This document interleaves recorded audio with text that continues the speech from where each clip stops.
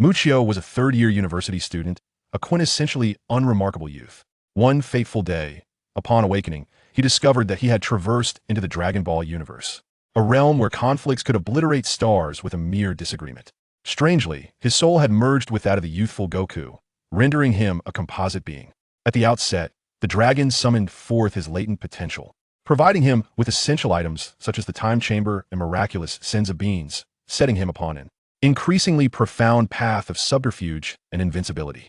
Tien, Shenron, Piccolo, Raditz, Vegeta, Frieza, Cell, Majin Buu, Gogeta, Beerus, and Whis all expressed their astonishment, recognizing this Goku as an anomaly beyond reckoning, declaring that they were no match for him in combat. Ascending to the status of the Invincible Supreme Kai, he established the Cosmic Advancement Committee, aiming to elevate the average capabilities of humanity across the universe, with the Elder Kai serving as vice chairman. Accompanied by his disciple Buu, he traversed various timelines for training. The Supreme Kai realm, in conjunction with the Cosmic Advancement Committee, initiated the Universal All-Power Tournament to disseminate advanced knowledge such as the turtle, school martial arts, and capsule technology, thereby enhancing the standard of existence for all cosmic beings. He devised a novel cultivation system that disregarded bloodlines and resources. However, upon learning that the deities of his universe, including the Omni-King, had succumbed to darkness, transforming into fallen gods, the protagonist was faced with the daunting challenge of breaking the impasse. Flight C919 is preparing for takeoff. Passengers are advised to fasten their seatbelts and place their consciousness in the designated storage area, complimentary storage provided. In the year 749 of the Ether Era, in the farthest northern territories, the biting cold wind, akin to a blade of ice, abruptly roused Muccio's consciousness. He opened his eyes to a blinding expanse of white. BRR. It's freezing. His teeth chattered uncontrollably, each breath stinging with the pain of frost. He struggled to blink, attempting to dispel the haze before him. At last, as his vision cleared, his heart nearly ceased its rhythm. Ice. An endless expanse of ice. Thick layers of snow enveloped him like a shroud, half buried beneath its weight. Frigid metallic wreckage was grotesquely embedded in the ice beside him, debris from a downed aircraft. Where am I? A bone-chilling dread seeped into his very marrow, his body rigid as though sculpted from ice, while his mind raced in turmoil. As Muccio attempted to move, searing agony coursed through his limbs, nearly rendering him unconscious again. Amidst his struggle, a colossal, chaotic torrent of foreign memories surged forth, breaching the dam of his consciousness without warning. It felt as if his head had been struck by a heavy hammer, or as though countless shards were violently forced into him. The excruciating, tearing pain plunged him into darkness once more. After an indeterminate passage of time, the numbing sensation roused Muccio from his stupor. Weakly, he lay in a hollow of snow, his remaining awareness laboriously sifting through the explosive fragments of memory in his mind. A fleeting orange figure darting through the wilderness, a blissfully innocent smile and a tail. The aircraft, an explosion, a fall to cold loneliness near death. After a moment of bewilderment, an unbelievable thought cleaved through the chaos like lightning. Holy cow! Muccio, or rather the person he is at this moment, could not restrain himself from unleashing a low roar. I actually traversed into the world of Dragon Ball and merged with Son Goku. This severely injured body, on the brink of death, belonged to none other than the young Goku himself. His aircraft had exploded midair, plummeting into the desolate and frigid northern wilderness. However, contrary to his memories, there was no little girl from the village of Sai, named Suno, to rescue him. Instead, the young Goku lay alone in the biting cold, neglected and descending into a state of near death. At the moment his soul was about to depart from his body, an inexplicable force beckoned Muccio's consciousness, propelling it into this frail form. The two souls, teetering on the edge of life and death, intertwined, collided, and ultimately fused, resulting in a brand new essence Sun Mu. The unpredictability of fate. The amalgamated soul whispered, acutely aware of Goku's memories and instincts flowing within him like a torrent, forming a formidable foundation. Meanwhile, Muccio's thoughts and memories floated like leaves upon the surface of the river, commanding the dominant perspective, yet unable to alter the relentless current of Goku's essence. Why is this happening? But fear not, son Goku. Since fate has united us as one, we shall strive to survive. At that moment, indistinct voices pierced through the howling blizzard, reaching his ears. Strangely, he felt no unfamiliarity with their language, as if this was the very manner in which they were destined to communicate. Hey, did you hear that? There is a strange noise over there. A coarse voice exclaimed. Indeed, it must be that little brat we're searching for. Hurry, he's close by. Search thoroughly. Another voice responded urgently. A jolt of anxiety gripped his heart. Oh no. That shout must have revealed my position. My body is gravely injured, and a mobile escaping is a mere fantasy. Damn it. What should I do? We found him. Son Goku is here. Someone come and dig him out. An exultant shout rang out like a death knell. The chaotic footsteps swiftly approached. Through his blurred vision, he discerned several figures clad in thick military green overcoats, armed with firearms, closing in around him. Rough gloves scraped against his frostbitten cheek, ice shards tumbled into his open collar, and the frigid air rushed into his lungs, forcing a cough from his throat. Damn it, he's as cold as a stone. Give him a shot. One soldier cursed. He could only helplessly watch as a cold syringe mercilessly pierced his powerless arm. Ugh. A bone-chilling wave surged up his veins, far more intense than the bitter northern winds. The numbing sensation spread, like ink dropped into clear water, swiftly engulfing his lingering consciousness. The edges of his vision began to uncontrollably darken and constrict, the soldiers' rough movements and the contours of their icy uniforms. All visuals warped and faded. Control over his body was entirely stripped away, like a marionette severed from its strings. The last flicker of his desperate thoughts was ruthlessly drowned by the surging tide of darkness. His consciousness, like a severed kite, plummeted toward the cold, unknown abyss of unfathomable depths. Chapter 1. The repercussions of the experiment. At the headquarters of the Red Satin Ribbon Legion, in the office of the Supreme Commander, the one-eyed Red Marshal, known as Marshal Reed, stood at a modest height of 1 meter. His bony fingers tapping rhythmically on the alloy table, as the unconscious figure of Sun Wukong was brought in on a stretcher. The glint of greed in his single eye seemed almost palpable, and he exclaimed with satisfaction, "Ha ha ha. Summon Dr. Glow at once." The iron tower-like black Adjutant Brack, immediately responded, "Yes, Commander," and swiftly turned to convey the orders. Before long, several soldiers entered, escorting a tall, gaunt middle-aged scientist clad in a white lab coat, whose expression radiated fervor. Glow. The black adjutant saluted and reported, "Commander, Dr. Glow has arrived." The Red Marshal waved his hand impatiently. "Dr. Glow may stay, all others leave." The 8 guards, including the black adjutant, saluted in unison, "Yes, Commander," and promptly filed out, the heavy metal door closing slowly behind them. The Red Marshal paced before Dr. Glow, pointing to the stretcher bearing Wukong, his voice quivering with excitement. "Doctor, an urgent mission. This is the little imp who has thwarted our plans repeatedly, Sun Wukong. Our personnel have just returned from the Misruta division near Shiga village. He possesses incredible power. Observe him and see if it is possible." The Red Marshal's eyes gleamed with ferocity as he spoke deliberately. "Transform him into our most formidable weapon. Completely heal him, implant a control chip, and turn him into a killing machine that obeys only my commands. With him, our dominion over the world will accelerate dramatically." Dr. Glow adjusted his glasses and leaned in to meticulously examine Wukong's body, the cold touch of instruments gliding over his skin. His gaze shifted from a professional assessment to an uncontrollable fervor. "Your Excellency, this is astonishing. His cellular activity, the rate at which his body heals, it utterly defies biological norms. This is truly a divine gift, a naturally perfect subject for transformation. How long will it take?" The Red Marshal inquired eagerly. After a moment of contemplation, Dr. Glow replied, "At least 2.5 years to achieve a perfect state may require even longer. To fully unleash and control this unprecedented potential, attaining the perfect weapon state will necessitate intricate operations at the genetic level." "Enough." The Red Marshal interrupted brusquely, his single eye fixed on the doctor. 2.5 years I will wait. Commence the transformation plan immediately. I demand to see results." Dr. Glow bowed deeply, his face alight with near-religious fervor. "Rest assured, Marshal, leave it to me, there will be no issue. This will be the pinnacle of human genetic engineering and weapon design. I shall fulfill your expectations." "Excellent. Swift action is imperative," the Red Marshal said with satisfaction, waving his hand. "Understood," Dr. Glow responded, then instructed 2 soldiers to carefully lift Wukong from the office. In Dr. Glow's advanced laboratory, within a massive medical chamber, Wukong was submerged in a pale green nutrient solution to Dr. Glow dismissed his assistant and stood alone before the intricate control console, his fingers dancing rapidly across the keyboard as the screen displayed a dazzling array of physiological data and genetic maps. Times, he let out suppressed chuckles, murmuring to himself, "Perfect material. Self-healing factors that transcend human limits. Inexplicable bioenergy. Revolutionary genetic blueprints. Limitless potential for enhancement. The key to the ultimate weapon." In his frenzy, the doctor failed to notice that within the medical pod, a pair of tightly closed eyes had quietly opened a slit under the blurred glow of the nutrient solution. Sun Mu, through the observation window of the pod, clearly saw the frenzied figure outside, and he could hear the doctor's intermittent monologue. erasing the emotional module, implanting the control core. Complete transformation. How perfect a war puppet. Sun Mu's heart sank. This is bad. This madman wants to turn me into his puppet. He immediately shut his eyes, relaxed his body, pretending to remain in a coma, while his mind raced. Feigning sleep, buying time, I must find a way. I cannot let him succeed.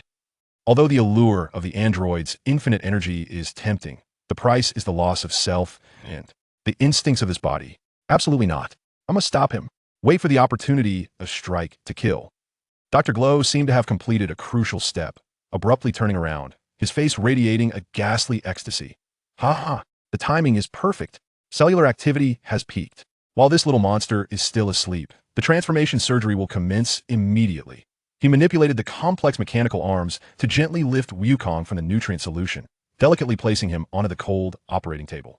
The blinding shadowless lamp clicked on, illuminating Wukong's seemingly defenseless body. Dr. Glow donned sterile gloves and picked up a gleaming high-frequency scalpel, his eyes devoid of the scientist's calm, replaced only by twisted fervor. At last, it is finally time to begin. This time, I shall create the most perfect, the most powerful artificial warrior. The ultimate weapon to rule the world. Ha ha ha ha ha. He raised the scalpel high, his excited laughter echoing through the laboratory. Just as the blade was about to touch Wukong's skin, the seemingly unconscious Wukong suddenly opened his eyes wide.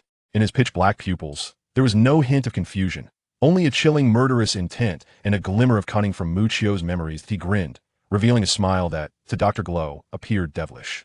Repugnant, perverted scientist, it's not your fault for being ugly, but with such disgusting thoughts, you deserve to go to hell. Before his words could fade, Sun Mu's fist, already coiled with power, launched forth like a fired cannonball, piercing the air with a shrill whistle. Unerringly boom. Thud. His fist directly broke through Dr. Glow's abdomen. Warm blood and shattered entrails instantly sprayed forth. At the moment his fist pierced Dr. Glow, Sun Mu's consciousness boiled. This punch is Muchio's unwillingness. This punch is Wukong's rage. This punch is my rebirth. Cough. The manic laughter on Dr. Gero's face froze, transforming into sheer astonishment and agony. He widened his eyes in disbelief, staring at the enormous gaping wound in his abdomen, before laboriously lifting his gaze towards the frail figure on the operating table. A series of choking sounds escaped his throat, his body swayed, and like a puddle of mud, he gradually collapsed to the ground, his pupils beginning to glaze over. His lips moved as if attempting to utter words related to data and perfection, but ultimately, only a drifting breath remained. With a swift motion, Goku leapt down from the operating table, unperturbed by the blood splattered on him. He came to a halt, swiftly bringing his hands together at his waist, fingers spread wide, palms facing each other as a torrent of fierce blue energy began to coalesce wildly. Kamehameha wave. Accompanied by a roar that echoed throughout the laboratory, a formidable beam of brilliant blue energy erupted from his palms like a roaring dragon. Boom! In that fleeting moment, half of Sun Mu's soul, Muchio, as a young boy, witnessed the culmination of a dream. His pent-up fury and recently regained strength surged forth without reservation. The sturdy alloy walls melted like thin ice beneath the sun. Precision instruments vaporized into a distorted mist of metal. The heavy blast-proof isolation door was torn to shreds, engulfed in flames and shockwaves, blasting a portion of the corridor skyward. The laboratory, along with a significant part of the Red Ribbon Army headquarters, was violently breached, leaving a shocking, gaping hole. The alarm's wailing reverberated throughout the entire base. Smoke and fire soared skyward, and chaos erupted instantly. Cough, cough. Amidst the smoke and ruins, Goku coughed violently. The desperate strike having nearly exhausted his recently restored energy, he surveyed his surroundings. Enemies were surging in from all directions. Flying Nimbus. Goku attempted to summon, but a yellow cloud appeared promptly, but as he tried to leap onto it, his body tilted uncontrollably.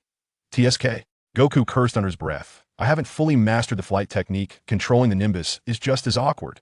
His exhausted form rendered the control of energy exceedingly difficult, and the swaying Nimbus seemed on the verge of disintegration, nearly causing him to plummet from the cloud.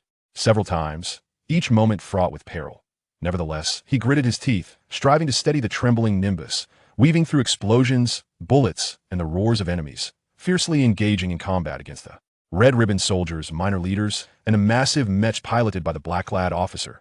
Just as Goku neared his physical limits, perilously close to collapse, Bulma's aircraft swooped in, drawing fire with its barrage, while Master Roshi's Kamehameha wave and the timely intervention of Krillin and Yamcha finally turned the tide of battle. Amidst the lingering smoke of the Red Ribbon ruins, Bulma kicked aside a charred piece of mechanical debris, and with a bang, A capsule released a folding dining table. Goku was stuffing the 500 steak into his mouth, cheeks puffed out, murmuring with pure satisfaction on his face. Thank goodness you brought so much food, Bulma. Otherwise, I would have truly starved in this wretched place. Phew, thank you so much. Goku mumbled, shoving a large piece of meat into his mouth. Bulma, hands on her hips, gazed at his astonishing appetite and seemingly inexhaustible energy, exclaiming in exasperation, "Hey, what kind of monster structure are you made of? After such a fierce battle, how can you eat like a ravenous beast?" Nearby, Krillin and Yamcha nodded in agreement, sharing her disbelief. Oolong, nestled behind Bulma's legs, whispered, "This is even more terrifying than that mech from earlier." Meanwhile, Krillin watched Goku devour his food with an envious expression. Yamcha stared at the mountain of empty plates beside little Goku, his eyes twitching in disbelief. "Is your stomach connected to another dimension? How can you eat even more than before?" Goku swallowed his food and flashed a bright smile. Of course. The bigger the bowl, the greater the appetite. His childlike innocence and forthrightness instantly lightened the grim atmosphere of the battle, bringing laughter to everyone, even eliciting a chuckle from the weary Bulma, as the tension dissipated into the air. Chapter 2. Wings of Emergence. The sun dipped low, casting a molten golden hue, while the campfire crackled and popped. Goku set down the 600th empty food container, his fingertips unconsciously crushing a piece of rock. "Everyone," he suddenly looked up, flames dancing in his pupils. "Grant me this opportunity to wish upon the Dragon Balls." Master Roshi's glasses glinted as he replied, "Oh? Pray tell, what is your reasoning?" "I have glimpsed the future," Goku blurted out, then quickly covered his mouth, realizing this was a secret that must remain unspoken in Mucho's memories. Taking a deep breath, he amended, during our assault on the Red Ribbon headquarters, I felt as if there was a volcano within me, but I don't know how to control it." He spread his palms, a faint current of energy swirling chaotically within them.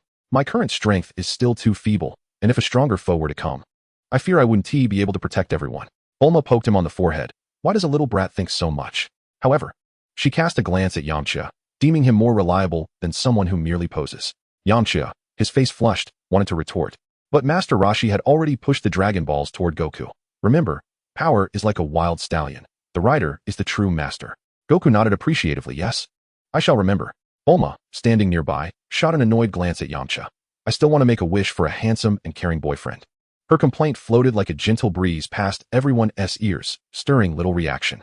The others either remained silent or nodded, withholding their opinions on Goku's request. Goku beamed with a radiant smile.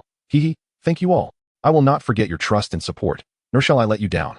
He then positioned the 7 Dragon Balls, raised his hands, took a deep breath, and shouted, "Come forth, Shenron, and grant my wish." The 7 Dragon Balls erupted with dazzling light, and the sky abruptly darkened, shrouded in thick clouds, as thunder and lightning intertwined within. The ground began to tremble violently, and Shenron finally emerged slowly from the brilliance, resembling a majestic eastern dragon, grand and imposing. Shenron lowered its head, its ruby-like eyes fixating on Goku and the others below. Its voice deep and solemn, "Gatherer of the 7 Dragon Balls, speak your wish. No matter what it is, I shall grant you one." Goku, recognizing Shenron's bravado, chose not to argue but instead took a deep breath, gazing firmly into Shenron's eyes as he declared his wish. "Shenron, I wish for you to grant me 10 more wishes." Shenron's massive form trembled slightly, a glimmer of surprise flashing in its eyes. Soon, thunder rumbled within the dark clouds, and Shenron narrowed its eyes, its whiskers swaying without wind, its voice echoing in the ears of all. "Human, you challenge the rules." Goku grinned widely. "Then let me change my wish, Shenron. Please, with your utmost power, help me unlock my potential." Shenron, upon hearing this, fixed its gaze on Goku, appearing to assess the potential within him. Then, Shenron spoke slowly. "Your potential is indeed formidable. Even I cannot fully unlock it. However, I shall do my utmost to help you harness as much power as possible." A surge of gratitude welled up in Goku's heart as he respectfully nodded and said, "Very well, I entrust this to you, Shenron." The eyes of the divine dragon suddenly illuminated with a dazzling crimson glow, and the sky erupted with thunder and lightning. In a moment of golden radiance, crack! The rocky ground beneath Wukong collapsed with a thunderous roar. Veins writhed beneath his skin like serpents, and blood seeped from the corners of his eyes. "Stop!" Krillin attempted to rush forward, but was firmly held back by Master Roshi. He is grappling with a surge of power. No outsider can assist. As the brilliance faded, Wukong knelt on one knee, gasping for breath, the oppressive aura surrounding him sending birds fleeing in terror. Master Roshi gently brushed his fingers across Wukong's tattered garments. "Your power has surged exponentially, yet your control has plummeted to an all-time low."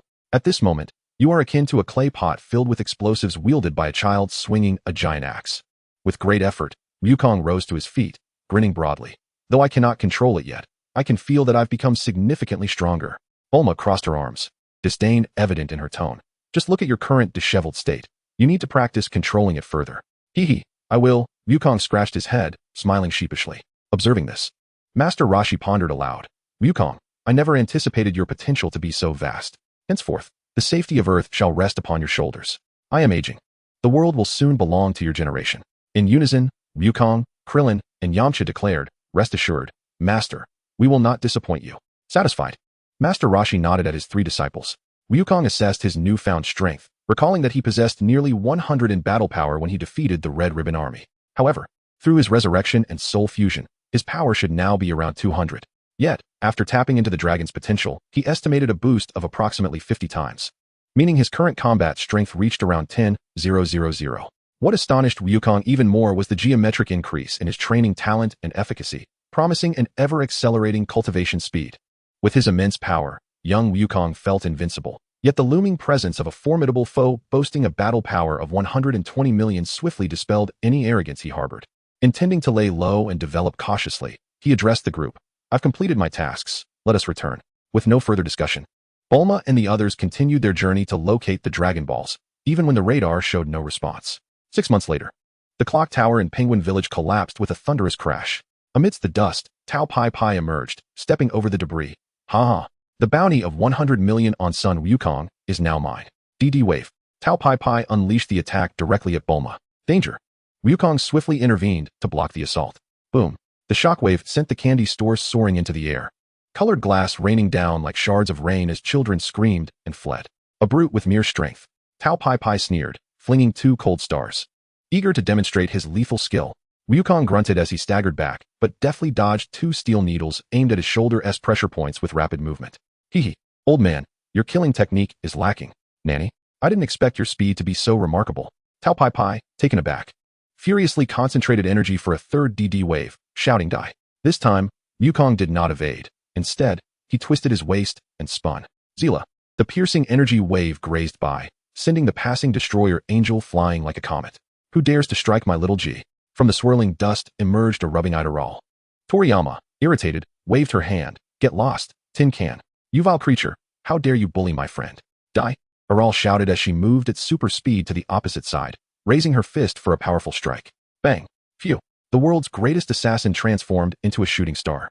Wukong silently gazed at the ruins of his collapsed bell tower, half of a shattered doll exposed beneath the rubble. His nails digging into his palm. I still cannot wield my strength freely. I am not strong enough. After months of arduous travel, the dragon radar glimmered with red light, this time pointing towards Marsruta. Previously, they had encountered numerous obstacles from the Marsruta division while searching for the Dragon Balls. Upon discovering that the enemy possessed 3 Dragon Balls, Wukong led his companions directly to the Marsruta Red Ribbon Army Division. First level, Shadow Corridor. A bat transformed by Oolong hung upside down from the beam. 8 men on the left corridor, 3 men with heavy machine guns on the right. Yamcha kicked up dust to obscure visibility, while Wukong transformed his palm into a blade. Poo poo poo. The guards fell evenly to the ground, and the wall behind remained intact. Well done. Krillin clapped his hands. Yet, Wukong's gaze fixated on his trembling fingertips. The strength has receded. Second level, Furnace Core. The Iron General rose from the magma pool. Heat-seeking missiles locked on. Dodge.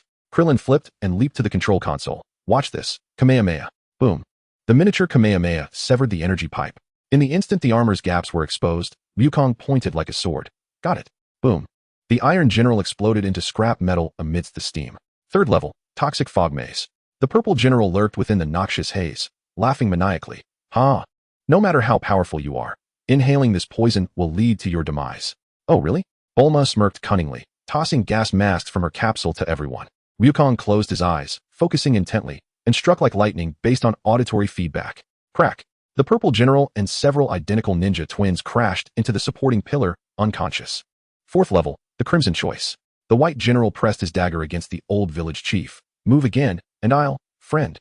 8 blocked the laser aimed at Wukong with his chest. Sparks danced upon the charred wound. Wukong's eyes widened with fury, his fist generating a gust of wind. Don't be impulsive. Bulma screamed. The fist halted just before the chief's nose. Wukong transformed his fist into an open palm, deflecting the dagger. You have lost. Humph. Not necessarily. The White General, seizing the opportunity, immediately used a flashbang and smoke bomb to escape to the 5th level. 5th level, the Devouring Beast. A large red, toad-like creature ensnared Yamcha's right leg with its viscous slime. Krillin's Kamehameha only left white marks on its surface. The weak point is in the mouth. 8 shouted. Bulma urgently tossed a freezing capsule. Catch. Amidst the icy mist, Wukong transformed into a streak of light, charging into the beast's gaping maw. Boom. The Kamehameha erupted from within, blasting the gelatinous creature into a storm of ice crystals. Hiding on the 5th level, the White General, in a desperate bid for survival, surrendered the 3 Dragon Balls he held, only to be shot in the head by Yamcha. At this juncture, several individuals successfully gathered 6 Dragon Balls, simultaneously liberating the android number 8, who had been held captive, along with the elderly village chief of West City. They were graciously welcomed by the villagers. However, lacking any leads on the 7th Dragon Ball, the group returned to Kame House in search of Master Roshi's assistance. Master Roshi suggested they seek the Oracle Fortune-teller's help at her palace. Thus, Goku, accompanied by Krillin, Yamcha, Master Roshi, and Bulma, ventured to the Oracle's residence. In the heart of the desert, within the opulent palace atop the oasis, the Oracle, upon learning of their request, cackled mischievously. Wish to pass. First, you must defeat my warriors. It was only after they learned that they would need to triumph over 5 formidable fighters that the Oracle would offer her aid that they reluctantly agreed. The battle commenced immediately. The first contender, a bat-like creature, was defeated by Oolong and Puar after besting Yamcha. The second opponent, a transparent entity, fell to Yamcha's prowess. The third, a mummy, was vanquished with ease by Goku after overcoming Yamcha. When the 4th demon was knocked to the ground by Goku, the Oracle suddenly clapped her hands. The final opponent, Gohan. As Gohan's spirit manifested, Goku trembled with recognition. Grandpa, show me your martial arts. Gohan's ethereal form moved like the wind, evading Goku's furious assaults. In a tender yet fierce exchange, Gohan's phantom fists caused Goku to miss repeatedly. After 10 exchanges, the elder pressed his hand upon Goku's forehead, imparting a profound wisdom. Strength flows like a torrent. The heart is the dam. A warm current fills your mind's eye, guarding your essence, for therein lies true strength. As the phantasm dissipated with a smile, a stream of luminous white light emerged in Goku's palm, awakening his heart's eye. Upon their victory, the Oracle utilized her sorcery to reveal the location of the final Dragon Ball within the crystal ball. Goku hastened to the site, only to encounter the familiar trio of Pilaf and his companions. With ease, he dispatched these unfortunate souls and retrieved the last Dragon Ball from their invention, a special box designed to disrupt Dragon Ball radar detection. With all 7 Dragon Balls collected, Goku promptly summoned Shenron again after a brief consultation with his companions. The dragon, with eyes like blazing torches, declared, "Rapid regeneration? As you wish." As the golden light enveloped him, an unexpected wound opened on Goku's side, only to heal instantaneously, the power of regeneration consuming his vitality. He wiped the cold sweat from his brow, contemplating the cost of such power. Originally, Goku sought the regeneration ability of Majin Buu, but the Earth's dragon offered only the regenerative prowess akin to that of Perfect Cell. Following this, Goku soared up the Korin Tower. Notably, once his potential was awakened, Goku learned to fly. He also brought along several capsules filled with West City's unique canned fish to share with Korin.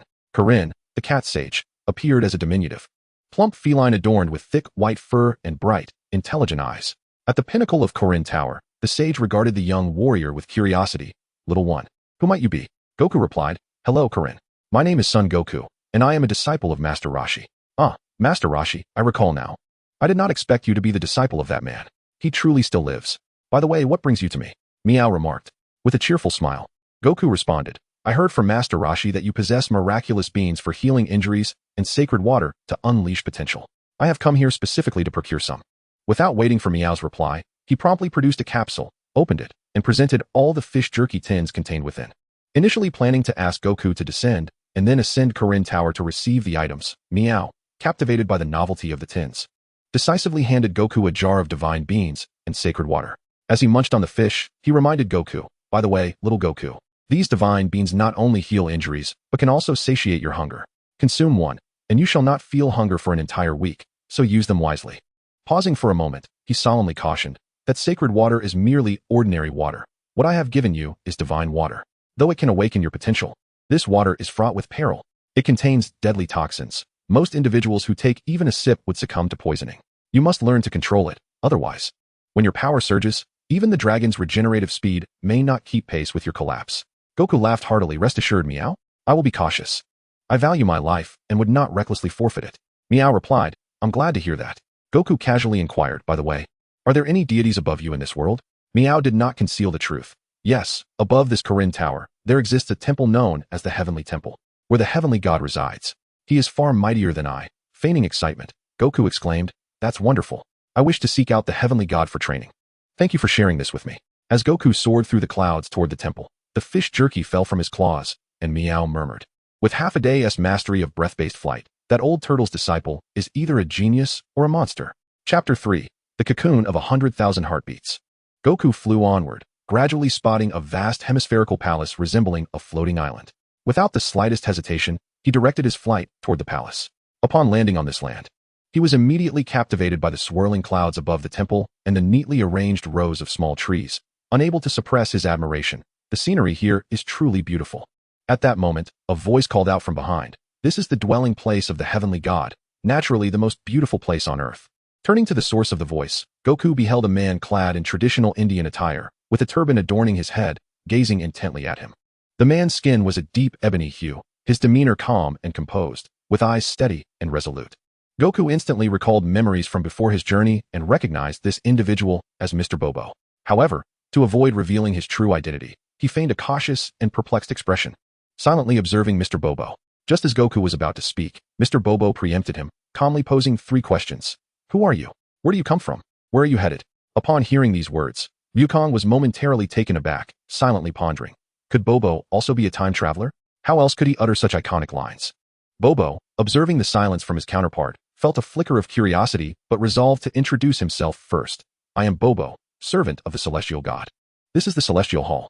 May I inquire your name and purpose for being here? Once Wukong heard Bobo's voice, he snapped back to reality and hurriedly replied. I am Son Wukong, disciple of Master Roshi. I have come here because the cat sage informed me that I could meet the Celestial God, and in doing so, I would gain greater strength. Bobo nodded in understanding and continued. Ah, I see, Mr. Sun Wukong. However, you must first answer 3 questions. What is the essence of power? What does it mean to grow stronger? And what does it mean to protect? Wukong instinctively replied, to safeguard those dear to us. Bobo shook his head, gesturing towards the torn sleeve of Wukong's garment. But what if that power itself destroys what you cherish? Wukong stood still, lost in thought. As the clouds roiled like an enigmatic riddle. Observing his perplexity, Bobo decided not to press further. It seems you are not yet ready to answer. If you wish to meet the Celestial God, you must first overcome me. Defeat me, and you shall see him. Wukong understood that although Bobo was a servant of the Celestial God, he had been the mightiest force in Dragon Ball up until the latest saga. While the original tale suggested Bobo's combat prowess was a mere 1,000, his elusive agility and mastery over power far surpassed that of an ordinary foe. Especially with his technique resembling the early form of the Ultra Instinct, Wukong dared not underestimate him.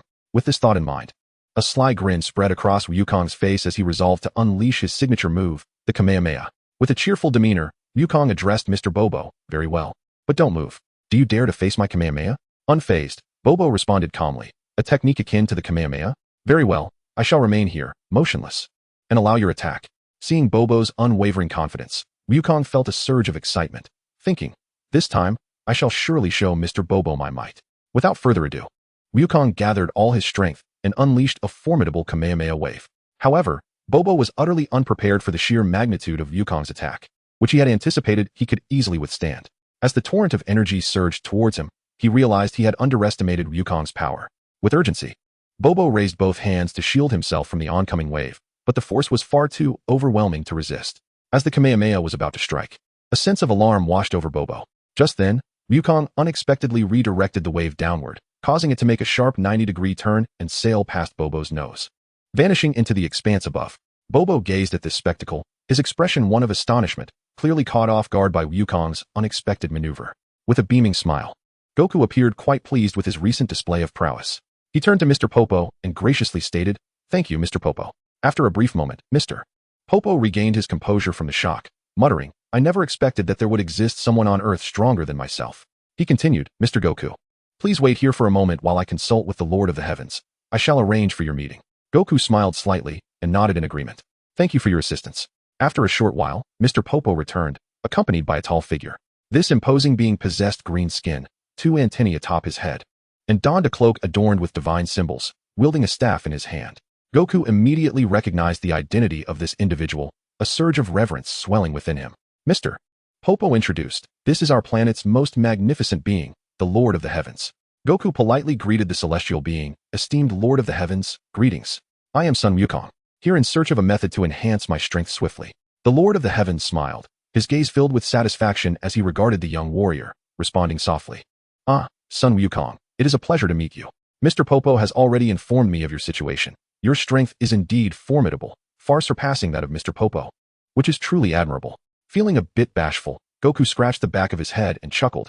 I appreciate your kind words, Lord of the Heavens."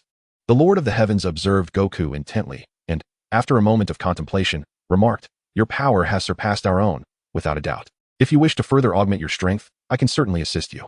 I possess a unique place known as the Hyperbolic Time Chamber, where the passage of time differs from that of the outside world. One day outside equates to a year within." He paused briefly before elaborating. "Additionally, the gravity inside is 10 times that of Earth. However, one must note that each individual is permitted a cumulative total of only 2 years of training within it throughout their lifetime. Are you interested in entering the Hyperbolic Time Chamber?" Without hesitation, Goku exclaimed with excitement, "That sounds incredible. I am increasingly intrigued by such a wondrous place." The Lord of the Heavens nodded with a smile. "Excellent. I shall have Mr. Popo guide you to the Hyperbolic Time Chamber. Your spirit is just, and for the sake of Earth, it is beneficial for you to grow ever stronger." Upon hearing this, Goku could not help but display a bright smile, sincerely expressing his gratitude. "Thank you, Lord of the Heavens." In a gentle tone, the Lord of the Heavens replied, "I hope that when Earth faces adversity in the future, you will rise to protect this land." Without a moment's hesitation, Goku affirmed, "Rest assured, if I can become stronger, I will do everything in my power to safeguard Earth." Mr. Popo then sought the Lord's permission. "Lord of the Heavens, may I now lead him to the Hyperbolic Time Chamber?" "Yes." The Lord of the Heavens nodded slightly, signaling that they could proceed, before turning and returning to his palace. Bobo gazed quietly at the departing figure of the deity, then turned to Goku with a gentle expression and said, "Mr. Goku, please follow me." After guiding Goku through the Hyperbolic Time Chamber, Bobo retrieved several sets of clothing from a nearby cabinet and handed them to Goku, stating, "These garments have been specially crafted for you by the deity. Due to their unique materials, they are significantly heavier than ordinary armor. Once you acclimate to this environment, you may wear them to continue your training." Gratefully accepting the clothing, Goku smiled and replied, "Thank you, Mr. Bobo. Please convey my heartfelt gratitude to the deity." Bobo nodded and reminded him, "If there are no further matters, I shall take my leave. I have imparted all that you need to know. Once more, I must emphasize, do not exceed 2 days within this chamber, or you may find yourself trapped here forever." "I understand, Mr. Bobo. You are truly kind," Goku responded earnestly. "I shall take my leave now. Farewell, Mr. Goku." With that, Bobo turned and exited the Hyperbolic Time Chamber. Goku waved goodbye to Bobo's retreating figure, calling out, "Yes, we shall meet again soon." Once inside, Goku closed the door and placed the heavy suit in the cabinet. He gazed out at the seemingly endless expanse of the white world below, despite his mental preparation. Witnessing it firsthand left him awestruck. "Oh my, it truly is barren here, just as depicted in the original work. I must tread cautiously, otherwise I may lose my way. For now, I shall experience the tenfold gravity and the extreme climate of ice and fire." As Goku stepped into the White Realm, he immediately felt the immense gravitational pull beneath him. With a thundering crash, his knees pierced through the rocky ground. The sound of his bones fracturing was swallowed by the howling, icy firestorm that surged forth. "How careless of me." Goku braced himself against the surface, beads of sweat streaming down his forehead. "So this is tenfold gravity." He attempted to lift his arms, but his skin cracked in the frigid air, only to be scorched by the subsequent heatwave. His regenerative abilities rapidly consumed his stamina. Wounds healed only to reopen, and droplets of blood that surfaced were swiftly evaporated. Tenfold gravity is nothing to scoff at. Goku roared, rising to his feet as his fingers cracked and regenerated in the icy currents. "From this moment on, I shall learn to adapt to this extreme environment and embark on my extraordinary journey." A sinister grin stretched across his face as he spoke to himself. In the days that followed, Goku engaged in rigorous training to acclimate to his surroundings. Each session left him utterly exhausted, only to revive himself with a Senzu Bean, followed by a refreshing slumber, before awakening to continue his arduous training. After a month, Goku finally succeeded in acclimating to the harsh conditions of the time chamber. Donning the weighted garments presented by the deity, he felt his spine groan under the immense burden. Goku struck the ice mountain with his fist, the shockwave causing his arm bones to crack, yet they healed once more through regeneration. Each time his stamina waned due to training and regeneration, Goku would immediately consume a Senzu Bean, fully restoring his energy to persist with his training. In the 5th month, Goku had fully acclimated to the progressively weighted battle attire specially designed by the Supreme Kai and was ready to embark on the final challenge, the Super Divine Water. As he uncorked the jar, A foul stench enveloped the rocky surface, causing frost to form. With determination, Goku tilted his head back and consumed the noxious liquid. In that instant, a chilling scream escaped him as black blood erupted from his orifices, his organs feeling as though they were being devoured by countless ants. His regenerative abilities surged into overdrive, desperately mending his ravaged tissues. Hallucinations birthed in the throes of agony. Dr. Gero's mechanical arm pierced the nape of his neck, while Tao Pai Pai's steel needle lunged towards his eye. With a defiant roar, Goku shattered the illusion with a single punch, the toxic blood vaporizing into a purple mist from his pores.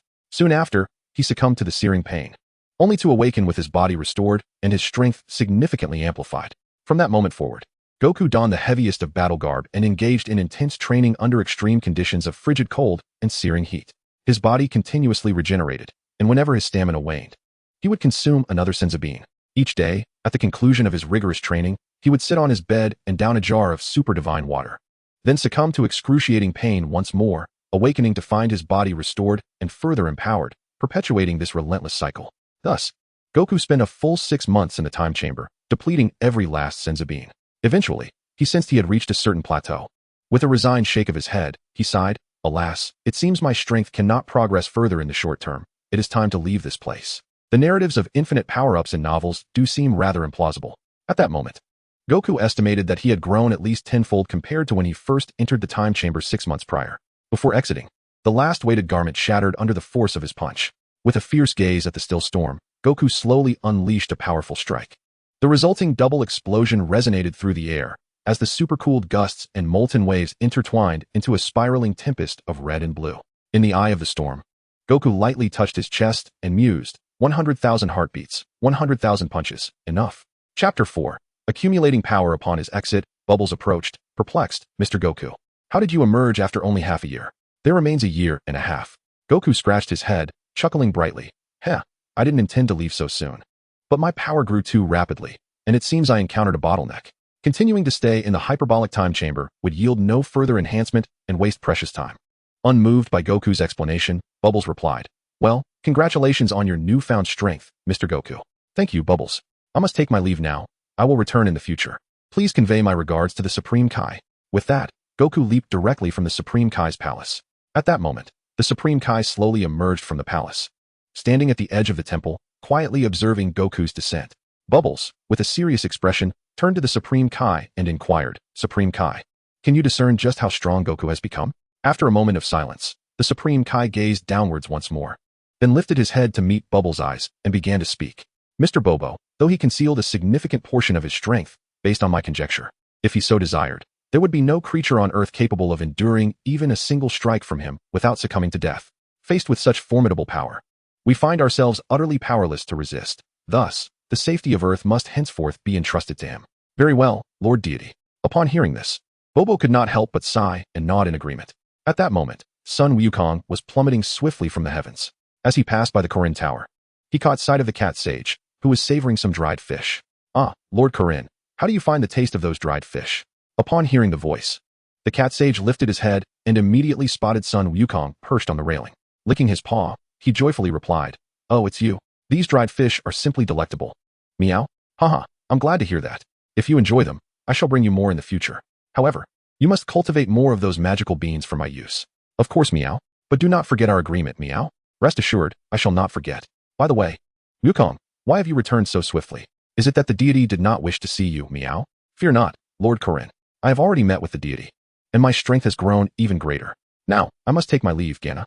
With those words, Sun Wukong waved his hand and leaped off the Korin Tower. The cat sage gazed at Wukong as he prepared to depart, his eyes filled with a sense of reluctance, and waved his paw, calling out, "Take care. Do not forget the dried fish, Meow." With Wukong's voice echoing below, he embarked on a lengthy journey around the world on foot. This expedition was not merely a quest for self-discipline, but also a vital opportunity for self-renewal. Along this path of cultivation, Wukong exerted himself to assist those in need wherever he traveled, whether rescuing villages besieged by demon attacks or helping the hopeless regain their confidence. Wukong consistently offered his unwavering support. Through these acts of kindness, Wukong forged friendships with a diverse array of individuals, including warriors defending their tribes against beasts and a cunning little fox who delighted in deceit, but predominantly, he encountered ordinary people with kind hearts. During this period, Wukong also learned the art of human interaction, understanding the needs of others, which fortified his resolve and filled him with anticipation for the future. His adventurous tales soon became legendary, inspiring countless individuals to forge ahead and pursue their dreams. One sunny day, a year later, under a cerulean sky, Wukong stood atop a mountain, his gaze resolutely fixed on the horizon, ready to embark once more on his quest for the Dragon Balls. Following a familiar route, he traversed mountains, rivers, and forests, swiftly arriving at the locations of the Dragon Balls. Within mere hours, Wukong successfully gathered all 7 Dragon Balls and arranged them neatly upon the ground. Gazing upon the Dragon Balls, which shimmered with an enigmatic light, Goku inhaled deeply and called out, "Arise, eternal dragon, and grant my wish." In an instant, the 7 Dragon Balls radiated a brilliant glow, illuminating the entire valley. Amidst the brilliance, a slender, emerald-hued dragon gradually materialized. The eternal dragon lowered its head, its crimson eyes fixating on Goku below, and spoke languidly, "O summoner, articulate your desire. Whatever it may be, I possess the power to fulfill one wish." Without hesitation, Goku boldly declared, "Eternal dragon, I wish to master the instant transmission technique of the Jabberwocks." Upon hearing this, the dragon's visage fell into an expression of mild discomfort and resignation. With a sigh, it replied, regrettably, "The wish you propose exceeds the limits of my capabilities. I implore you to consider another wish." Though Goku felt a twinge of disappointment, he had anticipated such an outcome and was not overly surprised. After a brief moment of contemplation, he said, "Very well, eternal dragon. I wish to learn all the techniques of the Yard Rats, including their unique manipulation of energy. Is this wish within your power?" The dragon furrowed its brow, pondering for a moment before responding. "Indeed, this wish presents a certain degree of complexity, yet I shall endeavor to assist you." Suddenly, the dragon's eyes ignited with a blinding red light, and the sky transformed as tempestuous winds and thunder erupted. Goku sensed a formidable energy surging into his being. While his mind flooded with wondrous techniques and the unique applications of energy, along with insights into the flow of space. After some time, Goku opened his eyes, a glimmer of astonishment and exhilaration flashing within them. "Thank you immensely, eternal dragon," he expressed gratefully. The dragon, with an air of authority, proclaimed, "Your wish has been granted. Farewell." With that, the dragon's form gradually faded from sight, transforming into the 7 luminous Dragon Balls. Goku leapt into the air, grasping one of the Dragon Balls, the 4-star ball, and cradling it close, he chuckled. "Heh, I think I'll keep this one. It brings back fond memories." The remaining 6 Dragon Balls swiftly scattered across the globe, awaiting their next summoning.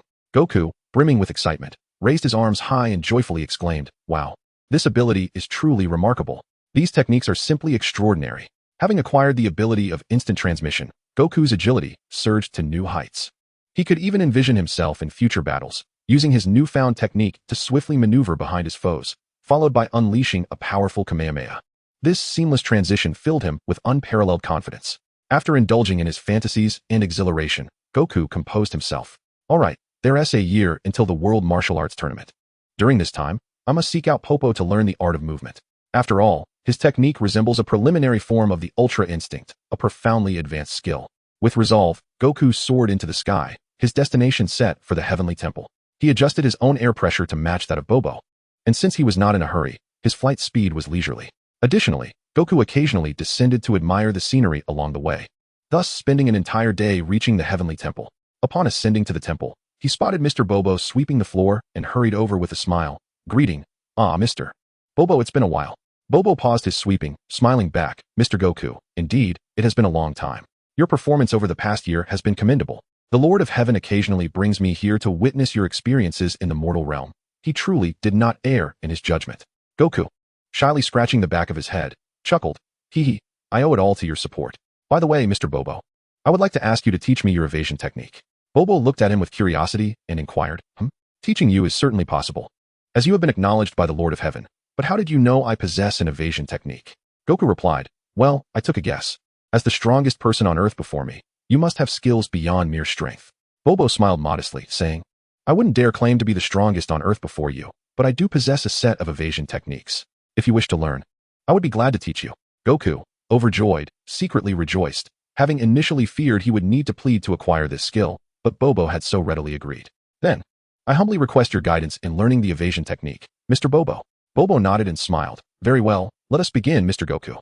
Thus, the two embarked on an extraordinary teaching session, the sky serene and the pace as swift as lightning. Time slipped away like a fleeting horse, and in the blink of an eye, a year had passed. Throughout this year, Goku diligently practiced and improved himself, ultimately mastering the wondrous technique and the clairvoyance. On the eve of the registration deadline for the martial arts tournament, he approached Bobo and the Lord of Heaven, solemnly bidding farewell. I sincerely thank both of you for your hospitality and training over the past year. If I have caused any disturbances or inconveniences, I hope for your forgiveness. The Lord of Heaven waved his hand with a smile, indicating there was no need for formality. Haha, it's no trouble. We are quite familiar now, so there is no need for such distance. However, I must remind you of something. Someone in the mortal realm has broken an important seal, releasing a great demon within. As Bobo and I cannot leave the heavenly temple, we hope you can assist in eliminating this threat. Goku understood immediately whom the Lord was referring to and promptly assured him, rest assured, I will take care of this matter. Well then, until we meet again. With that, Goku leaped from the heavenly temple, soaring towards the registration office for the world's strongest martial arts tournament. During his flight, Goku murmured to himself, last time, my original self lost to Jackie Chan, securing only second place. This time, I'm sorry, Tien, but first place is already mine. The other competitors should have arrived by now. Chapter 5, the 22nd World's Strongest Martial Arts Tournament. As anticipated by Goku, Master Roshi, Krillin, and the others had already arrived at the registration area for the martial arts tournament, awaiting his arrival. With a light-hearted stride, Goku approached them, greeting them with a hearty laugh. Hey, everyone, it's been a while. Krillin, brimming with excitement, rushed forward, his eyes sparkling with enthusiasm. Goku, it's truly been ages. He then stepped closer to Goku, embracing him warmly, and jokingly measured their heights, feigning dissatisfaction as he remarked, Tisich, you're still just a tad taller than me. I thought I might have surpassed you. Goku smiled slightly, a glimmer of confidence in his eyes. Krillin, you might still have the chance to overtake me someday. Krillin nodded firmly. Yes, I will definitely strive to surpass you. Bulma approached, gently ruffling Goku's hair, and tenderly remarked, little Goku is just as adorable as ever. Goku chuckled cheerfully. Haha, you all haven't changed either. At that moment, Master Roshi perceptively noted the powerful aura emanating from Goku. Goku, you seem to possess a formidable presence. It appears your strength has significantly evolved over the years. Goku puffed out his chest proudly, responding with a grin. You can't fool you, Grandpa.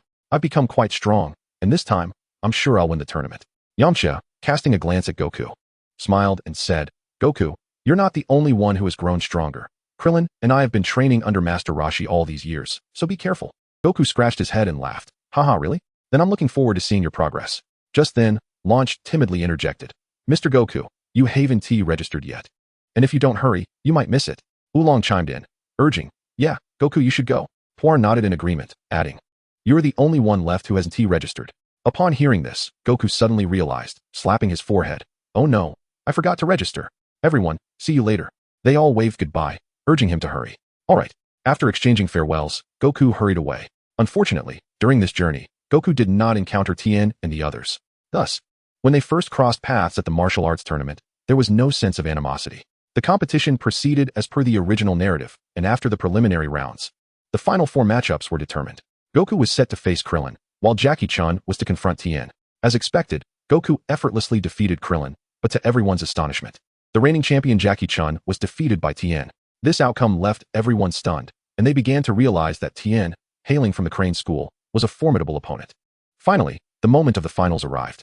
A host, clad in sunglasses, of average height, dressed in a black suit, and sporting a stylish short haircut, stepped onto the stage. With a warm smile, he addressed the audience in a congenial tone. Greetings, esteemed viewers. Welcome to the finals of the 22nd World Martial Arts Tournament. After a series of intense competitions, we have finally arrived at the momentous clash between our 2 strongest contenders, Sun Wukong and Tien Shenron. They shall engage in a pinnacle showdown to vie for the championship title of this tournament. A wave of enthusiastic applause and cheers erupted from the crowd as the audience eagerly anticipated the forthcoming match.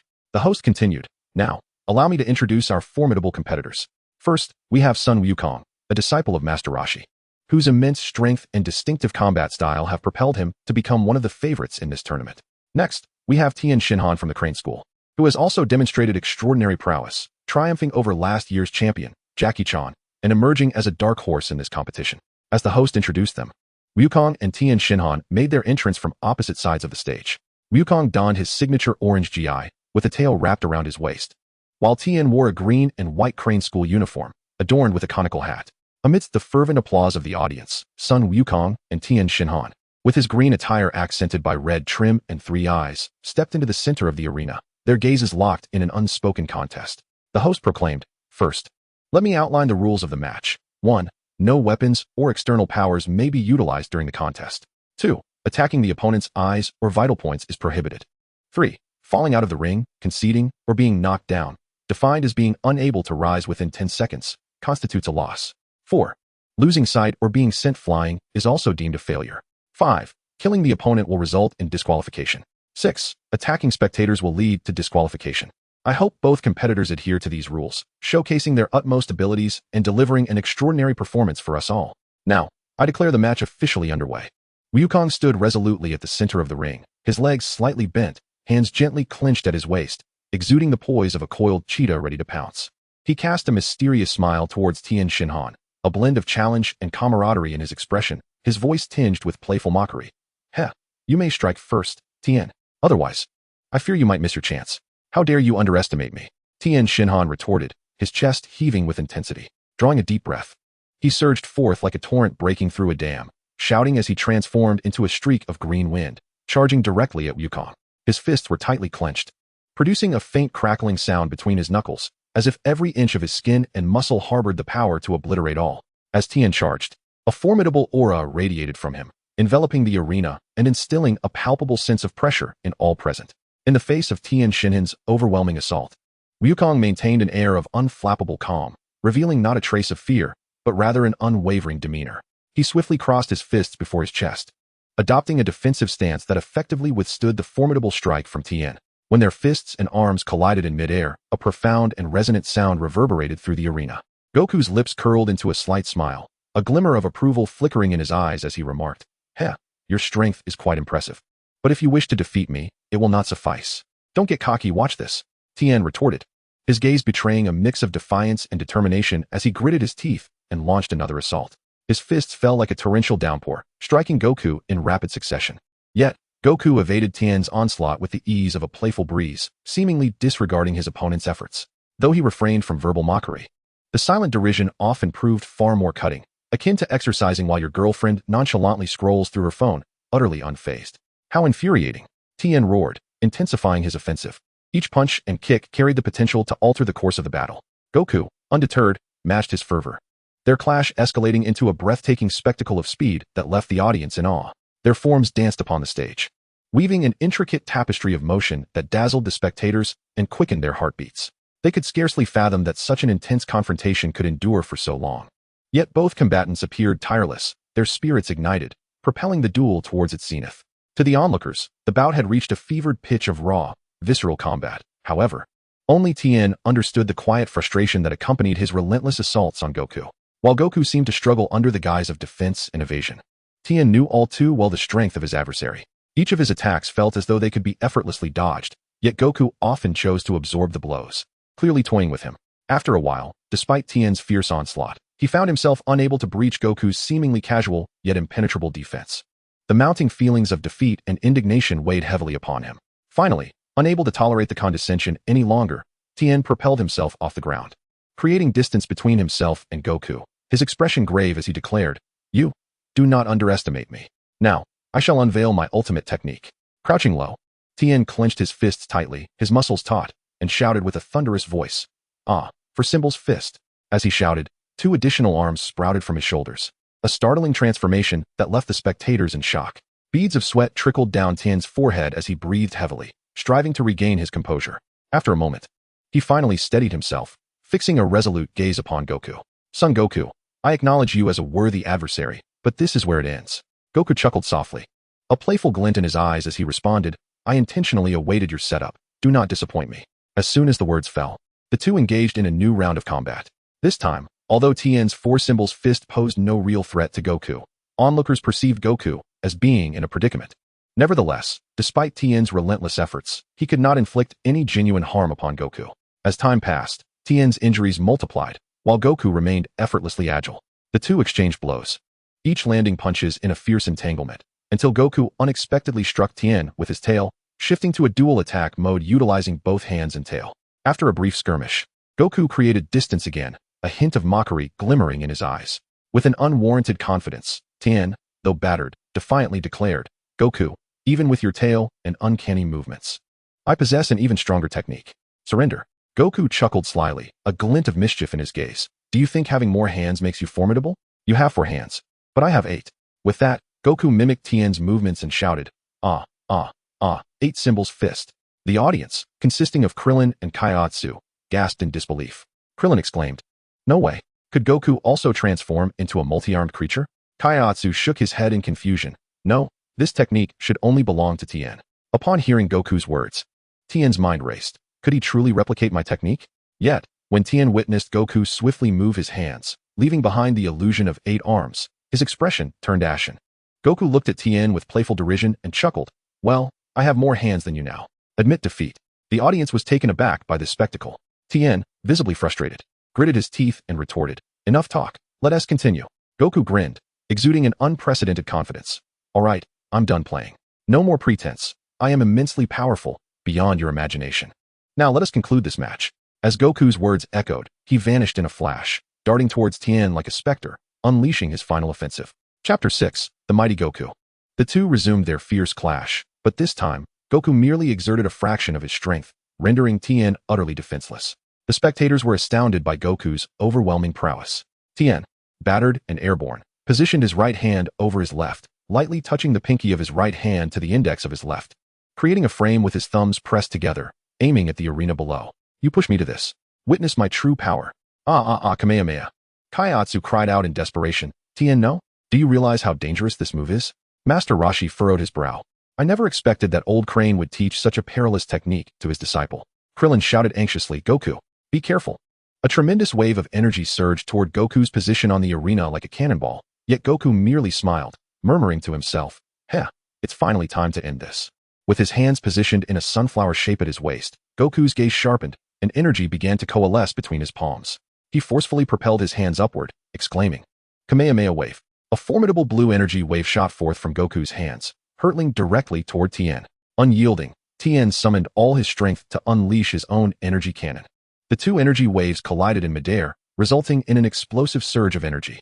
However, Tien's energy cannon faltered quickly, soon succumbing to Goku's onslaught.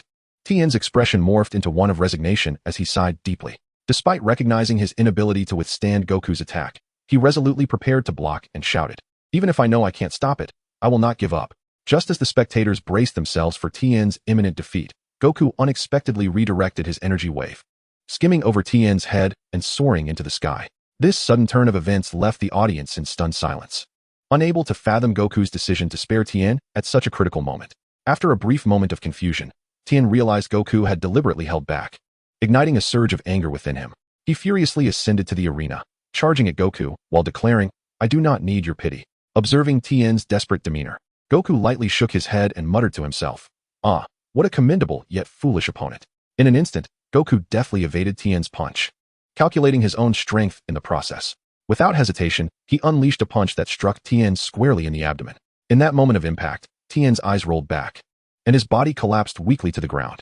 The atmosphere grew eerily silent, as if time itself had frozen. The audience remained awestruck, struggling to comprehend the unfolding events. They were rendered speechless by this unexpected turn, enveloped in a profound silence. After a full 10 seconds, the announcer finally regained his composure, leaping up in excitement and exclaiming, "Ladies and gentlemen, we have a champion. What an incredible display." After an exhilarating contest, the champion of the 22nd World Martial Arts Tournament had emerged, Son Goku. As the announcer's words echoed, the arena erupted into thunderous applause and cheers. The majority of the audience celebrated Goku's victory, awed by his formidable strength and exceptional skill, wholeheartedly acknowledging his rightful place as champion. However, a small faction of spectators felt surprised and disappointed by the outcome, particularly those who had supported other competitors, some sitting silently while others displayed their discontent. Regardless, Son Goku had undeniably proven himself as the worthy champion through his prowess. Medical personnel arrived to assist Tien, placing him on a stretcher to transport him to a nearby hospital for treatment. Then came the award ceremony and congratulatory speeches organized by the hosts. Goku, compelled to participate, busied himself for a while. After the official conclusion of the 22nd Martial Arts Tournament, Master Roshi reunited with Goku. As soon as Krillin reached Goku's side, he could not help but inquire, "Goku, how have you become so powerful?" Goku chuckled and replied, "Hey, don't be envious. I visited Korin Tower, where Master Roshi once trained, and encountered Korin himself. I trained there for a while, and through the Cat Sage, I learned about the existence of deities, which prompted me to seek out the God of Heaven. Thereafter, I trained in the Heavenly Temple, which is why I've grown so strong." The others listened in astonishment and disbelief. Bulma, eager and curious, asked, Is the god of heaven handsome? The group exchanged incredulous glances, finding her focus quite peculiar. Krillin could not help but retort, Bulma, is there nothing in your mind besides handsome men? Aren't we discussing the fact that there truly are gods in this world? Yamcha chimed in with curiosity. So, does that mean the deities are incredibly powerful? Goku pondered for a moment, carefully choosing his words. Well, the god of heaven is quite an unusual individual. Indeed, in comparison to us, his strength is formidable. Master Roshi, filled with emotion, remarked, I never imagined you would not only ascend Korin Tower and gain Korin's acknowledgement, but also receive guidance from the god of heaven. Even I lack such qualifications. Goku replied with a smile, actually, Korin spoke highly of you too and inquired about your well-being. Hearing this, Master Roshi beamed with satisfaction. That is wonderful. The group then engaged in light-hearted conversation, preparing to celebrate together. Just then, Tien Shinhan approached with Kaiatsu. Tien regarded Goku earnestly, stating, Son Goku, I acknowledge your immense strength. You are a worthy opponent. However, I believe that one day I will catch up to you, and you shall become my lifelong rival. Goku scratched his head and laughed. Hee, then you'd better work hard. I will continue to grow stronger. Tien then turned his serious gaze to Master Roshi and bowed. I understand that my current position is somewhat awkward, but please allow me to speak. I was originally a disciple of Master Tsuru, and I shouldn't be here. However, I have had a falling out with my master, and having witnessed the incredible strength of your students, I recognize you as the revered master of martial arts. Thus, I ardently wish to become your disciple and learn from you, hoping to grow even stronger. Please accept us as your students. Master Roshi displayed a troubled expression, stating, Although Master Tsuru is my old rival, it is indeed quite difficult for me to take you as a disciple. At that moment, Goku interjected, Grandpa, I believe they both possess sincerity, and their strength and talent are commendable. Why not accept them? Krillin and Yamcha nodded in agreement. Yes, Master, they seem like good people. If they join us, we can also learn their aerial martial arts. Please accept them. Master Roshi hesitated for a moment before finally nodding and saying, Very well. Since everyone insists, from this day forth, you two shall be my disciples in the Turtle School. Tien and Kaiatsu knelt on the ground, their foreheads touching the earth, and respectfully bowed, declaring, We greet you, Master. Master Roshi stroked his bald head and chuckled. All right. The Turtle School has no such formalities. We were just about to celebrate Goku's victory and indulge in a feast. Since you two have chosen to join my school, come along with us. This meal shall serve as your welcoming ceremony. Tien and Kaiatsu replied in unison, Thank you, Master Mateto. The group arrived at a restaurant, seated themselves, and awaited their meal. At that moment, Tien turned to Goku, exclaiming, I never expected you, Son Goku, to ultimately triumph over me. You are truly formidable.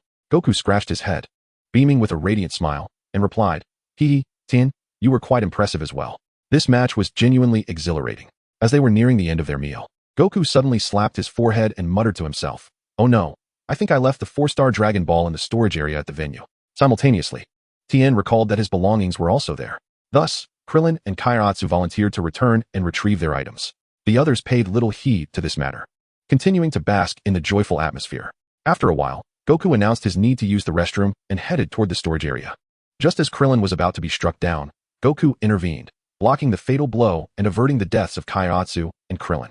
Upon seeing Goku come to his rescue, Krillin was instantly filled with courage and confidence, standing tall and fixing his determined gaze upon the monstrous foe before him. The creature was imposing, with a tall stature, light green skin, sharp horns protruding from its head, eyes glimmering with a crimson light, clad in a black combat uniform, and sporting a pair of immense wings on its back. Undaunted, Krillin demanded, Hey, you monster, who are you? Why are you attacking me? The creature sneered, revealing a sinister visage, and responded loudly, Regardless, you are about to meet your demise. I shall reveal my name. I am Damblin, the most loyal servant of Lord Piccolo, the great Demon King.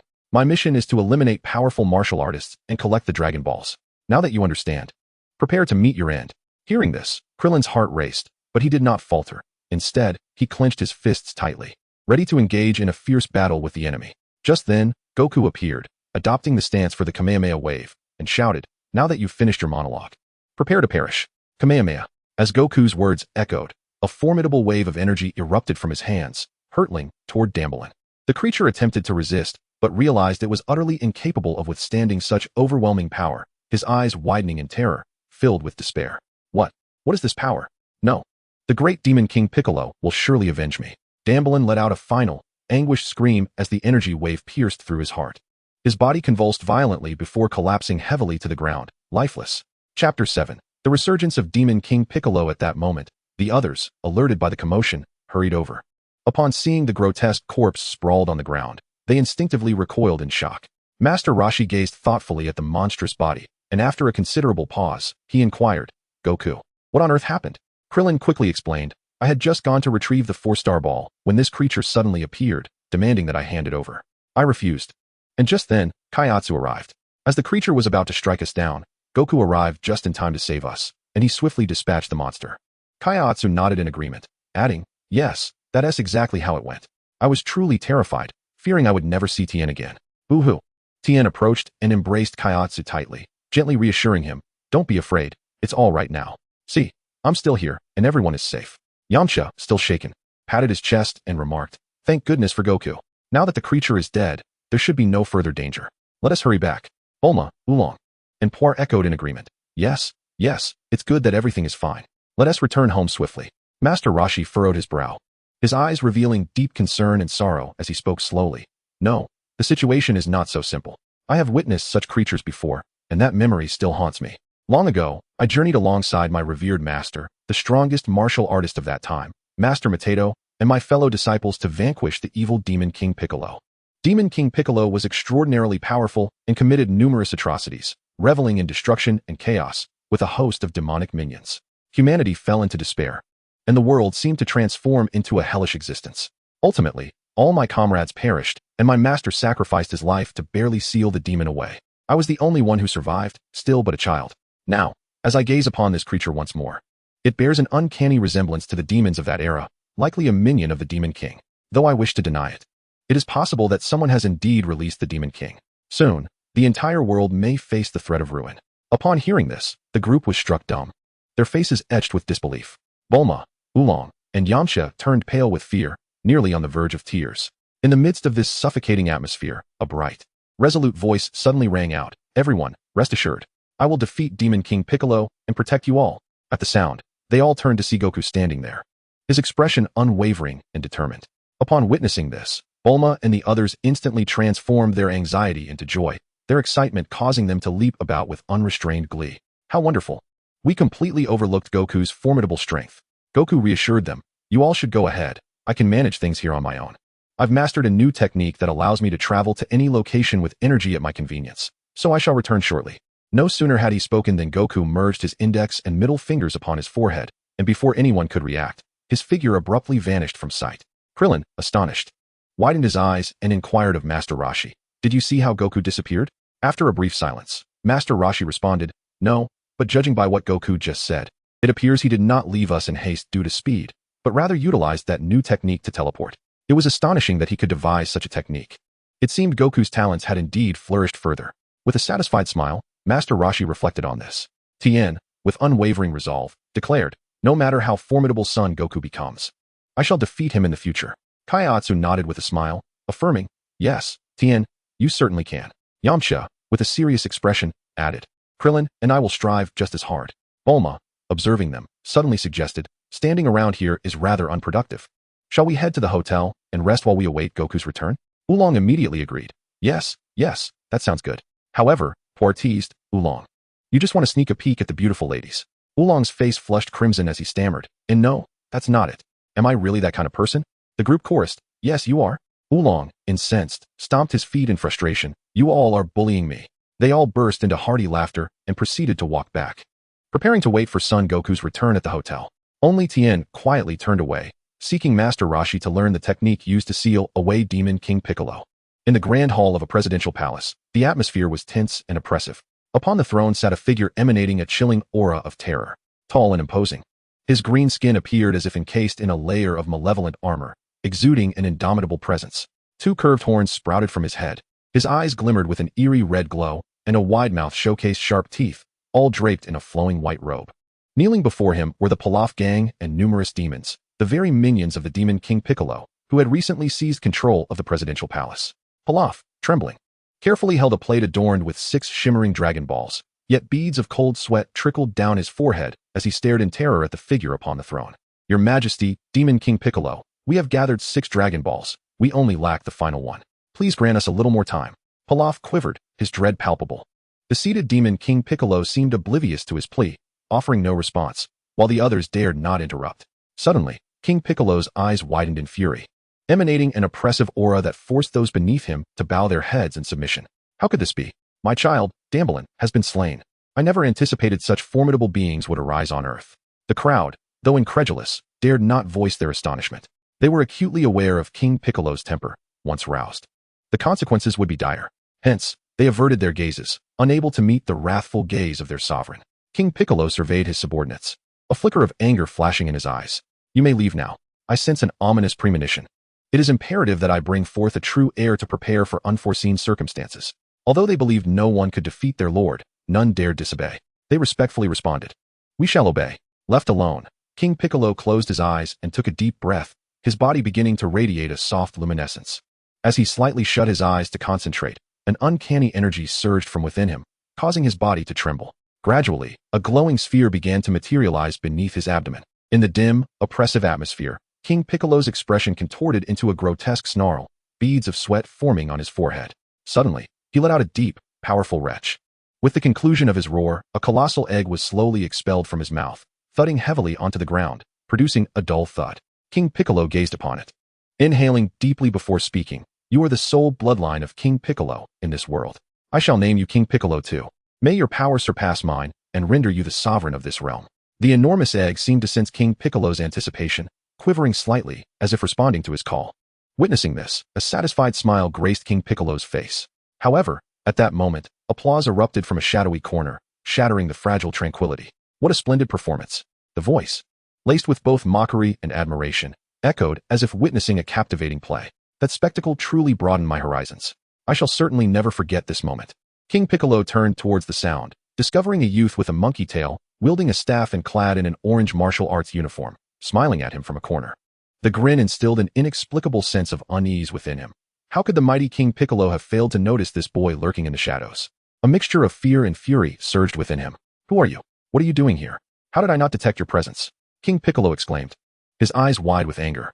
The youth smiled slightly, revealing his pearly white teeth, and replied, my apologies.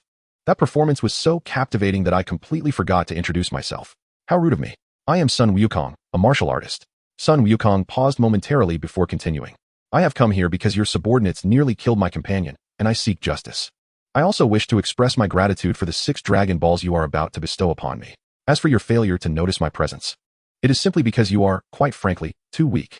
He emphasized the last 3 words, a glimmer of mockery flashing in his eyes. Chapter 8. Farewell to Demon King Piccolo. Upon hearing the audacious words of a mere child, Demon King Piccolo erupted in fury. You insolent brat. Do you know who I am? I am the Demon King Piccolo, who wreaked havoc upon the world 3 centuries ago and was subsequently sealed away. I am nothing to be trifled with. Sun Wukong responded nonchalantly. Demon King Piccolo retorted, so you are the one who killed my son, Tambourine?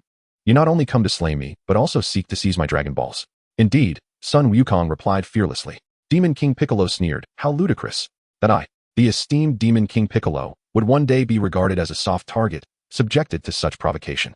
Even if you are elusive, since you are courting death, I shall not hold back. You may try, but I have no interest in prolonging our encounter. With a single strike, I shall end your life. Sun Wukong calmly responded. Rest assured, a presumptuous child like you will fall to my hand with ease, Demon King Piccolo growled, extending his palm in preparation for an attack. However, just then, Sun Wukong suddenly vanished from sight. What? How is this possible?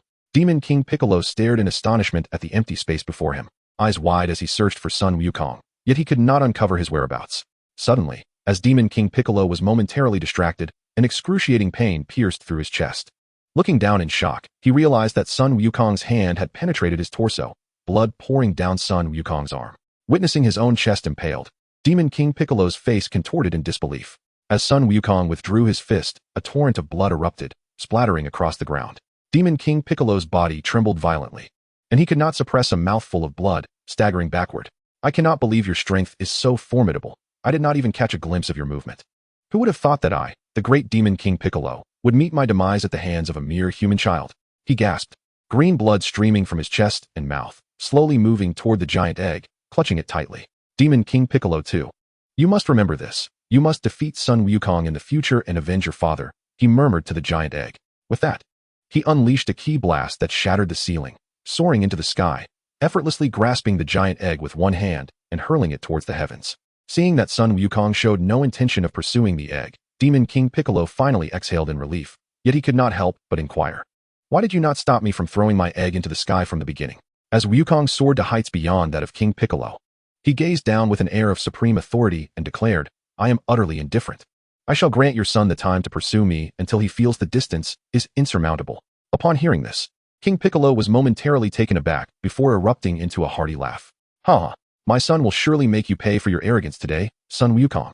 No sooner had he spoken than he decisively opted for self-destruction, leaving not even a trace of ash behind. Wukong watched quietly as the colossal egg was hurled away, murmuring, Piccolo, strive with all your might to grow stronger. I look forward to our next encounter. Meanwhile, the demon army, having witnessed the bizarre spectacle in the sky, glanced at the spot where King Piccolo had vanished and then at Wukong, before bowing down in submission. The commander of the demon army, kneeling on one knee, spoke first. Though we know not who you are, your ability to vanquish King Piccolo compels us to pledge our allegiance to you, to crown you as the new Dark Lord. All of us in the demon army shall heed your command. Wukong regarded the kneeling commanders and the fully prostrated soldiers below, his heart wavering momentarily. He raised his gaze to the heavens, pondering for a moment before shaking his head. He then lifted his hand, pointing at the kneeling demons, and spoke with grave seriousness. You vile, grotesque, and utterly depraved demons, who revel in destruction and regard human life as mere fodder, how could I, as an emissary of justice, ever condescend to associate with your kind? Depart from my sight. As the last word left his lips, Wukong unleashed a ki blast. In an instant, the ground seemed to endure a cataclysmic missile strike, a thunderous explosion resonating as a vast crater formed. The demons were vaporized in the blast, leaving not even a trace of ash. After sensing the surrounding energies, Wukong discerned that apart from 3 familiar presences, no other demonic auras remained. He needed no further contemplation to realize that these 3 signatures undoubtedly belonged to the Pilaf gang. After all, when the entire demonic horde had knelt in submission, they had conspicuously absconded following King Piccolo's self-detonation. With a cold chuckle, Wukong remarked, though you 3 are feeble, your presence is as bothersome as that of flies. It is time for you to perish. With that, he launched a ki blast toward the trio, who, having narrowly escaped death, were still reveling in their survival when they were suddenly obliterated into dust by the unexpected attack. In the next moment, Wukong felt the 6 Dragon Balls secured in the pouch at his waist, and with a swift motion, he teleported, vanishing from the scene. Tien, remember well, the Math Bee must not be used lightly, for it consumes a great deal of life force. Reserve it for dire circumstances. As for other techniques, feel free to utilize them. Tien clasped his hands in gratitude and bowed deeply, expressing, thank you, Master Mateto, for your meticulous guidance and instruction. I have committed the training methods of this technique to memory and have begun to grasp its essence. From this moment forth, I shall diligently practice until I have completely mastered the art of the Kamehameha wave, while also exercising utmost caution. Master Roshi observed Tien Shinhan with a satisfied nod, acknowledging his potential for growth. Remember the principles of the Kame School: train hard, enjoy life, rest well, and eat heartily. I understand, Master Roshi, Tien replied. At that moment, a cheerful voice broke the air. Oh, Tien Shinhan is actually learning from Master Mateto. Upon hearing the voice, both men became alert, only to relax upon recognizing it was Goku. Tien retorted, so what if I am? If you can learn the Kame School techniques, why can't I? I will surpass you one day. Huh. I look forward to that day, Goku grinned. Master Roshi was taken aback. What? Goku, you left less than an hour ago. Have you already defeated King Piccolo? Goku flashed a peace sign and smiled. You got it. I defeated King Piccolo. The delay was just to confirm the location of his treasure. Wait, you raided King Piccolo's vault? Master Roshi's face lit up with a mischievous grin. Ah, my good student. Surely there were many treasures inside. Would you like me to keep some for you? Goku, scratching his head with an innocent chuckle, replied, ha ha ha. In the heat of battle, I accidentally blew up King Piccolo's vault along with his castle. There's nothing left, Goku stated with a perfectly serious demeanor. Tien, however, remained unfazed by the treasure. With a serious expression, he remarked, though I have not encountered King Piccolo, I have heard from Master Mateto that he was a formidable Dark Lord from 3 centuries ago. Even the strongest warrior, Master Mateto, could only seal him with great difficulty. Master Roshi wiped his brow, hastily shifting the topic. While we speculated that your power exceeded that of King Piccolo based on your earlier energy surge, witnessing such an event firsthand is still astonishing. Goku scratched his head shyly and chuckled. Haha, my strength is indeed quite formidable. Tien responded resolutely. Don't worry, Goku. I will strive to keep up with your pace. I eagerly await that day. Goku patted Tien on the shoulder. Suddenly, Goku recalled something and turned to Master Roshi. By the way, Master, do you remember who currently has the 4-star Dragon Ball that Grandpa Gohan left me? After a moment of thought, Master Roshi replied, the 4-star ball. Let me think. If memory serves, it should still be in Krillin's possession. With the answer in hand, Goku bid farewell to everyone. Alright then. I'll go find Krillin. See you all. He placed his finger to his forehead and, in an instant, vanished without a trace. Tien couldn't help but exclaim. This instant transmission technique is truly remarkable. Master Roshi shook his head, filled with nostalgia, and slowly walked away. Time waits for no one. It seems I can no longer keep up with the pace of you young lads. In a hotel, Krillin and Yamcha were engrossed in meditation, their eyes firmly shut as they attuned themselves to the ambient energy surrounding them. Suddenly, a familiar and potent aura materialized beside them, prompting both to open their eyes and emerge from their meditative state. Indeed, standing there with a smile was Goku. Goku, you rascal, you finally returned. I was so worried. I thought you might not make it back, exclaimed Krillin, rushing forward to embrace Goku tightly, his eyes brimming with joy and emotion. Goku, feeling Krillin's warmth, patted him on the back and reassured him, I'm back now. Don't worry, I'm fine. Yamcha approached, equally excited, and said, It's so wonderful to see you alive. What happened? Did you truly defeat King Piccolo? Goku nodded confidently, smiling as he replied, I've defeated King Piccolo. Krillin and Yamcha sighed in relief, their faces lighting up with grateful smiles. What splendid news. Thank you, Goku, for saving our Earth once more. Krillin exclaimed. Indeed, Goku. Without you, we would have been at a loss, Yamcha added. Goku humbly smiled. It is my duty as a member of this planet to protect it. The three of them sat together and began sharing their experiences. Krillin and Yamcha recounted their lives during Goku's absence, while Goku detailed his battle against King Piccolo. By the way, Krillin, do you have my 4-star ball? Krillin retrieved the 4-star ball from his backpack on the bed, handing it to Goku. Oh, I almost forgot to give it back. Thank you for keeping it safe. And I thank you for saving my life. Ha ha ha, Goku replied cheerfully. Chapter 9. 3 years of seclusion after receiving the 4-star ball, Goku recounted the entire saga of King Piccolo II to Krillin and Yamcha, urging them to inform others. King Piccolo II is still alive. We must remain vigilant and continue our training to strengthen ourselves. He added, There's one more thing. You can train at Korin Tower and the Heavenly Palace. Krillin suddenly realized, right? If everyone trains together, Master Korin and the Heavenly God will surely guide us and help us grow stronger. Goku nodded approvingly, smiling as he said, Yes, Krillin, Yamcha, what I just shared is of utmost importance. Be sure to relay it to everyone. At that moment, Krillin sensed something amiss and called out to Goku. Wait, Goku. Why don't you tell everyone yourself? Because I must leave. I intend to continue my training elsewhere and wish to begin as soon as possible. So this task falls to you. I'm off. Send my regards to everyone, and I shall see you at the martial arts tournament in 3 years. Before Krillin and Yamcha could respond, Goku vanished from sight. In the Arctic, Goku found himself in a secluded village. He ascended into the sky, and within a minute, discovered a remote glacial valley. From a pouch at his waist, he retrieved 7 Dragon Balls and placed them upon the ground, then shouted, Come forth, Shenron. Grant my wish. After a brief moment, the Eastern Dragon, resembling an azure dragon, materialized before him. Oh, summoner of my being, articulate your desire, whatever it may be. I shall fulfill one for you. I wish for a spaceship of the highest technological advancement in the universe, one that befits your extraordinary capabilities. Goku exclaimed, his face alight with anticipation. Upon hearing this, a bead of cold sweat appeared on Shenron's brow, yet he nodded and replied with resolute conviction, Very well.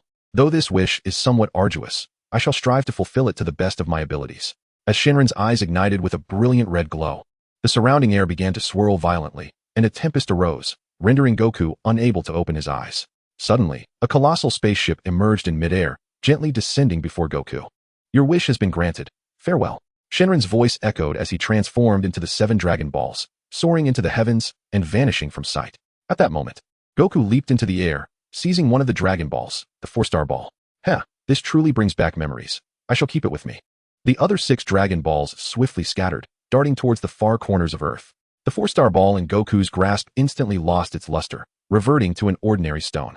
However, Goku was too elated to care, his gaze fixed upon the magnificent spaceship before him, his eyes sparkling with excitement. Upon closer inspection, he noted that this vessel bore a striking resemblance to the spaceship he had once boarded en route to Namek, albeit significantly larger, over 5 times its size. Its exterior was a luxurious platinum hue. Entering the ship, Goku explored the interior, discovering approximately 50 rooms and circular staircases across several levels.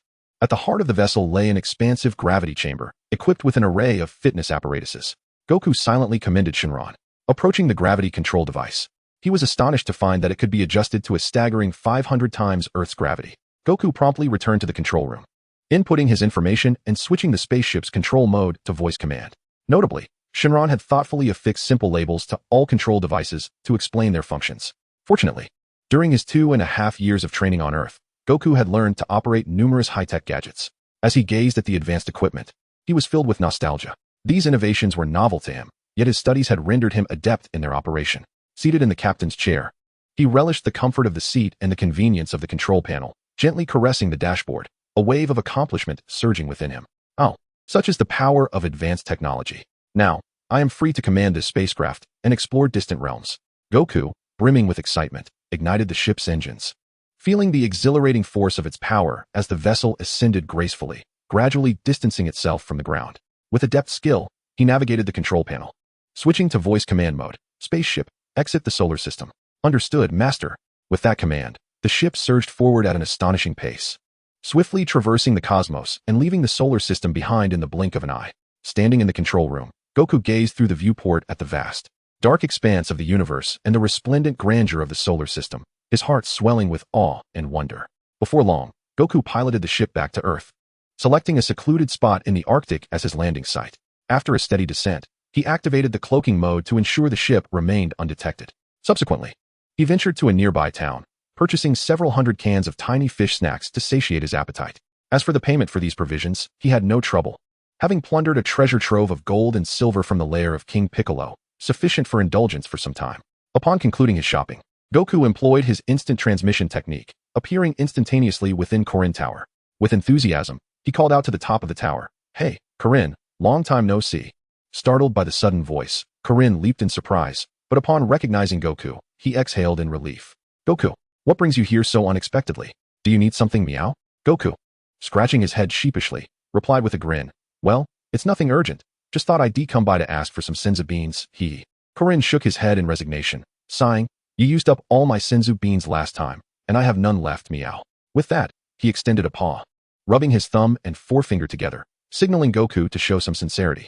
A sly smile crept across Goku's face as he flicked his wrist, tossing a capsule onto the ground. In an instant, dozens of cans filled with enticingly fragrant fish snacks materialized. Goku winked, teasingly suggesting, "Perhaps you should ponder a bit more. Might you have stashed away some Senzu Beans elsewhere?" Korin's gaze was captivated by the pile of fish snacks, his eyes transforming into the shape of the delectable treats. Excitedly, he extended a paw and, seemingly from nowhere, produced a jar of Senzu Beans, exclaiming, "Oh, I just remembered. There's still a jar of Senzu Beans here, meow. Do you think this is enough?" Goku nodded in satisfaction, accepting the quantity and promising to trade even more fish snacks in return. Though he was well aware that Korin likely possessed many more Senzu Beans, he refrained from being greedy. "I am not covetous. This will suffice for now. I hope you will cultivate more Senzu Beans in the future, and I will gladly exchange them for ample fish snacks." Hearing this, Korin nodded enthusiastically, readily agreeing, "No problem at all, meow. You can come to me anytime, and I will specifically grow Senzu Beans for you, meow." Goku knew well that Korin still had a considerable stock of Senzu Beans. After all, without the desecration of a Kairobe, the supply of divine beans remains ample. In this lifetime, a Kairobe did not encounter Goku and thus did not travel to Korin Tower. In gratitude, Goku presented the cat sage with a plethora of dried fish, bringing immense joy to the sage. After acquiring the divine beans, Goku informed the cat sage that Krillin and the others would soon arrive for training and requested that the sage take good care of his comrades. Once they completed their training, he suggested they be directed to the heavenly temple. The cat sage readily agreed, and Goku vanished in an instant. The cat sage gazed at the spot where Goku had disappeared, remarking, "Truly, what a prodigious talent he is. Master Roshi, you have gained an exceptional disciple." Goku reappeared in the vicinity closest to the North Pole, where he could sense energy, then flew onward, eventually stepping aboard his spaceship. Along the way, he purchased a considerable amount of non-perishable food, sufficient for 3 to 5 years. Goku intended to enter a state of seclusion within the spaceship. After dining and bathing, he commenced his training, seated on the floor, eyes closed, focusing his mind to sense the energy within. As time passed, Goku's aura grew increasingly potent, and the surrounding air thickened with intensity. After a while, he opened his eyes, a subtle smile gracing his lips. "Hee, it seems my strength has once again ascended. But this is merely the beginning." In the days that followed, Goku persevered in his training, relentlessly pushing the boundaries of his capabilities. During his time in seclusion aboard the spaceship, aside from eating and sleeping, he dedicated nearly all his time to training, consistently challenging his limits and experimenting with various new techniques and skills. Each breakthrough filled him with exhilaration and ignited a greater fighting spirit within him. Unbeknownst to him, 3 years slipped away. Goku's power had experienced significant enhancement, yet he remained unsatisfied, aware that greater dangers lurked in the shadows. Throughout the past 2 years, he had focused intently on refining his mental state, with minimal physical conditioning. However, he occasionally relied on super divine water and divine beans to aid his training, thereby enhancing his combat prowess. After much contemplation, Goku realized that compared to 2 years prior, his fighting strength had increased by approximately 50%. Yet it was still a mere 150,000. This left Goku perplexed, as he had previously trained in the Heavenly Temple for 6 months using the same methods, yielding far superior results. After deep reflection, he arrived at a seemingly plausible explanation. Alas, it could be that my body has developed a resistance to the super divine water, resulting in diminished training efficacy. Subsequently, Goku immersed himself once more in rigorous training. Time flew by swiftly, and 3 years vanished in the blink of an eye. During this period, he ventured out twice, aiming for cosmic training and the collection of Dragon Balls. Goku wished for infinite energy, but regrettably, the dragon made it clear that such a wish could not be fulfilled. Faced with this reality, Goku reluctantly altered his wish to request limitless stamina, yet unfortunately, the dragon could not grant that wish either. Thus, he could only wish to autonomously choose whether to transform into a giant ape upon witnessing the full moon, and to maintain his rationality once transformed. This wish was granted after much hesitation by the dragon. Chapter 10. The 23rd World Martial Arts Tournament. Over the course of 3 years, Goku remained within the gravity chamber, where his progress was remarkably pronounced. Unlike the original Goku, who opted to simply adapt to a certain level of gravity before challenging higher multiples, he chose instead to continually push his limits within a fixed environment of extreme gravity. Goku's current training method was akin to Vegeta's, striving for unparalleled speed and agility. In the 3rd year, Goku persisted in his training under the extreme conditions of 200 times Earth's gravity, integrating this challenging environment into his daily life. I've fully adapted to this gravity. Even eating, sleeping, and sparring are no longer issues. It's time for a little outing. Goku commanded the mainframe, Dragon, assess my current combat power. The voice of the dragon resonated through the speakers. At your command, Master. Please monitor the screen. Shortly thereafter, upon witnessing the astonishing figures displayed on the large screen, Goku leaped with excitement. Wow, haha, I can hardly believe it. My base combat power has reached an astonishing 15 million. This is simply marvelous. This is the combined strength of the fusion and the potential unlocked by the dragon. Indeed, the fusion is terrifyingly powerful. With a sigh, Goku murmured to himself, alas, I sense my potential to become a Super Saiyan as early as last year. Unfortunately, fearing that revealing such formidable power too soon might attract unnecessary trouble and attention, possibly triggering a series of unpredictable consequences, I have restrained myself and refrained from attempting the transformation. Instead, I have concentrated all my efforts on enhancing my base combat power. Of course, should I truly transform into a Super Saiyan, it would merely entail a 50-fold increase in combat power. After all, only a solid foundation can propel me further. Moreover, there have been no urgent situations necessitating the display of my full strength. I am confident that I could transform into a Super Saiyan at any moment, and whoever dares to challenge me shall inevitably face defeat. Therefore, it is prudent to proceed slowly, awaiting the opportune moment before entering the room of spirit and time to further explore and develop the potential of the Super Saiyan. However, all of this remains a plan for the future. There is no need for haste. Approximately 3 years have passed since I departed Earth. It is time to head to the World Martial Arts Tournament, to reunite with everyone and partake in the competition. Yet, I wonder if they have already visited the sacred world of the Kais. Goku organized his belongings and called out loudly, Dragon, are you there? The interior of the spacecraft echoed with the dragon's authoritative voice. I am here, Master. Please specify your request. Listening to that familiar voice, a smile crept across Goku's face as he recalled the amusing decision he made 3 years ago to name his ship's intelligence system Dragon. After all, this is a manifestation of the dragon, and 2 years prior, during the first summoning of the dragon, Goku recorded its voice and modified it to become the tone of his spaceship's intelligence system. Well, it's not particularly significant. I merely wish to inform you that I am about to depart from here. While I am away, I entrust you with the guardianship of this home. Goku said with a smile to the intelligence system. Rest assured, Master. With me here, no one shall intrude. The intelligence system replied. Very well, upon my departure. Remember to activate the automatic defense mode and cloaking mode, Goku instructed. No problem, Master, please embark with peace of mind. The intelligence system responded loyally. Satisfied, Goku nodded and then concentrated on sensing the auras of Master Roshi and the others. Once he discerned that everyone had gathered, he diminished his own aura and then utilized his instantaneous movement ability, vanishing from the spot in the blink of an eye. Hey, old man, can you hurry up a bit? Stop dawdling. Lan Shi, with a submachine gun slung over her shoulder, impatiently urged. Master Roshi, glancing at the blonde Lan Shi, began to sweat profusely. Coming. Lan Shi, can't you understand the need to be considerate towards the elderly? Look at my age. It's only natural for me to move a bit slower. Oolong was the first to jump in opposition. Nonsense, you lecherous old man. You are simply distracted by the beautiful women around. Pooh chimed in agreement. Exactly, you're nothing but a big liar. Upon hearing this, Lan Shi immediately drew 2 submachine guns, aimed them at Master Roshi, and without hesitation, pulled the triggers. Bang, bang, bang. Simultaneously, she shouted, "What? You old fool dare to deceive my feelings? You might as well die." A barrage of gunfire erupted, sending Master Roshi scurrying for cover, while pedestrians fled in all directions. Once the bullets had been expended, Lan Shi joyfully holstered her weapons and departed with a light step. Ah, that felt satisfying. Let us go, keep up. Or, I want to be polite. The others hurriedly followed suit, eager to avoid inciting the wrath of this fierce woman. Master Roshi, lying on the ground seemingly lifeless, suddenly sprang up like a fish leaping from water, trailing behind her, shouting, "Ah, coming, coming. Krillin, Yamchu, Tien, Kaiatsu, stay close." The 4 exchanged knowing glances, shook their heads in unison, and sighed. Here we go again. Just as they finished introducing themselves, a limited edition magnetic levitation supercar came to a smooth stop beside them, filling the air with the refreshing scent of high-end turbo coolant. The car door swung upwards, and Bulma emerged, stepping out in red high heels that added 7 centimeters to her height. With her long light blue hair, now cut to shoulder length, adorned with pink earrings and a jade ring, she wore a chic purple bodycon dress that exuded sophistication. Bulma. Oolong began to wave, only to be elbowed by Pooh. Don't embarrass yourself. Master Roshi instantly teleported in front of her, taking her hand and giving her a playful pat on the backside. Oh, Bulma, you are becoming more alluring with age. The black capsule hammer struck with precision, causing Master Roshi to fall to the ground with a large bump on his head. Grandpa remained as he always was. Bulma, smiling, retracted the hammer into the capsule and turned to greet everyone warmly. When it was Yamcha's turn, she merely nodded politely. Long time no see. Haha. Indeed it has been a while, Yamcha replied, scratching his head awkwardly. Tien and Kaiatsu nodded at Bulma, acknowledging her presence, and she did not mind.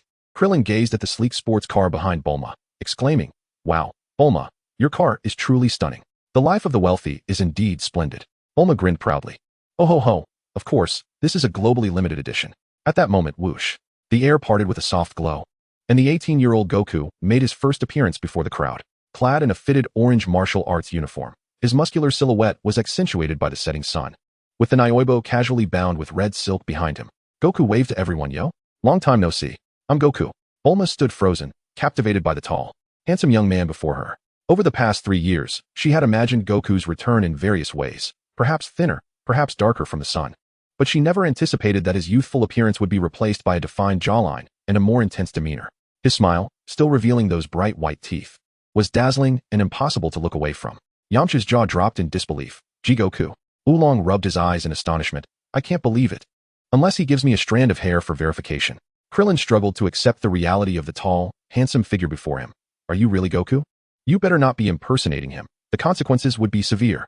Goku scratched his head helplessly. "Come on, Krillin. How could I impersonate myself? I am Son Goku."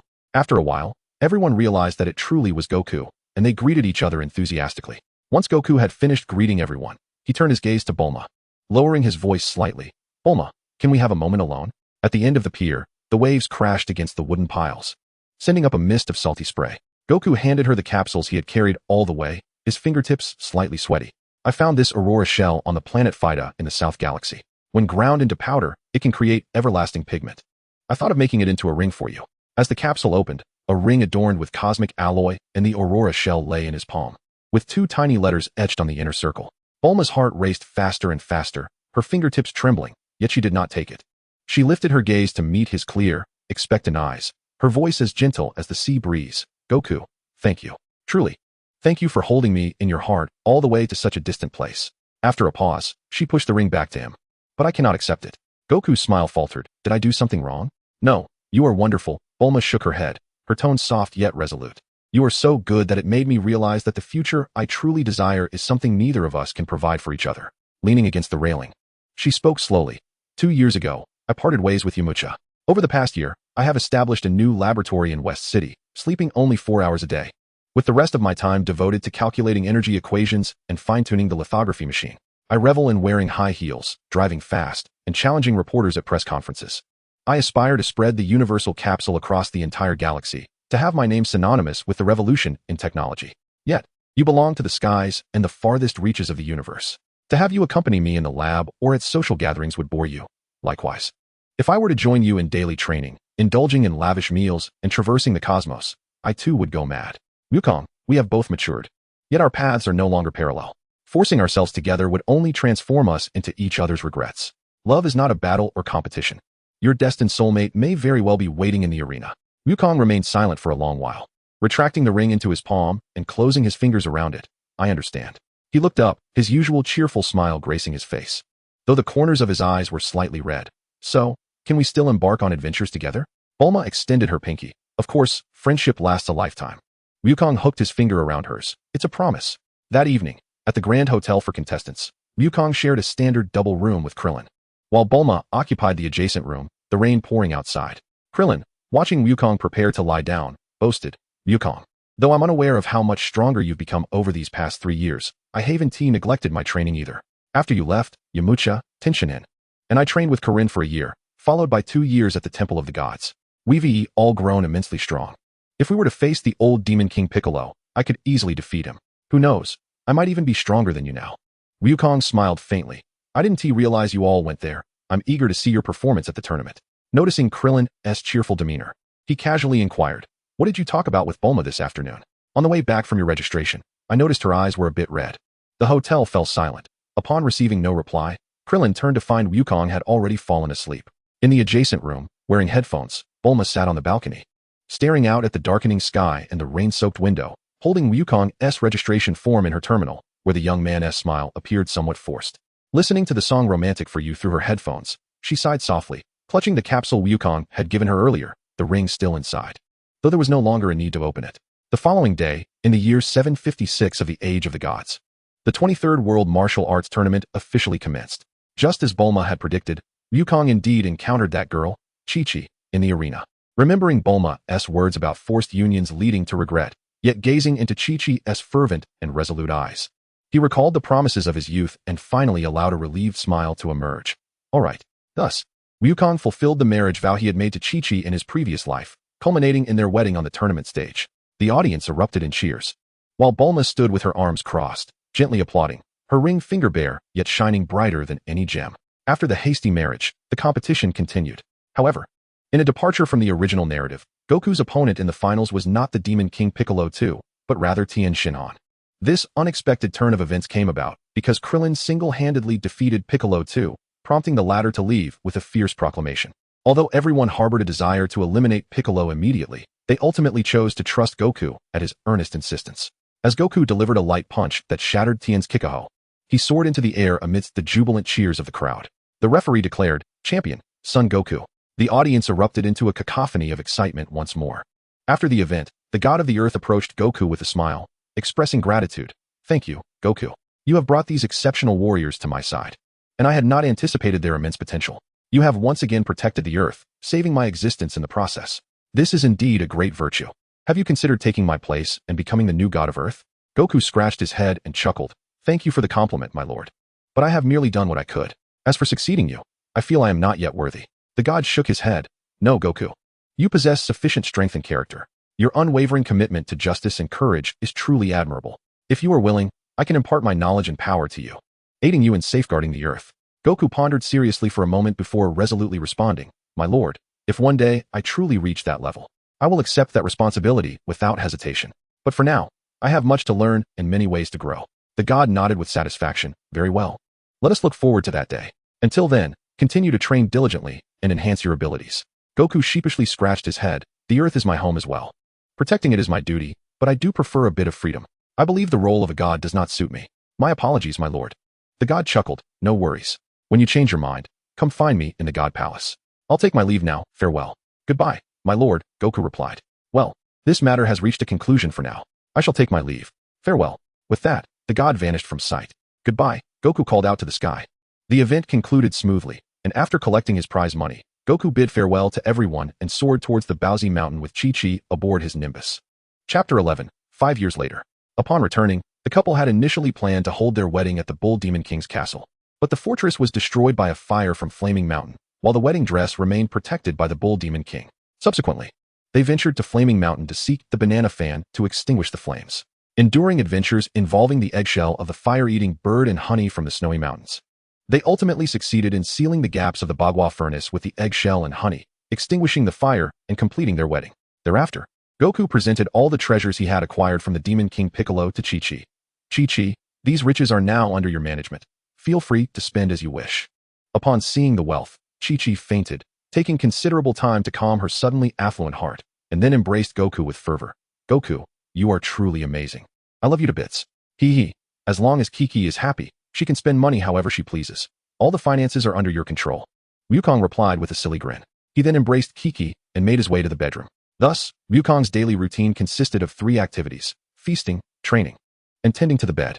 With his robust physique, he dedicated at least 3 hours each day to his training, which only deepened Kiki's affection for him. And together they lived a blissful life. During this time, Wukong took the opportunity to gather the Dragon Balls, Arise, Shenron, and grant my wish.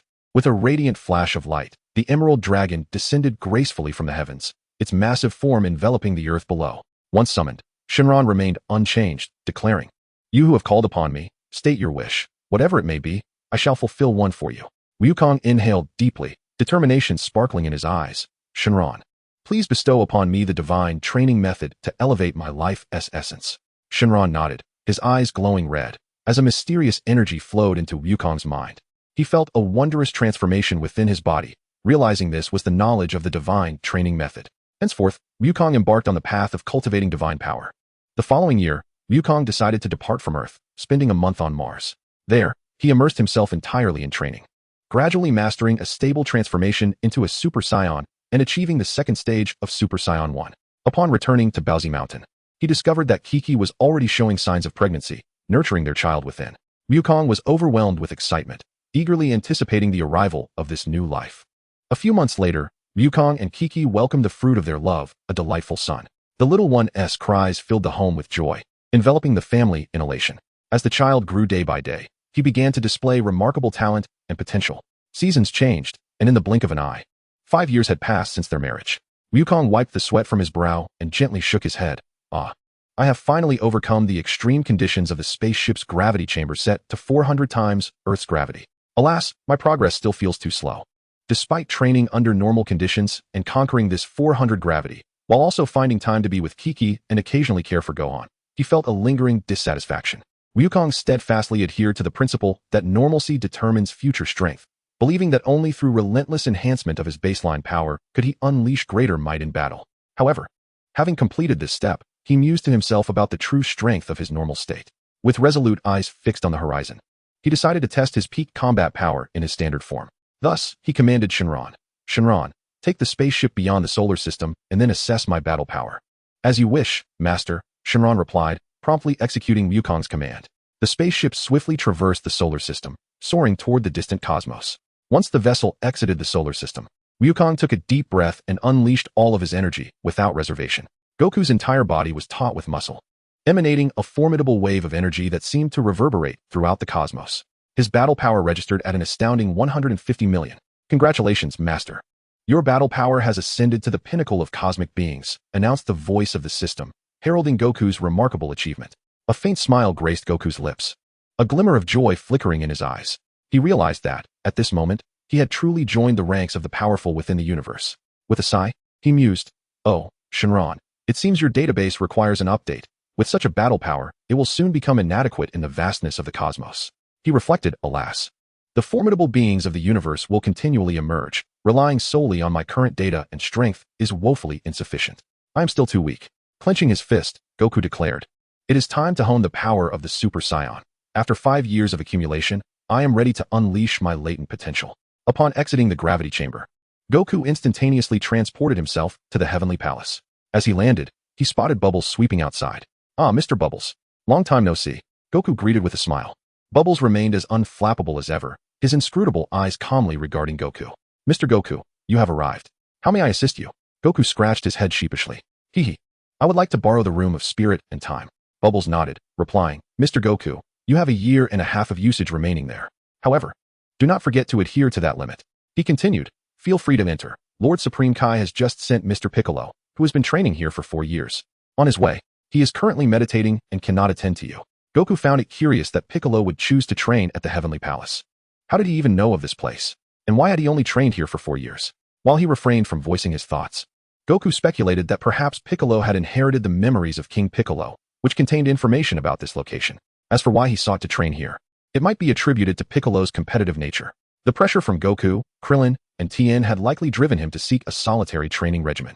Upon realizing he could not surpass them quickly, he discovered that they had all trained at the Heavenly Palace, prompting him to follow suit. Lord Supreme Kai sensed that Piccolo might be on the path to redemption and did not believe he could surpass Goku through training alone. Thus, he agreed to guide Piccolo in his training. Goku was taken aback by Piccolo's determination to seek guidance from the Supreme Kai in his quest to surpass him. Nevertheless, he reassured himself, if he resorts to villainy, I shall defeat him once more. Goku then shifted the topic, saying, but for now, I must first enter the room of spirit and time for my training. Thank you, Mr. Bubbles, and Lord Supreme Kai. As he stepped into the room of spirit and time, he surveyed the familiar surroundings and nodded. This place has not changed a bit. Such a secluded environment is perfect for my practice in developing Super Saiyan abilities. It is time to commence my true training. In the ensuing 3 months, Goku relentlessly challenged himself, pushing the limits of his Super Saiyan abilities to their utmost, ultimately achieving the state of Super Saiyan Grade 4 at full power. In the ensuing 3 months, Goku embarked on a rigorous training regimen, utilizing his full power as a Super Saiyan to serve as a new starting point, and achieved remarkable results. He transcended into Super Saiyan 2. Yet, this was merely the beginning.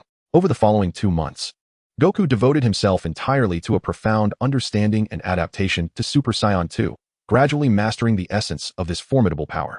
Ultimately, after 4 months of intensive cultivation, he successfully unlocked further potential within Super Saiyan 2. Gazing into the mirror, Goku's face radiated joy. Incredible. I have finally learned to consolidate the aura of Super Saiyan 2 within myself, achieving precise control over my power while maintaining this state for extended periods without excessive energy consumption.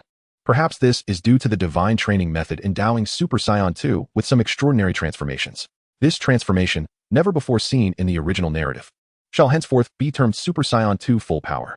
As he reflected on the passage of time, Goku realized he had unknowingly spent an entire year here, with significant gains to show for it. It is time to depart, he mused, anticipation filling his heart. Just as he exited the Hyperbolic Time Chamber, a malevolent aura assailed him. Furrowing his brow, Goku carefully sensed this familiar yet foreign power, silently recalling the storyline, when suddenly, clarity struck him. Based on the intensity of this dark energy and the timeline, if not for my alterations to the plot, the strongest being on Earth at this moment would be my rather dubious brother, Raditz. With this thought, a subtle smile creased Goku's lips, indicating that matters were becoming increasingly intriguing. In that case, let us pay a visit to this dubious brother of mine. With that, Goku vanished in an instant. Moments later, Goku found himself back home, observing his son, Gohan, diligently studying. A flicker of affection crossed Goku's eyes as he gently scooped up Gohan, saying softly, Gohan, Daddy is going to introduce you to some fascinating individuals. Thus, Goku took Gohan to Kame House. Upon their arrival, Master Roshi, Krillin, and others were gathered in conversation. Seeing Goku, they all rose to greet him. Goku smiled and waved at them, introducing his son Gohan. Just then, a powerful aura manifested in the vicinity where Piccolo was training. Raditz glanced down at a figure meditating upon a nearby peak. The individual was tall, with dark green skin, 2 antennae protruding from his head, and a distinctly villainous appearance, draped in a white cloak. After checking his scouter, which registered the being's combat power at a mere 404, Raditz scoffed, Humph, you are not Kakarot. Piccolo, looking up at the imposing figure before him, noted the tall stature, the flowing black hair, and the dark armor enveloping the individual, who sported a black monkey tail wrapped around his waist. Adorning his left eye was an unusual device, and the rugged contours of his face, complemented by a prominent nose and deep-set eyes, exuded pride and confidence. Who are you? What business do you have with me? He inquired, unafraid and with a chilling demeanor. Raditz smirked, revealing a sinister smile. I am Raditz, and I have no interest in you, worthless trash. At this point, Raditz's gaze grew even more menacing, as if he were ready to strike at any moment. Piccolo let out a scoff and retorted, Then what brings you here? Have you come to meet your demise? Raditz did not answer Piccolo's question. Instead, he hurled an energy blast toward him, clearly indicating his intent. The battle was on the brink of erupting. Chapter 12, The Saiyan Raditz. Raditz surged forward, attempting to leverage his speed for an advantage. However, Piccolo remained remarkably composed, not rushing to attack, but firmly standing his ground and observing every movement of his opponent. As Raditz charged again, Piccolo suddenly unleashed his power, evading Raditz's assault with lightning speed and executing a masterful counterattack that caught Raditz off guard. After a few exchanges, it became evident that Raditz was exhausting himself, while Piccolo maintained a stable performance. Ultimately, in a brilliant counter, Piccolo easily defeated Raditz. Gazing at Raditz, who lay incapacitated on the ground, Piccolo smirked with disdain. You are indeed formidable, even stronger than Goku and his companions from 5 years ago. Such a being has never graced this earth. You would do well to divulge your identity and intentions here. Speak of falsehood, and I shall not show mercy. Raditz spat blood, struggling to rise. I was careless. I never anticipated losing to you. Judging by your appearance, you must be a Namekian, which explains your formidable strength. Though I could not overcome you Earthlings, to engage in battle with you has not been in vain. Since you have seen through my guise, I shall no longer conceal the truth. I am Raditz, a warrior from the long-destroyed planet Vegeta. Piccolo crossed his arms, a haughty expression on his face. So, the one you seek, the Saiyan with a tail, must be your brother, Kakarot, right? That seems to be the case. However, if I could see him for myself, I would be more certain. Very well.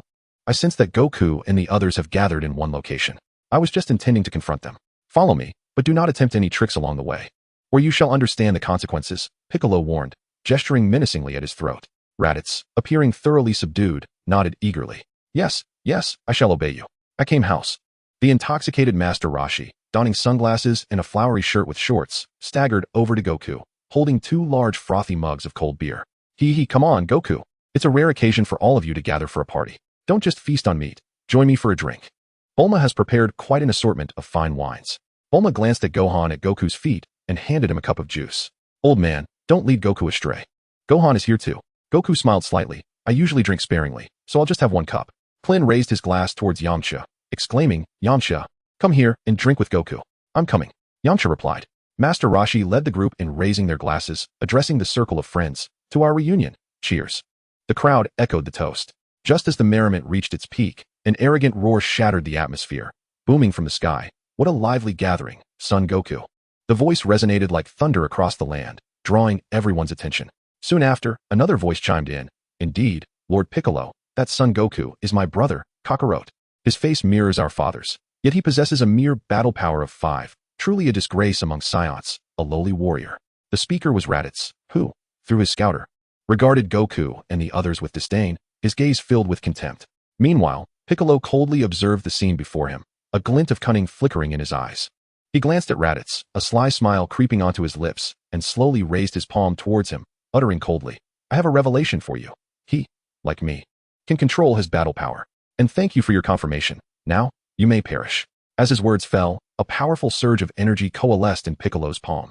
Raditz, filled with terror, instinctively recoiled, an overwhelming dread flooding his mind. He widened his eyes, stammering, and no, that's not what we agreed upon.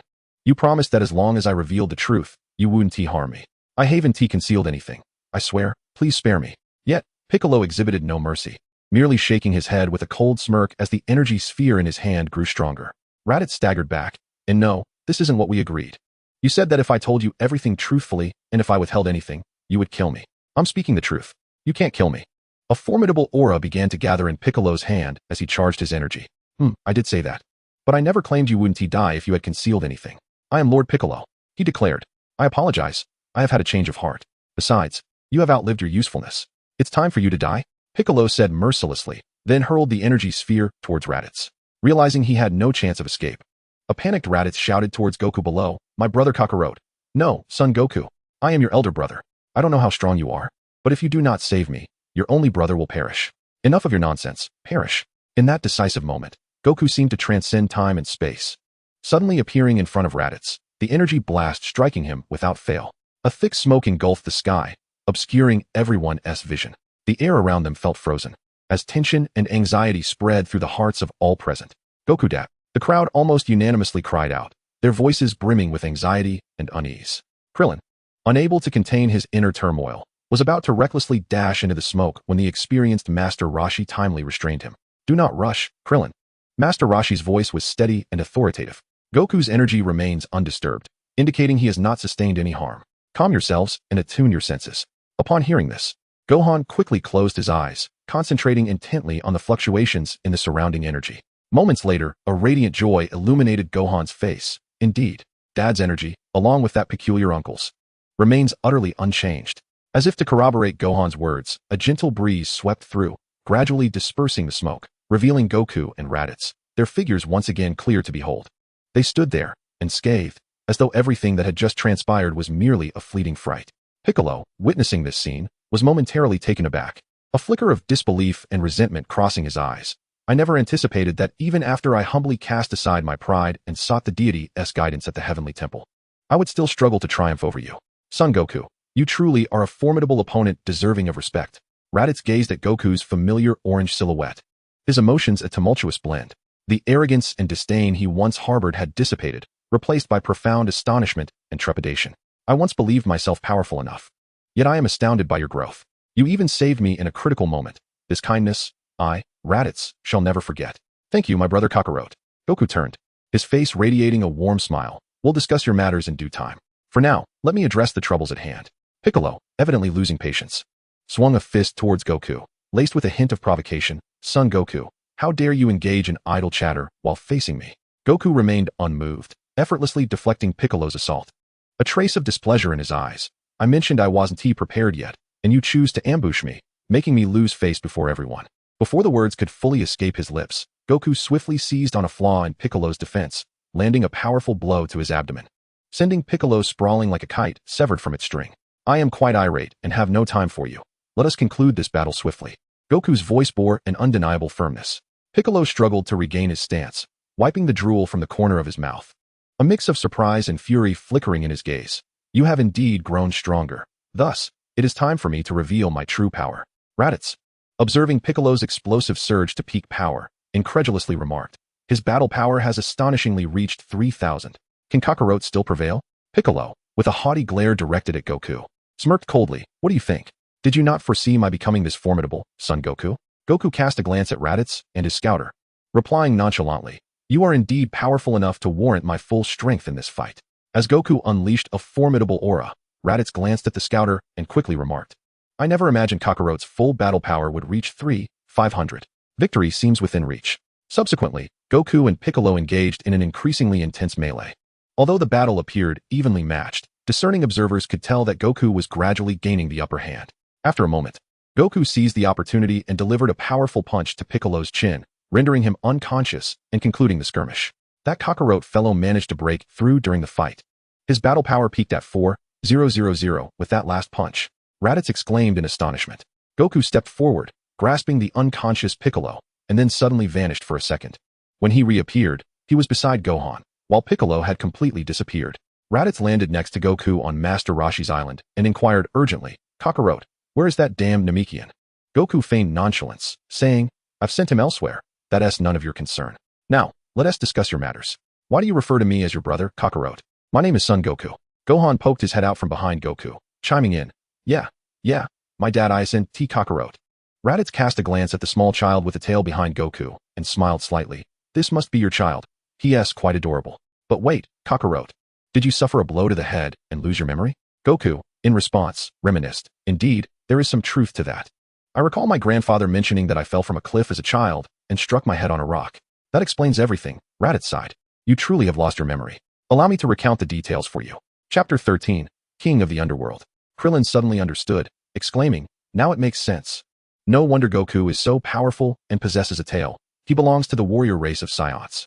Gohan, curious, asked if Dad is a Saiyan. Does that mean I'm a Saiyan too? Raditz interjected, indeed, because of the potent Saiyan bloodline, any child born of a Saiyan, regardless of the other parent's race, will possess Saiyan heritage. Such children are known as hybrid Saiyans. However, the concentration of Saiyan blood may vary from one hybrid to another. Generally, Saiyans do not interbreed with other races. The noble blood of Saiyans should not mix with that of others. Gohan nodded, seemingly grasping the concept. So, I'm a hybrid Saiyan. So, you came across galaxies just to recruit me into your team? Goku questioned Raditz, perplexed. Yes, Kakarot, it is as simple as that. After all, the only remaining Saiyans are myself, my two companions, and you. Oh, and of course, your son, Raditz replied with a smile. Goku glanced at Raditz's scouter and remarked, that's not entirely accurate. Our planet possesses a remarkable treasure known as the Dragon Balls. By gathering all 7, one can summon the eternal dragon. And we might attempt to resurrect those Saiyans who have perished but have yet to be reincarnated. Raditz, his eyes wide with astonishment, exclaimed, is it true that such a wondrous thing exists on Earth? Indeed, it can grant any wish of the summoner. Goku replied with a broad smile. Marvelous. If that is the case, our parents could be brought back to life. But such a powerful artifact, did you Earthlings create it? Raditz asked excitedly. Alas, the eternal dragon cannot revive anyone who has been dead for over a year, and the Dragon Balls were crafted by our celestial deity, who is, in fact, a Namekian. The individual who nearly killed you just now is the embodiment of the dark thoughts expelled by the deity long ago, Goku explained earnestly. Ah, what a pity, Raditz sighed. However, if the Dragon Balls were created by the Namekians, it is not so surprising. It is said they possess some extraordinary abilities by nature. May I see the device you have on your ear? Goku suddenly became intrigued by the machine attached to Raditz's ear. Without hesitation, Raditz removed it and handed it to Goku. Sure, here you go. After inspecting it carefully for a moment, Goku decisively crushed the device in his hand, offering an awkward smile as he said, "My apologies. I didn't realize it was so fragile." Raditz blinked in surprise, but quickly regained his composure. No worries. I can just request another one when I return to the army. In a distant corner of the universe, on an unknown planet, a rugged and exuberant voice suddenly echoed. Prince Vegeta, did you hear that? The information just transmitted from that fool Raditz mentioned the Dragon Balls. Immediately, a haughty yet irate voice responded, "Of course I heard, Nappa. I am not deaf. Do not trouble me with such foolish inquiries again, or you shall face the consequences." The man referred to as Nappa quickly apologized. Yes. I understand, Your Highness. I merely became excited upon hearing such incredible news. Do not let it happen again. Vegeta commanded. Understood, Your Highness. By the way, Raditz's signal has suddenly been cut off. Could it be that Kakarot has killed him? After all, Saiyans are not particularly sentimental. Should we not go to Earth and use the Dragon Balls to revive him? That is a possibility. We shall indeed go to Earth, but not to resurrect that worthless Raditz. Instead, I shall seek immortality. Prepare the ship for our journey to Earth. As Vegeta strode towards the spaceship, lost in his thoughts, Nappa hurried to catch up, calling out, "Hey, wait for me, Prince Vegeta? Brother, what are your plans now?" Raditz pondered for a moment. Our earlier conversation must have been overheard by my teammates, and now my signal has been interrupted. Based on my understanding of my comrades and their knowledge of the Saiyans, it is highly probable that they will believe you have slain me. Therefore, it is imperative that I elucidate the truth to them. They will undoubtedly come to Earth seeking vengeance on my behalf and utilize the Dragon Balls to resurrect me. Given the velocity of our spacecraft, they are likely to arrive on Earth in roughly a year. I intend to await their arrival here and subsequently depart with you, Raditz declared with unwavering resolve. Goku scratched his head, responding, "That's a noble thought, but I have no intention of leaving Earth for the time being. If you wish to wait for them, you are welcome to stay at my home. Furthermore, your comrades may not come to Earth solely for retribution. They might seek to harness the power of the Dragon Balls for themselves." Upon hearing this, Raditz's expression contorted into one of fury, and he suddenly roared at Goku. "I refuse to believe that. You are mistaken. We are comrades bound by life and death, and they would never act in such a manner." Goku gently patted Raditz on the shoulder, offering reassurance. "Calm down. We will see how they choose to act once they arrive. For now, let me take you home." Raditz clenched his jaw, suppressing his anger, and nodded, "Very well." Goku and Gohan hovered atop the flying Nimbus, gazing down at Master Roshi, Krillin, and the others. Listen carefully. Everyone, in preparation for the impending arrival of the Saiyans in a year, we must not allow ourselves to grow complacent. I cannot guarantee that I will always be able to protect Earth. You all must train diligently to enhance your strength. Farewell. With that, Goku soared away with Gohan. In the Heavenly Temple, the Kai was busy with his duties when a figure materialized before him. Upon closer inspection, the Kai exclaimed in surprise, "Goku, what brings you here? Shouldn't you be at home with your brother and family at this hour?" Goku scratched his head and replied with a grin, "Hee, I've settled everything at home.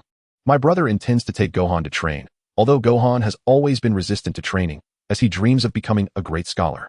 However, my brother cannot tolerate the weakness of his Saiyan nephew and has insisted on rigorous training. Chi-Chi also believes that as family, they should spend more time together to strengthen their bond, so she agreed to it. As for me, I wish to continue training here to become stronger.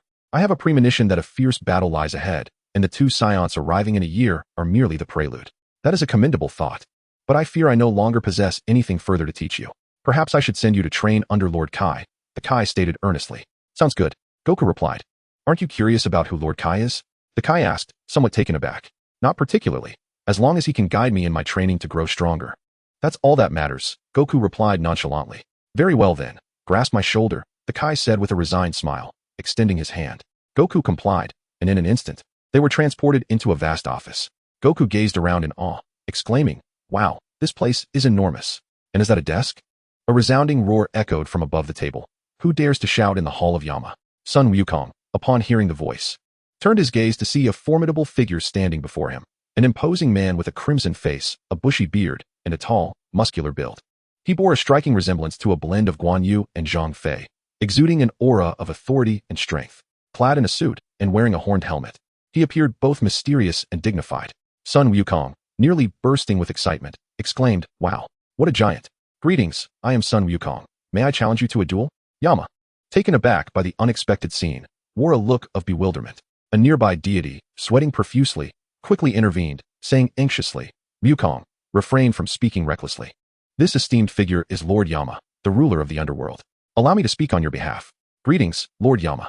I am a deity from a planet in the North Galaxy known as Earth. I have brought this esteemed son Wukong here in hopes that he may receive your guidance in his training. After a conversation, Yama instructed his attendants to lead Wukong down the path of serpents. Once the deity and Wukong had departed, Lord Yama pondered, this son Wukong possesses a truly extraordinary soul. He is one who should have perished long ago, yet he thrives still, his spirit so potent that it seems as though the souls of two have merged into one. Chapter 14, Warriors and Saiyans. Date, November 3rd, 762 AD. Gohan, you have made considerable progress this year. Gohan brushed off the dust from his attire, beaming with delight as he replied, Uncle Raditz, I believe I have finally passed your training. Does this mean you will no longer insist on my continuous training? Raditz cast a dismissive glance at him, his tone laced with mild discontent.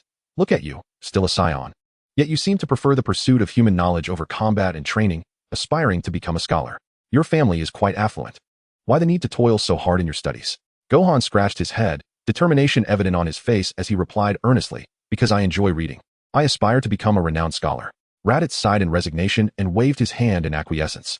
Very well, if even Kakarot supports your scholarly pursuits, then I shall not oppose you. Proceed as you wish. Elated by this response, Gohan leapt into the air, exclaiming, Thank you, Uncle Raditz. Raditz frowned, correcting him. Do not call me uncle. It makes me feel old. Simply refer to me as brother.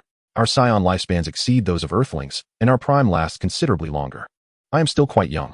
Gohan nodded eagerly, obediently adjusting his address. Oh, brother. By the way, where has your father gone? That fellow has been leisurely strolling and fishing since he returned from training with the North Kai half a year ago, teaching me the Kaioken, but neglecting his own training. Where is he off to today? Raditz inquired with curiosity. I'm not sure, but I saw him this morning saying he was going to the East City to buy ingredients. Gohan replied, scratching his head. Humph, that Kakarot. How could he personally engage in such trivial matters meant for women? The Kaioken technique he taught me. I have only managed to master it to twice the power.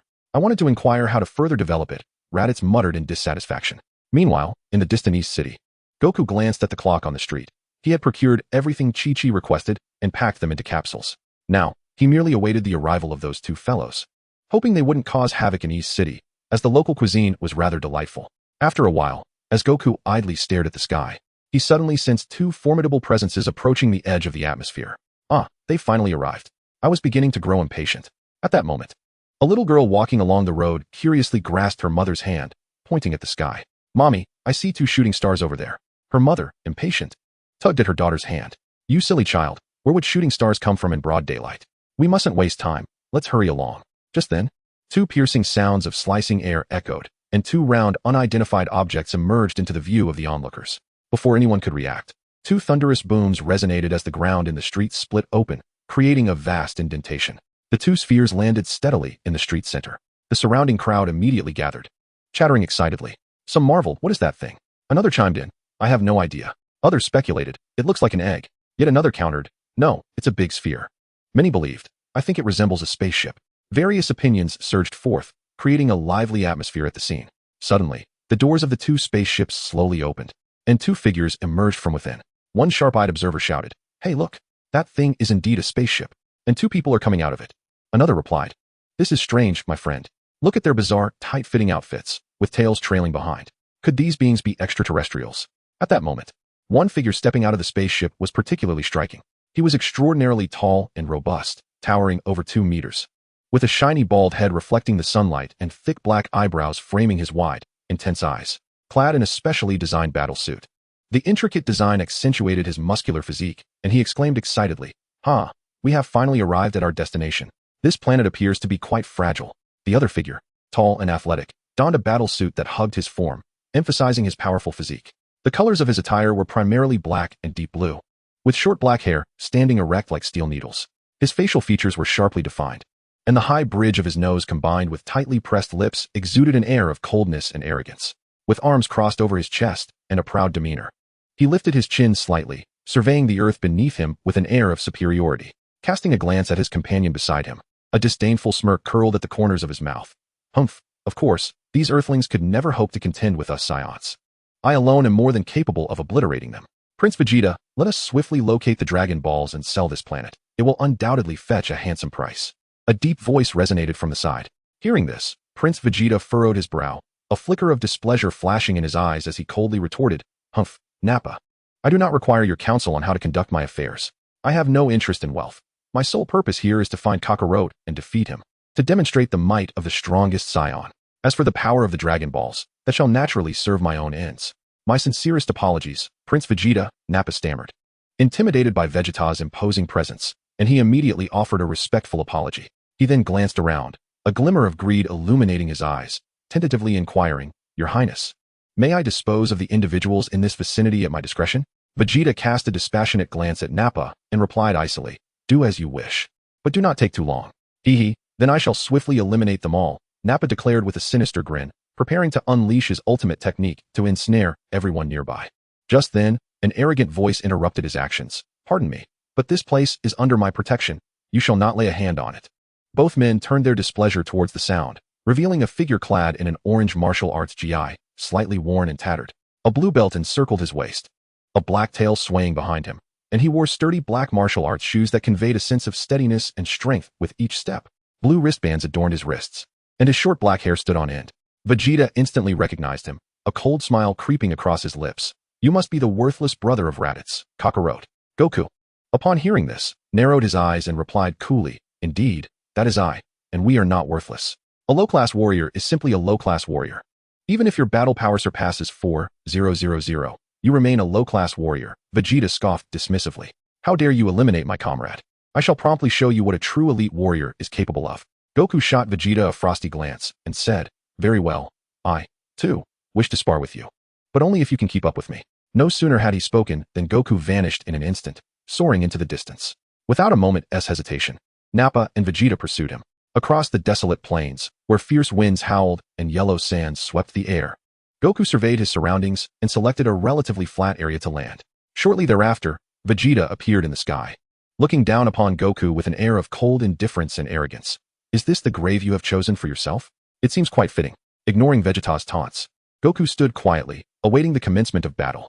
At that moment, Nappa approached Vegeta and said, "Prince Vegeta, allow me to deal with this fellow first."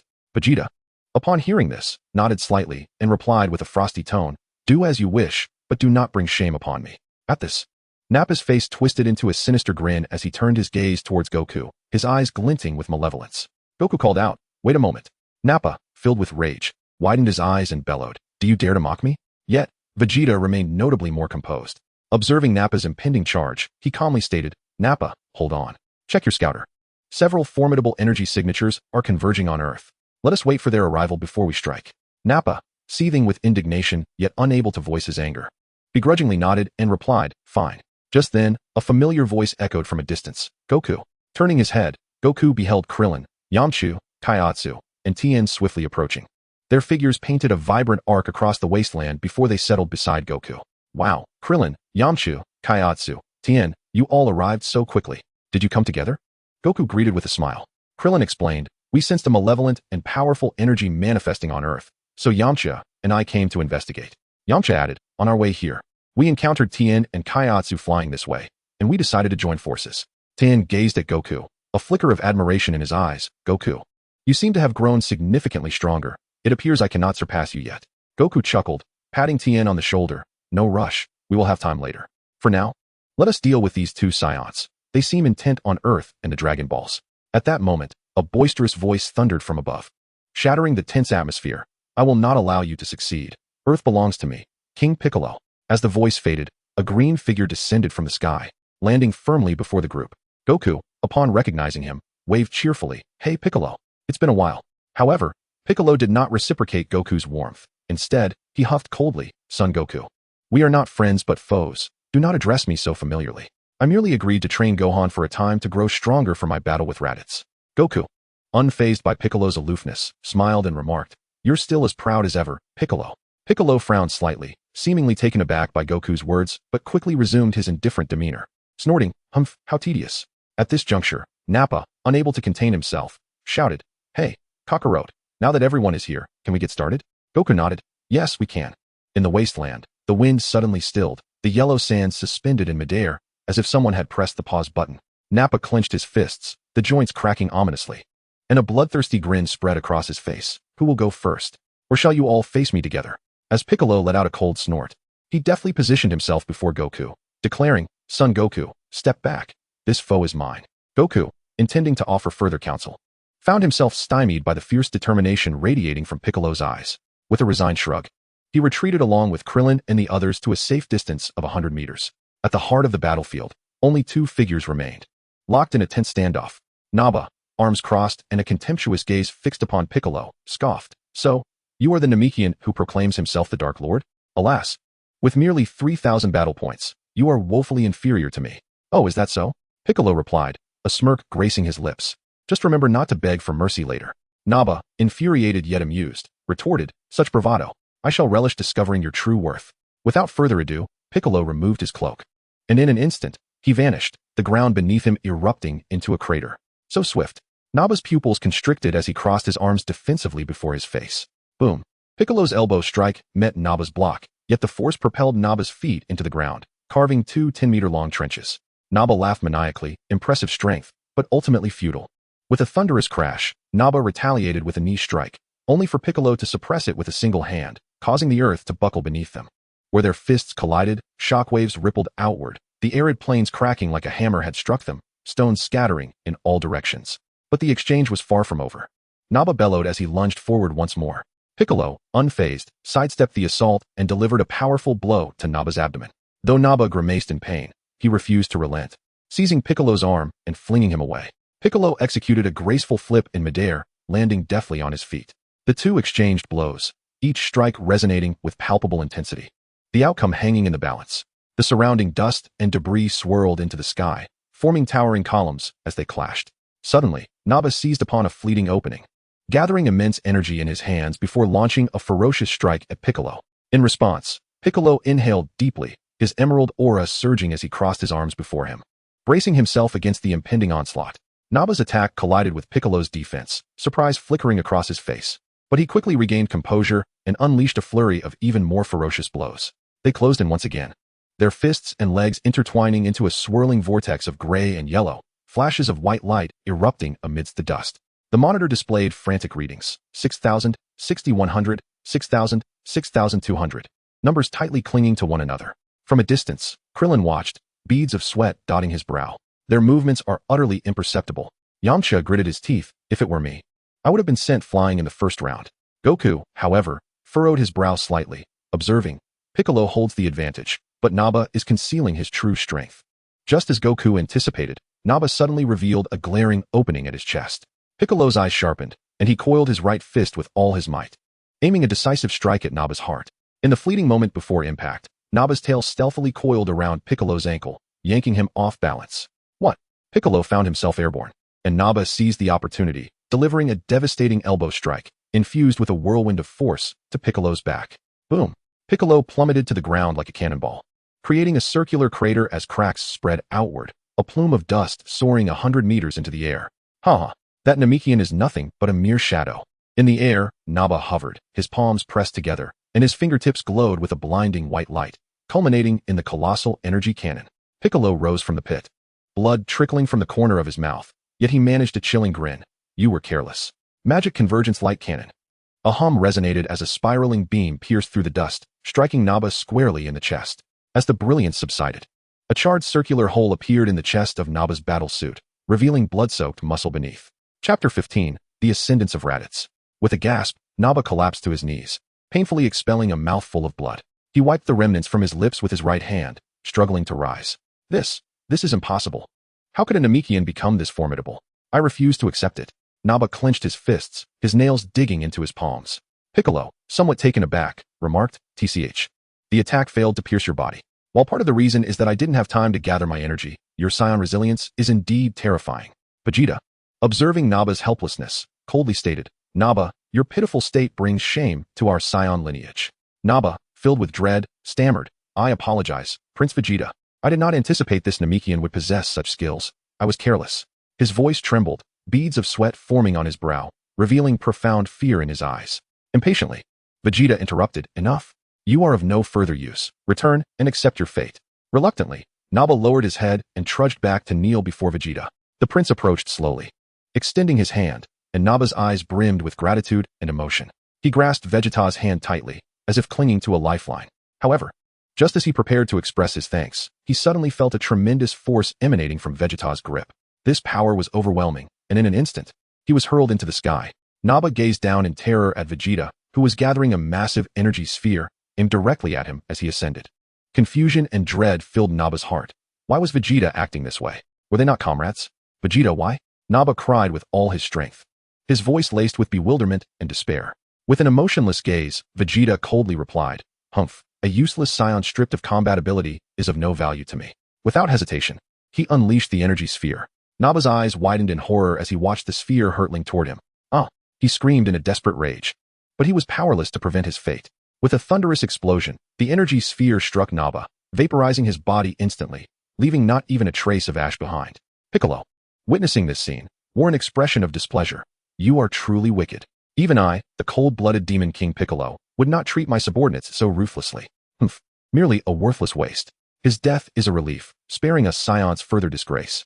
Vegeta scoffed disdainfully and remarked, "As for you, Namekian, I never anticipated that you would possess the strength to defeat Nappa. However, this is your limit. Now, allow me to demonstrate the true power of the elite Saiyans." His tone was imbued with confidence and arrogance. "Humph, bring it on," Piccolo retorted defiantly. At that moment, Goku, who had been observing from the sidelines, could no longer contain himself. "Hey, wait a minute, Piccolo. You're being too cunning. I entrusted Nappa to you. It's my turn to face Vegeta now." Just then, Raditz, flying in with Gohan, shouted from a distance, "Kakarot, wait. We are not enemies of Prince Vegeta. I couldn't save Nappa in time. But I cannot bear to watch you be slain by him." The number of Saiyans was already dwindling. Vegeta cast a cold glance at the landing Raditz and spoke icily. "I never expected you to survive.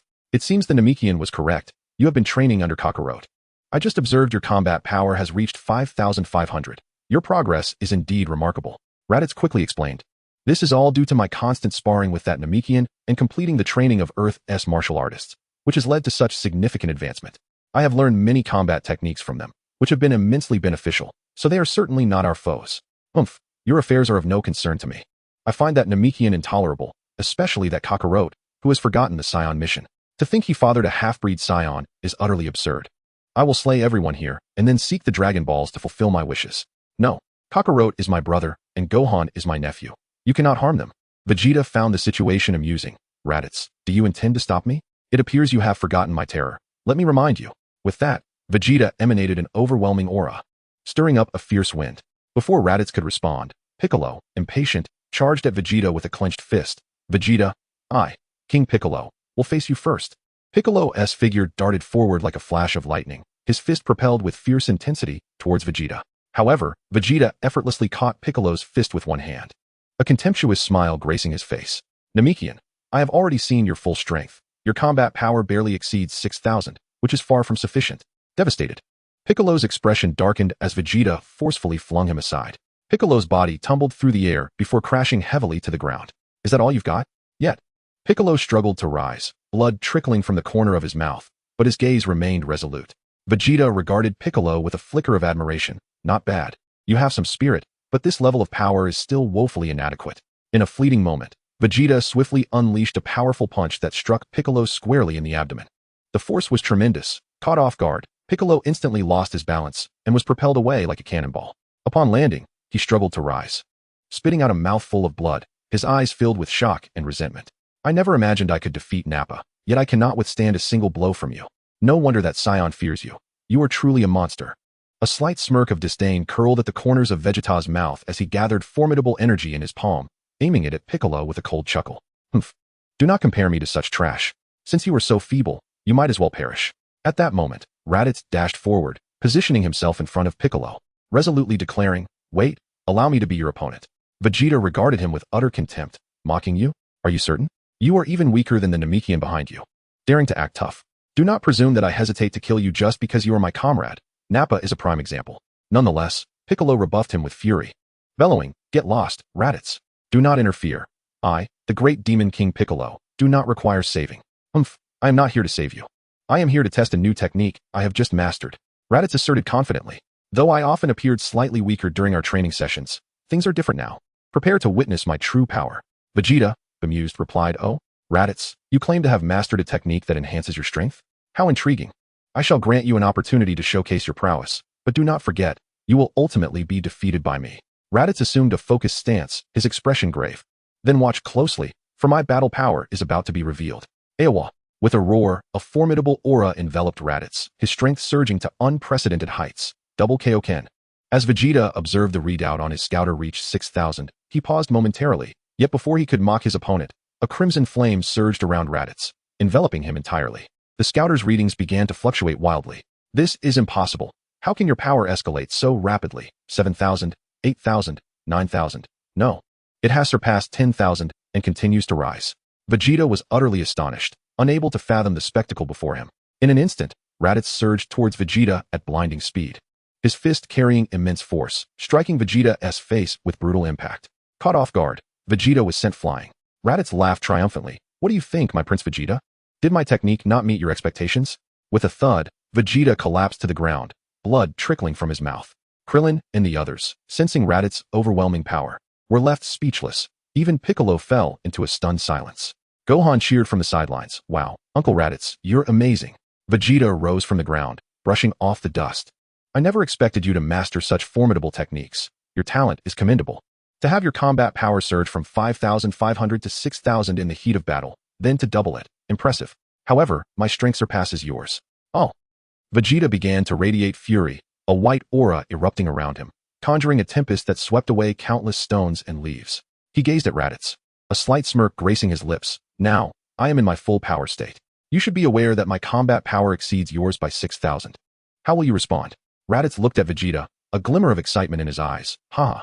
Vegeta, you truly are powerful, but I shall not retreat. I have mastered the perception of ki and am acutely aware of the disparity in our strengths.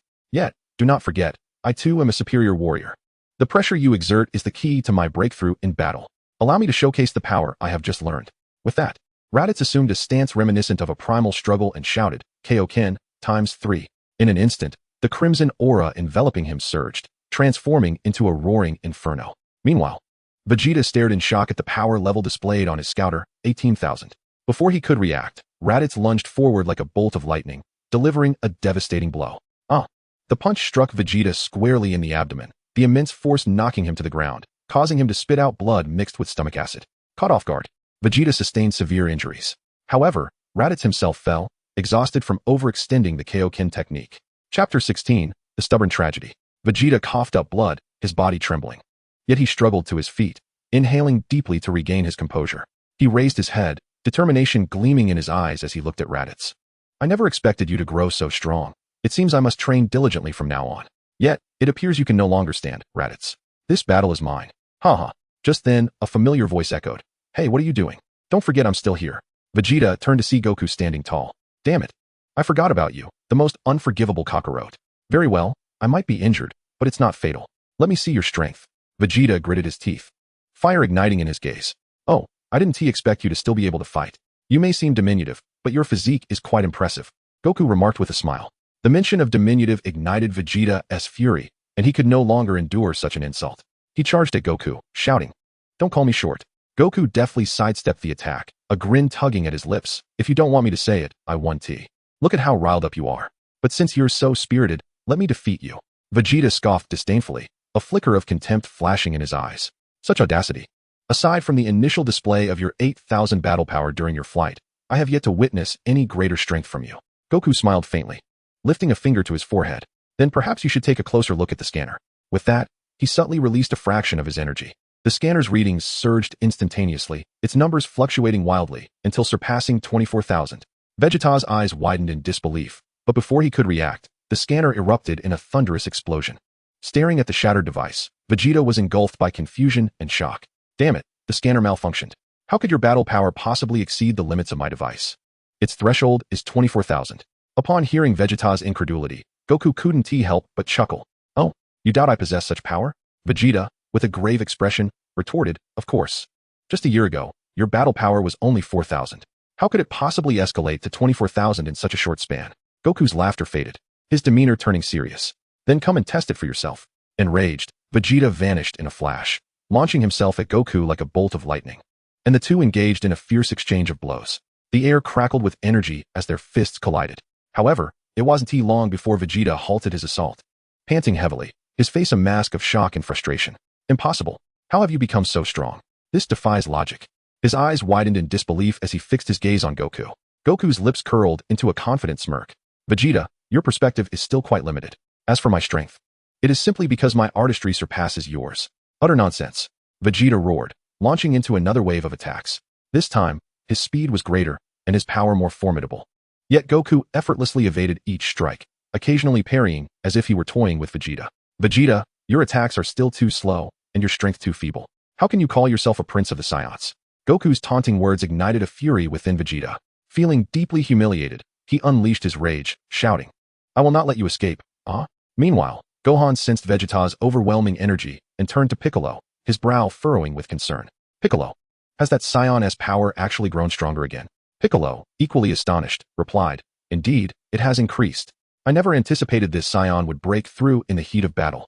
The Saiyan race is truly formidable. Vegeta's energy has increased by at least a third. By the way, Gohan, how is Raditz faring? Gohan quickly reassured him, Don't worry. Uncle Piccolo, I've checked, and Uncle Raditz merely fainted. He is not seriously hurt. Good. Let us continue to observe the battle. Despite some reluctance, even with Vegeta's heightened energy, it merely equated to about 2/3 of Goku's current power. It is truly perplexing how Goku trained under King Kai, transforming into such a formidable force, akin to a monster. Piccolo expressed his astonishment. Indeed, Father has become remarkably powerful, Gohan concurred. Goku effortlessly evaded Vegeta's onslaught, wearing a mocking grin as he remarked, Is this all the strength you muster when you're angry, Vegeta? What a disappointment. You scoundrel. Aya. Vegeta roared in fury, his energy surging violently. Yet he could never land a blow on Goku. Oh, my technique seems quite effective, doesn't it? Clearly, it suits you well. Look, with my assistance, your power has increased by approximately a quarter of what it was just moments ago. You ought to express gratitude for my role in your enhancement. Goku continued to taunt. However, Vegeta was not amused by Goku's words. Instead, he launched even more ferocious attacks, exclaiming, Damn you, Val Kakarot. After a while of toying with Vegeta, Goku noticed that his energy had plateaued and said, Hey, it seems you've reached your limit. Let's call it a day. After all, you're unable to defeat me. Perhaps you should return and come back when you're stronger. Vegeta disregarded Goku's words, persistently employing his princely combat style to assault his opponent. Goku frowned slightly, pondering, Why is this guy so stubborn? Does he truly wish to fight to the bitter end? In the next moment, Goku vanished in a flash, reappearing above Vegeta, and with the swiftness of lightning, he delivered a powerful kick downward. This strike was forceful enough to send Vegeta plummeting towards the ground. Yet, Goku utilized instant transmission once more, arriving at the ground just before Vegeta's descent. Following this, he unleashed a heavy punch directly to Vegeta's chin. This flurry of attacks left Vegeta utterly defenseless, ultimately rendering him unconscious on the ground. Goku gazed down at the incapacitated Vegeta, shook his head, and sighed in resignation. Subsequently, he seized Vegeta's tail and effortlessly tossed him into the spacecraft from which he had arrived. Goku quickly located the return button and pressed it without hesitation. With a faint sound, the ship began to ascend slowly, gradually distancing itself from the ground and soaring into the horizon. Watching the vessel disappear from sight, Goku nodded in satisfaction, murmuring to himself, Ah, how delightful it is to be young. I could easily drift off to sleep. At that moment, the others arrived on the scene, and Krillin was taken aback to discover that Goku had let Vegeta go, a surge of anger welling up within him. He had intended to prevent this from happening, but events unfolded too rapidly. By the time he arrived, Vegeta's ship had already vanished into the sky. Goku, what on earth are you doing? Why did you let this Saiyan go? Are you not aware that he is a notorious villain in the universe? Krillin exclaimed, his eyes wide with disbelief.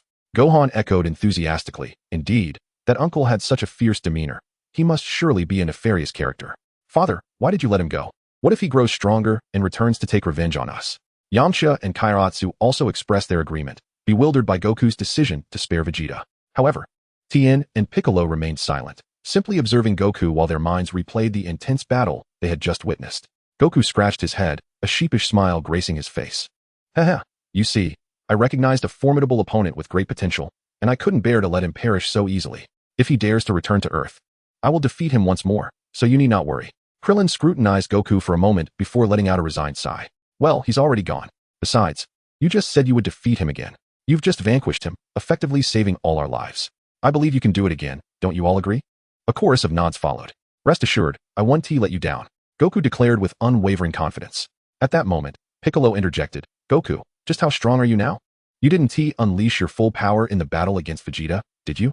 Moreover, the Kaioken technique that Raditz employed, Its very name suggests it was taught by you. Surely, you have mastered this technique that doubles 1's fighting prowess? Haha, you see right through me. Indeed, I still have some energy in reserve. And I certainly know the Kaioken, Goku admitted with a grin. Humph, don't get too cocky. I, Piccolo the Demon King, will not easily concede defeat. When we meet again, I will surely triumph. Piccolo declared fiercely before turning and soaring away. Tien looked at Goku with a resolute gaze. I feel the same way. Although you may currently possess greater strength, I will relentlessly train. Remember, do not become complacent due to a temporary lead, or I will swiftly catch up and surpass you. Farewell. With that, Tien took to the sky alongside Kaiotsu. Krillin waved goodbye to the group before departing himself. Soon, only Goku and Gohan remained. Gazing at the distant figures of Tien and Krillin, their hearts filled with reflection. Goku smiled at Gohan. All right, son, it's time for us to head home. Today was truly an exhilarating battle. Gohan nodded, and Goku, carrying both Gohan and the unconscious Raditz, activated instant transmission, and with a whoosh, the three vanished from the spot. Chapter 17. Journey to Namek. In a distant corner of the universe, at Frieza's stronghold, Frieza sat upon his throne. So what is the situation? He inquired coldly. Shall we head to Earth, or should we choose Namek instead? A subordinate cautiously posed the question. Frieza's chilling and authoritative voice echoed throughout the hall. Ho ho ho. Going to Earth would be a waste of time. Besides, the Dragon Balls on Namek are likely far more powerful than those on Earth. Thus, we shall proceed to Namek. Understood, Lord Frieza. The minions responded in unison. By the way, remember to summon the Jinyu Force. I have an ominous feeling, Frieza added. As you command. I shall contact them immediately. His subordinate hurriedly retreated. Meanwhile, in a hospital on Earth, Goku sat vigil by the bedside, anxiously observing Raditz, who lay bandaged and attempting to rise. Brother, you cannot get up yet. You have been unconscious for 3 days and just awakened. You need to rest. Goku urged with concern. It's nothing, Raditz replied softly, yet ultimately acquiesced to Goku's advice and reclined once more. You have multiple fractures, and your internal organs and blood vessels have sustained damage. Using the Kaioken X3 is still too much for you. Raditz sighed, I am too weak. It appears I must train diligently from now on. Brother, when you recover, will you return to Frieza's army? Goku inquired. I have already had conflicts with Prince Vegeta, so it seems I can no longer return to Frieza's forces. I have yet to decide where my future lies. At that moment, Gohan, who had been working on his exercises, perked up and exclaimed, Then, Uncle Raditz, you can stay on Earth.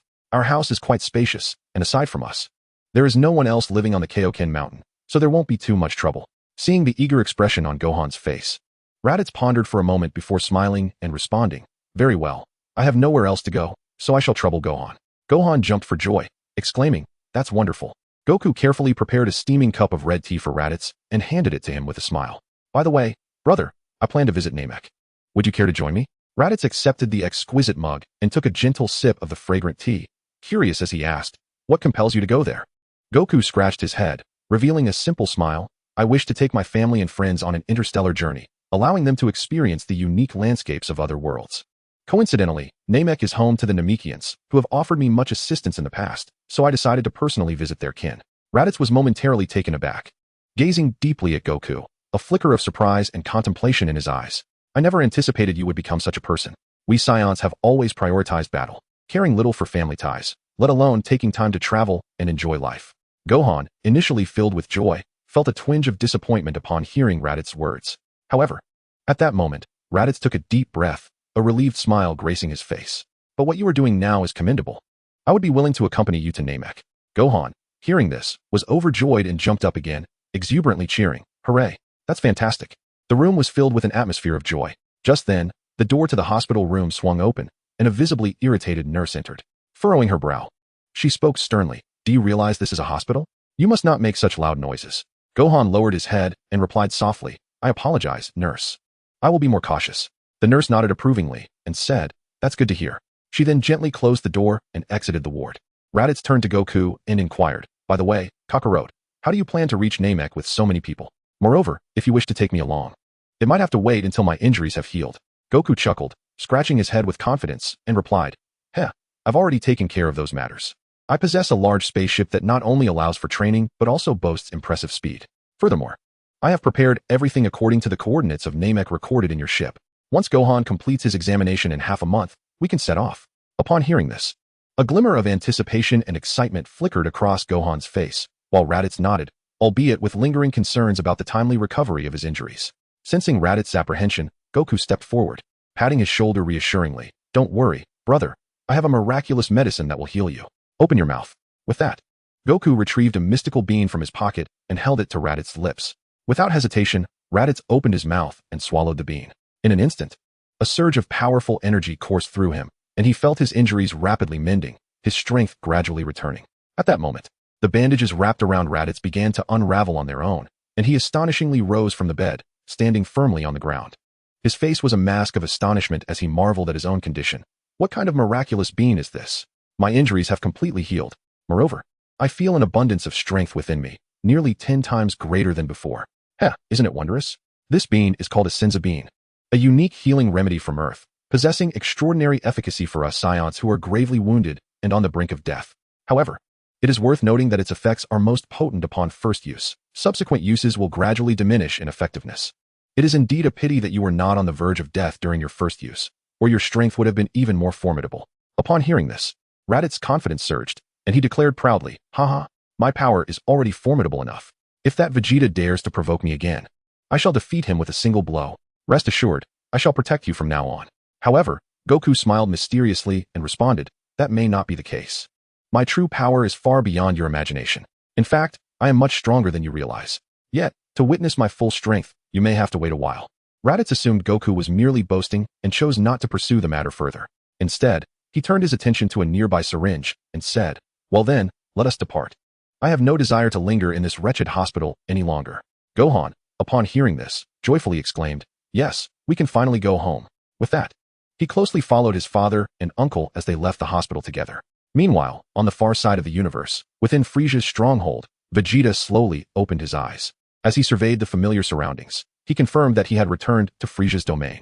Clenching his fists in fury, he muttered to himself, "That detestable Kakarot dares to repeatedly insult me, the prince of all Saiyans. I shall never forgive him." With a surge of powerful energy, he shattered the nutrient pod around him and emerged. At that moment, a voice resonated, "You have finally awakened, Vegeta. Given the severity of your injuries, I anticipated that it would take you quite some time to regain consciousness. I am genuinely astonished that you have awakened in less than a day. Your resilience is nothing short of miraculous. How do you feel?" Vegeta assessed his strength, a slight smirk playing on his lips as he replied, "Humph, Kakarot. It seems you have provided me with quite a few surprises. However, when next we meet, I shall repay you in kind. By the way, Vegeta, Lord Frieza has summoned you to remain on standby at the base," a scientist informed him. "And where is Frieza?" Vegeta inquired, his brow furrowing. "He departed long ago with the Ginyu Force to Namek, stating that he would not punish you this time due to your discovery of the Dragon Balls," the scientist responded. "What? Damn it. It has only been 18 days since I left Earth, yet Frieza's movements are astoundingly swift, even bringing the Ginyu Force along. I cannot allow this. I must hurry. The Dragon Balls are mine," Vegeta exclaimed angrily. The scientist stepped in front of Vegeta, resolutely stating, "No, you cannot leave the base without Lord Frieza's orders." Silence. Vegeta, growing impatient, unleashed a ki blast that instantly vaporized the scientist. He then swiftly boarded a spaceship, racing towards Namek. Inside the vessel, Vegeta was filled with urgency. Acutely aware of Frieza and the Ginyu Force's formidable strength, he could not bear the thought of losing the Dragon Balls. As time passed, the ship drew closer to Namek. Vegeta's gaze was filled with determination and resolve. He was fully prepared to fight for his ambitions. Meanwhile, Goku loaded the final batch of supplies onto the spaceship and called down to Bulma, who was meticulously observing the craft. "Bulma, hurry up. I've finished loading, and everyone else is aboard. We're just waiting for you. If you dawdle any longer, we might leave without you." Bulma, grumbling as she hurried onto the ship, replied, I'm coming. Honestly, you possess such an advanced and massive spaceship, yet you kept it a secret from me until today. I only have half a day to study it. There's hardly enough time. You're so stingy."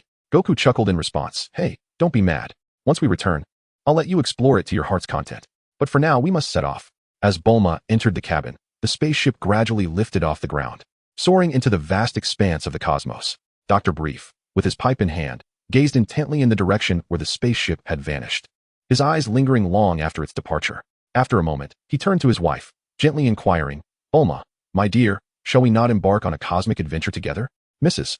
Brief smiled softly, shaking her head as she replied, "Darling, let us remain on Earth. There are many matters requiring my attention, such as tending to our beautiful garden, where my cherished flowers await my care."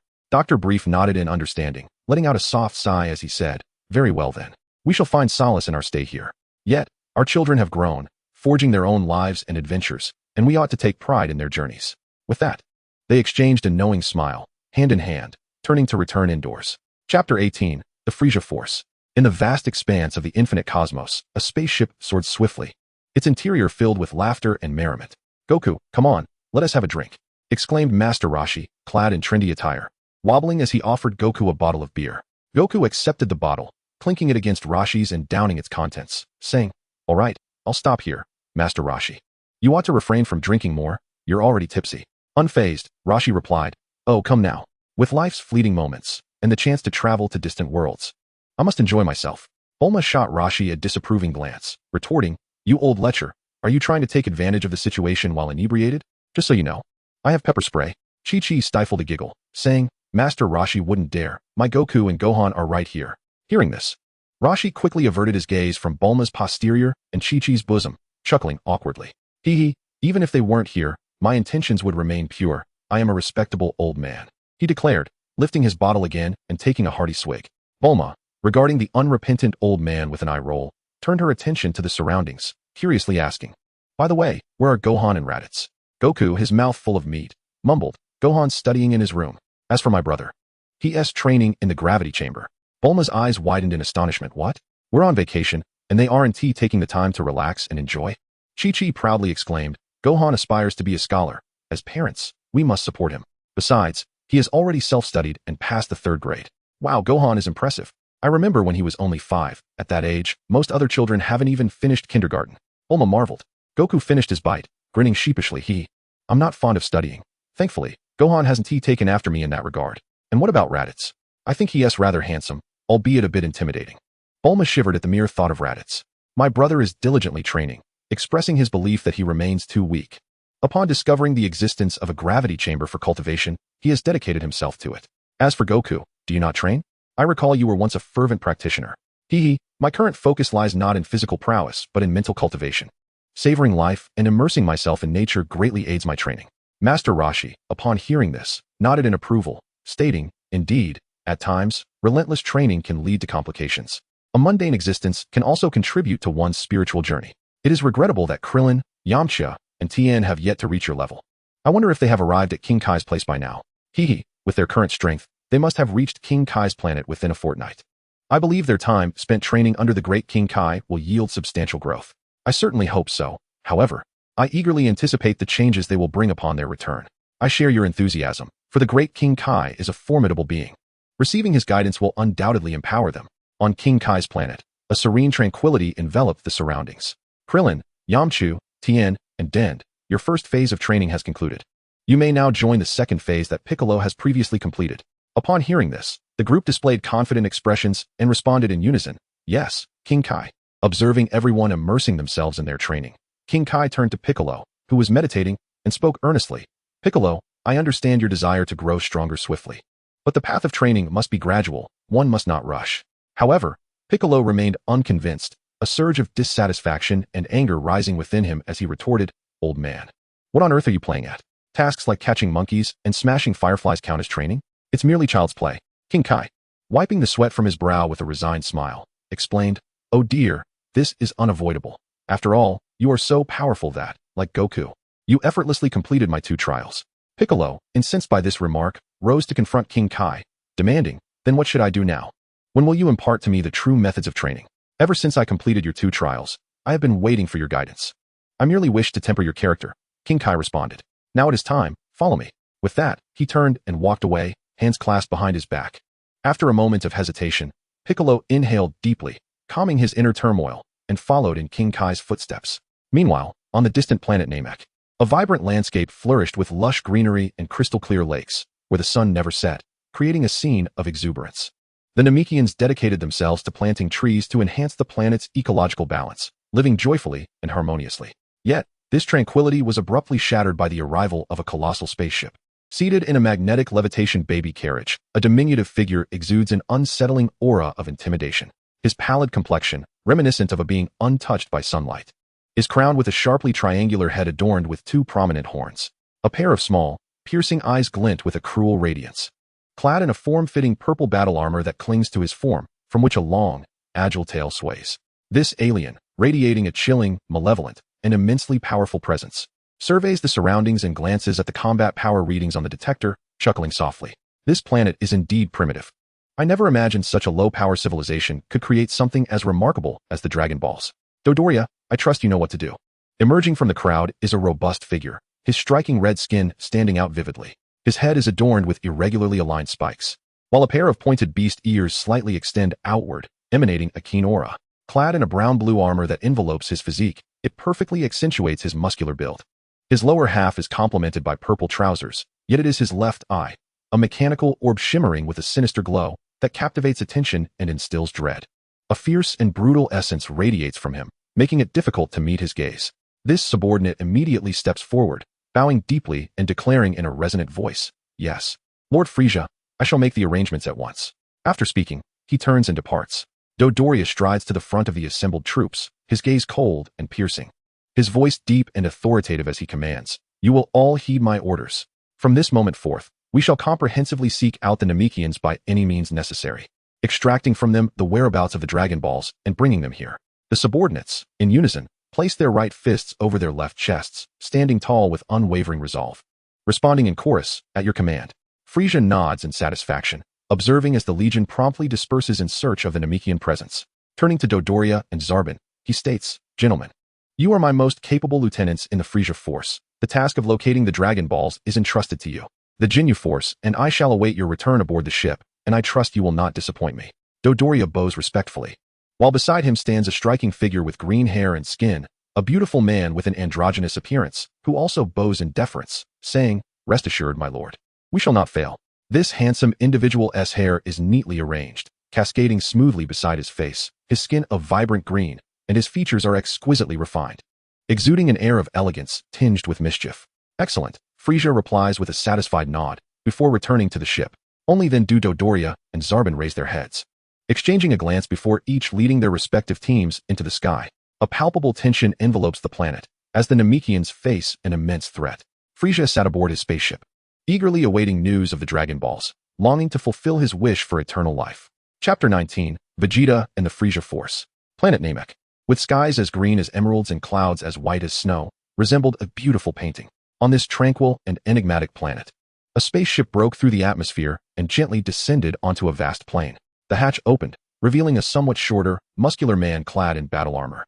His gaze was cold, exuding confidence and authority. This man was none other than Prince Vegeta of the Saiyans.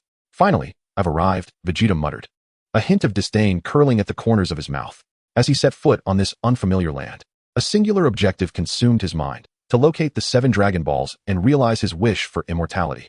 "I hope that Frieza hasn't collected all 7 Dragon Balls yet," Vegeta murmured, a sharp glint flashing in his eyes. "The one destined for immortality is none other than me, Prince Vegeta," he declared loudly, his voice resonating through the air. At that moment, another spaceship slowly descended, landing beside Vegeta's craft. Out stepped an oddly shaped alien. Vegeta, you truly underestimate your own insignificance. Daring to compete with the king for the wish granted by the Dragon Balls. This alien bore a face reminiscent of an octopus, with a broad visage, protruding and menacing eyes, and skin of a dull gray-brown that evoked a sense of uncleanliness, even malevolence. His entire appearance was both grotesque and bizarre, unmistakably marking him as a villain. Clad in the battle attire of Frieza's army, the alien surveyed his surroundings before fixing his gaze intently on Vegeta. With a hint of disdain, he remarked, "Hey, Vegeta, I've heard you've suffered a great deal of humiliation on Earth. You've brought shame upon your Saiyan lineage." In the face of such provocation, although fury surged within him, Vegeta refrained from immediate action, instead regarding the alien with an icy stare, a slight smirk playing upon his lips. "You lapdog of Frieza, do not presume to act so arrogantly here. Do you truly believe you are stronger than I?" Vegeta's voice dripped with sarcasm. Upon hearing this, Chiu's expression darkened, his eyes glinting with malice as he glared at Vegeta. "Humph, Vegeta. You are but a fallen prince, now merely surviving under the shadow of King Frieza." Anger flickered in Vegeta's eyes as he clenched his fists, a potent aura radiating from his body. "Chiu, you will pay for your words. I will show you the true power of Prince Vegeta, the Saiyan." "Heh, anyone can boast," Chiu retorted, but before he could finish his sentence, a powerful energy blast erupted from Vegeta's hand, striking him squarely in the chest. Chiu's body was obliterated, dissolving into a cloud of blood mist that vanished into the air. Vegeta cast a disdainful glance at the spot where his opponent had previously stood, a crooked smile forming on his lips. "TCH, so much talk, yet so easy to defeat. Truly a pitiful display of fireworks." With that, he left behind a silent battlefield and soared into the sky. Dodoria and Zaban, who had just regrouped, gazed at the shattered battle power detector that once belonged to Zaban. Dodoria swallowed hard as he observed the readings on his own device. Did you feel that? Zaban inquired, suspecting that Vegeta's battle power had manifested, only to be obliterated by an even greater force. I suspect it was Vegeta who eliminated Kaiatsu. Zaban, his expression grim, replied, indeed. I witnessed it as well. It must have been Vegeta who dispatched Kaiatsu, but I never anticipated his power could cause my detector to explode. Dodoria, if I recall correctly. Your detector is the latest model. Inform me of Vegeta's current battle power. Dodoria hesitated for a moment before stammering, Vegeta's recently displayed battle power is 30,000. Upon hearing this figure, Zaban furrowed his brow, inwardly cursing, damn it, that accursed Saiyan. I heard he sustained grave injuries on Earth last time. It seems the rumors about Saiyans recovering and enhancing their power after mortal wounds are indeed true. With my current strength, even if I transform, I cannot defeat him. Dodoria, let us proceed together. After a moment's hesitation, Dodoria proposed, what if we summon the Jinyu Force? Zaban immediately dismissed the idea. No. If we leave this matter to the Jinyu Force, our standing will diminish, and it may displease the king. We should handle this ourselves. United, we may yet overcome him. Very well, I shall follow your lead. With that, the two flew toward Vegeta's location. As Vegeta soared through the air, he scanned the landscape below, feeling a sense of relief. Fortunately, Frieza has not yet collected all the Dragon Balls, otherwise it would be troublesome. This thought led him to recall the Dragon Ball he had recently acquired, and he resolved to conceal it in a nearby cave, ensuring it would remain undiscovered for the time being. After a flight, he finally located a secluded cave and cautiously placed the Dragon Ball inside, setting up a few rudimentary defenses. With the task complete, he sighed in relief, muttering to himself, this is something I procured by eliminating many Namekians. It must not be taken from me. However, as he prepared to take off again in search of the second Dragon Ball, he suddenly sensed two powerful auras approaching. Focusing on the energies, Vegeta's brow furrowed, and a cold smile crept onto his face. Those energies belonged to that insufferable fat pig Dodoria and that weakling Zaban. Very well. Come forth. Eliminating you will weaken Frieza's influence. With that, Vegeta descended to a mountainous area, quietly awaiting the arrival of his adversaries. Soon, two figures appeared in the sky, Dodoria and Zaban. Dodoria glanced at Vegeta, a flicker of fear crossing his eyes, yet he feigned composure and spoke. Vegeta, you treacherous one. Not only did you venture to Earth without permission, but you also dared to defy the king's orders to come to this planet. That creature, Chioi, was likely slain by your hand as well, was it not? Do not presume that your combat power of 30,000 grants you the liberty to act as you wish. Zarbin, on the other hand, harbored a different curiosity.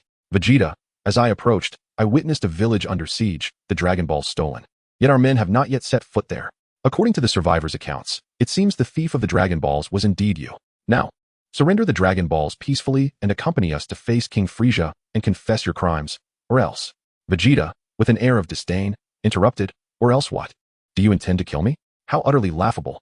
Do you truly believe that the two of you, combined, could defeat me? Spare me your time-wasting threats.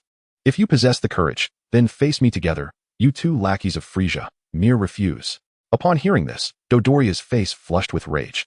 Yet he remained wary of Vegeta's strength, reluctant to act impulsively, and thus turned to Zarbin. Zarbin cast a cold glance at Dodoria, perceiving his ulterior motives. Yet he refrained from immediate action, instead delivering a warning. I am aware of your schemes. I advise you to abandon such thoughts, or once I have dealt with Vegeta, you shall be next. I will ensure that King Frieza hears it was you whom Vegeta dispatched. Without granting Dodoria a moment to react, Zarbin charged towards Vegeta with a fist raised. Observing Zarbin's engagement with Vegeta, Dodoria unhesitatingly joined the fray. The three battled fiercely, seemingly locked in a stalemate, much to the delight of both Zarbin and Dodoria. However, after a brief exchange, Vegeta suddenly retreated, stepping out of the combat zone. I have had my fill of this. If you possess no further tricks, then prepare to meet your demise. Vegeta's voice was chilling, as though he had pronounced their death sentences. In an instant, he unleashed a punch with astonishing speed, his fist piercing through Dodoria's form like lightning.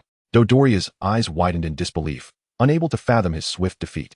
Zarbin, horrified at the unfolding scene, immediately distanced himself from Vegeta. That detestable Saiyan possesses such formidable strength, capable of eliminating Dodoria without my awareness. Our combined efforts yielded no results. My combat power has never matched yours, and now I find myself utterly defenseless. It seems my only chance of survival lies in transformation. With that, Zarbin began to transform, his visage becoming increasingly grotesque and bizarre.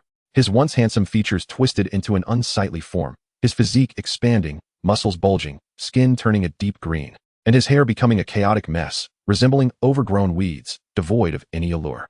His eyes shrank, while his mouth widened, revealing a set of sharp teeth that appeared exceedingly repulsive. As Vegeta marveled at Zarbin's transformation, the latter, having completed his metamorphosis, soared away into the air. However, just as Sabo had flown a short distance, a figure suddenly emerged before him, obstructing his path. You wish to flee? It will not be so simple. Vegeta scoffed, a hint of disdain lacing his voice. Sabo's heart sank at the sight of Vegeta barring his way, yet he did not retreat. Instead, he opted to charge forward.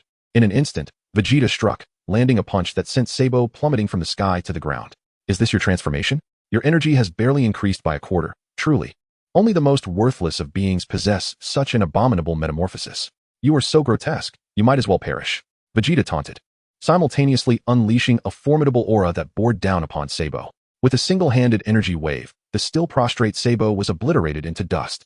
Vegeta nonchalantly brushed off a speck of ash from his hand, remarking, "Humph, what filthy fireworks. Now, it is time to continue my quest for the Dragon Balls." He mused to himself. Just as he was about to take flight, a familiar yet loathsome voice echoed from a distance. "Found you, traitor Vegeta." The unexpected voice made Vegeta furrow his brow, recalling memories of their past encounters that ignited a surge of anger within him. He turned around to find 5 figures swiftly materializing before him. As triumphant music began to play, these individuals commenced a ludicrously awkward dance. Vegeta's eyes widened in disbelief as he watched them assume various bizarre poses, unable to suppress the embarrassment that washed over him. He felt as if the very ground beneath him was transforming into an uncomfortable space, as though his toes might excavate a 3-bedroom apartment from the earth. Then, in unison, they shouted, "Ginyu Force! Ginyu Force! Ginyu! Fight! We are the Ginyu Force!" Vegeta clenched his fists, gritting his teeth as he beheld this spectacle. Taking a deep breath, he endeavored to maintain his composure, bracing himself for the imminent confrontation. After all, Vegeta understood all too well that this so-called Ginyu Force was far from benevolent. Their appearance heralded the onset of a fierce battle. Chapter 20, Arrival at Namek. Within the confines of the spaceship Shenron, a voice announced, "Master, we shall arrive at Namek in half an hour. Please be patient." Goku scratched his head, exclaiming, "Oh, we're almost there? I thought it would take a bit longer. Ugh. I thought it would be slower." Bulma approached angrily, voicing her dissatisfaction. "Humph, it's all your fault, Goku. You insisted on descending to admire the beautiful planets in the universe, prolonging what should have been a 6-day journey to nearly 22 days. If we hadn't lingered on several planets along the way, we would have reached Namek by now." Chi-Chi came over and hugged Goku's arm, soothingly saying, "Don't be upset, Bulma. Goku just wanted us to enjoy our time on other planets. After all, we are on a journey, and it is delightful to glimpse the scenery of various worlds." Bulma found herself somewhat overwhelmed by the unexpected display of affection. "All right, you two. Since you are a couple, it's only natural for you to support each other. Along this journey, I have certainly been inundated with your displays of affection. I have longed to venture out on my own," remarked Gohan as he exited the study room, his excitement palpable. "Aunt Bulma, have we arrived?" he inquired eagerly. "Yes, Gohan. I trust you have completed your studies?" Bulma responded gently. "Indeed. Now I can enjoy some delightful time on Namek with you all," Gohan replied with exuberance. "Wonderful. I wonder if there are any dashing young men on Namek with whom I could have a romance. I tire of witnessing Goku and Chi-Chi's incessant displays of affection." Bulma lamented. Clearing his throat, Goku interjected, "Ahem, prepare the items you need while I fetch my brother. If I don't keep an eye on him, he will undoubtedly remain in the gravity chamber, lost in training. Gohan, you should wake Master Roshi from his slumber." "Understood," Gohan responded, quickly making his way to Master Roshi's quarters, while Goku turned to find Raditz. Watching them depart, Chi-Chi felt a surge of delight. She quietly approached Bulma, gently grasping her arm to draw her closer. Bulma cast a puzzled glance at Chi-Chi, but complied. Leaning in, Chi-Chi whispered, "Bulma, I find Raditz quite appealing. Why not consider him?" At this, Bulma chuckled softly, shaking her head. "Him? That training fanatic Raditz? I don't think we would be a suitable match. Besides, I am off to Namek in search of my princely hero." As their conversation continued, Gohan and Master Roshi, along with Goku and Raditz, strolled towards them, engaged in their own chatter. "Brother, it's astonishing that in just 20 days, you have conquered 100 times the gravity," Goku exclaimed with a grin. "Indeed. I owe you a great deal. Without your assistance, I would have managed only 50 times the gravity in such a short span." "Those magical Senzu Beans you provided were truly miraculous," Raditz replied, pausing momentarily. "They not only heal wounds, but also restore stamina and mental acuity to their peak, enhancing our Saiyan combat prowess. Alas, I am down to just 3. Their effectiveness in boosting my power has diminished," he continued with a sigh. "Once these are depleted, I shall simply request more from Corinne upon returning to Earth. The reduced efficacy is likely due to my cells growing accustomed to this form of healing." Goku chuckled. "Next time, we can try a different healing method. It's a minor issue. But enough of that. Brother, Would you like to measure your current maximum power level? Raditz replied, if your ship possesses that capability, let us proceed. I too am curious about my current strength. Excellent.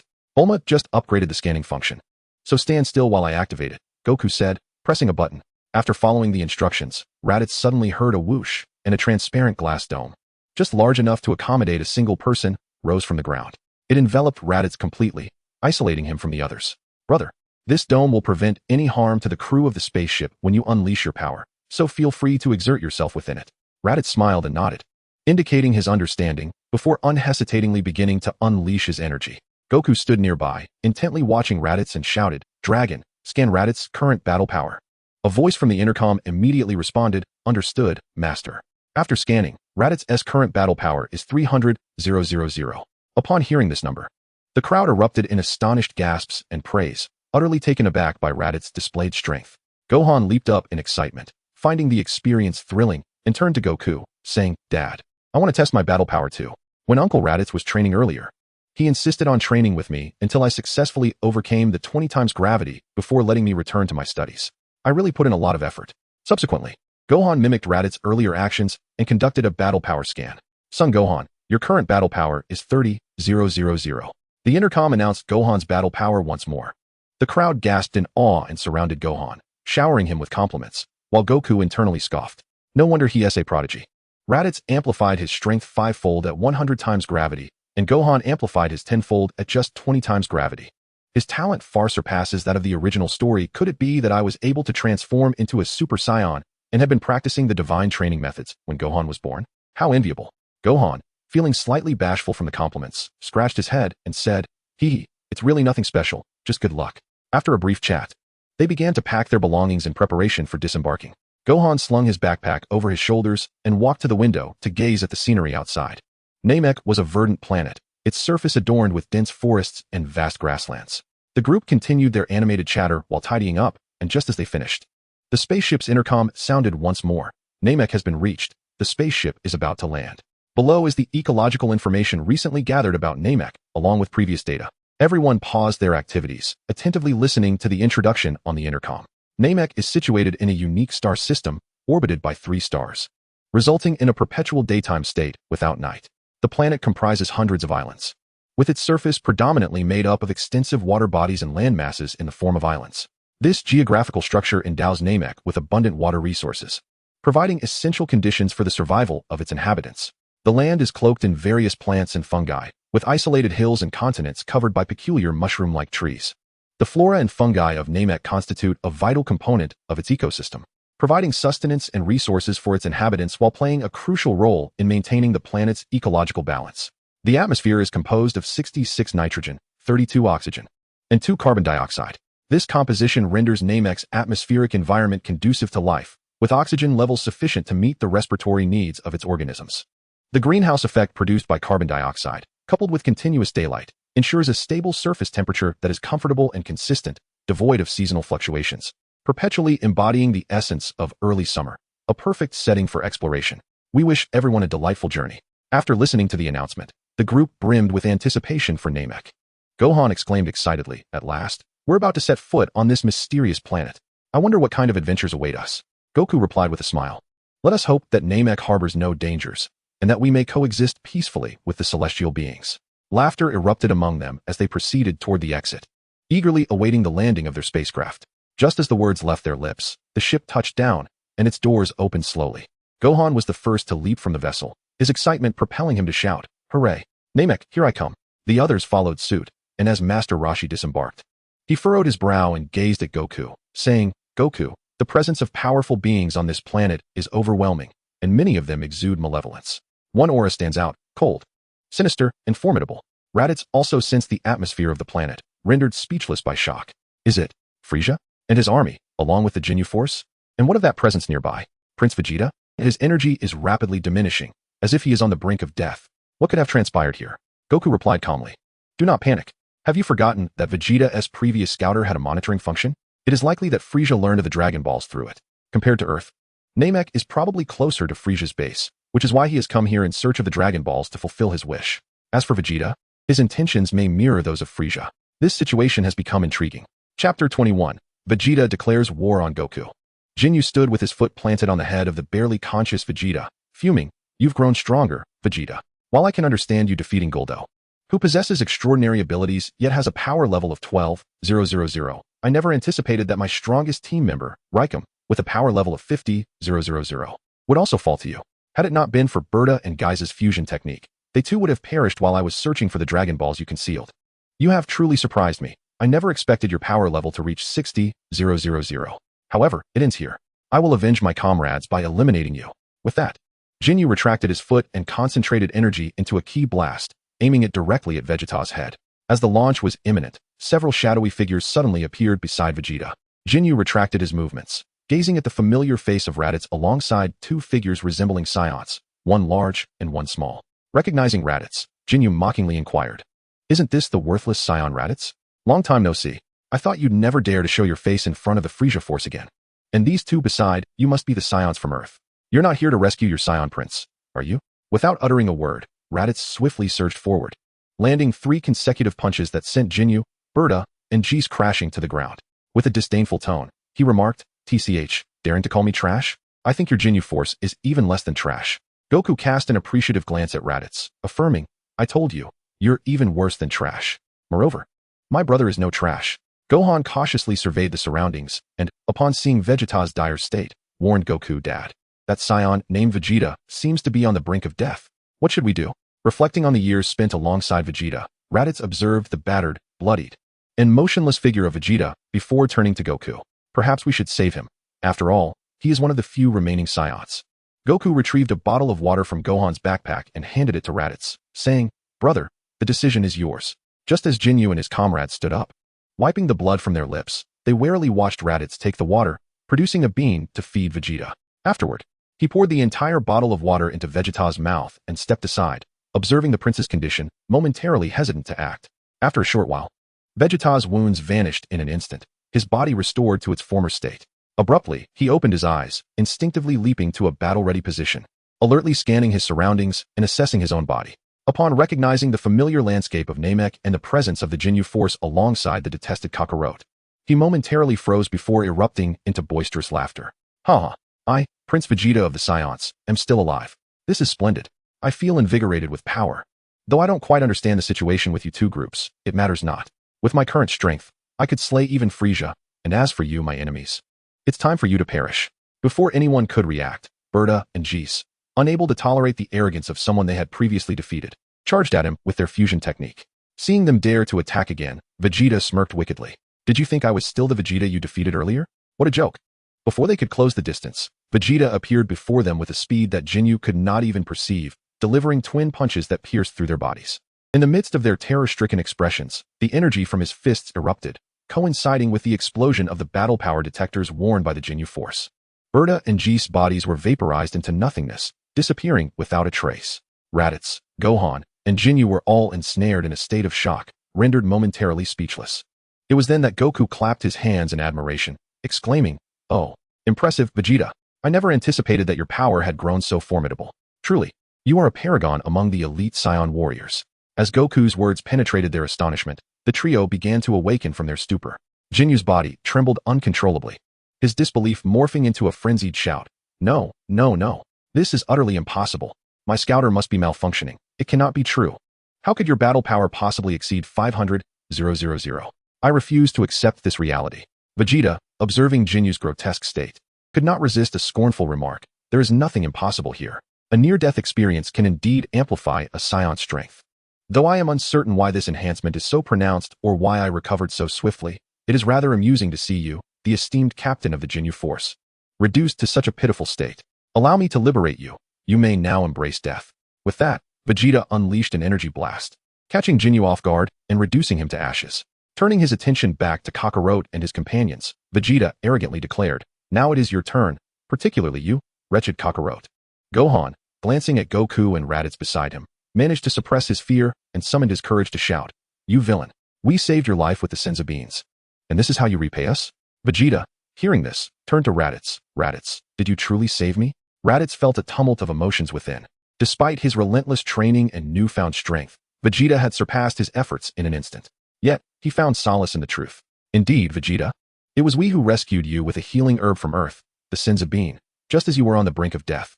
Upon hearing this, Vegeta, in a huff, retorted, "Humph. Considering you saved my life, I shall momentarily spare you. However, Kakarot, I demand a duel to determine who is the strongest Saiyan." Goku, eager to confront the now inflated ego of this power-hungry warrior, responded, "Very well, I accept your challenge." At this juncture, Raditz interjected, "Kakarot, are you certain you can match him? His power is now twice as strong as mine. Though you claimed superiority on the ship and your Kaioken is more refined, I remain uncertain whether your battle prowess truly eclipses mine. Perhaps I should take his place. I could easily defeat him using the Kaioken." Goku placed a reassuring hand on Raditz's shoulder. "Do not worry, brother. I am not jesting. While it may seem to you that I have not trained diligently or displayed formidable strength, rest assured, I possess the capability to vanquish Vegeta." Vegeta, enraged by their exchange, charged at Goku with a clenched fist. Chapter 22. A visit to the Grand Elder of Namek. Without the slightest hint of evasion, Goku unwaveringly met Vegeta's assault with his face, revealing a beaming smile. "I must ask, Vegeta, could you perhaps refrain from striking until I have finished speaking?" he suggested. Almost immediately, Goku unleashed a surge of energy comparable to Vegeta's, and with breathtaking speed, delivered a powerful punch to Vegeta's face, sending him flying. Under the astonished and exhilarated gazes of Raditz and Gohan, the two warriors engaged in a breathtaking clash. Their figures intertwined in the air, each punch resonating with palpable force, causing the very atmosphere to tremble. Goku, agile and nimble, deftly evaded Vegeta's strikes while simultaneously launching counterattacks. His fists fell like raindrops, each blow imbued with tremendous strength, leaving Vegeta momentarily staggered. Vegeta, however, displayed formidable resolve, his muscles taut, his gaze unwavering. He pressed forth with relentless assaults. The speed and power on display left both Gohan and Raditz in awe, yet Goku handled the exchange with apparent ease. To onlookers, the battle appeared intensely fierce, with neither combatant showing any inclination to retreat. Their martial tactics and skills were executed to perfection, with each strike posing a lethal threat. Yet, beneath the surface, there existed no genuine animosity, rather, a mutual respect and challenge regarding each other's prowess. As time progressed, the intensity of the confrontation escalated. Vegeta bore more wounds, yet his determination never wavered. He refused to yield easily. This was not merely a contest of strength, but a duel of wills. Eventually, witnessing Vegeta's desperate state, Goku could no longer stand idly by. "Vegeta, let us call it a day. We can continue our sparring at a later time, agreed?"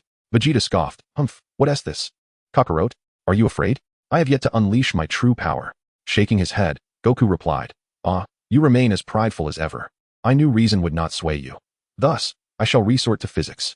Suddenly, Goku erupted with an aura twice as potent as Vegeta's. As Gohan, Raditz, and even Vegeta pondered how Goku had amplified his strength without resorting to the Kaioken, a single punch connected squarely with Vegeta's abdomen, knocking him unconscious. Observing the still form of Vegeta resting quietly, Goku smiled with satisfaction. Now this is more like it. Indeed, as the saying goes, if one can act, there is no need for idle chatter. Gohan rushed over, embracing Goku, exclaiming with joy, "Dad, you're amazing. I can't believe you defeated that bad guy Vegeta without using the Kaioken." Raditz, momentarily taken aback, furrowed his brow in contemplation before shaking his head and smiling in acceptance as he patted Goku on the shoulder. "Kakarot, well done." The two shared a moment of silent understanding, nodding in mutual recognition. Much of a man's sentiment often lies unspoken. At that moment, a figure abruptly materialized before them. This silhouette bore a striking resemblance to Piccolo, yet emanated an even more formidable presence. "Greetings, I am Neru, the guardian of the Elder." Gohan and Raditz exchanged astonished glances, silently pondering Neru's intentions. Neru continued, "I have come to assess your character and determine whether you are worthy of trust. Furthermore, I wish to express my gratitude for your victory over the malevolent Vegeta, who has claimed the lives of many of our kin." He then conveyed the Elder's message. "The Elder wishes to meet you brave warriors in person and has invited you to accompany me to his presence." Goku and the others shared looks of agreement before nodding in affirmation. "Very well, please follow me," Neru instructed as he prepared to take flight. However, Goku halted him. "You can sense the Elder's energy, correct?" "Indeed," Neru replied, eyeing Goku with curiosity. "Excellent," Goku smiled. "That will save us considerable time." Neru, puzzled, inquired, "What do you mean?" Goku patiently elucidated, "I possess a unique ability that allows me to teleport instantaneously to any location. As long as you can perceive the Elder's position and energy, and then make contact with me, I will be able to ascertain his whereabouts, enabling us to teleport directly there." Neru's jaw dropped in astonishment. He had never encountered such a remarkable skill. However, he quickly regained his composure and concentrated on sensing the Elder's energy. After a moment of effort, he finally located the Elder's direction. "Mr. Goku, it is this way," he indicated. Goku closed his eyes, regulated his breathing, and placed his fingertips on his forehead, while Gohan, Raditz, and Naru each rested a hand on Goku's shoulders. Suddenly, Goku opened his eyes wide, exclaiming, "Found it!" With a flash of light. They vanished from their original location. When they reappeared, they stood before the Elder's residence deep within Namek. Meanwhile, Vegeta remained unconscious at their previous spot.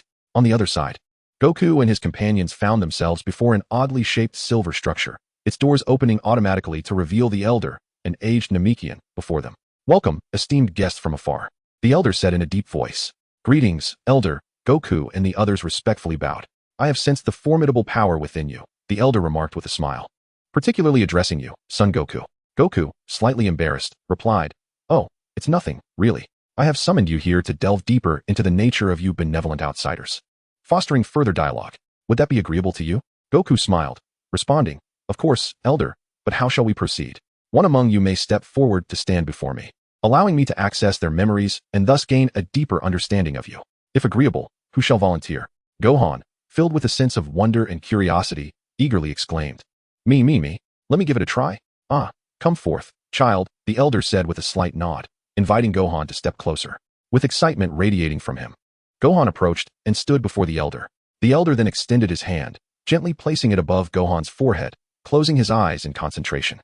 Chapter 23. The Enhanced Warrior. After a brief moment of silence, the Elder's eyes, which seemed to perceive the very essence of existence, slowly opened, revealing a glimmer of astonishment and admiration. "Indeed, you are a fascinating and resilient child," he murmured softly, nodding in satisfaction as a gentle smile graced his aged visage. "Through Gohan's memories, I have come to understand your world, witnessing your experiences and growth. You are a courageous band of warriors, traversing the cosmos, unafraid of formidable foes. You have sacrificed immensely to safeguard your blue planet known as Earth." At this juncture, the Elder's gaze inadvertently flickered towards the silent Raditz, his expression conveying both understanding and encouragement. He recognized that this former member of Frieza's army, though once malevolent, had undergone a transformation following the events on Earth. "Seeing you so powerful and united stirs within me a perhaps audacious request." The Elder's tone turned gravely earnest.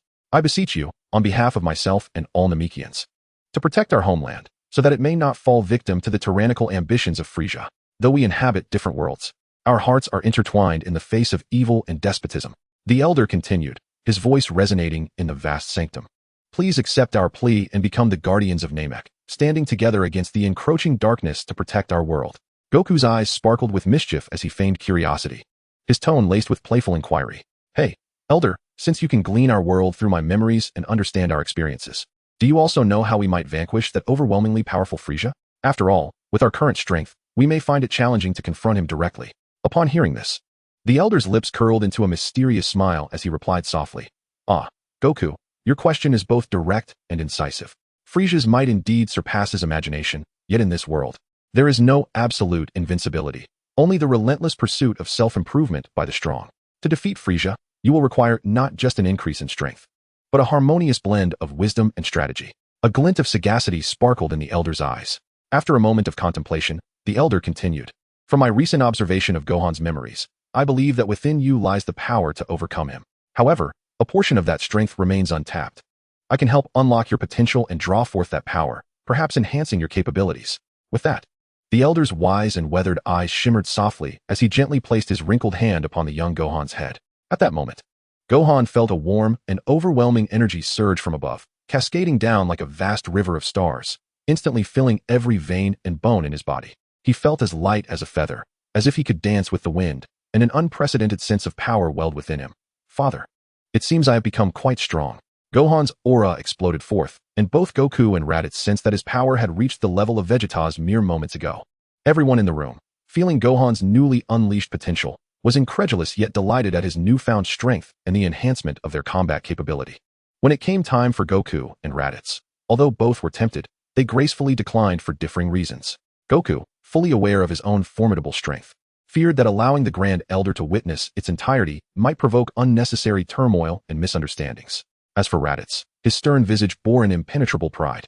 He regarded any attempt to touch his head as a violation of his dignity, an instinctual rejection deeply rooted within him.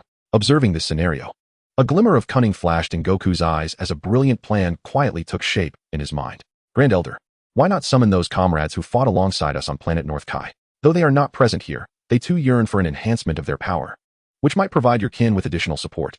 Ha ha ha. Mr. Son Goku speaks wisely. Let it be so. The Grand Elder responded, a flicker of approval evident in his gaze. Thus, Goku utilized instant transmission, traversing the vastness of space to arrive at planet North Kai. He recounted the encounters and requests from Namek, which ignited a sense of longing and eagerness among his companions. Under Goku's guidance, Piccolo, Krillin, Yamcha, Kaiatsu, and Tien Shenron, among other elite warriors, instantaneously appeared before the Grand Elder, thanks to Goku's remarkable ability. The Grand Elder gazed upon this vibrant assembly of spirited warriors, a profound and ineffable shock swelling within him. Their auras were powerful and pure, particularly Piccolo's. The Grand Elder tapped into the memories of the Namekians that Goku had brought, sensing the latent bloodline of the warrior type Namekians coursing within Piccolo, evoking an unprecedented sense of comfort and familiarity. Breaking the silence, the Grand Elder spoke with a hint of barely perceptible excitement. You must be Piccolo, son of Kakarot. Do you realize that you and Nail share the same root, both being descendants of the proud warrior race of Namek? Due to the climatic upheaval on Namek, which deteriorated your living conditions, your father sent you to Earth in search of a new habitable planet to ensure the survival of your species. Upon your arrival on Earth, influenced by its climate and humanity, the darkness within you began to accumulate, gradually developing an independent consciousness. Otherwise, you would undoubtedly possess the strength to defeat Frieza. Piccolo, taken aback by these revelations, momentarily displayed shock in his eyes, which was soon replaced by a profound sense of calm. At that moment, a subtle connection seemed to form between Piccolo and his distant past, a resonance deep within his very essence. Are you suggesting that I should merge with that divine being? He replied, reluctant. The elder spoke in a gentle and amiable tone. There is no need for such complications. I possess a second method, though I shall elaborate on that later.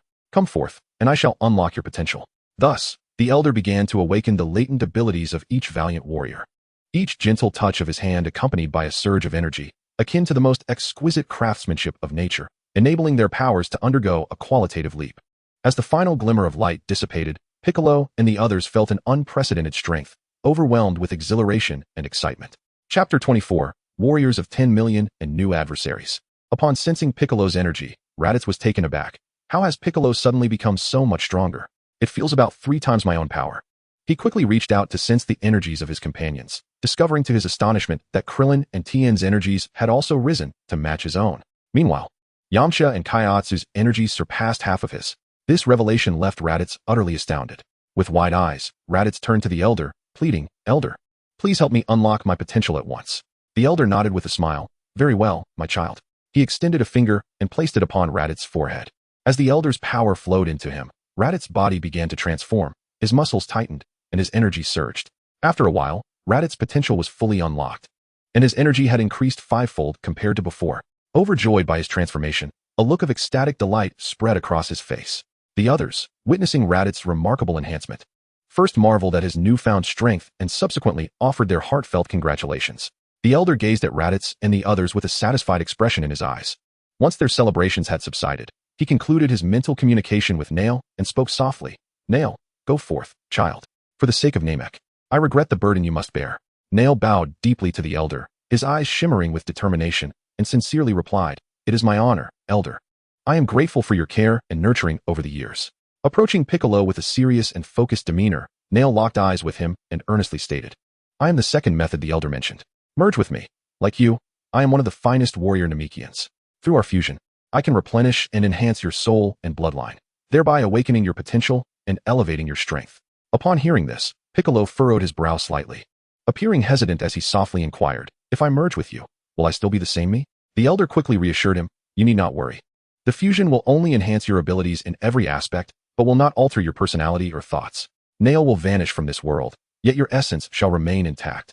Upon hearing this, Piccolo exhaled a sigh of relief, a hint of tranquility gracing his visage. He nodded in acceptance and inquired, If that is the case, how shall we proceed with the assimilation? Are there any preparations required? Naru extended his hand towards Piccolo, responding with unwavering conviction, No special preparations are necessary. As long as you are willing, we can commence the assimilation at any time. It is a natural and gradual process that occurs automatically upon our physical contact. Trust me, you will undoubtedly experience a surge of power and transformation. Taking a deep breath, Piccolo nodded in agreement and clasped Naru's hand. As their bodies began to emanate a soft white light, a potent energy commenced flowing between them. Suddenly, Naru's brilliance intensified. and his form transformed into a radiant beam of white light that entered Piccolo's being. Upon completion of their assimilation, their bodies permanently fused into a singular, new entity. Throughout this process, Piccolo felt an overwhelming force swell within him, his aura becoming extraordinarily potent. As time progressed, Piccolo's energy escalated dramatically, akin to a volcanic eruption. Spiraling upwards with fervor, a faint green luminescence enveloped his form, intensifying as if it were poised to breach the heavens. Clenching his fists tightly, he reveled in the ceaseless flow of power surging within him. However, this ascent of energy did not endure for long. Once Piccolo's aura reached an exceedingly terrifying magnitude, it gradually decelerated, eventually coming to a halt. Estimating his newfound power, Piccolo deduced it to be approximately 15 times that prior to the assimilation, and he gradually reigned in his aura, restoring a state of calm. At that moment, everyone suddenly sensed a formidable, frigid, and malevolent aura rapidly expanding, as if it aimed to engulf the entire world. This presence was steeped in interminable darkness and chill, instilling a sense of dread and despair. It resembled a demon rising from the abyss, exuding an oppressive force that was suffocating. Concurrently, another aura captured their attention. This belonged to Vegeta, whose energy had doubled, leaving the others astounded.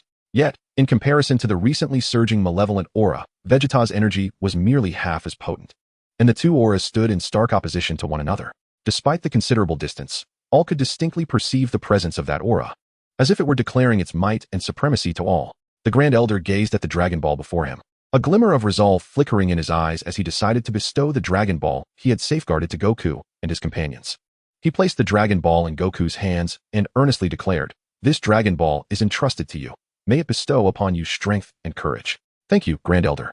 Gohan replied as he accepted the Dragon Ball, and the group collectively expressed their gratitude and bid farewell to the Grand Elder.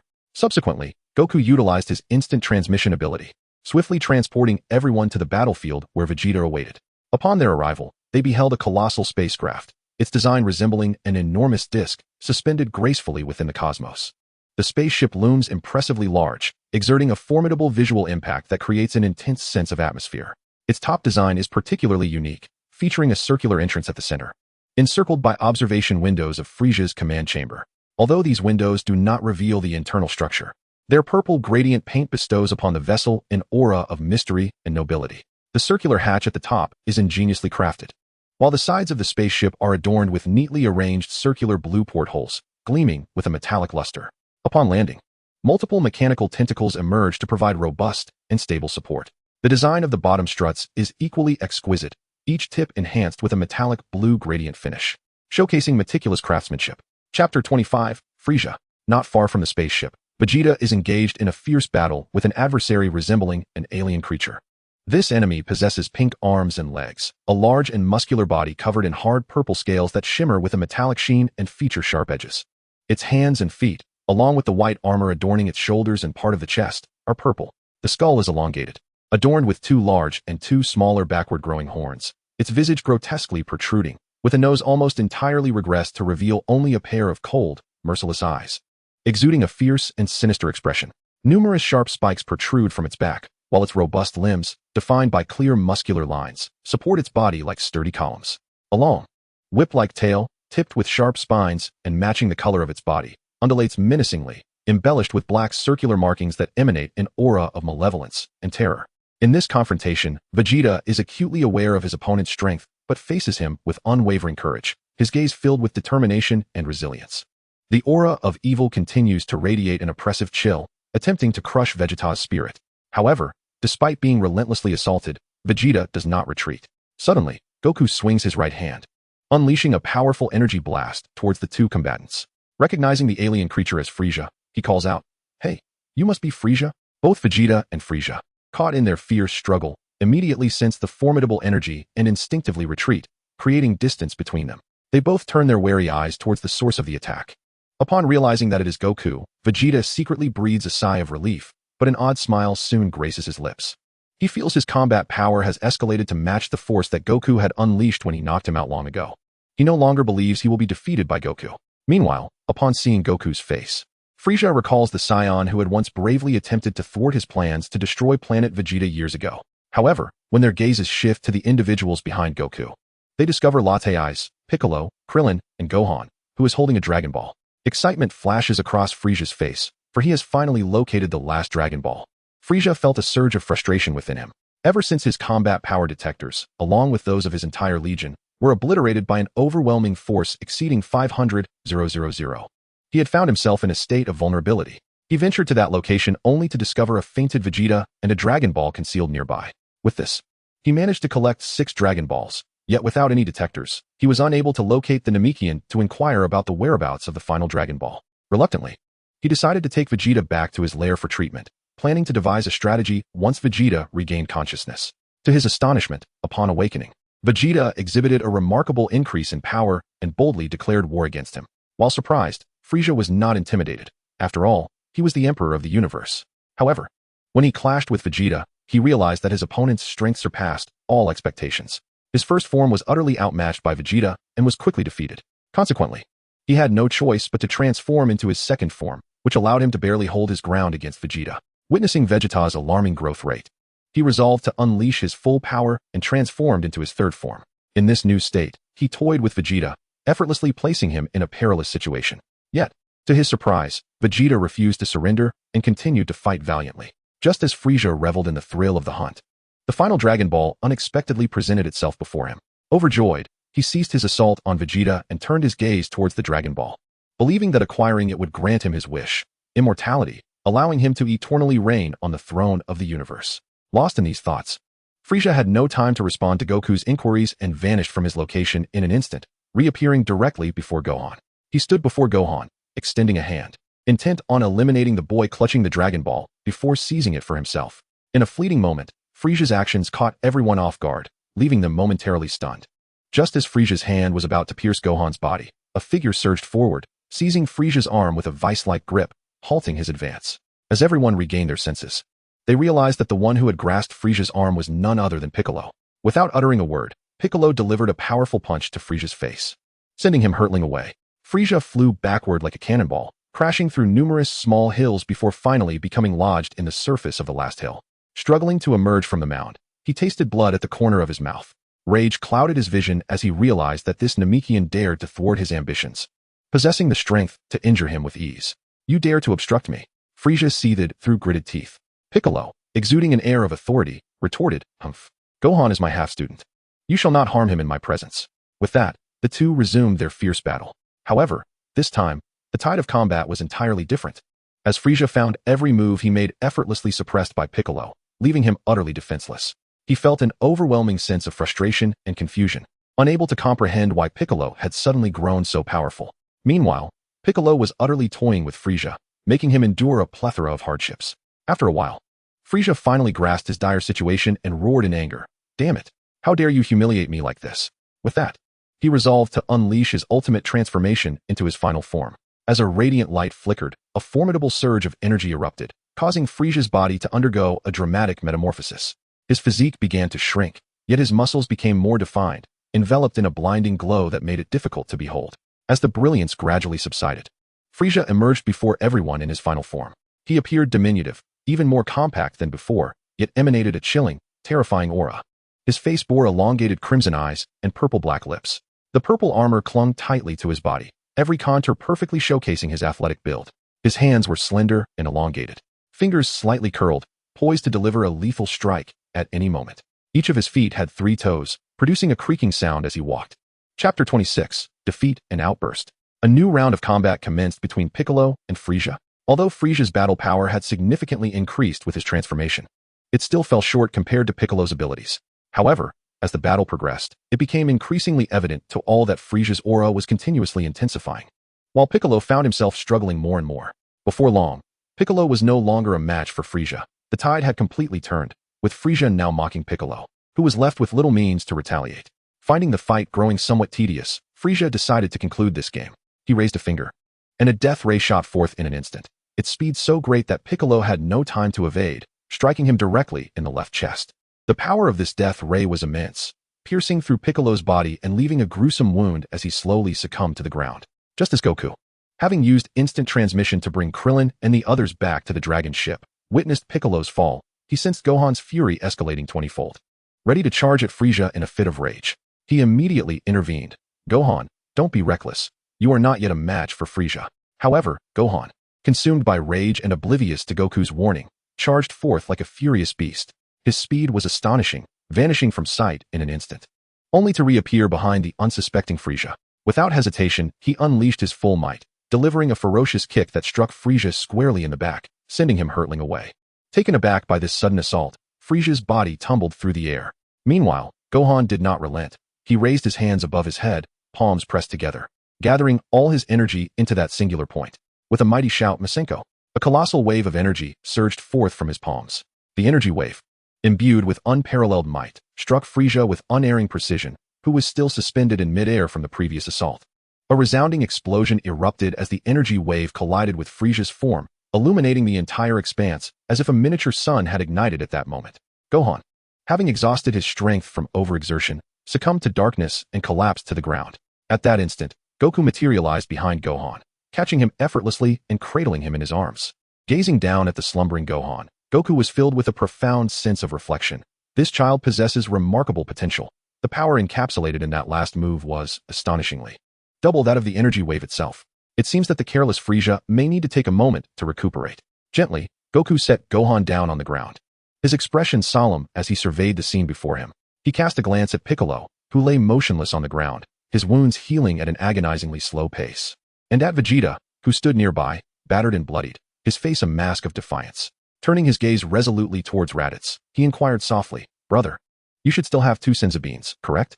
Raditz nodded slightly, instantly grasping Goku's intent, and without hesitation, tossed the last 2 Senzu Beans to Goku, stating, "Go do what you must, I will hold the fort here."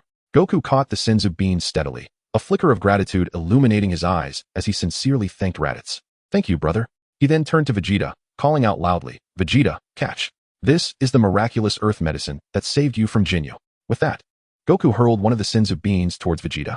Vegeta grasped the bean, his mind swirling with confusion, yet he complied with Goku's instructions, placing the bean in his mouth, chewing it, and swallowing it down. Simultaneously, Goku swiftly approached Piccolo, carefully placing the other Senzu Bean into his mouth. Though on the brink of death, Piccolo retained a glimmer of consciousness. He summoned the last vestiges of his strength, painstakingly crushed the Senzu Bean, and swallowed it. In an instant, the wounds on both individuals healed, their cells rapidly regenerating, restoring them to their prime as though the fierce battle had never transpired. Piccolo stood upright, casting a complex glance at Goku, nodding gently in gratitude. He then lifted the sleeping Gohan in his arms and stepped back to the side.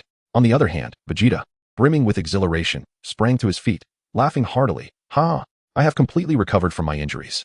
The sensation of power coursing through me is simply exquisite." He clenched his fists, reveling in the surging strength within, a wave of unprecedented confidence swelling in his heart.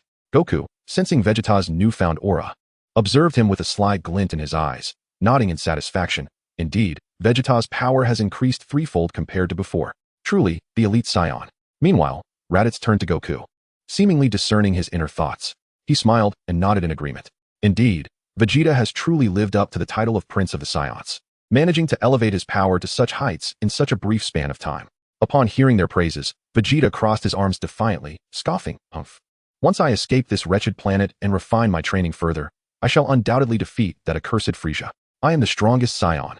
After placing Gohan on a somewhat secluded rock, Piccolo was engulfed in confusion, utterly bewildered by the unfolding circumstances. With urgency, he spoke up, "Hey, old son, now is not the time for discussions.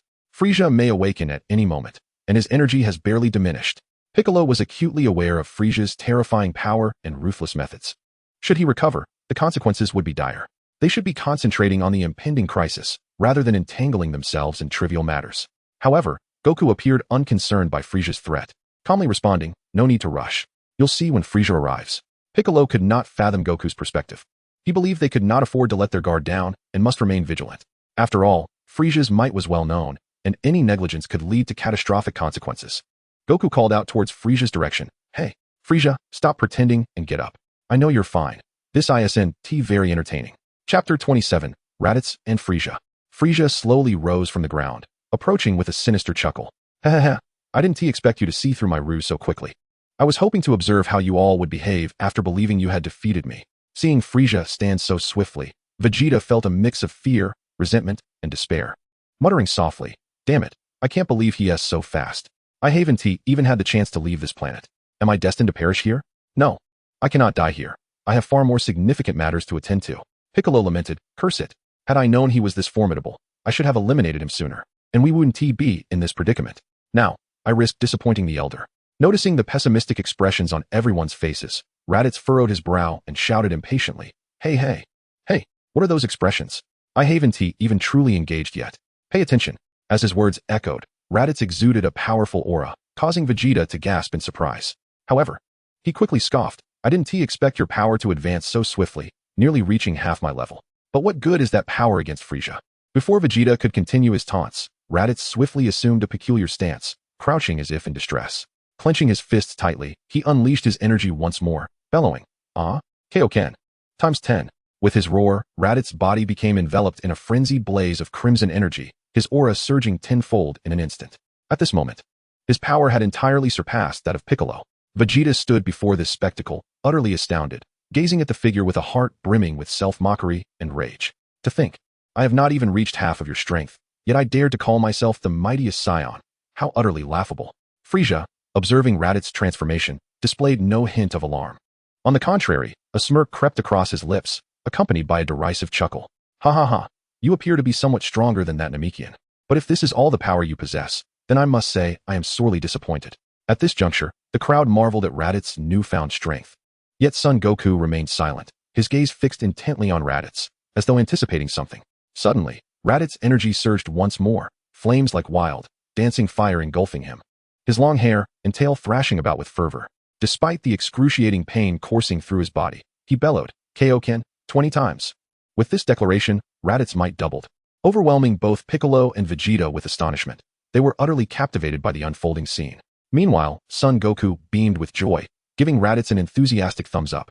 Concurrently, Frieza's eyes glimmered with fervent excitement, a palpable thirst for the impending fierce battle igniting within him. Bang, bang, bang, as a barrage of fists echoed through the air. Frieza and Raditz transformed into two swift shadows, darting through the skies in a rapid exchange. Their movements were as swift as lightning, nearly imperceptible to the naked eye, leaving only a trail of afterimages flickering in midair. With each clash, their fists unleashed tremendous force. Piccolo and Vegeta widened their eyes, fixated on the epic confrontation. Fearing the loss of any spectacular moment, they silently marveled. This was a true battle of titans, each strike imbued with boundless power. In this fierce duel, Frieza showcased his formidable prowess and ruthless combat style. His attacks were sharp and unforgiving, leaving no respite for his opponent. Raditz, employing his agility and indomitable spirit, adeptly countered Frieza's onslaught while launching retaliatory strikes. The battlefield was enveloped in their fierce exchange, shadows of fists and the rush of limbs intertwining, creating a dazzling spectacle. The two combatants pressed on, neither yielding ground, each refusing to grant the other a distinct advantage. Just then, Frieza unleashed a powerful energy wave, prompting Raditz to swiftly evade. However, Frieza seized the moment, executing a sudden teleportation that placed him directly behind Raditz, delivering a kick aimed at his back. Raditz winced in pain, propelled forward. Yet he quickly regained his composure and turned to charge at Frieza. The two combatants once again found themselves embroiled in close-quarters combat, their fists raining down upon each other like a tempest, each strike delivering tremendous force. The atmosphere was charged with intensity, brimming with tension and exhilaration. Both Piccolo and Vegeta felt their hearts racing, uncertain of how this fierce battle would conclude or who would emerge as the ultimate victor. As the confrontation raged on, Raditz suddenly darted forward with astonishing speed, lunging at Frieza. He grasped Frieza's shoulders with a vice-like grip. Caught off guard, Frieza attempted to break free but quickly realized the immense strength of Raditz. Seizing the moment, Raditz drove his knee forcefully into Frieza's abdomen. Frieza, stung by the blow, spat out a mouthful of blood. Enraged, he unleashed a surge of power that sent Raditz sprawling away. Saiyan monkey, your name shall be etched in my memory. You are Raditz, correct? Frieza sneered. Indeed, I am your superior, Raditz. He retorted defiantly. Ho, how amusing. I have played with you long enough. Now it is time for you to perish. With that, Frieza's aura surged violently, amplifying the pressure upon all present. Raditz stared in disbelief at Frieza, whose exterior appeared unchanged but whose power had suddenly doubled, leaving him momentarily paralyzed with confusion. The limit of the Kaioken technique was merely 20 times, and even achieving that took a monumental toll on his body. Despair began to creep in as he realized he lacked the strength to contend with the now overwhelming Frieza. In an instant, Frieza materialized before Raditz, delivering a devastating kick that sent him soaring into the air. Before Raditz could recover, Frieza swiftly appeared above him, executing a spinning downward kick that propelled Raditz toward the ground. In rapid succession, Frieza reappeared just before Raditz landed, launching him skyward once more. unleashing a relentless barrage of attacks without affording Raditz a moment to react. Chapter 28. The Dragon Wave of Barunga. Piccolo finally regained his focus. Witnessing Raditz being mercilessly battered by Frieza, his heart swelling with shock and fury. However, instead of rushing in to confront Frieza, he turned to search for Goku. He understood that only with Goku's strength could they hope to escape this perilous situation. Yet, as Piccolo turned, he found Goku had vanished. Scanning the surroundings, but failing to catch any glimpse of him. Nanny? Where could Goku be at a time like this? Meanwhile, Vegeta sensed Frieza's overwhelming energy. His legs weakening beneath him, leaving him unable to stand, he collapsed to the ground. Frieza, with his powerful tail, ensnared Raditz's neck, lifting him high into the air. Raditz's body lay limp, seemingly devoid of life. Frieza's malicious grin widened as he prepared to deliver the final blow to Raditz. Desperate, Piccolo sought any means to thwart Frieza's onslaught, yet the sheer might of his adversary left him feeling utterly insignificant. Vegeta found himself engulfed in profound terror, completely immobilized. At the critical moment, the sky suddenly darkened as vast clouds of black began to drift in, quickly obscuring the entire firmament. Thunderclaps reverberated, and the rumble of lightning became increasingly dense, with golden flashes flickering incessantly within the black clouds. This imposing spectacle drew the attention of Piccolo and the others, while Frieza cast aside Raditz and gazed intently at the unfolding omen. At that moment, a beam of golden light shot up from the distance, accompanied by a deep, resonant dragon's roar that echoed throughout the realm. A colossal figure emerged in the sky, a green dragon, its massive form towering thousands of meters high. With robust arms and four curved fingers clenched into fists, its tail extending gracefully towards the Dragon Balls above. The green dragon raised its head majestically, resembling a divine being as it gazed down through the misty clouds. Meanwhile, Dandy, equally astonished, explained to Goku, "Mr. Goku, this is the dragon of Namek, Porunga, which means god of dreams in the Namekian tongue." Goku, with a smile of awe, remarked, "My goodness, this dragon is truly magnificent, far grander than those on Earth. It's no wonder it's the homeland of the Earth's deities. Its power must be formidable as well. It seems my efforts to rush around were worthwhile. While Frieza and Raditz engage in fierce combat, I must seek out the Elder with the 6 Dragon Balls that Frieza concealed in our 1 Dragon Ball. So the Elder can assist me in utilizing the dragon's power. I was concerned about mishaps, so I brought you close to their battlefield and concealed my energy. Thankfully, you summoned the dragon just before Raditz's energy dissipated. It was a near miss." Porunga, with piercing crimson eyes, boomed, "I am Porunga, the dragon of Namek. Gatherer of the 7 Dragon Balls, state your wishes. You may voice any wish, limited to 3. On the battlefield, including Gohan, who had been roused by the thunder. Piccolo and the others gazed in astonishment at the sight of the Namekian dragon. Porunga, towering thousands of meters, hovered in the sky, displaying a might that surpassed the slender form of the Earth's dragon. Its powerful physique was muscular and robust, with thick arms brimming with strength. Sharp black horns adorned its head and shoulders, adding to its majestic presence. The vast and upright form harbored a power greater than that of the Earth dragon, with its massive shoulders and head adorned with horns, presenting an image that diverged from the conventional representation of dragons. Upon hearing the dragon's voice, Frieza's eyes widened in exhilaration, an uncontrollable thrill surging within him. He had long sought the dragon, yet had never encountered its presence. Now, as he finally heard the dragon's voice, the joy within him was beyond words.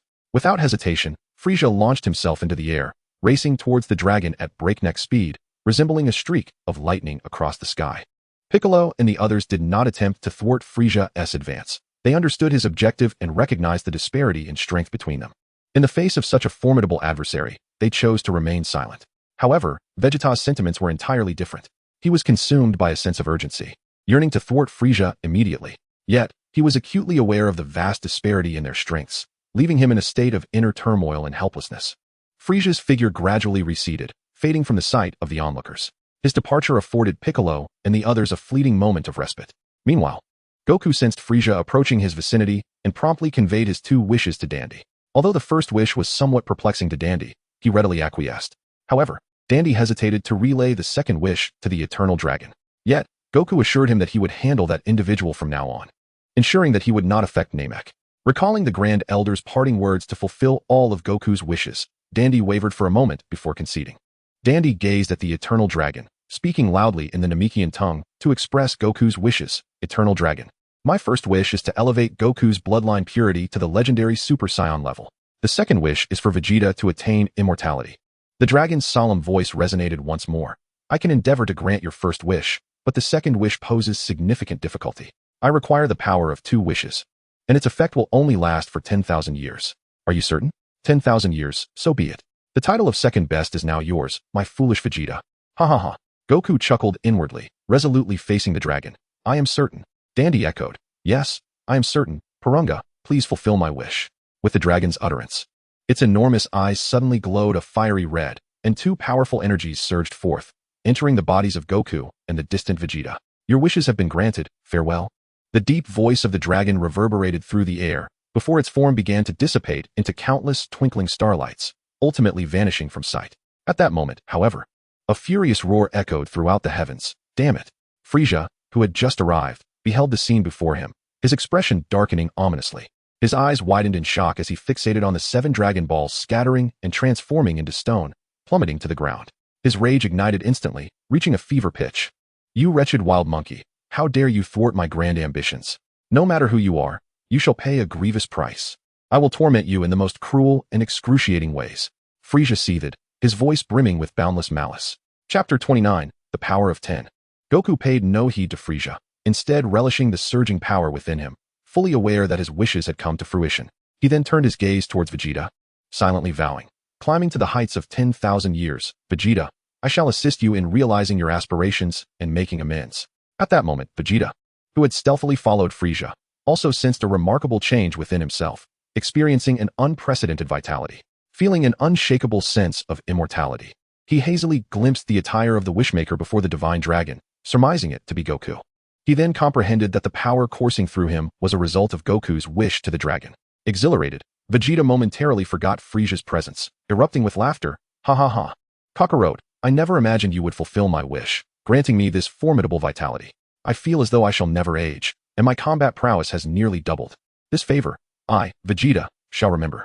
As Vegeta finally beheld Goku, he, like Frieza beside him, was momentarily taken aback by Goku's transformed appearance. Goku's tail had grown thicker and longer, its hue deepening to a darker shade, and his aura underwent a dramatic metamorphosis. Vegeta sensed a profound bloodline suppression emanating from Goku, who radiated a primal, untamed energy. To his astonishment, Vegeta felt an urge to follow Goku, uttering words he could never have imagined saying, Kakarot, thank you. Goku, sensing Vegeta's gaze, immediately reigned in his aura, surprised that Vegeta had expressed gratitude. No need for thanks, Vegeta.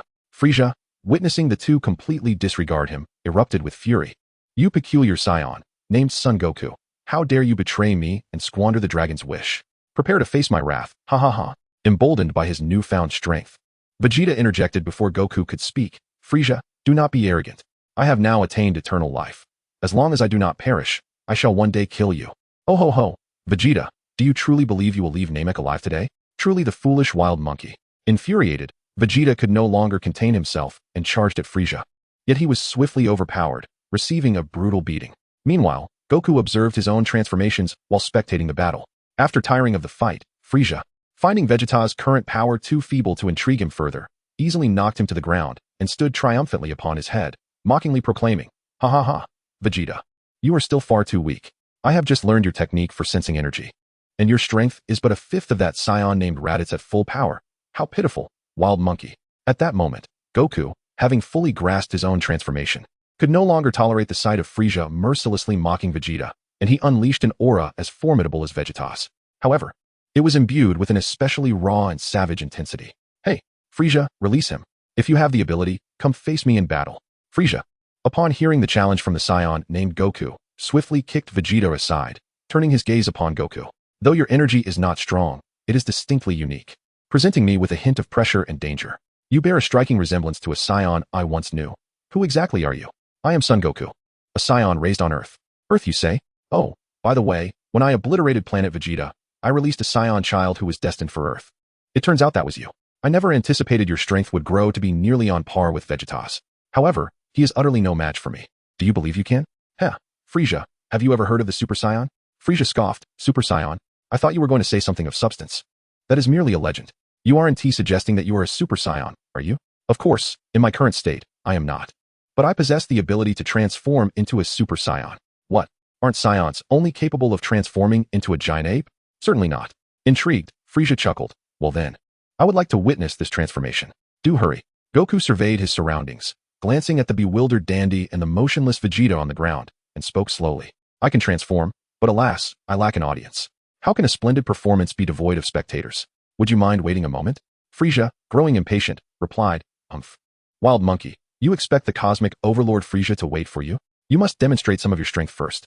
Since you wish to see my power, I shall indulge you. Prepare to witness a fraction of my might. Goku chuckled inwardly. In that case, I shall hold back slightly and use only 10 times my usual strength. With a resounding shout, Goku enveloped himself in a white aura, his energy surging to 10 times Vegeta's current level as he cast a confident glance at Frieza. What do you think, Frieza? Is this strength sufficient to warrant a brief wait? Frieza erupted into raucous laughter. How delightful, truly delightful. Your power is remarkable, surpassing even that of Raditz by a factor of 2. You have earned the right for me to wait. Very well, I shall return immediately, he declared, seizing Dandy's hand and vanishing in an instant, leaving behind the motionless Vegeta and a bewildered Frieza. Meanwhile, Piccolo and Gohan sensed Goku's formidable energy emanating from Frieza's direction, filled with both joy and concern for Goku's safety. After a moment of hesitation, Piccolo glanced at the unconscious, bloodied Raditz and addressed Gohan. Gohan, you can feel it too, can't you? Goku's energy has suddenly multiplied several times, and though I am uncertain why he has grown so powerful, it likely means he is facing Frieza. I must go assist him. You stay here and watch over Raditz. Yes, I'm worried about Dad too. Please hurry, Mr. Piccolo. I will take good care of Uncle Raditz. All right, if anything arises, use the telepathic communication I taught you to reach me. As Piccolo prepared to take flight, he sensed Goku's energy approaching from behind and immediately turned to see Goku accompanied by a small Namekian. Chapter 30, Power Level Ascends Once More. Goku beamed at Piccolo. Hey, Piccolo, where are you off to? Dad, you're okay. That is such a relief. Gohan exclaimed, rushing over and embracing Goku tightly. Everything is all right, Gohan. Daddy is safe. And I've brought you a new friend. Goku gently stroked Gohan's head, his face radiating affection. Piccolo approached Goku, a look of confusion adorning his face as he eagerly inquired. Old son, what on earth is happening? Just moments ago, we sensed your aura surge to a power even greater than mine, not to mention that dragon. What transpired? And who is this child? Goku succinctly recounted the events he had just experienced, summarizing, well, that's about the gist of it. Upon hearing this, Piccolo, in a fit of indignation, questioned Goku, you fool. Setting aside other matters, how could you allow that scoundrel Vegeta to attain immortality? Have you lost your mind? Goku patted Piccolo on the shoulder, grinning as he replied, oh, come on, Piccolo, don't be angry. I possess sufficient strength to keep Vegeta in check. I assure you he won't cause any trouble in the future. Besides, I had my reasons for doing this. With a resigned sigh, Piccolo thought to himself, this guy always elicits a mix of affection and exasperation.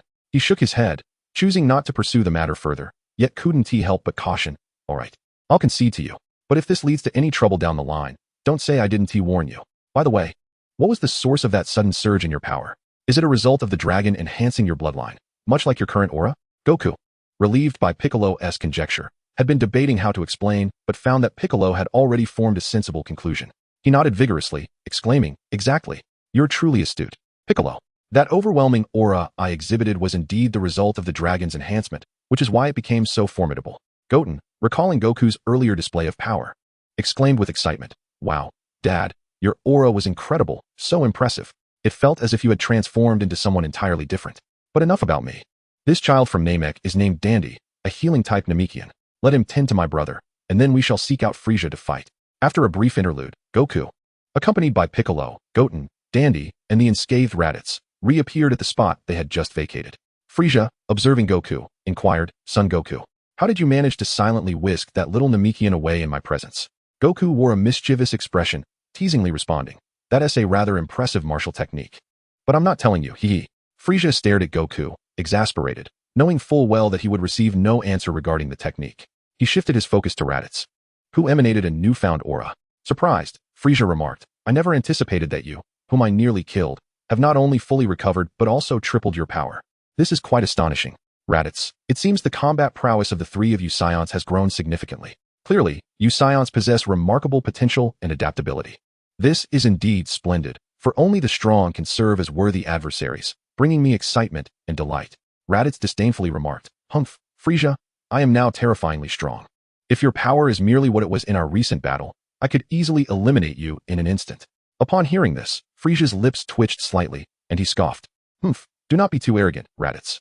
Do you truly believe such bravado will intimidate me? Raditz erupted into laughter. Frieza, you cannot genuinely think I am jesting, can you? Allow me to enlighten you. I am no longer the same as before. My strength has ascended to an entirely new echelon. If you doubt this, feel free to test it. Oh, If I had not battled you before, I would assume you were merely boasting. However, having faced you, I am aware of your technique that amplifies your combat prowess. If your current strength can indeed be augmented by 20-fold, that is indeed formidable. If your companion, Goku, possesses a similar ability, matters could become even more complicated. Nevertheless, my power extends beyond this. Previously, I sealed my strength out of fear of losing control. Now, I am prepared to unleash my full might, although I require a moment. I have waited for you. Now, I ask you to wait for me. With that, Frieza began to unleash his energy, his muscles expanding and contracting with immense pressure. As Frieza's power surged, the atmosphere around him ignited with crackling sounds. Witnessing this transformation, Raditz' smile gradually faded, replaced by an expression of grave concern. This being has concealed such immense power, Raditz thought in astonishment.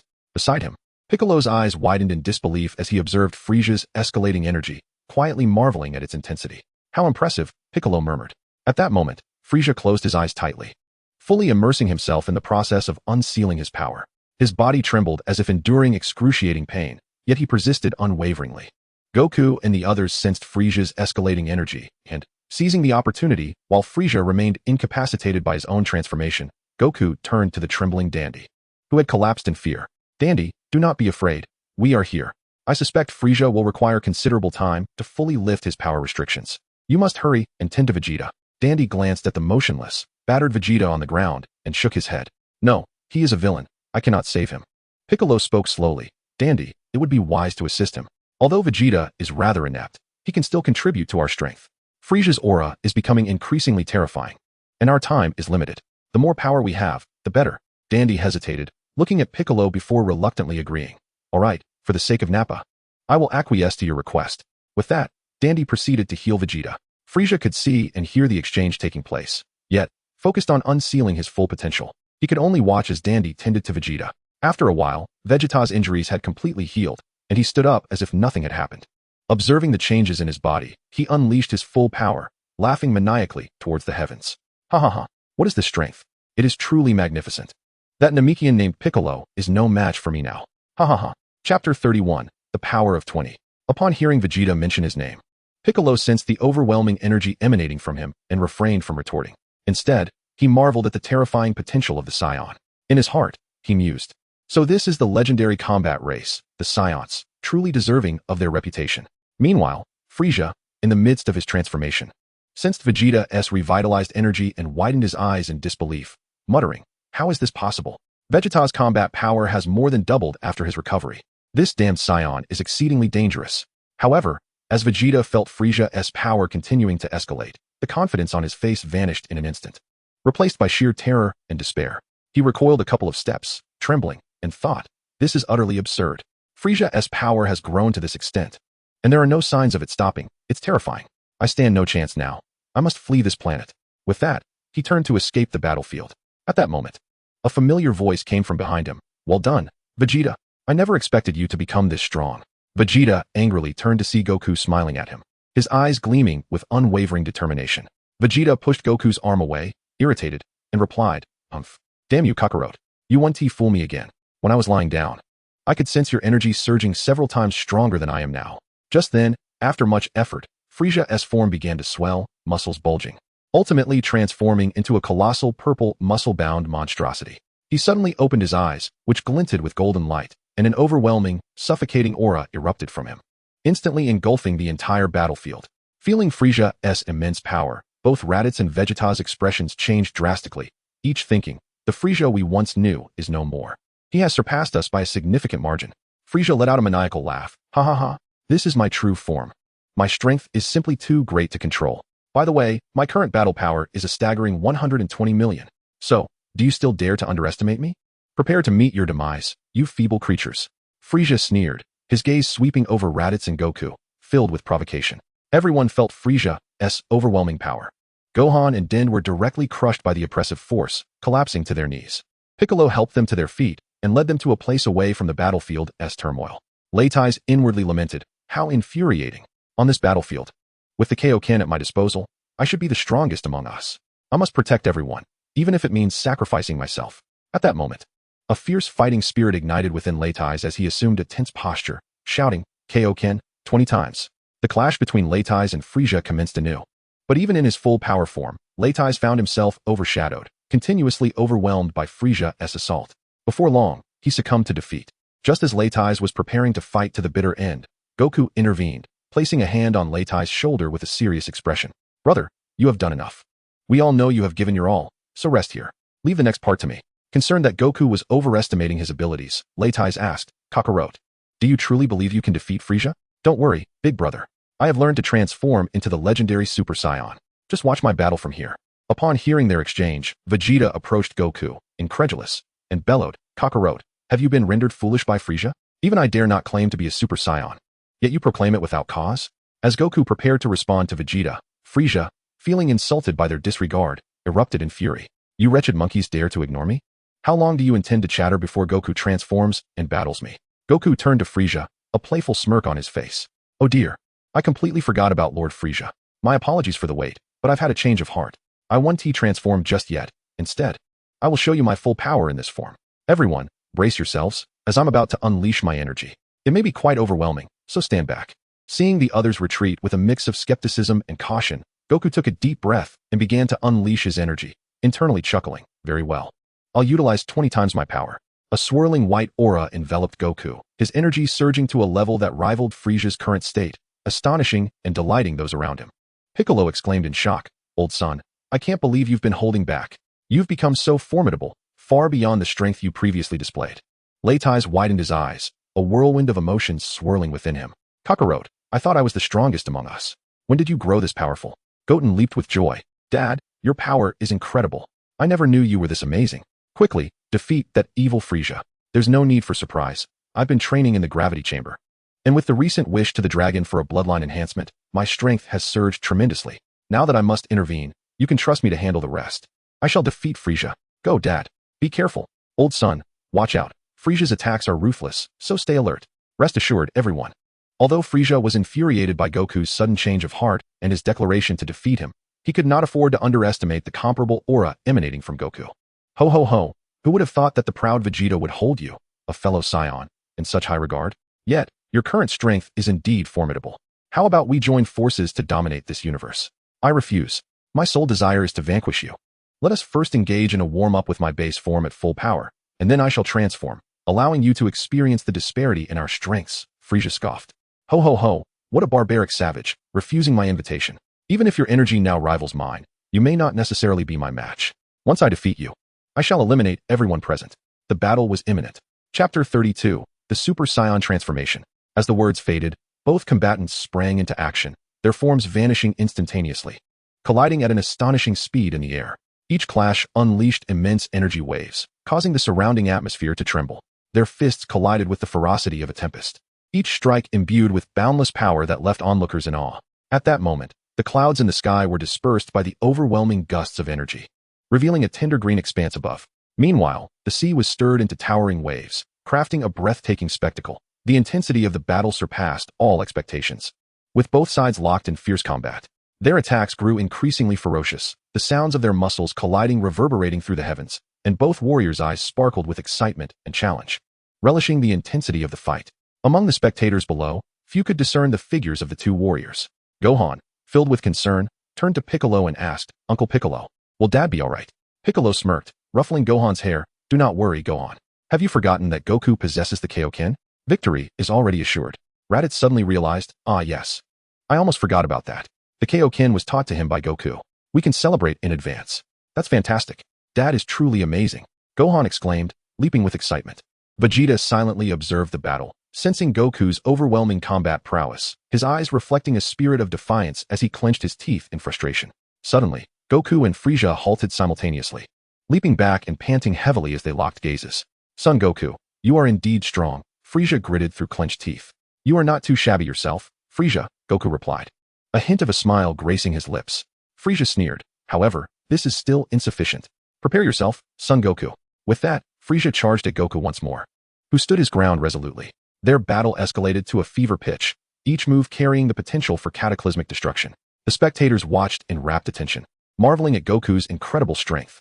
After a while, having relished the exhilarating battle, Goku deliberately distanced himself from Frieza, declaring, I have grown weary of this skirmish.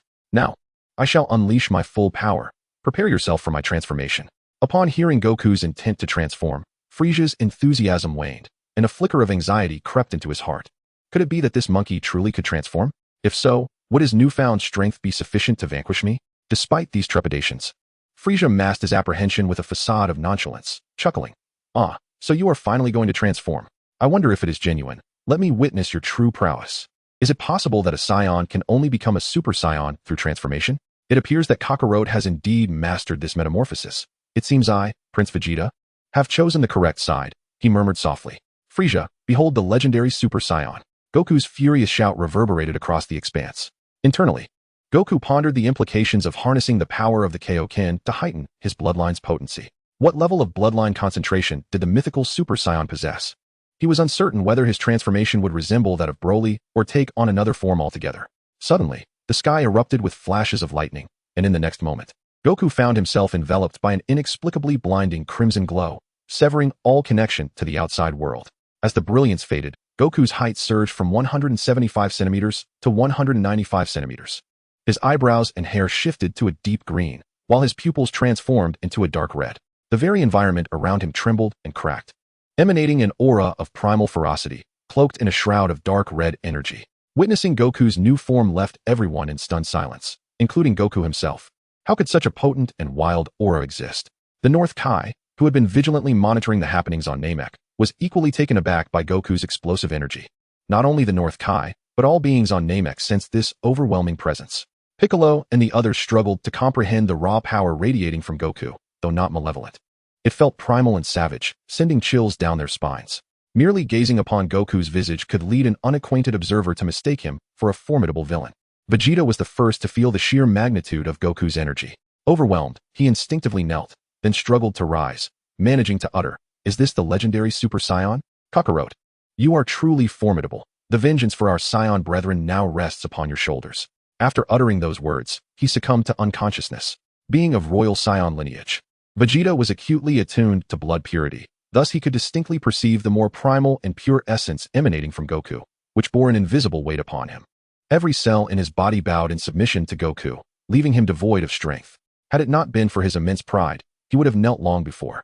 Even the effort to stand was sustained by the last vestiges of his will, and ultimately, he fainted to avoid the humiliation of bowing. Gohan, being of mixed blood, was scarcely aware of the potent aura of his lineage.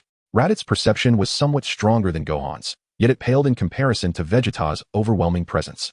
He felt an involuntary urge to kneel, but managed to retain control, not succumbing to weakness.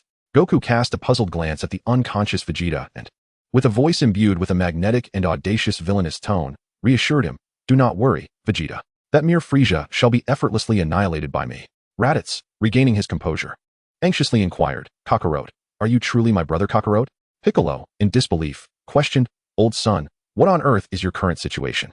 Gohan, brimming with excitement, leaped up and exclaimed, "Dad, you look so incredibly cool right now." At that moment, Frieza beheld before him a towering figure nearly 2 meters tall, clad in a tattered orange martial arts uniform. With dark green hair, crimson eyes, and a meticulously chiseled face. His bulging muscles had reached an extraordinary level, and his dark green tail swayed in the breeze, emanating an aura of primal ferocity, rendering Frieza's eyes wide in disbelief. Despite his inner turmoil, Frieza feigned calmness, astonished by the dramatic transformation of the Saiyans into Super Saiyans. Realizing that these wild apes could not be allowed to exist, after sensing his own transformation, Goku took a deep breath to quell the inexplicable surge of emotion within him. He turned to Frieza, revealing a wicked grin, and taunted, "Do you see me? Am I not like a Super Saiyan?" Frieza's spine chilled at the sight of those crimson eyes narrowing upon him, beads of cold sweat forming on his brow. In Chapter 33, Frieza, attempting to mask his inner trepidation and fear, contorted his face into a menacing expression. "Damn wild monkey, hurry up and die." With that, Frieza hastily launched an attack, aiming to eliminate Goku, yet the latter, now significantly stronger, effortlessly evaded Frieza's onslaught. Transformed, Goku smirked wickedly. "Ha ha ha, my foolish Frieza, your speed is woefully inadequate." Enraged, Frieza lost his rationality, frantically assaulting Goku, but each strike was deftly sidestepped. He cursed vehemently, "Cursed wild monkey, how have you suddenly grown so formidable? This is infuriating." In this mockery-laden battle, Frieza ultimately exhausted all his strength, losing the ability to fight, and was subsequently bisected by his own energy disk. Surprisingly, even in such a state, Frieza remained suspended in the air, poised to continue his duel with Goku. Gazing at this tenacious adversary, Goku reflected, "You have already lost. 2 choices now lie before you." He deliberately paused, leaning close to Frieza's ear, and slowly articulated, "Either submit to me, or perish." He then awaited Frieza's response in silence. Frieza, upon hearing this, was instantly enraged, turning a deep shade of crimson, veins bulging on his forehead. With eyes wide open, he glared fiercely at Goku and seethed, "I, Frieza, am the Emperor of the Universe. How could I ever submit to you, a mere wild monkey?" However, Sun Wukong responded with a calm smile, saying, "Do not be so hasty in your rejection, Frieza. Have you not always yearned for immortality? If you submit to me, I can grant you that wish. Furthermore, I can enhance your strength by at least 1,000-fold. Of course, should you refuse my offer, the only path left for you will be death. Moreover, if you have other desires, such as gaining a few centimeters in height, I can also utilize the power of the dragon to fulfill that for you. What do you say? If you choose to yield to me, there may still be an opportunity for you to defeat me in the future, correct? But if you do not submit, I shall have no choice but to end your life right now. Living brings hope. Once dead, all is lost." As Frieza listened to Wukong's devilish whispers, he found himself wavering. After a moment of deep contemplation, Frieza finally resolved, "Very well, Sun Wukong. From this moment forth, I, Frieza, shall submit to you and follow your lead." Upon hearing Frieza's response, Sun Wukong's face broke into a satisfied smile. "Excellent. Now, depart from Namek and return to your headquarters to await further orders." Frieza nodded, enveloping himself and his severed lower half in energy before soaring towards his massive spaceship. After a while, Frieza left Namek alone, watching as his ship ascended through the atmosphere, disappearing into the vast cosmos. Wukong finally let out a sigh of relief. He then reverted from the legendary Super Saiyan transformation, returning to his ordinary stature of 175 centimeters. Subsequently, he gracefully flew to Gohan, Raditz, and Vegeta. "Dad!" Gohan exclaimed excitedly, diving into Wukong's embrace like a jubilant little bird. Wukong gazed upon his son with affection, gently stroking his hair, his eyes filled with remorse. "Gohan, I am truly sorry for not saving you in time and allowing you to get hurt." Gohan quickly shook his head, his gaze determined and bright. "It's all right, Dad. Thanks to you, we managed to survive. Moreover, it was through this brutal battle that I had the chance to surpass my limits and grow stronger. Look, I have become quite formidable." With that, he leaped from Wukong's embrace and unleashed his powerful aura with all his might. Wukong was astonished as he sensed the energy radiating from Gohan. Realizing that his combat power had doubled even without utilizing the near-death recovery technique after being empowered by the Elder, Wukong couldn't help but smile in satisfaction, nodding appreciatively. "Wonderful. Wonderful. Truly, you are my son. Old son, I never expected you to be this strong. You are always so far ahead," Raditz remarked enviously. "Ah, no. Wukong replied bashfully, scratching his head. "Kakarot, you possess such incredible strength, yet have kept it hidden. You should have informed me of your capabilities before my battle with Frieza. I almost thought we were destined to leave this world," Raditz complained, a look of reproach upon his face. "Apologies, my brother," Goku hastily explained. "It's not due to Dandy's presence. If you were to sustain severe injuries, Dandy could mend your wounds, enabling you to grow stronger. I refrained from intervening solely to help you hone your skills, so please forgive me this once." "Very well. Then I shall inquire about what I was about to ask. Why did you allow Frieza to escape? Did you not just overpower him?" Raditz and the others, oblivious to Goku's conversation with Frieza, remained puzzled, save for Piccolo. He can no longer pose a threat to Earth. Rather than squander him, it would be more prudent to utilize him as a pawn, Goku replied earnestly. Amidst the astonished gazes of his companions, Goku recounted his recent dialogue with Frieza. Meanwhile, Frieza piloted his spaceship, retreating into the depths of space, consumed by resentment and fury, yet tinged with a sliver of fear. Fully aware that he could not triumph over Son Goku, and was left with no choice but to flee planet Namek. On planet Namek, Vegeta, who had been quietly observing, could no longer contain his curiosity and stepped forward, his eyes brimming with anticipation. "Kakarot, was that transformation you just displayed the legendary Super Saiyan?" Goku turned to Vegeta and Raditz, hope flickering in his gaze, and candidly shared the transformation method. "Indeed. But this transformation requires one's combat power to reach a minimum of 3 million, alongside a pure heart, which can only be awakened through extreme rage. Once transformed, one can gradually master the form through training without needing to be exceedingly angry. Both you and Raditz have already met the combat power criteria. You merely require the right opportunity to transform." Chapter 34. Farewell to Planet Namek. Vegeta, astonished by Goku's revelation of the transformation method, felt a surge of surprise within. Coupled with the memory of Goku's transformed state and the overwhelming aura he emanated, as well as the potent Saiyan bloodline pressure that only he could perceive, Vegeta's shock was indescribable. Moreover, reflecting on how Goku had aided him in achieving his wish for immortality, Vegeta felt immense gratitude toward Goku. He bowed deeply, speaking earnestly. "Thank you very much, Kakarot. The The bow startled Raditz and the others, who gazed at Vegeta in astonishment. After their time together, they had come to understand Vegeta somewhat. Initially, they had perceived him as arrogant, self-centered, and dismissive. Yet, witnessing his sincere gratitude towards Goku, even culminating in a profound 90-degree bow, left them astounded. At that moment, a subtle smile graced Goku's lips, a sense of pride swelling within him. Who would have thought this proud prince possessed such a side? There's no need for thanks, Vegeta. We are now among the few remaining Saiyans. We should set aside past grievances. From this day forth, you are one of us, Goku declared with a smile. Upon hearing Goku's willingness to overlook his previous attacks on Earth, Vegeta's admiration for Goku deepened once more. In that moment, Vegeta realized that fighting alongside these individuals might enable him to fulfill his long-standing desire to surpass Kakarot and emerge as the strongest Saiyan since his defeat on Earth. Just then, Dandy suddenly gasped, his knees buckling as he collapsed to the ground, exclaiming, "Oh no, the Grand Elder has just passed away." Piccolo's eyes widened in disbelief as he questioned, "What? How is this possible? Wasn't the Grand Elder just fine a moment ago?" Tears streaming down his face, Dandy choked out an explanation. In truth, the Grand Elder had long forewarned me that his time was drawing near. Moreover, the successor had already been chosen. However, most of the Namekians have been slaughtered by Frieza's forces, and those who remain are at a loss as to what to do. I never expected the Grand Elder's demise to occur today. Gohan quickly approached, gently placing a hand on Dandy's shoulder in a comforting gesture, saying, "Do not grieve, Dandy. You still have us. My father once told me that we possess Dragon Balls on Earth, which can assist in resurrecting your comrades who fell to Frieza." Upon hearing these words, Dandy lifted his head, a glimmer of hope flickering in his eyes. After receiving solace from Gohan and the others, Dandy gradually calmed himself, inhaling deeply, drying his tears, and standing tall as he bowed deeply to Goku. "Mr. Goku, I express my heartfelt gratitude on behalf of all Namekians for saving us and our planet." Goku, somewhat bashful, scratched his head and replied, "Oh, there's no need for thanks. It was merely a small effort on my part. Moreover, I must thank you for the opportunity to utilize the Dragon Balls." At that moment, Gohan excitedly rushed over, grasping Dandy's hand tightly, and turning to Goku with eager anticipation. He said, "Dad, shall we take Dandy to Earth for a visit? We could also revive the Namekians while we're at it." Piccolo gently placed a hand on Gohan's shoulder. Speaking earnestly, "Gohan, this matter must ultimately depend on Dandy's wishes. After all, the Grand Elder has only just departed, and it may not be appropriate for him to leave his homeland at this time. Additionally, resurrecting the Namekians can also be accomplished once we return to Earth." Dandy felt somewhat conflicted, unsure of how to respond to Gohan's suggestion. However, upon hearing Piccolo speak on his behalf, a wave of gratitude surged within him, prompting him to cast a thankful glance at Piccolo. He then turned to Gohan, speaking with unwavering resolve.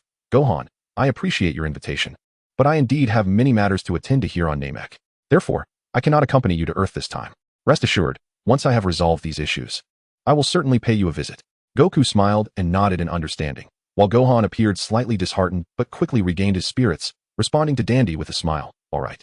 Dandy, once you've taken care of your affairs on Namek, you must come find us.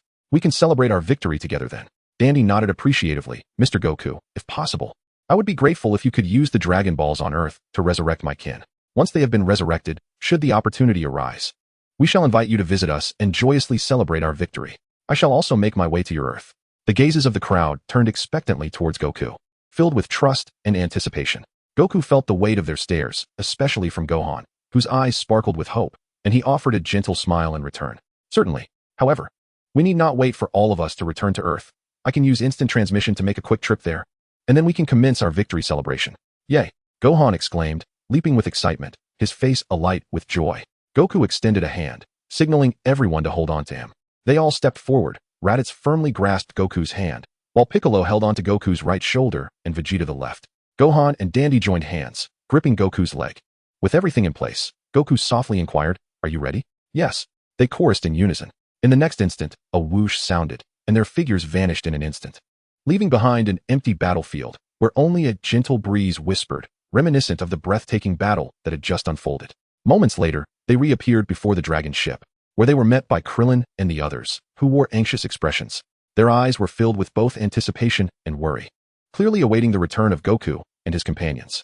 As Goku, Vegeta, Gohan, and Raditz materialized before them, Krillin rushed forward, his face lighting up with joy. The moment Goku appeared, Chi-Chi dashed over, enveloping Gohan in a tight embrace, meticulously checking his body while calling out with a quivering voice. "Gohan, you finally returned. Are you alright? Did you sustain any injuries? I told Goku not to take you, but he insisted on bringing you along. I was so worried. By the way, Are you hungry? After a struggle, Gohan managed to free himself from Chi-Chi's grasp and held her hands, beaming as he replied, I'm fine, Mom. Dad has been protecting me the whole time. We're both okay, and we defeated that villain Frieza. I'm not hungry, so please don't worry. Bulma emerged from the ship, her expression a mix of irritation and concern. Honestly, Goku, how could you leave us for so long? Leaving us old and weak in such a desolate place? I was worried sick. Do you have any idea what would happen if we encountered any trouble before you brought Krillin and the others back? Goku scratched his head sheepishly, smiling as he explained. Hee, sorry, Bulma. I sensed there were no enemies nearby before I left. If anything unusual happened, I could have returned instantly. And look, we're back now, right? Upon hearing Goku's response, Bulma's worry eased slightly, although she still pouted in dissatisfaction. However, her expression brightened when her gaze fell upon Vegeta, who stood with his arms crossed in the background, her mouth agape in surprise. Wow, Goku, who is that handsome guy? Why have I never heard of such a handsome friend of yours before? Does he have a girlfriend? Bulma inquired excitedly, completely forgetting her earlier complaints about Goku and the others being away for too long. Her attention was now captivated by Vegeta, her eyes sparkling with curiosity and anticipation. Goku chuckled helplessly, aware that Bulma would become infatuated upon seeing a handsome man. He sighed and replied, that is Vegeta, the Saiyan prince who previously invaded Earth. I'll tell you more about him later. He wished to calm her emotions without delving into the intricacies of Vegeta's identity and background just yet. Fine then, Bulma huffed, shooting Goku an annoyed glare before stealing another glance at Vegeta and returning to Chi-Chi's side. Vegeta, who stood behind, sighed inwardly at Bulma's words, feeling that he had encountered a rather troublesome woman, and discreetly took a couple of steps back to avoid drawing her attention. Goku, what was with that aura you just displayed? It was terrifyingly powerful, and you seemed to oscillate between righteousness and wickedness. I was concerned you might have lost your way. Master Roshi emerged slowly from the spaceship, articulating the question that Krillin, Tien, and the others were most eager to ask.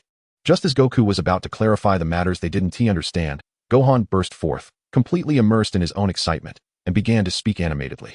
Oh, right. You all must not know, but after you left, we faced numerous formidable foes, and so much transpired. In our most critical moment, Dad suddenly became incredibly powerful. He was simply magnificent. Gohan animatedly described everything he knew to Krillin, Tien, and their friends, who listened intently, occasionally gasping in astonishment. Seizing this opportunity, Goku cleverly utilized instant transmission to return to Earth. To Goku's surprise, Mr. Popo had already prepared the Dragon Balls, allowing Goku to swiftly make his wish and successfully revive the Namekians. After Gohan finished recounting the events, Goku returned with a relaxed smile, saying, Haha, I've resolved everything. Upon hearing this news, everyone breathed a sigh of relief. Subsequently, Goku and Din led the group to the residence of the newly appointed Elder of Namek. Elder Muri warmly welcomed them and expressed his desire to host a grand celebration in their honor. At the gathering, some Namekians performed unique dances, creating a lively atmosphere filled with joy and gratitude. Goku and his companions were deeply moved, sensing the sincerity and kindness of the Namekian people. The celebration continued for quite some time, and as the last note faded, everyone was enveloped in a jubilant ambience. Goku and his companions embraced Elder Muri tightly, conveying their blessings and gratitude. They then bid farewell to the Elder and returned to the vicinity of their spaceship. Chapter 35, Parting Ways. Alright everyone, now that the matter is resolved, Piccolo, please take Gohan, Krillin, and the others back to Earth in my spaceship. I intend to train with Vegeta and Goku on another planet for a while before returning to Earth. Goku addressed the group. Dad, are you really not coming with us? When will you return to Earth? Gohan asked reluctantly. Goku pondered for a moment, perhaps in a year. Goku, don't let your newfound status as the strongest in the universe change who you are. I hope you remain the Goku I know, Krillin said earnestly, looking at him. Hearing Krillin's words, Goku smiled. Don't worry, Krillin, I won't change. Moreover, the universe is vast, and my recent victory over Frieza for the title of the strongest is not necessarily definitive. There are always greater powers beyond. Old man, you may be stronger than me now, but that doesn't mean you will always be. I will reach your level and then surpass you, Piccolo declared defiantly as he gazed at Goku. Goku, feeling a sense of pride, reassured him, rest assured, Piccolo, you will become even stronger than I am now. Of course, I won't be stagnant either. I will undoubtedly grow even more powerful. Placing his hand on Goku's shoulder, Piccolo said firmly, Alright, old man. I look forward to the day when we both become even more formidable. Goku smiled gently and turned to everyone. Well then, let us bid farewell.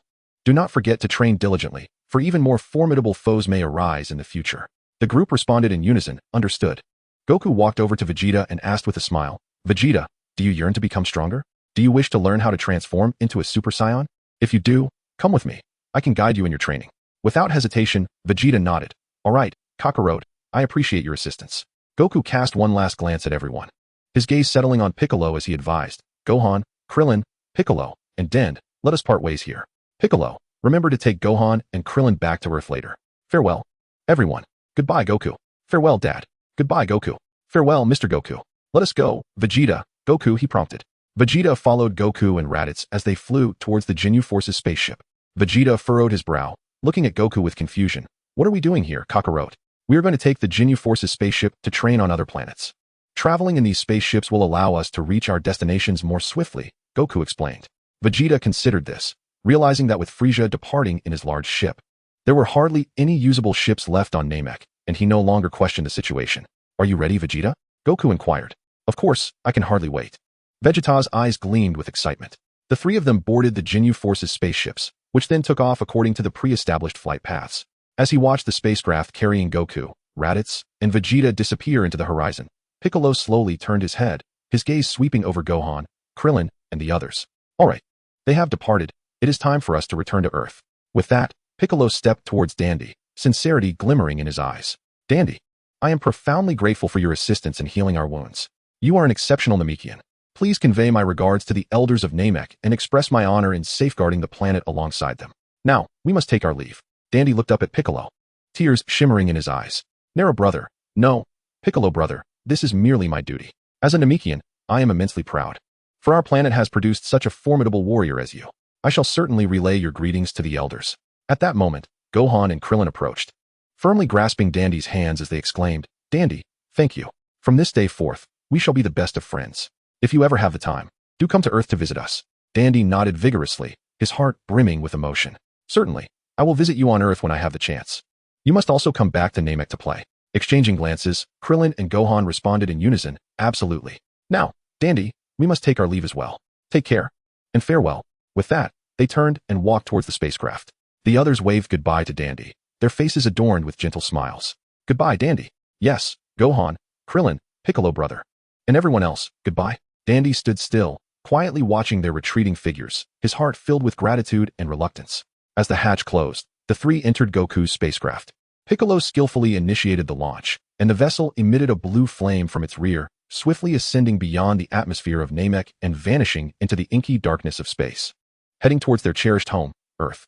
Once the spacecraft had disappeared from view, Dandy stood in silence for a long while before softly murmuring, Thank you, and may you have a safe journey. I wish you all the best. This journey would again span 5 long days, yet for the warriors, it felt fleeting. For they eagerly entered the gravity chamber to continue their training. They understood that only through relentless improvement of their abilities could they better protect Earth and those they held dear.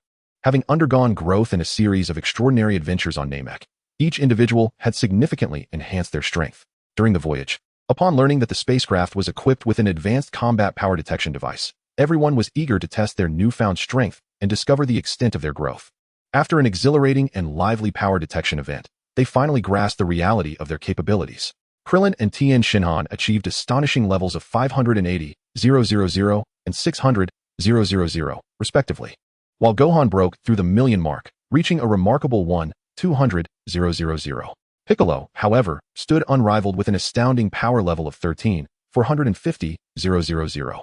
Yamcha and Dumpling were equally determined, boasting battle powers of 450,000 and 400,000 respectively. After gaining an understanding of each other's strengths, the group promptly immersed themselves in gravity training. Despite varying levels of ability, they resolutely chose to commence their training under a gravitational force of 25 times. Initially, some struggled to adapt to such intense gravity, but due to significant increases in their strength, they quickly acclimated to the demanding training environment. Meanwhile, Goku, Raditz, and Vegeta were hurtling through the vast cosmos aboard their spacecraft. Chapter 36, Return to Earth. 5 fleeting days passed, and Gohan, Krillin, and Piccolo finally arrived back on Earth. After extensive training, they had successfully overcome the 100 times gravity of the spaceship's gravity chamber, leading to a remarkable enhancement in their abilities. During this period, both Krillin and Tien had made tremendous progress, achieving an astonishing battle power of 1,200,000. Yamcha was not to be outdone, reaching a battle power of 900,000. Even Dumpling, who had always been relatively weaker, displayed incredible potential, achieving a battle power of 800,000. However, it was Gohan who garnered the most attention. This youngest warrior continued to grow through combat, now boasting a battle power of for 100,000, making him the youngest powerhouse. Although Piccolo's increase was modest, he remained the strongest among them with a formidable battle power of 14,000,000. As they returned to Earth, new challenges loomed ahead. In the face of future adversaries, they would require even greater strength to safeguard the planet. The fruits of this training would prove crucial in confronting impending crises. Piccolo and the others landed directly on the grassy field of Bulma's home in West City. At that moment, the brief couple was already waiting for them in the garden. As Bulma and the others disembarked from the spacecraft, Dr. Brief immediately approached with a warm welcome, exclaiming, "Hi, welcome back, everyone." With a beaming smile, Gohan, filled with curiosity, looked at Dr. Brief and inquired, "Grandpa Brief, how did you know we were arriving now?" Dr. Brief chuckled and replied, You are Gohan, aren't you? You've changed quite a bit in such a short time. You've lost some of your youthful naivete and gained a touch of charisma. Even before Goku's spaceship entered the Earth's atmosphere, I received a signal from it. By calculating and analyzing, I was able to estimate its landing point. So I came out early to welcome you all. You must have had quite the journey in space. How was it?" Gohan expressed his gratitude, saying, "Thank you for the compliment, Grandpa. Our journey went fairly smoothly, though we encountered some trouble on Namek. However, we resolved it in the end." Before Gohan could elaborate on the situation on Namek, Bulma couldn't help but voice her concerns. Namek was incredibly dangerous. "Did you know that your precious daughter nearly perished there?" Mrs. Brief hurried over, grasping Bulma's hand, carefully inspecting her from head to toe, and anxiously asking, "Oh, my dear, are you all right? Did you sustain any injuries? What on earth happened on Namek?" Tears welled in Bulma's eyes as she spoke with a quavering voice. "You cannot fathom the horror we faced upon our arrival at planet Namek, where we encountered the self-proclaimed cosmic overlord, the malevolent Frieza, along with his invading legion. They ruthlessly slaughtered the Namekians, and even Gohan narrowly escaped death." Subsequently, Bulma recounted in detail the harrowing events that transpired on Namek to her parents, including Goku's transformation into a Super Saiyan and the fierce battle against Frieza, culminating in Goku's triumphant victory over the tyrant. Upon hearing this, Dr. Brief decisively resolved to host a welcoming ceremony and victory celebration for everyone. During the gathering, the attendees savored delectable food and relished joyous moments, creating an exceptionally vibrant atmosphere. Gohan, Krillin, and others frolicked and laughed heartily, while Piccolo stood quietly to the side, observing everyone with a subtle smile of solace. This celebration became a cherished moment for all to release their stress and commemorate their victory, allowing them to momentarily forget the pains and hardships of the past. Each person was enveloped in the joyous ambience, savoring this rare tranquility and peace. Conversations flowed about the various happenings on Namek, when Dend expressed his concerns, saying, "Do you think that the formidable demon Frieza will not return to invade Earth? Can Goku truly defeat him again? Will our planet be plunged into crisis?" Tien Shinhan lamented. "Dend, did you not sense Goku's energy or hear Gohan's stories? Goku has grown immensely powerful and decisively defeated Frieza. He even stated that if Frieza dares to invade Earth again, he will surely vanquish him."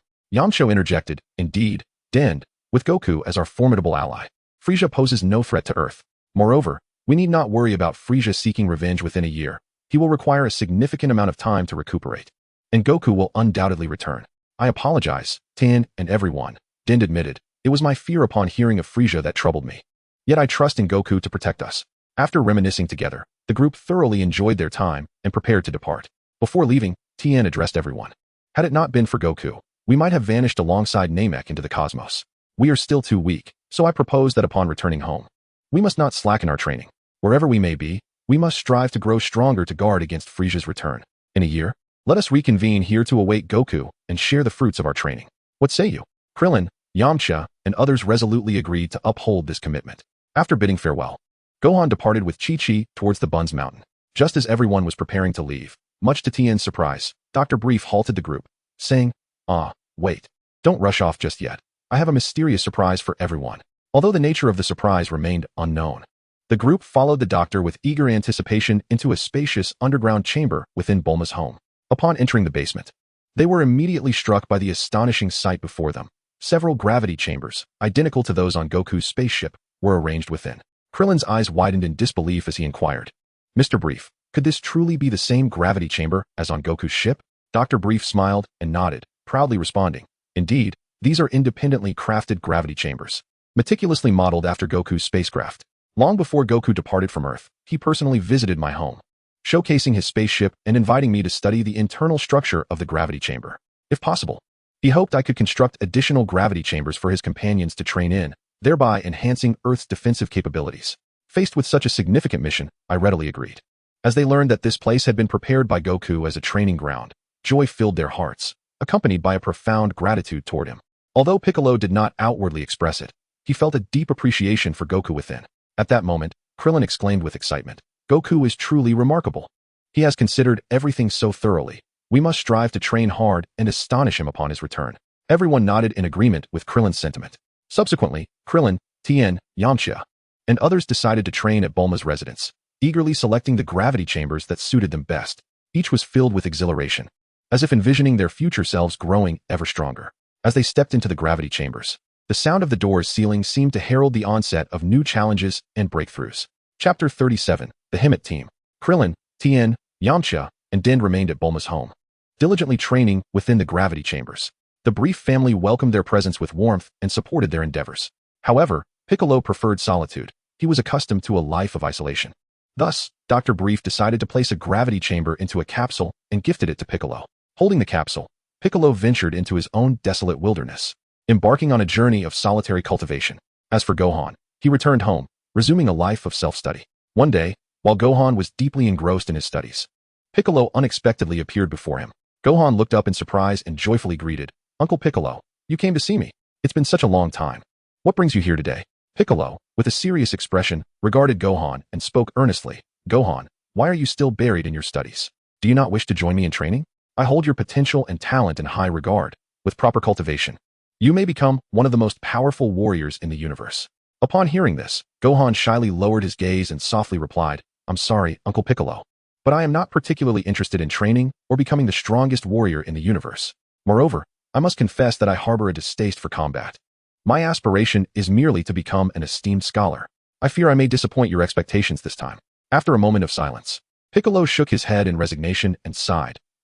Since your heart is not in this, even if I were to compel you to train, it would yield suboptimal results. I had hoped to cultivate alongside you, but if your interest is lacking, I must respect your choice. So be it. May our paths cross again." With that, Piccolo vanished from sight. Gohan glanced around, feeling the absence of Piccolo's presence, a sense of loss and dejection swelling within him. He murmured, "Farewell, Uncle Piccolo." Piccolo returned to the gravity chamber in the desolate wilderness. Upon entering, he couldn't help but exclaim, "I hope this gravity chamber, with its limit set at 300 times Earth's gravity, will meet my training needs and facilitate a breakthrough during this period." Without hesitation, he activated the chamber and plunged into rigorous training once more. From Namek, Goku, Raditz, and Vegeta journeyed through the cosmos for their training, and upon Goku's suggestion, they finally arrived at their destination, Yardrat. As they descended upon the planet, they immediately attracted the attention of the local inhabitants. Due to the Saiyans' distinct appearance, they were initially regarded as adversaries. However, once Goku and his companions clarified their intentions, the misunderstanding was swiftly resolved. The leader of the Yardrats, Pibara, welcomed them warmly, exclaiming, "Our sincerest apologies, esteemed visitors. We did not anticipate that the Saiyans had liberated themselves from Frieza's grasp and vanquished that fiend. On behalf of the universe's denizens, I express my gratitude." Goku waved his hand dismissively, saying, "Oh, it's merely our duty. We have come here upon hearing that you possess many extraordinary techniques and wish to learn from you.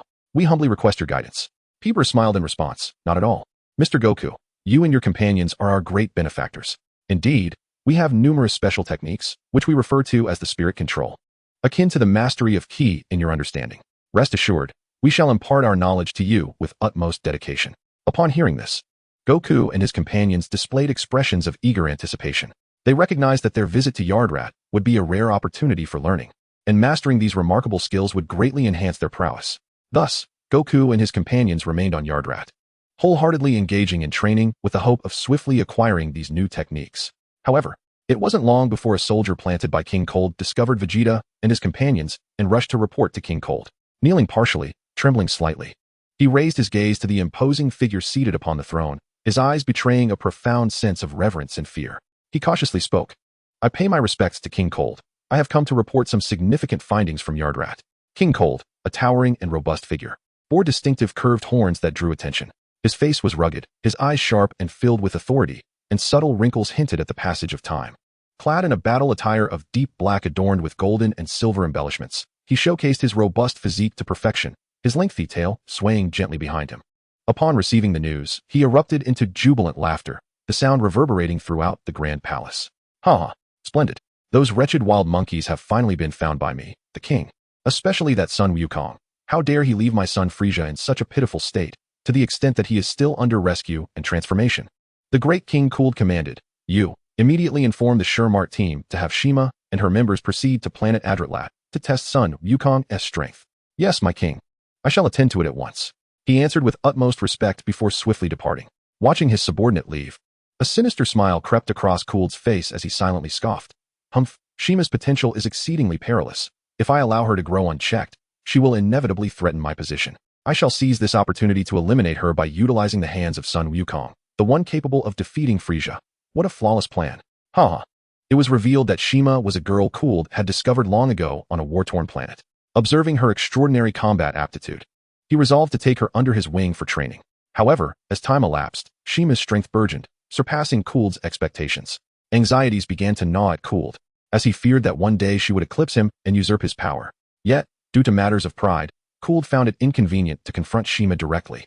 For aside from himself and Frieza, few could rival her. Thus, this opportunity presented itself as an impeccable chance for Cooled to eliminate a potential threat by orchestrating her downfall through Sun Wukong. Upon arriving at planet Adratlat, the Shenron team unleashed a brutal massacre. The indigenous people rose in rebellion, yet their efforts were futile against such formidable foes. In desperation, Piccolo rushed to the side of the training Wukong and his companions, panic etched across his face. Mr. Wukong, we are in grave danger. The special forces of Cooled's Legion are invading planet Adratlat. Our warriors stand no chance against their 3 assailants. I implore you, save us. Before Wukong could respond, Raditz, unable to contain his fury, bellowed indignantly, cursed be that Cooled, the father of Frieza. I have heard tales of his vile deeds since childhood. He is a demon. Identical to Frieza? How dare he extend his claws toward this planet? Master Supa, rest assured, we shall find a way to thwart these villains.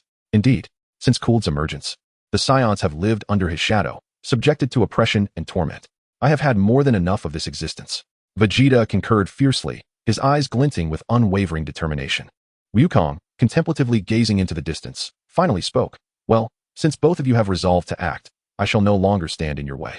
In this fierce battle, you may unleash the pent-up fury within your hearts. Perhaps this is indeed an opportune moment for your transformation.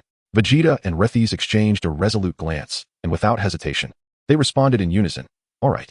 They understood that this might be the pivotal conflict that would enable them to transcend their limits and acquire greater strength.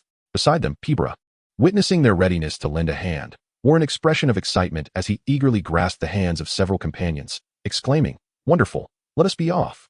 No sooner had he spoken than he firmly held on to a few individuals, his urgency palpable as he pressed onward. With a vigorous sweep of his hands, the 4 vanished from their original location. In the next instant, they found themselves on the battlefield, facing the approaching adversaries. The first figure that caught their eye was a tall, muscular female warrior. She possessed distinctive purple skin and cascading white hair styled into a high ponytail. Her blue eyes were deep and piercing, reflecting an unwavering resolve. Clad in a black combat suit adorned with golden accents and lines, she exuded an air of nobility and formidable strength. This female warrior stood there, radiating an aura that was both intimidating and captivating. Upon noticing Goku and the others, she gracefully placed a hand on her chest, slightly bowing in acknowledgement with a faint smile gracing her lips. You must be the legendary Saiyan, Son Goku. At last, you have chosen to reveal yourselves. The wait has been arduous. She continued, before we proceed, allow me to introduce myself. We are the Shenron team under the command of King Cooled, and I am the captain, Shima. At that moment, a figure appeared before them like a flash of lightning.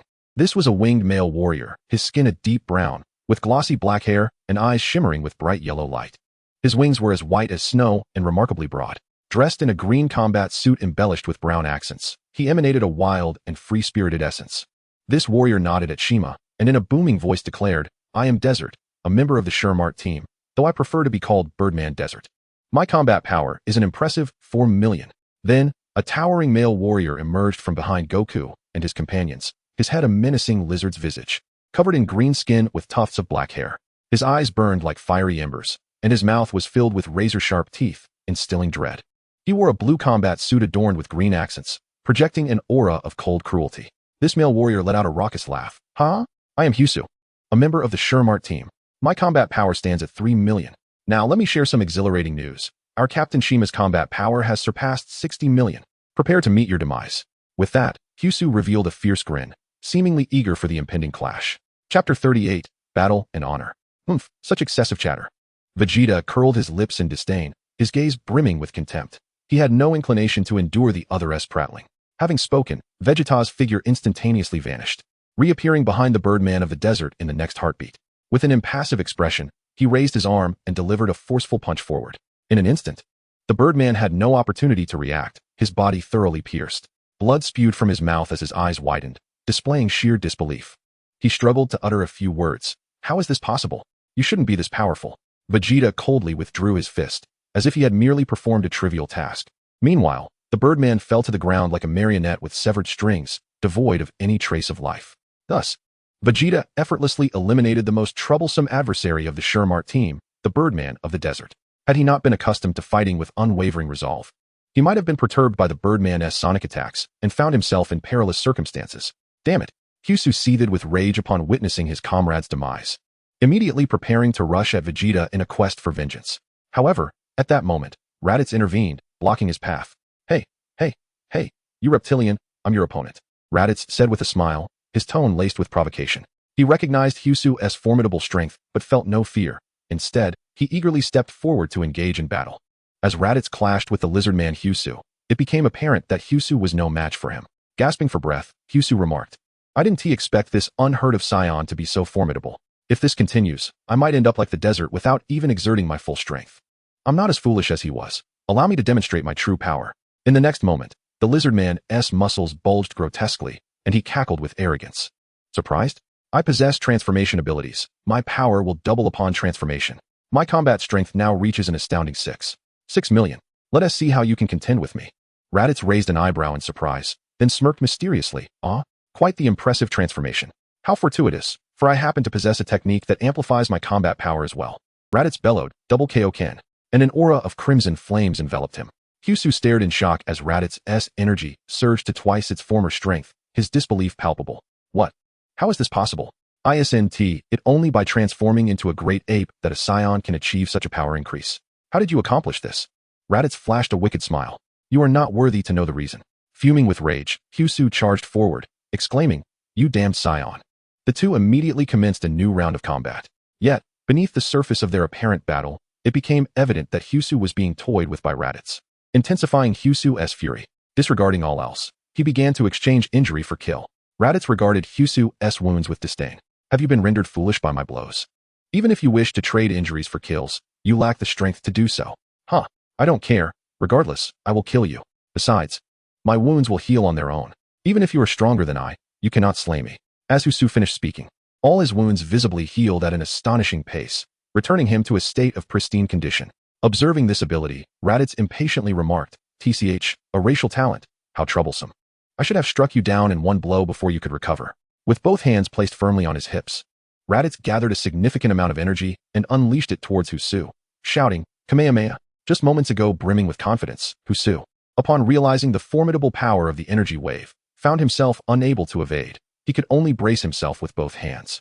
Unfortunately, his efforts were in vain as he was engulfed by the energy, exclaiming, I refuse to accept this. With the final word escaping his lips, Hyusu was vaporized in place, reduced to ash. As the battle concluded, Goku turned to Shima, curiosity twinkling in his eyes. I know with your strength, you could have undoubtedly saved your two comrades. Why did you simply watch them perish? Shima resolutely replied, Humph, being killed by others only reflects their inadequacy. Survival of the fittest is the law of the universe. Their demise is a consequence of their own shortcomings. Upon hearing this, Vegeta couldn't help but commend. Your awareness is commendable. The weak who are slain can only blame their lack of strength. The weak hold no value in survival. I once shared your perspective. Just as Raditz was about to interject, Vegeta abruptly countered, However, I no longer feel that way. You are exceedingly cold-hearted, reminding me of my former self. And I find your presence quite irksome. Without hesitation, Vegeta charged towards Shima, closely followed by Raditz, aware of the latter's formidable strength. They engaged in combat, initially struggling against Shima. Meanwhile, the Aradrat people began to worry about the safety of their kin. Pibara, observing the fight alongside Goku, inquired, Mr. Goku, I've heard you defeated Frieza. Shouldn't handling this Shima be a trivial matter for you? Why not intervene personally? Goku, watching the two figures in battle, smiled and responded. This opponent is indeed powerful. It's a perfect opportunity to fully develop their potential. He reassured Pibara, rest assured, if the situation spirals out of control, I will step in. With Goku's words, Pibara felt a sense of relief, and the two continued to silently observe the battle. Vegeta and Raditz fought with great difficulty. as Raditz gradually increased the multiplier of his Kaioken technique. Upon reaching a fourfold increase, he had completely distanced himself from Vegeta. Deep down, Vegeta felt a sense of unwillingness but pressed on, gradually becoming irrelevant to the confrontation between Raditz and Shima. When Raditz had elevated his Kaioken to 14 times, he matched Shima in strength. During the skirmish, Shima, astonished, inquired, "How do you possess such formidable power? What is your name?" In a state of exhilaration, Raditz replied amidst the clash, I am Raditz. You're quite impressive, but if this is all the power you possess, perhaps you should consider meeting your end." Raditz bellowed, "Kaioken, 15 times." With this enhancement, Raditz's strength surpassed that of Shima, placing him at a distinct advantage, to which Shima lamented, "Your power is indeed formidable. I came here with the intent to eliminate Sun Wukong, only to discover that he is accompanied by a warrior of your caliber. If I were to conceal my strength any longer, it seems I would meet my demise at your hands." With that, I kicked Raditz aside and began to unleash my energy, my aura steadily escalating. Wukong observed Shima's power intensifying in the air and pondered to himself that the original narrative had provided scant information about her. He was taken aback by the extent of her concealed strength, realizing that Raditz might struggle to contend with her. As Shima amplified her energy, she looked down at Raditz with a wicked smile and proclaimed, surprised, "Are you, Raditz? I too can control my energy. This is my true power." In order to prevent Kurter from intervening personally, I kept my power restrained to 63 million, but in truth, my combat prowess has already reached 100 million. How will you respond to this? Raditz, without hesitation, shouted, "Let us go all out. Kaioken, 20 times. He chuckled, "I didn't expect you to possess even greater strength. But if this is your full power, it may not suffice." With that, the two resumed their fierce battle. After an intense confrontation, Raditz found himself vanquished, unable to rise again. Vegeta, who had long since been forced out of the fight, felt an overwhelming surge of rage at this sight. All the humiliation and frustration within him erupted at that moment. He bellowed in desperation, "Damn it! Why, even that wretched Raditz surpasses me, and you, the detestable Shima, are even stronger. I refuse to accept this." As he shouted, the sky darkened, thunder clapped, and in the next instant, Vegeta's hair transformed to green and then instantly shifted to a brilliant gold, his eyebrows and pupils following suit, igniting in a blaze of golden energy. Vegeta, momentarily stunned by his own transformation, recalled Wukong's description of how ordinary Saiyans became Super Saiyans, and he erupted into maniacal laughter. "Ha! I, Prince Vegeta, could never be left behind. I have finally become a Super Saiyan. Wretched Shima, your end is nigh." In a flash, Vegeta appeared before Shima like a specter, his fist striking her abdomen with the swiftness of lightning. Shima felt as though a colossal meteor had struck her, an unbearable force overwhelming her, propelling her backward to crash heavily onto the ground. Her consciousness blurred, and the world around her twisted. Vegeta loomed above her, his gaze cold and indifferent, as though regarding worthless debris. Without mercy, he unleashed a powerful energy blast, vaporizing Shima along with a vast expanse of the earth, leaving no trace behind. The inhabitants of the Yardrat homeworld displayed expressions of sheer elation, having witnessed Raditz and Vegeta vanquish this formidable foe and successfully save their entire race. Pibara, overcome with gratitude, led his people in expressing profound thanks to these three guests, vowing to dedicate themselves to teaching them the precise control and application of Spiritito. Meanwhile, the warriors on Earth entered a state of intense focus, dedicated to enhancing their strength. Each individual engaged in rigorous training, striving to transcend their limits. As time swiftly passed, a year elapsed, yet for these warriors, every fleeting moment represented a precious opportunity. At this juncture, the mechanical Frieza, accompanied by his father King Cold, embarked on a vengeful journey towards Earth. Simultaneously, Goku, Raditz, and Vegeta bid farewell to Yardrat and set their course for Earth. Chapter 39, The Fruits of a Year of Training. In the year 764 of the age, the warriors diligently training on Earth abruptly paused their activities, as if sharing an unspoken connection, and collectively gazed towards the same direction, their expressions laden with vigilance and bewilderment. "Tien, do you sense that?" Krillin's voice trembled slightly, his eyes fixated on the distant sky, seemingly in search of the source of that enigmatic power. Tien nodded gravely, replying, "Yes, Krillin. I can sense it. Two malevolent and formidable presences are about to descend upon Earth. It must be Frieza. Indeed, one aura belongs to Frieza, but the other, which bears a resemblance to his, is unknown to us. We did not encounter it on Namek." Krillin furrowed his brow, anxiety gnawing at him. "Tien, I'm frightened." Kaiatsu clutched Tien's clothing tightly, his body trembling slightly. "This presence is terrifying, and Goku has yet to return." "Kaiatsu is right," Krillin added. "The situation appears grim. Tien, do not fear, Kaiatsu," Tien reassured him. "As long as we unite our efforts, we will surely vanquish our foes." "Yamcha, do not forget why we trained in the gravity room a year ago." Tien clenched his fists, his gaze resolute. It was to prepare for this very moment. Although our opponents are powerful, we have grown stronger. He continued, when the battle commences, you must hold Frieza off for a while, granting me the opportunity to utilize the Mafuba to seal him. Krillin smacked his forehead, exclaiming, of course. Why didn't I think of that? Rest assured, Tien, we will create the opportunity for you. Yamcha nodded in understanding of Tien's plan. They recognized that this battle would be exceedingly arduous, yet they were prepared. Resolute in their commitment to protect Earth and all they held dear. The group commenced their preparations as time inexorably ticked away.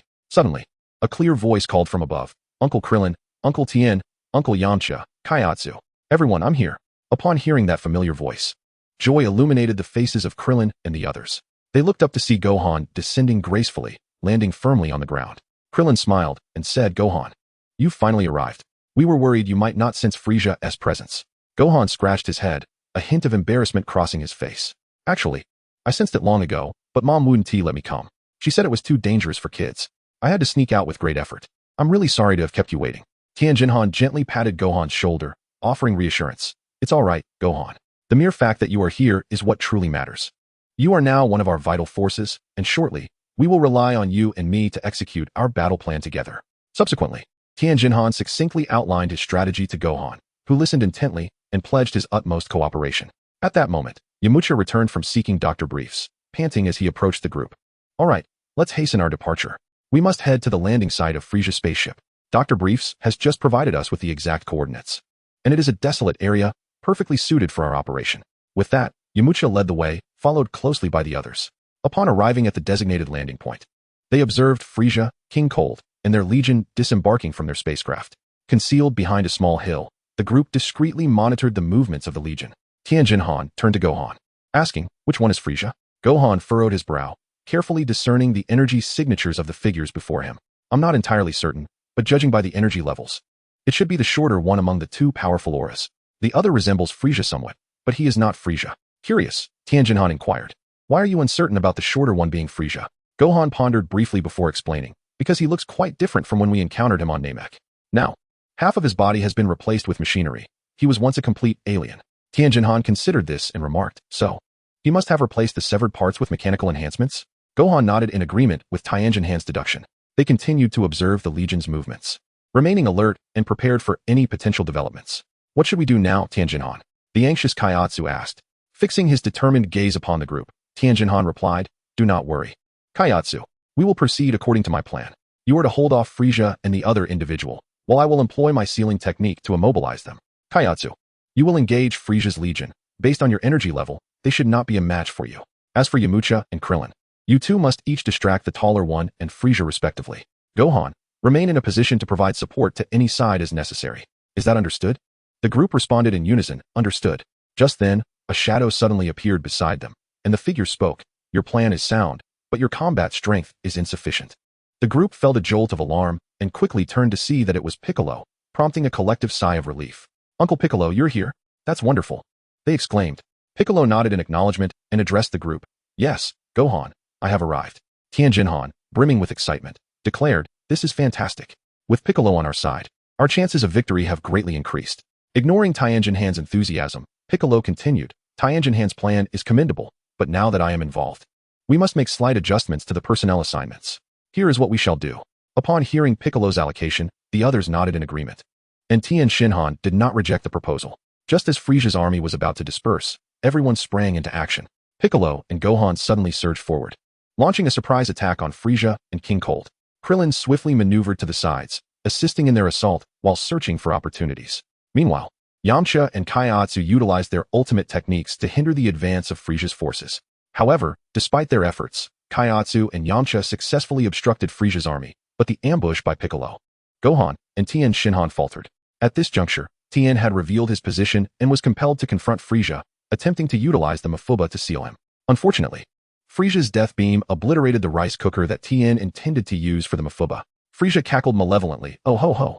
Aren't you the Namekian who fought me back on Namek? And you, the wretched Saiyan son of Goku, and the little bald one. I remember you all. Are those your comrades? Let me gauge the extent of your power. Frieza targeted the Earth warriors with his mechanical scouter, astonished as he spoke. I can hardly believe it. That weakest little brat boasts a power level of 1. 2 million. The scarred one has 1. 5 million. The three-eyed warrior has 2. 2 million. The little bald one possesses 2. 4 million. That Saiyan child is at 2.5 million. And the Namekian's power level has reached an astonishing 20 million. Incredible. This planet harbors such formidable warriors, far exceeding the Jinyu force I gathered from the galaxy. However, despair may still await you. After my enhancements, I have trained further, and now I am at a staggering 200 million. Frieza's voice echoed through the air, imbued with unparalleled confidence and arrogance, as his gaze swept over each Earth warrior, glimmering with disdain. Chapter 40. The Future Warrior and the Fighters. Upon hearing Frieza's remarks, everyone gained a clear understanding of their respective power levels and rejoiced in their own growth. Yet, concurrently, they were engulfed by despair at Frieza's might. They marveled at Piccolo's strength, noting his remarkable progress over the past year. Piccolo, knowing Gohan's previous power level, felt a deep sense of disappointment and anger as he observed that Gohan's power had only increased marginally compared to a year ago. Gohan, what on earth have you been doing this year? Why is your progress so painfully slow? Gohan was well aware of his situation. Although he had devoted most of his time to his studies and only trained occasionally, the results paled in comparison to his comrades, leaving him filled with guilt. In response to Piccolo's inquiry, Gohan lowered his head and admitted, "I'm sorry, Uncle Piccolo. I really don't enjoy fighting that much. I would prefer to study diligently and become a scholar in the future.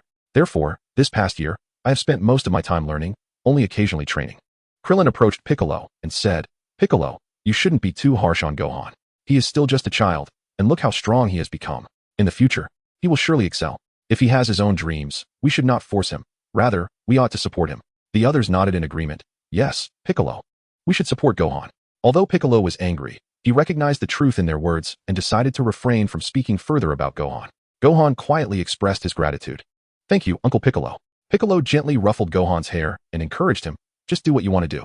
Hearing Piccolo's words, Gohan brightened up, responding joyfully, "Yes, Uncle Piccolo." At that moment, Frieza, who had been listening to their discussion, grew impatient and exclaimed, "Oh ho ho, have you all forgotten about me, the Emperor of the Universe?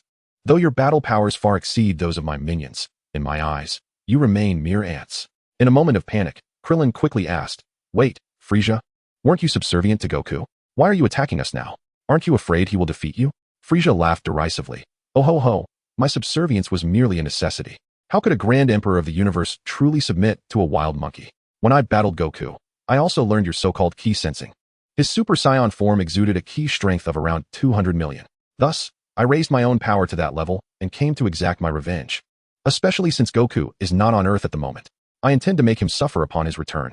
From the moment you faced me, your future was sealed. Now, prepare to accept your demise." With that, Frieza unleashed a malevolent aura that instilled fear in the hearts of the warriors. The group immediately entered a state of alert, preparing for a life-and-death battle against Frieza.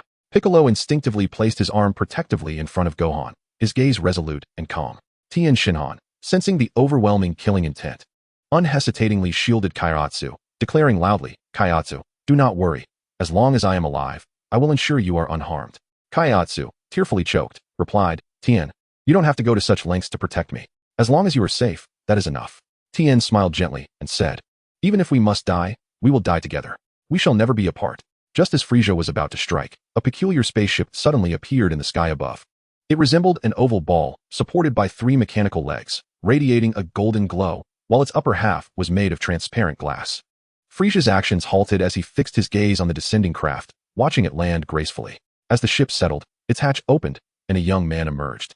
Standing nearly 6 feet tall with a muscular physique, he sported a striking blue-purple hairstyle that accentuated his handsomeness. He wore a blue waist-length denim jacket paired with black trousers, and a long sword was slung across his back, exuding an air of mystery and strength. As the young man descended from his spacecraft, he effortlessly transformed it into a capsule and stored it within a box. He then raised his gaze towards Frieza and scanned the surrounding environment, his eyes betraying a hint of wariness and curiosity. It was evident that he found the current situation perplexing, yet he was simultaneously prepared to confront any eventuality. Frieza furrowed his brow, his gaze fixed intently on the seemingly familiar figure before him, a wave of inexplicable unease surging within him. His tone dripped with provocation. "Who are you? What brings you here?" Without a moment's hesitation, Trunks replied forthrightly, "I am Trunks, a Saiyan, and you are the infamous Frieza. I have come here today to take your life." Frieza's expression shifted slightly, his mind racing to recall any memories of the Saiyans. However, the name Trunks eluded him. With a derisive chuckle, he mocked, "Oh ho ho, I don't recall such a Saiyan existing. However, since you dare to seek me out, do not blame me for being ungracious." A cold smile crept across Trunks' lips as he raised his head with pride. Calmly, he responded, "If you doubt my Saiyan heritage, allow me to demonstrate." With that, he closed his eyes, drew in a deep breath, and prepared to unleash his true power. In that moment, Trunks' body began to emanate a dazzling golden light. His hair transformed into a brilliant gold, and his muscles became more defined. He opened his eyes, which now sparkled with unwavering determination, and declared loudly, "Super Saiyan." Frieza and his warriors were momentarily taken aback by this sudden transformation. Their eyes widened in disbelief as they beheld Trunks. Frieza's expression darkened, and through gritted teeth, he uttered, "Damn it. I never anticipated that there would be Saiyans capable of ascending to Super Saiyan." With his head held high and confidence radiating from him, Trunks coldly asserted, "Now, you must believe I am indeed a Saiyan, Frieza. Your end is nigh." No sooner had the words left his lips than Trunks unleashed a tremendous aura, charging toward Frieza. Frieza, witnessing the golden hair, golden eyebrows, and pale green pupils surrounded by a fiery golden aura, was not the only one taken aback. Even King Cold, who had remained silent until now, was astounded. This was the true visage of the legendary Super Saiyan passed down through generations. Frieza's eyes widened in disbelief, his heart swelling with fear. His transformation resembled that of the Saiyan Goku, which aligned more closely with ancestral descriptions. Cursed be it. You truly are a Saiyan and can transform into a Super Saiyan. Despite the flicker of fear within him, Frieza resolved to engage, bolstered by his significantly enhanced strength. Both combatants chose to fight unarmed. After an intense battle, Frieza realized he was merely slightly weaker than Trunks, allowing him to breathe a sigh of relief. Yet, just as he believed their strengths were evenly matched, Trunks suddenly vanished from sight, reappearing behind him in an instant. In a flash, Trunks drew his sword, striking at Frieza with astonishing speed. Frieza had no time to react before his body was cleaved into numerous pieces. Subsequently, Trunks unleashed a powerful energy blast that vaporized the fragments of Frieza's form. This series of actions left King Cold and his warriors utterly astounded, rendering them motionless in disbelief for an extended period. Eventually, they began to recover from their shock. Krillin, Yamcha, and Dend erupted into cheers at the swift demise of Frieza, while others gazed in awe at the formidable young warrior before them. King Cold, witnessing the unexpected death of Frieza, was filled with confusion and furrowed his brow. Nevertheless, he maintained his regal demeanor and spoke with a chilling tone. "You, insolent wretch, dared to slay Frieza? Do you comprehend that he is my son, a scion of the mighty King Cold of the universe?" Trunks, with an expression of impassivity and eyes that radiated determination, responded unflinchingly, "Frieza's reign of terror has come to an end. His demise is well deserved." A glimmer of calculation flickered in King Cold's eyes as he endeavored to placate Trunks. Softening his tone, "You possess remarkable skill. I must commend you. To have vanquished my son Frieza is no small feat. Allow me to extend a proposition. If you would accept the role of my adopted son in Frieza's stead, I shall grant you dominion over the entire universe. In this way, we could cease to be adversaries and instead become family." However, Trunks sneered derisively, his eyes brimming with scorn. "I have no interest in such an offer. Do you think I would become a pawn for your wicked empire, like Frieza?" King Cold's expression shifted subtly. He fixated on the sword in Trunks' possession, seeking a rationale to explain Frieza's downfall. With a disdainful huff, he declared, "Humph, it is merely because of that sword that you managed to defeat Frieza. Without that weapon, what are you truly worth?" Trunks tossed the sword to King Cold, confidence radiating from him as he proclaimed, "Then watch closely, for I can easily defeat you without it." King Cold, seizing the sword with a hidden delight, regarded it as an extraordinary opportunity. Without hesitation, he charged forward, intending to launch a surprise attack. However, unexpectedly, the sword in King Cold's hands proved ineffective, as if it had lost all its power. Instead, he found himself swiftly overwhelmed by Trunks' energy wave. Having successfully dealt with Frieza, King Cold, and their legion, Trunks exchanged brief greetings with the warriors, assuring them of his benign intentions and that he sought only Goku's assistance. Curiosity filled the air as the warriors inquired about his identity and origins, but he remained tight-lipped, unwilling to divulge a single word. Faced with Trunks' silence, the others refrained from pressing further, acknowledging that everyone harbors their own secrets. Nevertheless, Trunks' sudden appearance left them in a state of astonishment and intrigue. His display of immense power commanded respect, while his enigmatic identity sparked countless speculations. Who was he? Why was he in search of Goku? These questions weighed heavily on the minds of all present, creating a palpable tension in the atmosphere. At this moment, Trunks, with an expression of confusion, suddenly inquired, "Excuse me, may I ask if you know where Vegeta is?" Upon hearing this, Piccolo immediately sensed the critical information embedded in the question. Intrigued as to why Trunks would be inquiring about Vegeta, he replied, "Oh, Vegeta, he departed over a year ago with Raditz to train with Goku on another planet. Goku mentioned they would return after a year, and the time is nearly upon us. They should be back shortly." This response filled Trunks with astonishment. He had never heard of anyone named Raditz, and to his knowledge, Vegeta should not have left Earth alongside Goku during this period. This cascade of revelations led him to question whether this world was indeed the one he was familiar with. After a moment of silence, he ascended a small hill, quietly awaiting the return of Goku and Vegeta. Chapter 41. The Origin of the Mysterious Youth. As time ticked away, everyone awaited anxiously. Suddenly, a sharp whistling sound pierced the sky, followed by a series of dazzling flames streaking across the heavens, accompanied by several resounding booms. 3 meteor-like streaks of light broke through the atmosphere, engulfed in flames, and plummeted to the ground, creating 3 massive craters. Within each crater lay a single-person spacecraft, deeply embedded in the earth, and as the hatches opened, a plume of blue smoke billowed forth.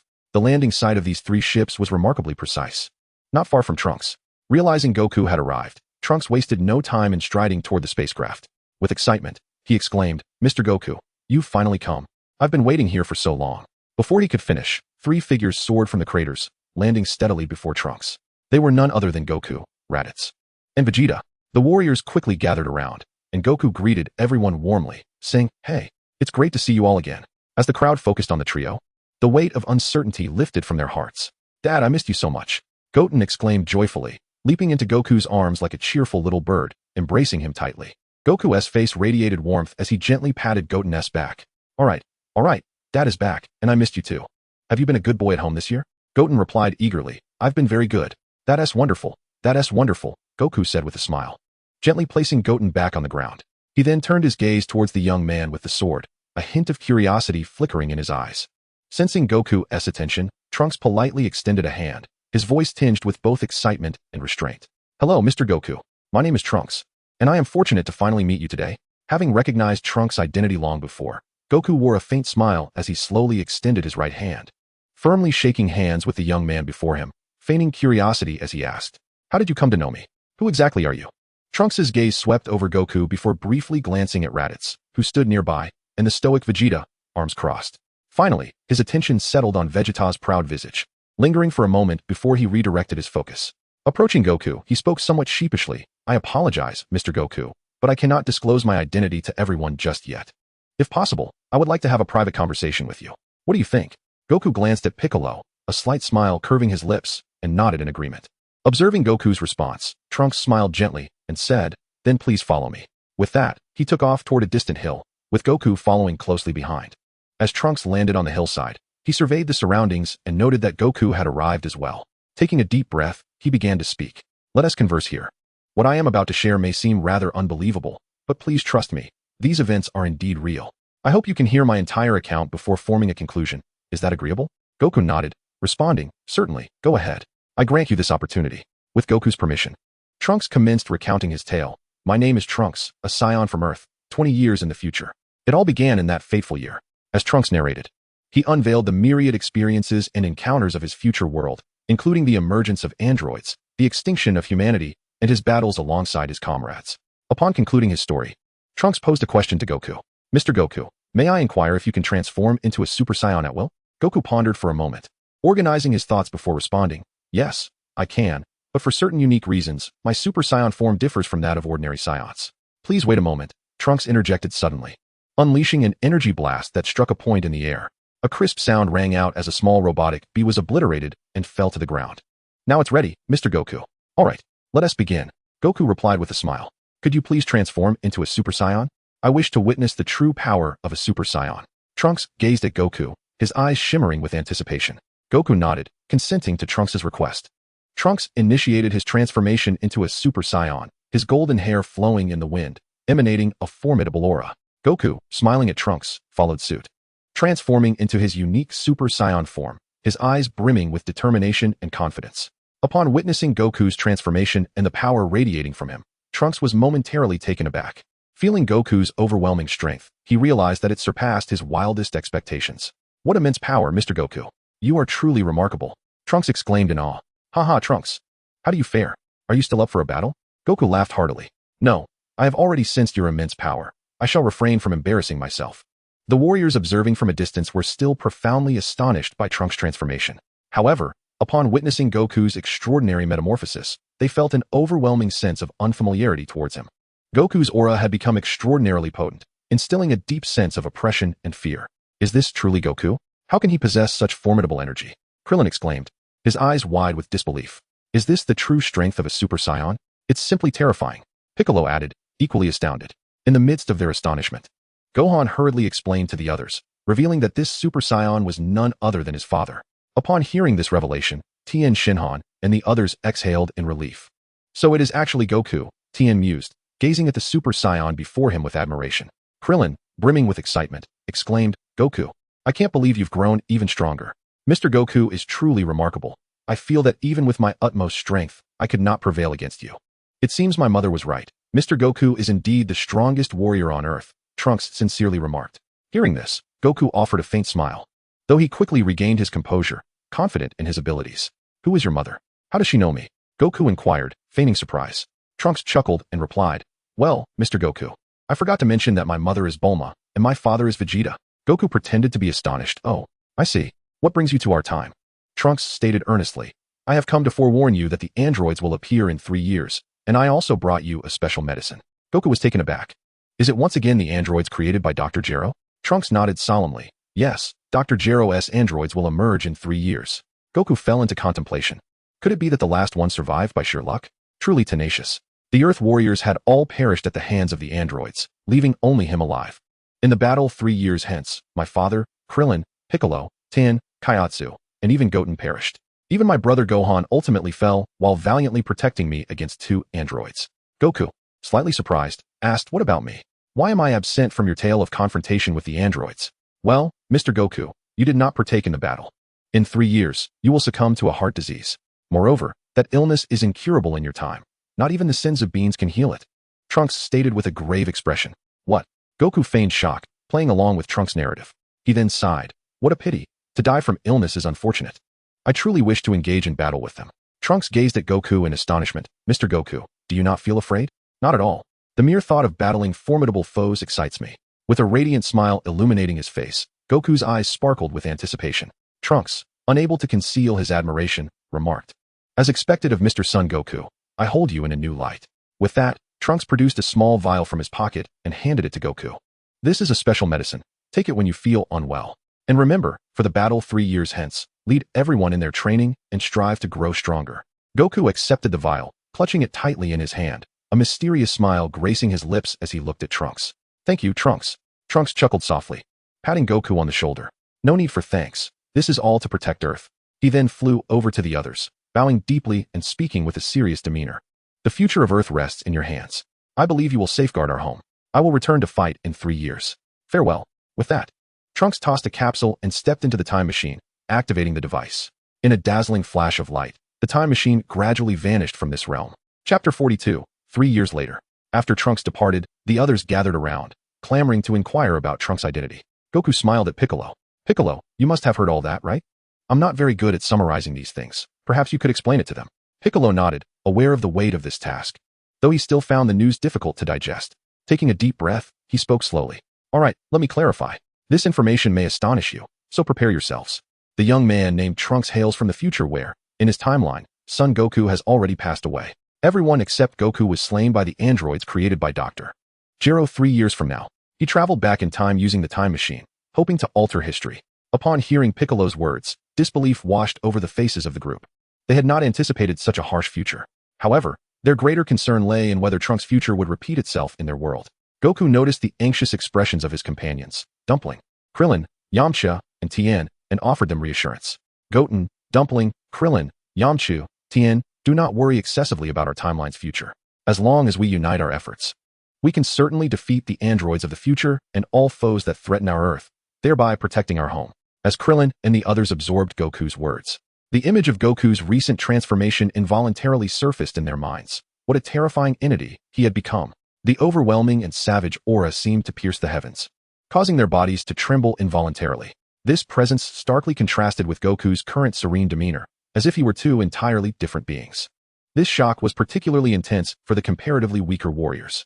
After all, Goku had merely unleashed a fraction of his power. If he were to unleash his full strength, the very Earth would likely tremble in response. Goku gazed at the 2 silent figures behind him, a subtle smile of confidence playing at the corners of his mouth. He then turned to the assembled crowd and spoke softly. There is no need for undue concern. I bear good news. Both Vegeta and my brother Raditz have now mastered the transformation into Super Saiyans. Furthermore, we have acquired formidable combat techniques on distant planets, significantly enhancing our agility. With the three of us united, our strength is more than sufficient to confront the threat posed by the androids, so rest assured. Vegeta, standing off to the side, felt a sense of satisfaction at Goku's acknowledgement, though he concealed it behind a haughty snort, choosing to remain silent. Krillin approached Goku, extending a hand, and earnestly stated, "Thank goodness you are here. We rely on you once again to save the Earth." Goku clasped Krillin's hand firmly, responding with gravity. "It's nothing. We all share this responsibility as we live on Earth. With so many comrades fighting alongside us, victory is assured." His voice resonated with unwavering confidence, instilling hope in those who listened. Tien nodded in appreciation, echoing, "Indeed, Krillin. It is our collective duty to protect the Earth, no matter how formidable the enemy. We must fight with all our might." Krillin, Kaiatsu, and Yamcha chimed in unison, declaring, "Absolutely. We shall fight to the end." Their voices rang out, resolute and powerful, embodying a spirit of unity and courage in the face of adversity. In that moment, they seemed to forget their differences and conflicts, united by a singular purpose, to safeguard the Earth. Observing the fervor in their eyes, Goku smiled contentedly and nodded in approval. He then handed Krillin a capsule, saying, "Inside this capsule is a precious metal from outer space. Please deliver it to Dr. Briefs so he can upgrade the gravity chamber for Piccolo and the rest of you. Oh, and be sure to have him create a gravity chamber for Vegeta as well. This way, you can train under a more intense gravitational environment." He then reminded everyone, "Remember, time is of the essence. We must accelerate our training. 3 years from today, we shall gather here once more." Upon hearing Goku's plan, the group responded in unison. Understood. They then spent a little more time discussing their experiences from the past year, and once their conversation concluded, they bid farewell to Goku, Gohan, and Raditz. Krillin, Kaiatsu, Tien, and Vegeta set off together towards Bulma's house in West City, while Piccolo chose to depart alone. He intended to retrieve his spaceship first and then hand it over to Dr. Briefs. This would enable him to upgrade the gravity chamber to a higher multiplier for more effective training. Throughout the journey, Vegeta remained silent, inwardly resolving to surpass Goku. He understood that only through relentless effort could he hope to eclipse that rival. After bidding farewell to everyone, Goku's gaze lingered in the sky as he muttered to himself, I wonder if my alterations to history will draw the attention of any entities. Father, let us return swiftly. Mother must be missing you dearly. Once we are home, could you teach me to cultivate?" Gohan said, his face alight with anticipation. Goku, taken aback by Gohan's words, quickly inquired, "Gohan, I thought you were not fond of fighting. Why do you wish to train now?" Meeting Goku's eyes, Gohan's expression was resolute. "Father, our family is quite affluent, and Mother has never pressured me to study rigorously. However, I aspire to become a scholar and have never enjoyed combat. Thus, I have not dedicated myself to rigorous training. Yet, I now wish to grow stronger, strong enough to vanquish any adversary and protect the Earth and our family." Goku, his heart swelling with pride, smiled warmly and ruffled Gohan's hair, exclaiming, "Haha, well said. Good job, Gohan. You truly are my son. If you wish to grow stronger, I shall take you under my wing. Let us depart." With that, Goku utilized instant transmission, whisking Gohan and Raditz back to their home on the island. After reminiscing with Chi-Chi, Goku shared the events that would unfold in the future. After spending a week at home, he secured Chi-Chi's consent. Together with Raditz, they took Gohan to train, promising to return in approximately 3 years. Though Chi-Chi felt a pang of reluctance, she ultimately acquiesced. Thus, 3 swift years passed, and the warriors of Earth gathered at the designated location. Chapter 43. A reunion between mother and son, new insights. In the year 767 of the Age of the Universe, Goku gazed upward at the sky, where the sun hung high, the timing impeccable. He then turned and strode confidently into the dragon ship.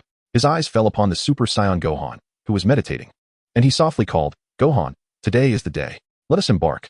Gohan slowly opened his eyes, regarded Goku, and rose, responding with a firm voice, "Yes, father." As Gohan followed Goku out of the spaceship, he paused momentarily, casting a glance back at the training room that had been his home for nearly 3 years. A wave of nostalgia washed over him. "I never imagined how swiftly time would pass. The 3 years have flown by. Father, 3 years ago, I never envisioned this place becoming my second home." Goku extended his hand, gently stroking Gohan's golden hair, his eyes filled with affection. "Should the opportunity arise, you must return here to continue your training, Gohan. Indeed, although it is a bit chilly in this Arctic region, I shall return. After all, it is here that I forged memories of training alongside you, and the arduous challenges that await me, not to mention the breathtaking auroras and glaciers," Gohan replied, his gaze resolute and brimming with expectation. As Gohan glanced toward the gravity chamber, a flicker of hesitation and concern crossed his features. He turned to Goku and inquired, "Father, Uncle Raditz is still training in the gravity chamber. Should we not invite him to join us?" Goku followed Gohan's gaze, a thoughtful expression settling upon his face. After a moment, he spoke. Now is a critical moment for him to break through. He must not be disturbed lightly. Let him focus on his training. And once he successfully completes his new transformation, he will naturally seek us out. Gohan nodded in understanding, yet a trace of reluctance lingered in his heart. He was acutely aware that Lades was at a pivotal stage of his cultivation, requiring undivided attention. However, he also worried that if he did not leave with Lades, he might miss some significant moments. Goku sensed the inner conflict within Gohan and gently patted his shoulder, offering reassurance. Do not worry, Gohan. Lades has come this far. We should trust in his ability to complete this transformation. Moreover, even if we depart first, he will soon catch up with us. Gohan took a deep breath, striving to set aside his concerns, and resolutely responded, Yes, Dad, I understand. Goku smiled encouragingly. That's good. Let us first return to see your mother, and then proceed to the meeting point. In any case, with our speed, the journey will not take long.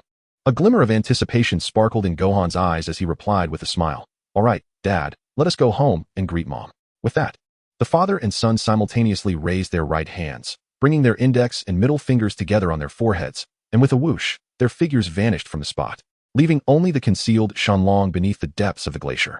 On the sunlit Baozi Mountain, Chi-Chi was busy hanging out laundry. Suddenly, an unusual sensation surged within her, prompting her to turn abruptly. The sight before her filled her with overwhelming joy as two familiar figures materialized on the previously empty ground. Gohan! Chi-Chi exclaimed, nearly unable to contain her excitement, and without hesitation, she rushed forward to embrace the slightly shorter figure. Tears streamed uncontrollably down her cheeks as she choked out, Gohan! My precious son, you have finally returned. I have missed you so much, my dear child. Gohan, tightly embraced by Chi-Chi, felt a surge of joy as he reciprocated her hug, reveling in the bliss of their long-awaited reunion. Meanwhile, Goku, left aside, bore no complaints but quietly observed the warm scene of mother and son reunited. His gaze fell upon Chi-Chi, noting her slightly diminished figure due to longing, and an intense wave of guilt surged within him. He began to reflect on his previous decision, realizing how absurd and selfish that behavior had been. At this moment, he profoundly understood the significance of family. Goku pondered silently. So this is it. I finally recognize how I previously sought to persuade Chi-Chi to agree to my training with Gohan, standing on a moral high ground and questioning her soul, only to realize how ludicrous such actions were, fills me with deep regret and remorse. I am truly sorry, Chi-Chi. Chi-Chi scrutinized Gohan carefully, noticing how much he had grown taller, his once youthful face now maturing. Her heart brimmed with joy, yet as her gaze shifted to Gohan's hair, eyebrows, and eyes, sorrow overwhelmed her, rendering her speechless. Oh no, my Gohan has gone astray. He has turned into a wayward youth. Not only did he dye his hair a brilliant golden hue, but he also adorned his eyes with green contact lenses and even tinted his eyebrows to match. Upon hearing Chi-Chi's words, Gohan hurriedly clarified, Mother, I have not transformed into a delinquent. This is, in fact, a transformation unique to Saiyans, known as Super Saiyan. Once I assume this form, my power is significantly amplified. Observing the sweet smile on Gohan's face, Chi-Chi's worries began to dissipate, and her mood slightly lightened. So, Gohan, can you revert to your original form? She inquired. Yes, Mother, of course I can. With that, Gohan closed his eyes, concentrated, and in the blink of an eye, returned to his normal state. Chi-Chi sighed in relief at Gohan's restoration. It's a relief that you can change back. You know, I was just beginning to think you might have gone astray under Raditz influence. Gohan embraced Chi-Chi tightly, his face aglow with a radiant smile. Don't worry, Mother. I won't go astray. I am your good child. Chi-Chi couldn't help but laugh at Gohan's endearing demeanor. You really are such a thoughtful child. Casting a glance around, she curiously asked, By the way, Gohan, where's Raditz? Why didn't he return with you? Mother, Uncle Raditz is currently in the midst of crucial training, so we didn't want to disturb him and returned on our own, Gohan explained. Oh, I see. I thought he had already left, Chi-Chi acknowledged, nodding in realization. Curiosity piqued, Chi-Chi continued. So, Gohan, what have you been up to these past 3 years? Gohan replied cheerfully. Mother, we have engaged in extensive training over the last 3 years, and meanwhile, Goku silently observed Gohan and Chi-Chi as they eagerly exchanged stories about the events that transpired during their time apart, choosing not to interject. After a long and heartfelt conversation, Chi-Chi and Gohan finally released each other from their embrace. Noticing that their dialogue was reaching a natural pause, Goku approached Chi-Chi, greeted her, and softly said, Gohan, you may return to your room now. Subsequently, Goku and Chi-Chi began their own conversation outside. Gohan peered through the window, witnessing Goku sincerely apologizing to Chi-Chi, enveloping her in a comforting embrace. Eventually, Chi-Chi was moved by Goku's sincerity. She sighed gently, a touch of warmth in her eyes, and said, All right. Enough with the apologies. I forgive you. Upon hearing this, a joyful smile spread across Goku's face as he gratefully regarded Chi-Chi, and together they entered the house. Once inside, Chi-Chi exclaimed with excitement, "Please, sit down. I will prepare dinner shortly, and we shall enjoy a meal together as a family." Goku and Gohan exchanged smiles and replied in unison, "All right." After finishing their meal, Goku glanced at the clock on the wall, gauging the time and sensing it was nearly time to depart. Drawing a deep breath, he turned to Chi-Chi, his expression revealing a hint of seriousness and resolve. "Chi-Chi, this is the situation. That day is fast approaching." Wukong spoke calmly, yet his tone conveyed an undeniable sense of urgency. Chi-Chi, upon hearing his words, wore a worried expression. She understood the significance of the day Wukong mentioned, and a wave of anxiety surged within her. "I understand, Wukong. Please, be cautious and return safely," Chi-Chi said softly, her voice infused with concern and unease. Gohan sat quietly beside them, listening intently to his parents' conversation. He grasped the challenges his father was about to face, yet deep within, an overwhelming desire to be part of the action stirred. "Don't worry, Mom, we will be fine," Gohan reassured, attempting to comfort her. However, Wukong suddenly turned his gaze toward Gohan, his expression betraying a hint of hesitation. After a moment of silence, Wukong finally resolved to speak. "Gohan, for this battle, you need not join us. Leave it to the adults." Gohan's eyes widened in shock at his father's unexpected decision. A surge of disappointment and dissatisfaction welled up within him. "Why, Dad? I've trained hard and become strong. Why can't I participate in this battle?" Gohan questioned passionately, his voice tinged with a sense of injustice. Seeing that he could not persuade Gohan, Wukong felt a pang of urgency but masked it with a shift in approach. "Do you remember what I told you before? Your talent is exceptional, even surpassing mine. If we encounter any unforeseen circumstances during the battle, we will need you to cover us. Moreover, your mother needs your protection and companionship during this time. You are our family's secret weapon. It is not yet your time to shine.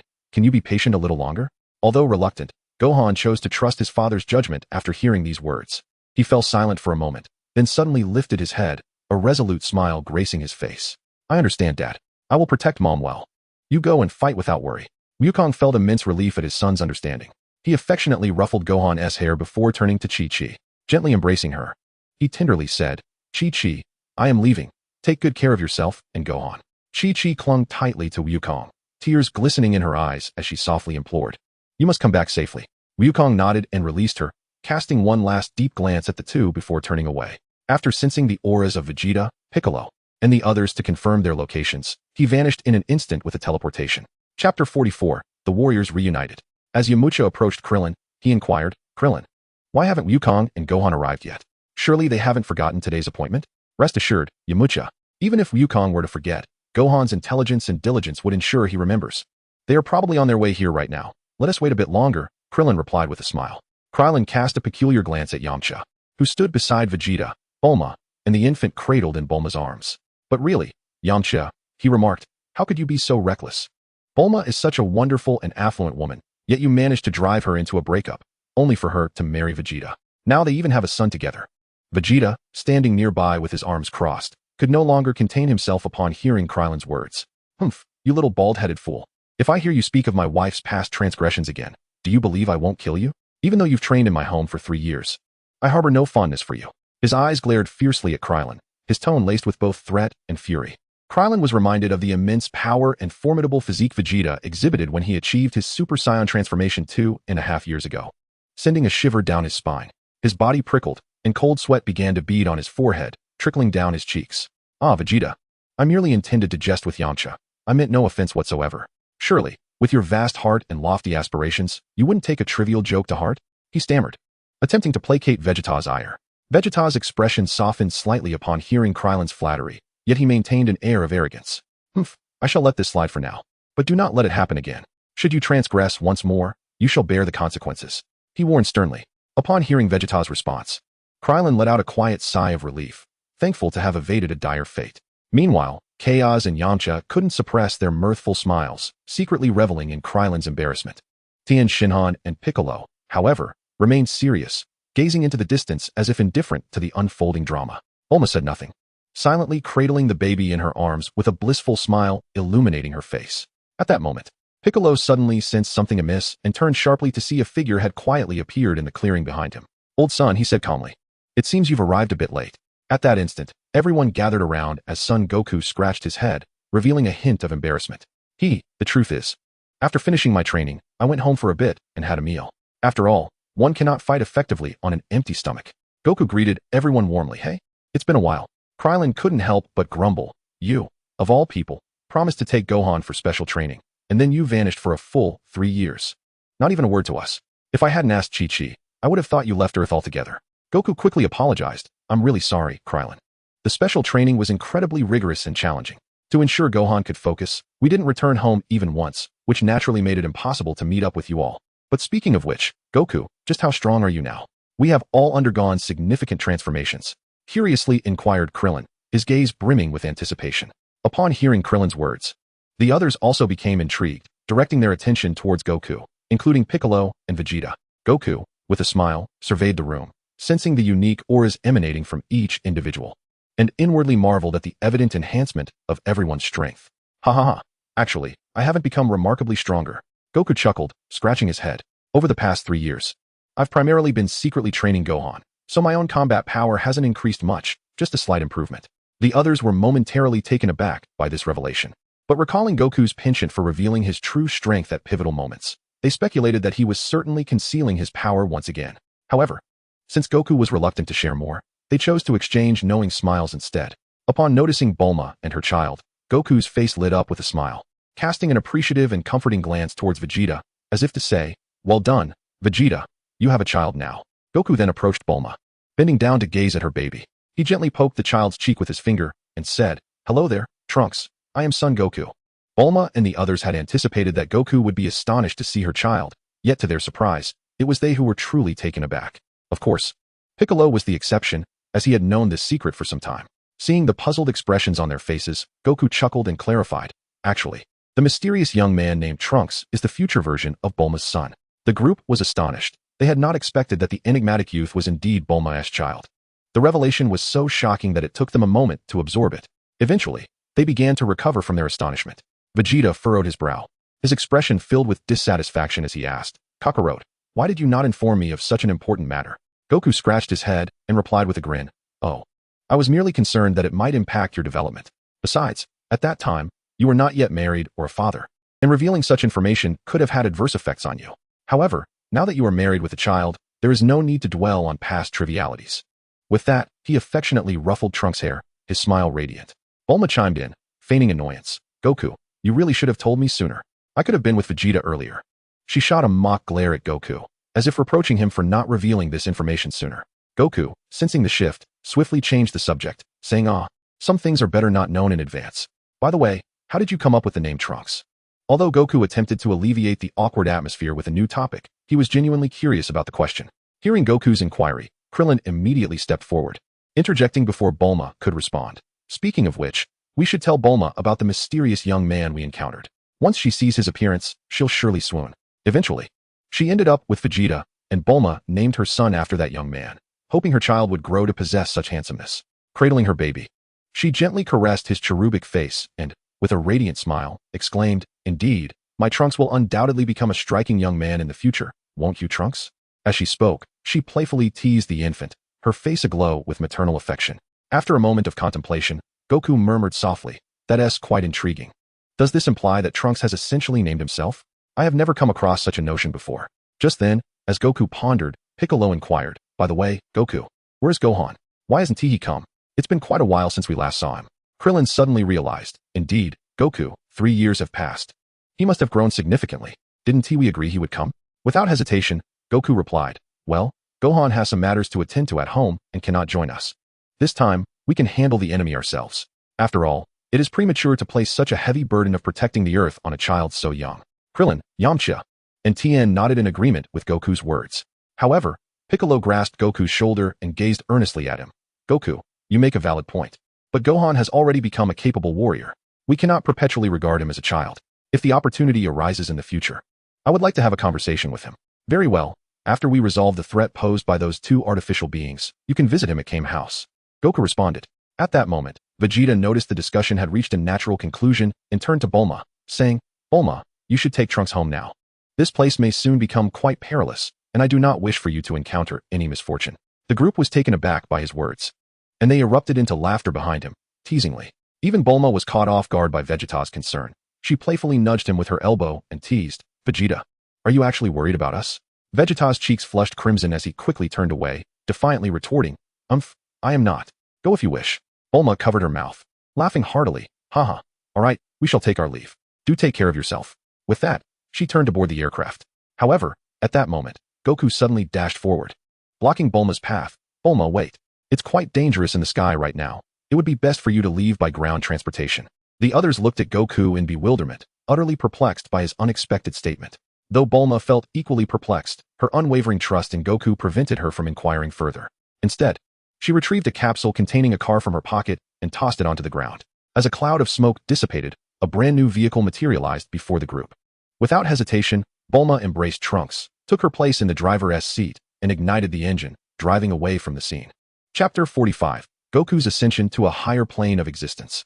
As Bulma departed, Goku and the others commenced their search for the androids that had appeared that day. They scattered, each embarking on their own quest. However, the absence of any discernible energy signature rendered their efforts exceptionally challenging, leaving them in a state of confusion. Yet Goku exhibited a different demeanor. While feigning a search, he murmured to himself, "You will not find anything with such blind efforts." Now, Goku could effortlessly locate the androids without relying on sensing their energy, thus remaining calm and unhurried. Since acquiring the divine training method that elevated his life force from Shenron, Goku had relentlessly pursued his training.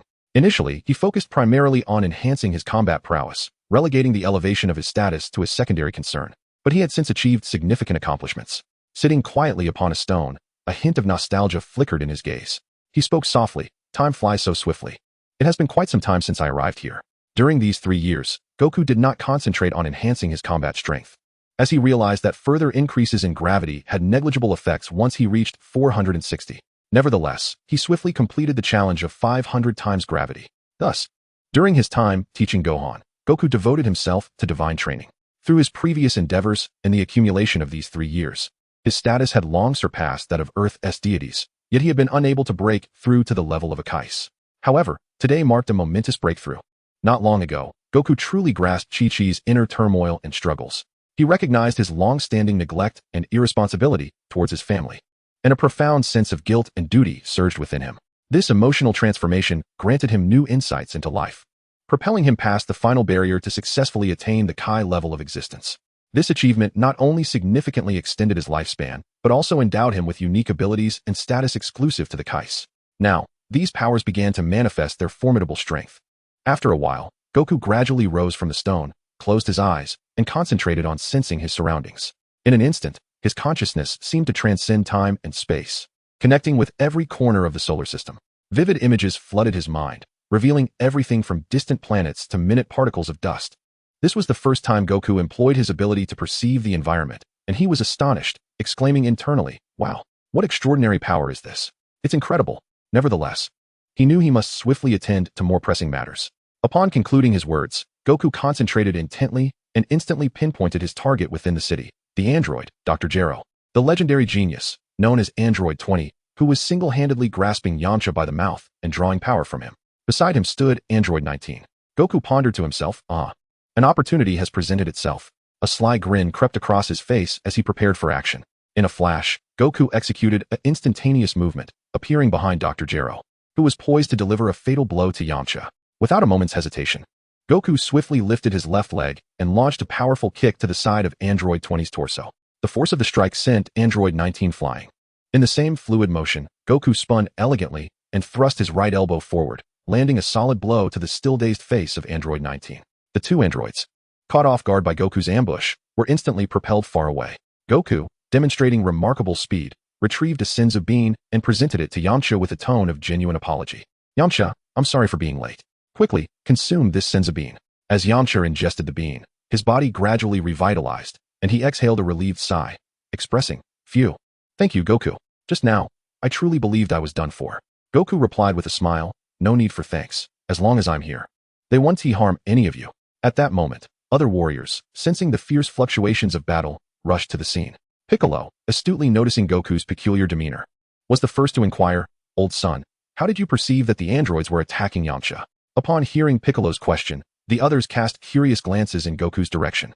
Goku scratched his head, a simple smile gracing his face as he explained, Actually, this is a technique I recently mastered. Now, I no longer need to rely on sensing energy. I can simply close my eyes and feel the surrounding environment, allowing me to see clearly into every corner of Earth. The group gasped, their eyes wide with astonishment, particularly Piccolo, who, as a manifestation of the Supreme Kai, had a profound understanding of such abilities. He was momentarily taken aback, incredulously exclaiming, "What? Old son, are you saying you can observe the Earth from anywhere? This ability is extraordinary. Even the Supreme Kai can only gaze upon the mortal realm from the Kai's realm. Have you surpassed the Supreme Kai's level?" Initially, the others had not grasped the true significance of Goku's ability, but upon hearing Piccolo's explanation, they were left even more astounded. Just as Goku was preparing to elaborate further, the two androids slowly regained their footing and floated back before the group. Instantly, everyone reverted to a combat-ready stance, the atmosphere thick with tension once more. Yamcha quickly cautioned, "Everyone be on guard. These two are extremely powerful and can absorb our energy." Before them stood two peculiar figures, one of which was a grotesquely overweight creature. He possessed a rotund physique, with relatively short limbs and an unusual body proportion. His round face was adorned with small eyes and a slightly flattened large nose. His ears, embellished with earrings, lay flat against the sides of his head, while atop his head rested an orange hat marked with a red emblem. He wore a black top paired with a light yellow vest, which was decorated with red accents, alongside a red belt. His lower half consisted of loose orange trousers, and his feet were shod in gray shoes with black soles, with a red device positioned between his palms. In contrast stood a frail old man, tall yet exceedingly thin. His face a tapestry of wrinkles, with deeply set eyes and wispy white hair cascading over his shoulders, accompanied by a white beard. He donned an orange shirt complemented by a black vest, adorned with red embellishments and bearing signs of patches and wear. A crimson ribbon encircled the collar of his attire, while on his head rested a black hat emblazoned with the insignia of the Red Ribbon Army.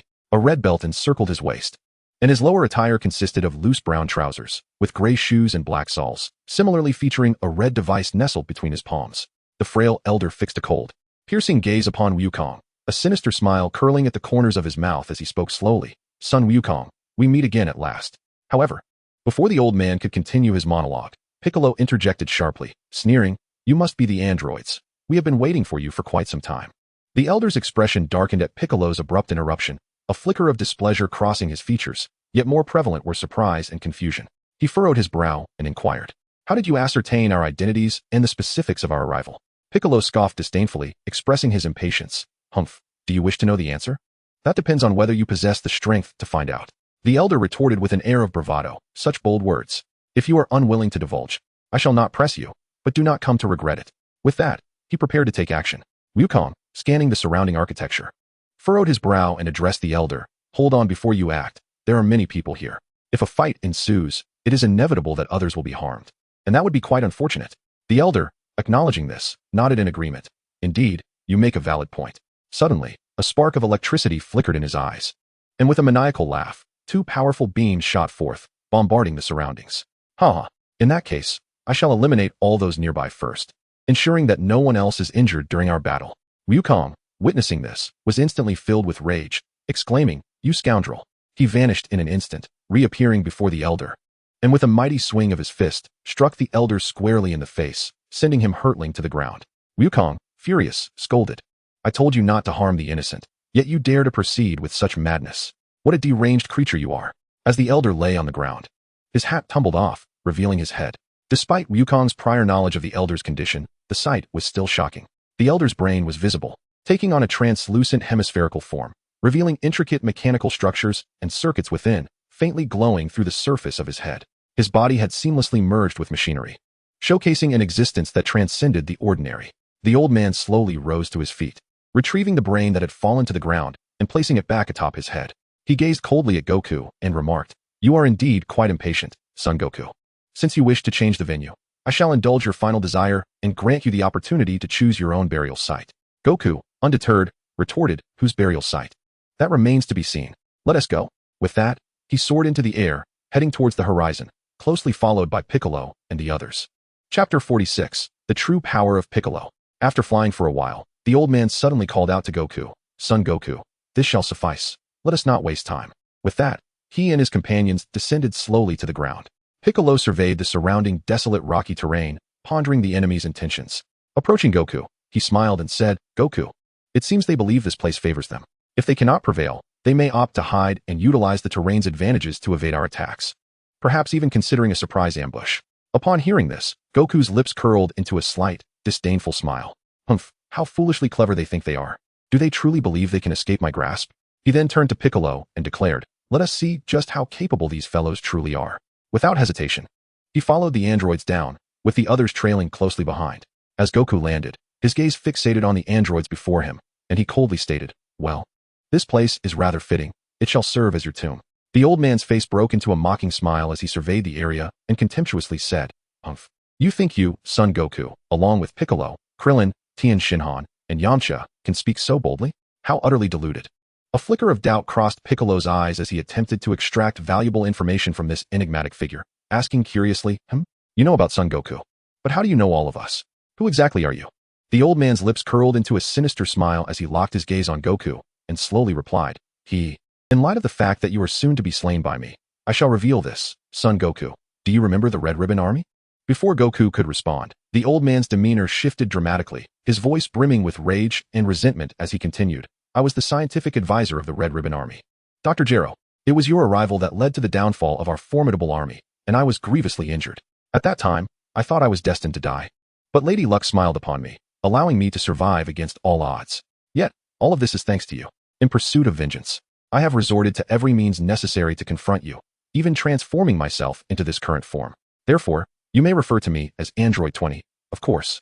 There are others, such as my companion, Android 19, who stands beside me. Before the other party could continue speaking, Wukong interjected decisively, Enough.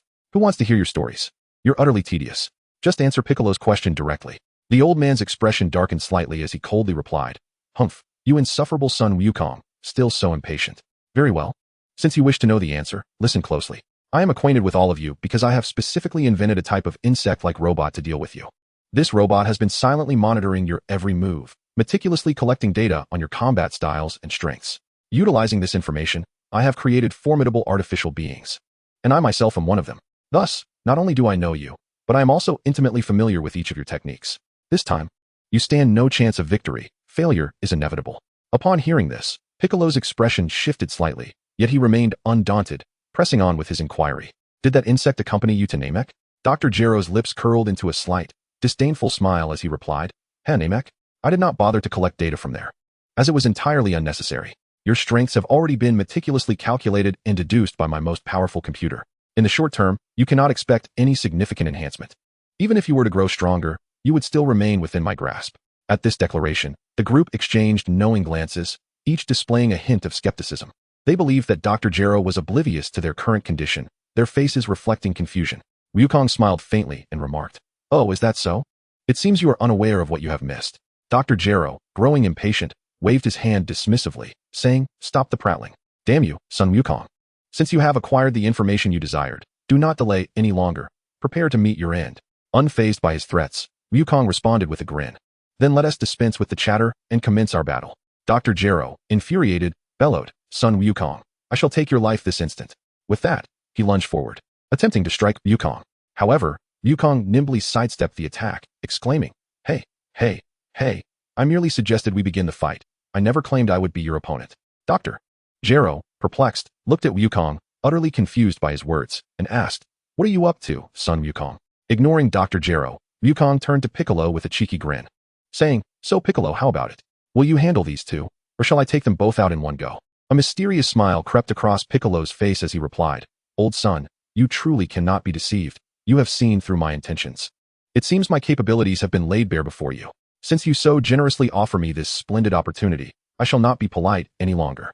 With that, Piccolo switched places with Wukong, positioning himself before Dr. Gero and Android 19. A glimmer of disdain flickered in Piccolo's eyes as he provocatively regarded his opponent, loudly inquiring, Who among you wishes to step forward to meet their demise? Dr. Gero sensed something amiss, pondering the situation thoughtfully. He fixated on Piccolo before turning to Android 19.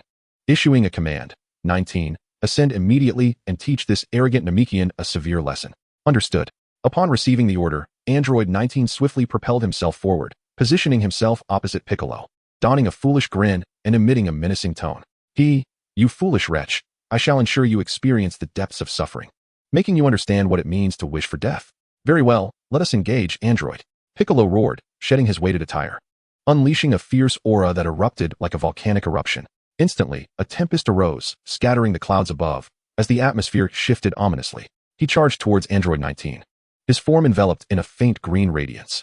Dr. Gero and Android 19's instruments began to compute at an astonishing pace. The results were startling. Just as they computed Piccolo's battle power, 19 was sent hurtling away by Piccolo's might. Piccolo's fist descended upon 19 like a meteor, imbued with unparalleled force. 19 attempted to defend himself, but realized he was utterly outmatched. He arced through the air before crashing heavily to the ground. Humph. The strength of the android is merely this. Piccolo scoffed. Dr. Gero's eyes widened in disbelief, unable to fathom the data before him. Impossible. This is absolutely inconceivable. How could Piccolo's battle power reach 300 million? Krillin and the others were equally astonished. Although they knew Piccolo had been training diligently over the past 3 years, they had not anticipated such a staggering enhancement in his power, leaving them both amazed and elated. Chapter 47, The Saiyan Pursuit. Struggling on the ground, Android 19 fought to rise again, swaying as he sought balance, clearly gravely injured. Gritting his teeth, he snarled, "You wretched fiend, how could you be so powerful? You shall perish." Observing the audacious 19 charging at him, Piccolo offered a mix of admiration and disdain. "Well done, you possess commendable courage, but that is all." With that, he unleashed a barrage of energy blasts towards his opponent. 19 hastily stabilized himself, raising both hands to absorb Piccolo's energy attacks, relishing the experience.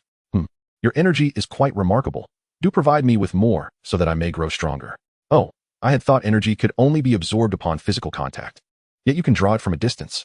How intriguing indeed." Inwardly alarmed, Krillin realized the urgency of preventing 19 from indiscriminately absorbing the energy attacks unleashed by Piccolo. Otherwise, the consequences would be dire. After a brief yet intense contemplation, Piccolo made a decisive choice to alter his strategy. Opting for the more direct and effective approach of close combat to confront the formidable adversary before him.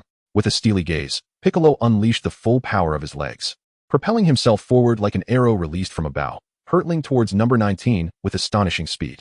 In the blink of an eye, he had closed the distance. Confronting number 19 directly, with a mighty swing, Piccolo unleashed his colossal fist, crashing down upon number 19 with the force of a raging tempest. The sound of his fist cutting through the air was akin to thunder, creating waves of pressure that surged forth like crashing waves against the shore. Under the relentless barrage of Piccolo's ferocious assault, number 19 was forced to retreat repeatedly, utterly incapable of mounting any form of defense. Piccolo's fists fell upon him like torrential rain, producing a cacophony of cracking sounds. Amidst this storm of blows, number 19 could do little but struggle to endure, unable to formulate an effective defense or counterattack. Just as number 19 found himself disoriented and defenseless, Piccolo seized the moment and unleashed an immensely powerful attack, the special beam cannon. In an instant, he concentrated all his strength into the tip of his finger, which gleamed with a blinding radiance, reminiscent of a brilliant star. With a swift motion of his arm, that radiant light transformed into a straight beam, racing towards number 19's head with lightning speed. This beam, sharp as the finest sword, pierced through the air and struck number 19's brain with overwhelming force. In a thunderous explosion, his head burst open like a watermelon struck by a heavy hammer. His body, akin to a deflated balloon, instantly lost all vitality. Thus, the android number 19 met a swift and unceremonious demise. Dr. Gero, watching the battle unfold, was left aghast, his mouth agape in horror, as though witnessing the apocalypse. Piccolo, resembling an enraged lion, fixed his gaze upon Dr. Gero, his eyes aflame with determination and fury, as if intent on incinerating his foe. "Android 20, it's your turn now," he declared, his voice imbued with resolve and fighting spirit, ready to unleash all his pent-up rage. Dr. Gero felt a jolt of fear. He was acutely aware that he was no match for Piccolo and immediately began to devise a strategy, rapidly searching his mind for possible solutions. Just then, a brash voice echoed from above, "Not so fast. That android is mine to deal with." Everyone looked up to see Vegeta descending gracefully beside Piccolo, exuding an air of confidence laced with disdain. "That Namekian, I never anticipated your strength would increase so significantly. But that's where it ends. Android 20 is my prey." Piccolo scrutinized Vegeta's eyes, responding with a hum. "It appears your power has also improved considerably. You may very well surpass me. Since you desire it, I shall not contest. I yield to your wishes." With a wave of his hand, he stepped back, conceding his position. "It seems you possess some sense," Vegeta remarked, taking the place recently abandoned by Piccolo, ready to engage. At that moment, after much contemplation and having overheard the dialogue between Piccolo and Vegeta, Dr. Gero suddenly recalled the Saiyan's combative nature. He then turned his gaze towards Goku. A hint of cunning in his demeanor as he spoke. "Son Goku, I did not anticipate your strength to have grown so formidable. Clearly, I have underestimated your capabilities. However, I possess other dormant androids. If you have the courage, allow me to awaken them." What do you say? Upon hearing this, Krillin and the others sensed impending danger. They understood this was Dr. Gero's ploy, but were acutely aware of Goku's character. Indeed, without hesitation, Goku replied, "Very well. I shall grant you the opportunity to activate the other androids, but we will follow at a safe distance." The others stared at Goku in astonishment, puzzled by his decision. While Dr. Gero wore a smug smile, evidently pleased with the outcome. Krillin furrowed his brow, his expression laden with concern as he retorted, "Goku, you cannot act so recklessly. This is exceedingly perilous. If even you cannot triumph over these new androids, how shall we respond?" The other Earth warriors nodded in agreement with Krillin's sentiments.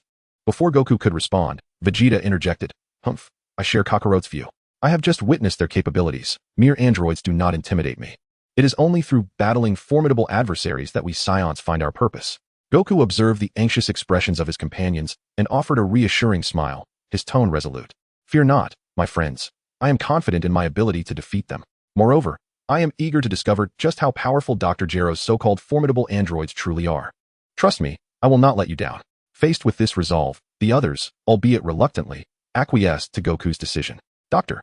Gero had not anticipated that Goku would genuinely accept his proposal, and he couldn't suppress a scoff. "Humph, it truly is you, son Goku. Your bravery is commendable, or perhaps foolish. Since you have agreed to my terms, follow me."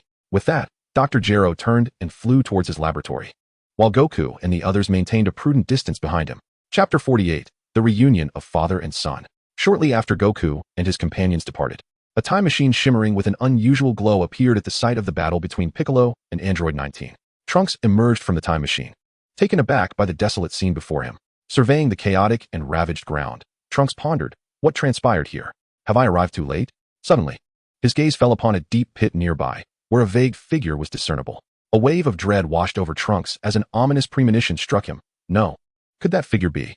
With a heart filled with trepidation, Trunks hastily approached the pit, mentally preparing for the worst. Perhaps everyone had already fallen victim to the androids. However, as he drew closer and discerned the lifeless form before him, he exhaled deeply in relief.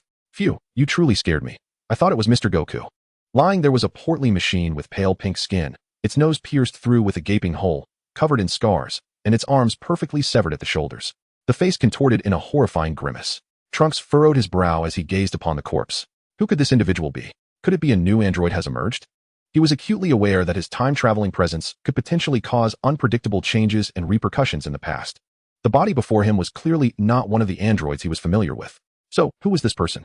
Could it truly be a new android spawned as a consequence of his arrival? A wave of unease washed over Trunks at this thought. In a bid to exercise caution, Trunks resolved to take action. Such a thing must be utterly obliterated. Without hesitation, he unleashed a powerful energy wave, instantly reducing the corpse to mere fragments. After neutralizing this latent threat, Trunks felt a slight sense of relief, though his expression remained grave. He now needed to locate Mr. Goku and the others to confront the impending androids together. As Trunks pondered his next step in seeking out Goku, a familiar voice suddenly resonated in his mind. It was a boisterous laugh, brimming with confidence and vitality. Trunks widened his eyes in astonishment, a look of delight spreading across his face.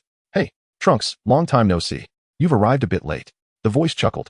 Stunned, Trunks exclaimed, "Is that you, Mr. Goku?" "Indeed, it is I." Trunks anxiously scanned his surroundings, attempting to catch a glimpse of Goku, but found himself surrounded by emptiness, leaving him puzzled and concerned. He quickly inquired, "Mr. Goku, how did you know of my arrival? And how can you communicate with me like this? What on earth is happening? Are you all right with your heart condition?" Goku's voice echoed in his mind. "Do not be alarmed, Trunks. I have acquired some special abilities that allow me to sense your arrival and communicate with you telepathically. The situation is relatively stable. Piccolo has successfully defeated Android 19, the very one you just witnessed. Thanks to the medicine you provided, my heart condition has not acted up." Trunks felt a surge of astonishment upon hearing this news, reflecting inwardly, "It seems my presence has indeed had a significant impact on this timeline." He continued to address the air, "Mr. Goku, as long as you are well, may I ask where you are now?" "We are currently following Dr. Gero, the creator of Android 20, to his secret base, in search of androids 17 and 18. A sense of foreboding suddenly surged within the astute Trunks, for he had heard tales from his future mother concerning Goku and his father, Vegeta, and was aware that both were undeniably fierce warriors. Thus, with a troubled heart, Trunks inquired of Goku, "Mr. Goku, have androids 17 and 18 not yet emerged?" Indeed, Goku nodded in affirmation. "Oh, I see," Trunks instantly comprehended, a look of astonishment gracing his features. "So, they must not have been activated yet. You all must be planning to destroy them while you have the chance, correct? However, Goku merely chuckled and shook his head, saying, "Heh, not quite. We intend to defeat them, but first, we must awaken them before engaging in battle." Trunks felt a tightening in his chest, his face reflecting urgency as he earnestly advised, "Mr. Goku, I am well aware of your immense strength. Yet if it is possible to eliminate the androids without resorting to combat, that would be most ideal. Rest assured, Trunks, I am confident in my ability to handle the android threat. Now, allow me to bring you along," he declared, and before Trunks could react, Goku had vanished. In the blink of an eye, Trunks found himself standing before Vegeta and the others. He widened his eyes in awe, exclaiming, "Is this instantaneous movement? It is truly remarkable." "Mr. Goku." At that moment, a haughty voice interjected, "Humph, it is merely instantaneous movement. Why make such a fuss, you unremarkable fool?" Trunks turned towards the sound, spotting Vegeta with his arms crossed defiantly, casting a disdainful gaze in his direction. Quickly averting his eyes, Trunks could not help but steal a furtive glance at Vegeta, unsure of how to respond. Upon gathering with the others, Vegeta learned of the true identity of this future Saiyan, his own son, Trunks. Initially taken aback, he yearned for a deeper connection with his son. However, witnessing Trunks' timid demeanor ignited an inexplicable fury within him. "Humph, how can we Saiyans be so meek and timid? If you are truly my son, then hold your head high and do not resemble a bashful human girl." Realizing that Vegeta was now aware of his identity, Trunks felt a surge of tension, his muscles tensing as he straightened his back and replied firmly and solemnly, "Yes, father." Vegeta, observing his son's anxious and overly cautious demeanor, found it increasingly intolerable. With a disdainful snort, he turned his head away, unwilling to gaze any longer at this son from the future. Muttering to himself, "Sigh, this son truly brings shame to our Saiyan royal lineage. In the future, I shall ensure to properly train him in this timeline. He must not become as weak and ineffectual as he appears." Trunks watched as Vegeta turned away, a sigh of relief escaping him. He was well aware of Vegeta's typical demeanor and chose not to dwell on it. Subsequently, Trunks turned to greet Krillin and the others with enthusiasm. He also expressed warmth towards Piccolo, despite the latter not exhibiting the same arrogance and severity as Vegeta. After exchanging pleasantries, Trunks began to survey the surroundings, astonished as he remarked to Goku, "Mr. Goku, I can't believe you all have truly arrived near Dr. Gero's base." Goku nodded resolutely, affirming, "Indeed, we are here to await the emergence of androids 17 and 18. His eyes gleamed with determination and confidence. Yet, Trunks, still laden with apprehension, inquired, "Mr. Goku, are you truly confident in defeating the formidable androids 17 and 18? After all, they are exceptionally powerful adversaries." His brow furrowed deeply, brimming with concern. Goku, with a reassuring smile, patted Trunks on the shoulder, softly assuring him, "Do not worry, Trunks, I am entirely confident. And not just me. Vegeta is capable of overcoming them as well." Trunks widened his eyes, staring incredulously at Vegeta, a flicker of doubt crossing his gaze. He cautiously sought confirmation from Goku. "Mr. Goku, is that truly the case?" His disbelief echoed in his voice. Vegeta, overhearing, displayed a vexed expression, impatience radiating from him as he scoffed, "Humph. What is the matter with you? You trust Kakarot so readily, yet doubt your own father? Such nonsense. As the Prince of Saiyans, how could I possibly be inferior to any android?" Trunks had long been aware from his mother that his father possessed a great deal of pride and self-respect. He understood that, regardless of Goku's words being true or false, he should never undermine his father. Thus, he quickly retracted his statement, apologizing earnestly, "I'm sorry, father. I did not mean to imply you are weak. I merely worry for your safety." Vegeta, with a dismissive grunt, replied, "Humph. Just take care of yourself. My strength is sufficient to ensure my own safety." Observing the tension between the two, Goku sensed Trunks' discomfort and stepped in to defuse the situation. All right. Let us keep this civil. After all, you are father and son. Moreover, this is not the time for such discussions. I sense the androids are about to appear, and it seems there are 3 of them. One of the androids has already killed Dr. Gero." Upon hearing this, everyone immediately heightened their vigilance, and Vegeta, disregarding Trunks' concerns, furrowed his brow, his gaze sharpening. Trunks silently vowed to protect everyone and ensure no one was harmed as they braced for the impending battle, with the others also preparing for combat. Chapter 49, Love at First Sight. Goku muttered softly, "I wonder if these beings have grown stronger because of me. Just to be cautious, I should unleash a bit of my power." Immediately, Goku took a deep breath and began his transformation, radiating an intense light that signified his metamorphosis into a Super Saiyan. He swiftly suppressed the majority of his formidable energy, restoring an atmosphere of tranquility. The others were filled with confusion at Goku's actions, uncertain of his intentions.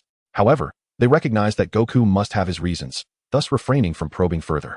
At that moment, 3 peculiar figures emerged from the base, seemingly validating Goku's words. Their presence sent shivers down Krillin and the others' spines, as they could not sense any energy from them. as though they were non-existent in this world, invoking a sense of dread. As they slowly stepped forward, their attention was immediately drawn to the group standing opposite them. One of the trio stepped forward, instantly capturing everyone's focus. This imposing man was colossal and exuded an aura of strength, with muscular contours that were both fluid and pronounced. Each muscle brimming with explosive power, showcasing a robust physique and extraordinary might. His facial features were sharply defined, with a prominent jawline and piercing eyes, complemented by a petite nose, while red adornments adorned his temples and ears. His unique hairstyle, shaved on the sides, left a vibrant orange mohawk that radiated an air of untamed spirit. His deep-set, resolute gaze conveyed tenacity and confidence, clad in a stylish battle suit of yellow-green and black. Its design exuding both power and modernity, emblazoned with a striking emblem, embodying a synthesis of formidable, cold, and mechanical aesthetics, infused with futuristic technology. Krillin and the others immediately grew vigilant, assuming combat stances. The towering figure's blue eyes suddenly glimmered, seemingly capable of penetrating all barriers. Instantly retrieving information about the individuals before him, he turned to his companions and pointed towards someone across the way, stating, "Number 17, number 18. It appears we need not seek Goku specifically. That individual over there must be him." Despite his appearance undergoing a significant transformation, subtle facial features allowed me to scan and compare, confirming his identity as Goku. Beside him stood a well-proportioned youth adorned with a red scarf, wearing a black short-sleeve shirt emblazoned with a logo over a white long-sleeve shirt, complemented by denim jeans and canvas shoes. His long black hair was styled in a center parting, enhancing his striking appearance. A playful smile curled at the corners of his mouth as he fixed his gaze upon Goku, exclaiming, "Ah, so you are Goku. Not only do you appear formidable and handsome, but your audacity to present yourself before us is quite intriguing. Wouldn't you agree, number 18? He then turned to the woman beside him. Beside him stood a breathtakingly beautiful woman, her sleek, lustrous, light golden hair radiating an air of competence. Her deep blue eyes, reminiscent of the ocean, were captivating and exuded a mysterious allure. Her visage is strikingly beautiful, with finely chiseled features that resemble a masterfully crafted sculpture. Her skin is fair and delicate, akin to mutton fat jade, radiating a translucent luminosity. She possesses a tall and graceful figure, with smooth, well-proportioned lines. Her waist is slender, and her hips are voluptuous, epitomizing feminine elegance. Standing at a moderate height, her demeanor exudes both warmth and nobility. Dressed in a minimalist yet stylish ensemble of black short-sleeved top and long pants, complemented by a chic denim vest. She pairs it with a daringly short denim skirt and knee-high leather boots, accentuating her long, slender legs. The entire aura she exudes is a captivating blend of health and sensuality, making her impossible to overlook. Yet, at this moment, the enchanting beauty gazes intently at Wukong, her expression lost in a reverie, as if she were ensconced in her own world. Noticing the unusual behavior of number 18, number 17 tapped his forehead and gently nudged her, exclaiming with exasperation, "Hey, number 18, what on earth are you doing? Are you daydreaming?" After a few nudges, number 18 finally snapped back to reality. Looking at number 17 with confusion, she inquired, "Huh? What is it? Did you call me? Oh dear. What is going on with you?" Number 17 frowned, casting a discontented glance at number 18. "I just think that Sun Wukong is incredibly handsome. And I couldn't help but steal a few extra glances," number 18 confessed, her cheeks flushing with a rosy hue, her voice dwindling to a whisper as she lowered her head, seemingly shy about revealing her flustered demeanor. Number 17 stared at number 18 in astonishment, silently lamenting. "Could it be? Is my sister actually falling in love? This is truly unbelievable. Is the world coming to an end tomorrow?" He could hardly fathom that his usually cold and unfeeling sister could harbor such feelings for a man, as everyone stood in bewilderment, lost in their own thoughts. Number 16 suddenly shattered the silence, fixing a serious gaze on Wukong and declaring, "Son Wukong, you must already be aware that we are the creations of Dr. Gero from the Red Ribbon Army, and our sole purpose is to defeat you." Wukong responded with a slight smile, unfazed as he met number 16's gaze, replying nonchalantly, "Oh, you wish to defeat me? We shall see if you possess the strength to do so." With an impassive expression, number 16 continued, "According to my calculations, your current battle power stands at 250 million. Though this figure far exceeds the intelligence we possess, I must regretfully inform you that number 18's battle power is 375 million, number 17 boasts 400 million, and I myself possess 600 million in combat strength. Regardless, you stand no chance against any one of us." However, Wukong remained undeterred, smiling as he replied, "Oh, it appears you indeed possess remarkable capabilities. But do recalculate, for the intelligence you currently hold may not be entirely accurate." As the words fell, Wukong slightly released the aura he had previously restrained, a torrent of overwhelming and suffocating power instantly engulfing the surroundings. Krillin and the others, feeling this terrifying presence. Found it almost unbearable, struggling to breathe. Number 16 widened his eyes, fixated on the data display screen before him. His previously aloof demeanor transformed into one of sheer astonishment. How is this possible? Unbelievably, your combat power has surged to 1 billion. Upon hearing this, Wukong promptly reined in his aura once more, a faint smile gracing his lips as he confidently asked, "So, what do you think? Do you still harbor confidence in defeating me now?" When number 17 heard the figure reported by number 16, a wave of shock washed over him. He instinctively pulled number 18 back a couple of steps and turned to number 16, inquiring, "Hey, number 16, could there be an error in the combat power reading you just calculated? Even if Wukong can continuously grow stronger, it seems implausible for him to reach such a level at this moment, doesn't he it?" In response to this skepticism, number 16 wore a hint of worry, explaining, "Well, to be honest, I'm not entirely sure and wouldn't dare to easily trust this result. However, my detector is the latest model, and it absolutely cannot be faulty." After precise measurement, Sun Wukong's combat power has indeed reached an astonishing 600 million. Piccolo, equally astonished, gazed at Wukong, remarking, "Old son, I never imagined you had been holding back. That power just now was truly formidable." Krillin leaped with joy, patting Wukong on the back. "That's wonderful. Wukong, I can't believe you've become this powerful. I thought we were doomed, but now it seems we're in the clear. Thank you. That is fantastic, Mr. Wukong. I never expected you to be so strong. I worried for nothing. With you around, I feel at ease," Trunks added excitedly. Tien Shenron, not as elated, muttered softly to himself, self-deprecatingly, "Heh, Wukong, it seems I've been left far behind. Now, I can only look up to your back. But your strength is indeed a good thing. I won't give up. I will continue to train while watching you from behind." Yamcha, standing beside Tien, naturally overheard his words and lamented, "Indeed, we have fallen far behind. From now on, we can only do what is within our capabilities." Vegeta, observing Trunks' demeanor, scoffed disdainfully, "Humph. Trunks, what is the big deal about Kakaroto's power? It's truly embarrassing for me. It's just a trivial amount of strength. I am stronger than this." Unsure if Vegeta's words held any truth, Trunks forced a smile and nodded, "Right, father, you're quite impressive too." Vegeta nodded in satisfaction at Trunks. However, unlike number 16 and number 17, number 18's gaze toward Wukong had completely transformed, her eyes now shaped like hearts. She joyfully exclaimed, "Wow, son Wukong, I never anticipated that not only are you remarkably handsome, but your strength is also astonishingly formidable. I have made up my mind. I must be with you, Nanny." Krillin's eyes widened in disbelief, his mouth agape as if it could accommodate an egg. "Nanny?" Tenanx was equally stunned, gazing at the android before him, unable to fathom such a declaration. "Nanny?" Yamcha's expression mirrored that of Krillin, as if he were witnessing the apocalypse. "Nanny?" A flicker of confusion passed through Android 17's eyes, but he quickly regained his composure, seemingly unperturbed by the revelation. "Nanny?" Tien frowned, his face a canvas of incredulity. In contrast, Android 16 and Vegeta exhibited little reaction, standing silently with impassive expressions. Meanwhile, Piccolo furrowed his brow, lost in contemplation, striving to decipher the true intentions of the android. Chapter 50, Crisis Averted. Goku scratched his head, pondering inwardly. It seemed somewhat inappropriate to agree outright. Thus, he donned a radiant smile and addressed Android 18. "Hee, thank you for the compliment. However, I am already with Chi-Chi, and we share a profound love." Everyone discreetly maintained their distance, quietly observing Goku and Android 18. Upon hearing Goku's response, Android 18's gaze dimmed momentarily, only to soon radiate with renewed brilliance. "That's all right. I can patiently wait until the day you are willing to accept me," she declared, gracefully approaching Goku and gently linking her arm with his. At that moment, 17 interjected, "Hey, 18, don't forget our identities. We are androids." Android 18 turned her head, her eyes resolute as she firmly replied, "I am fully aware of my identity, but it does not diminish my feelings for Son Goku." She then turned her gaze back to Goku, speaking with deep affection, "Son Goku, regardless of whether you accept me, I will always remain by your side." Seeing that the conversation had reached such a poignant juncture, Goku felt the time was ripe. He gently patted Android 18's shoulder and said earnestly, 18, I see your sincerity, but this matter is of great significance, and I cannot make a decision alone. We have more pressing issues to address regarding your situation.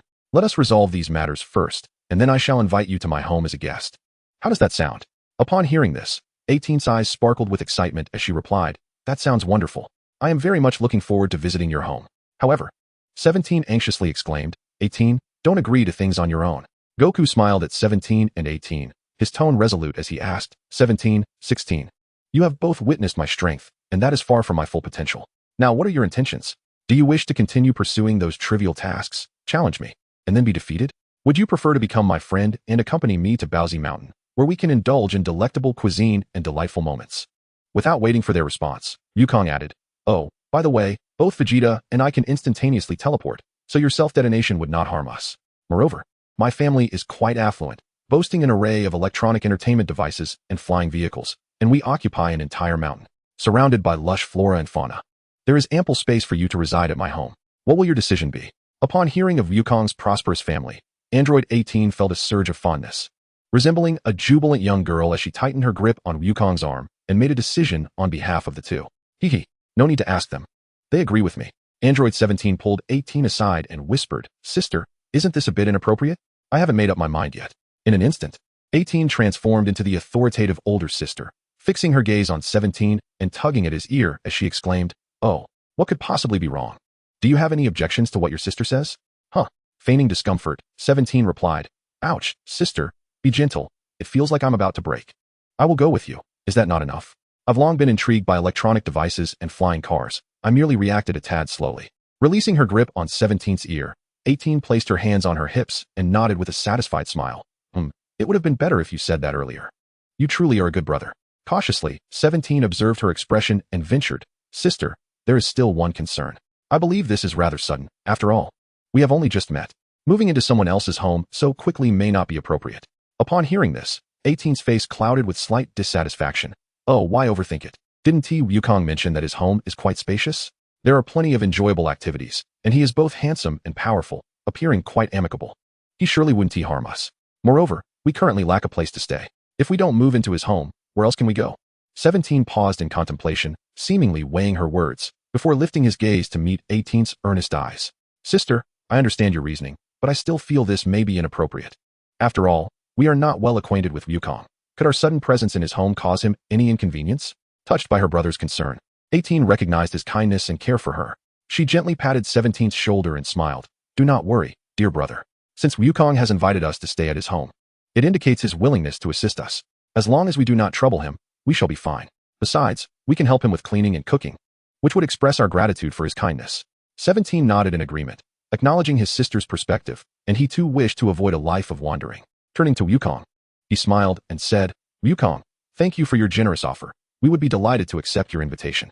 Please take care of us in the future." On the 16th, he calmly analyzed the situation before him, gradually arriving at a conclusion. He spoke softly, "Since you two have decided to cease fighting Goku, and given my current strength, I cannot defeat him either. If I were to self-destruct, he could easily evade it with instant transmission. Therefore, I too shall join you. After all, I have a fondness for small creatures and the flora." Upon hearing the words of 16, 17 expressed his agreement, deeming it a wise choice. "Hee, then it is settled." 18 laughed joyfully, walking up to Goku and linking her arm with his. Hearing the conversation among the three, Goku chuckled heartily, patting his chest and declaring, "Haha, splendid. Welcome to my home. I shall host you well." Trunks, bewildered, widened his eyes at the unfolding events, feeling somewhat lost. He rubbed his eyes, attempting to clear his confusion, yet found himself still perplexed. After a considerable moment, he finally regained his composure, staring incredulously at Goku and 18, unable to suppress his curiosity. "Mr. Goku, what is happening here? Why have the malevolent androids from my time transformed into this in your era?" Goku sighed deeply, gazing up at the sky, a hint of bewilderment in his eyes. I am not entirely certain of the details. However, as it stands, our world's androids are not as nefarious as those in yours. Though it is somewhat strange, compared to your world, this could be considered a relatively favorable outcome. Since you are here seeking assistance, you may train alongside Vegeta. His current power indeed surpasses what I just demonstrated." "Thank you, Mr. Goku," Trunks nodded resolutely, casting a grateful glance toward him. "Since you have said so, I shall undoubtedly believe it. I will train on Earth with my father for a while, and once I become sufficiently strong, I will depart." "Ha, go for it." Goku smiled gently, patting Trunks on the shoulder. He then turned to Krillin, Tien, Yamcha, and the others, a relaxed smile gracing his face. "All right, the crisis with the androids has been averted. You all can head back. I will handle the rest. Let us bid farewell here. As for Trunks, you should return with Vegeta. I have a feeling this is not the end. Everyone must remain vigilant." Piccolo approached Goku, furrowing his brow, and asked in a serious tone, "Old son, do you know something? Don't keep it from me." Goku scratched his head, a bittersweet smile emerging as he replied, "Honestly, I am not entirely sure, but I sense that something is about to happen. Perhaps you could consult the Kai. You might gain useful information.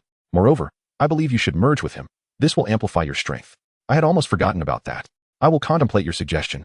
Piccolo nodded thoughtfully. Subsequently, Goku reminded, old son, you must exercise caution as well. After all, we remain unaware of the true intentions of these artificial beings. Should you uncover any ulterior motives, be sure to contact us promptly. With that, Piccolo turned and departed without hesitation. Watching Piccolo's retreating figure, Krillin approached Goku and said, "It seems we too should take our leave, Goku. Do take care." His gaze inadvertently drifted to Android 18, who was linked to Goku's arm. A flicker of complex emotion passing through his eyes. He then turned and soared towards the direction of Kame House. Tien and Yamcha exchanged a glance with Goku and silently nodded. Yamcha followed closely behind Krillin, while Tien flew off in another direction, disappearing into the horizon. "Che Kakarot, why did you allow Trunks to accompany me?" Vegeta remarked. "Oh, such trivial matters need not be scrutinized, Vegeta. Your family is quite wealthy. After all, Trunks is your son. Surely, you have a place for him to stay?" "Humph, I know you provoke me, yet I can't help but engage. Next time we meet, we shall settle our differences," Vegeta declared, observing the contemplative Trunks. He patted his shoulder and then flew off on his own. Trunks, snapping back to reality, responded simply, "Oh, okay, father, I'll be right there."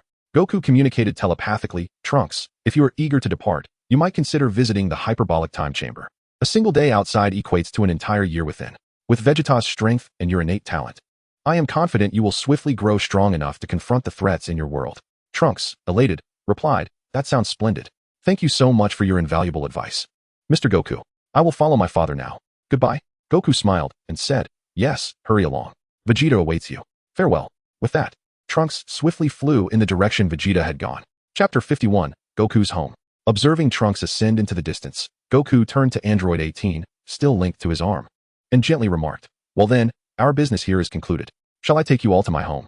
Upon hearing Goku's words, a radiant smile illuminated 18's face as she playfully responded, "All right." Her eyes sparkled with vibrant light, and a subtle smile graced her lips, exuding an alluring charm. This contrast only enhanced her appeal, causing Goku to momentarily falter. He coughed lightly, attempting to mask his inner feelings, and reminded her, "Ahem, all right now? While we can speak this way, once we arrive at my home, you must use your regular voice, understood?" Number 18 gently nodded, tightening her grip on Goku's hand. Her face alight with joy as she exclaimed, "I understand." Goku felt her warmth enveloping his arm, and despite his experience with numerous challenges, his heart raced, temperature rose, and blood rushed to his cheeks.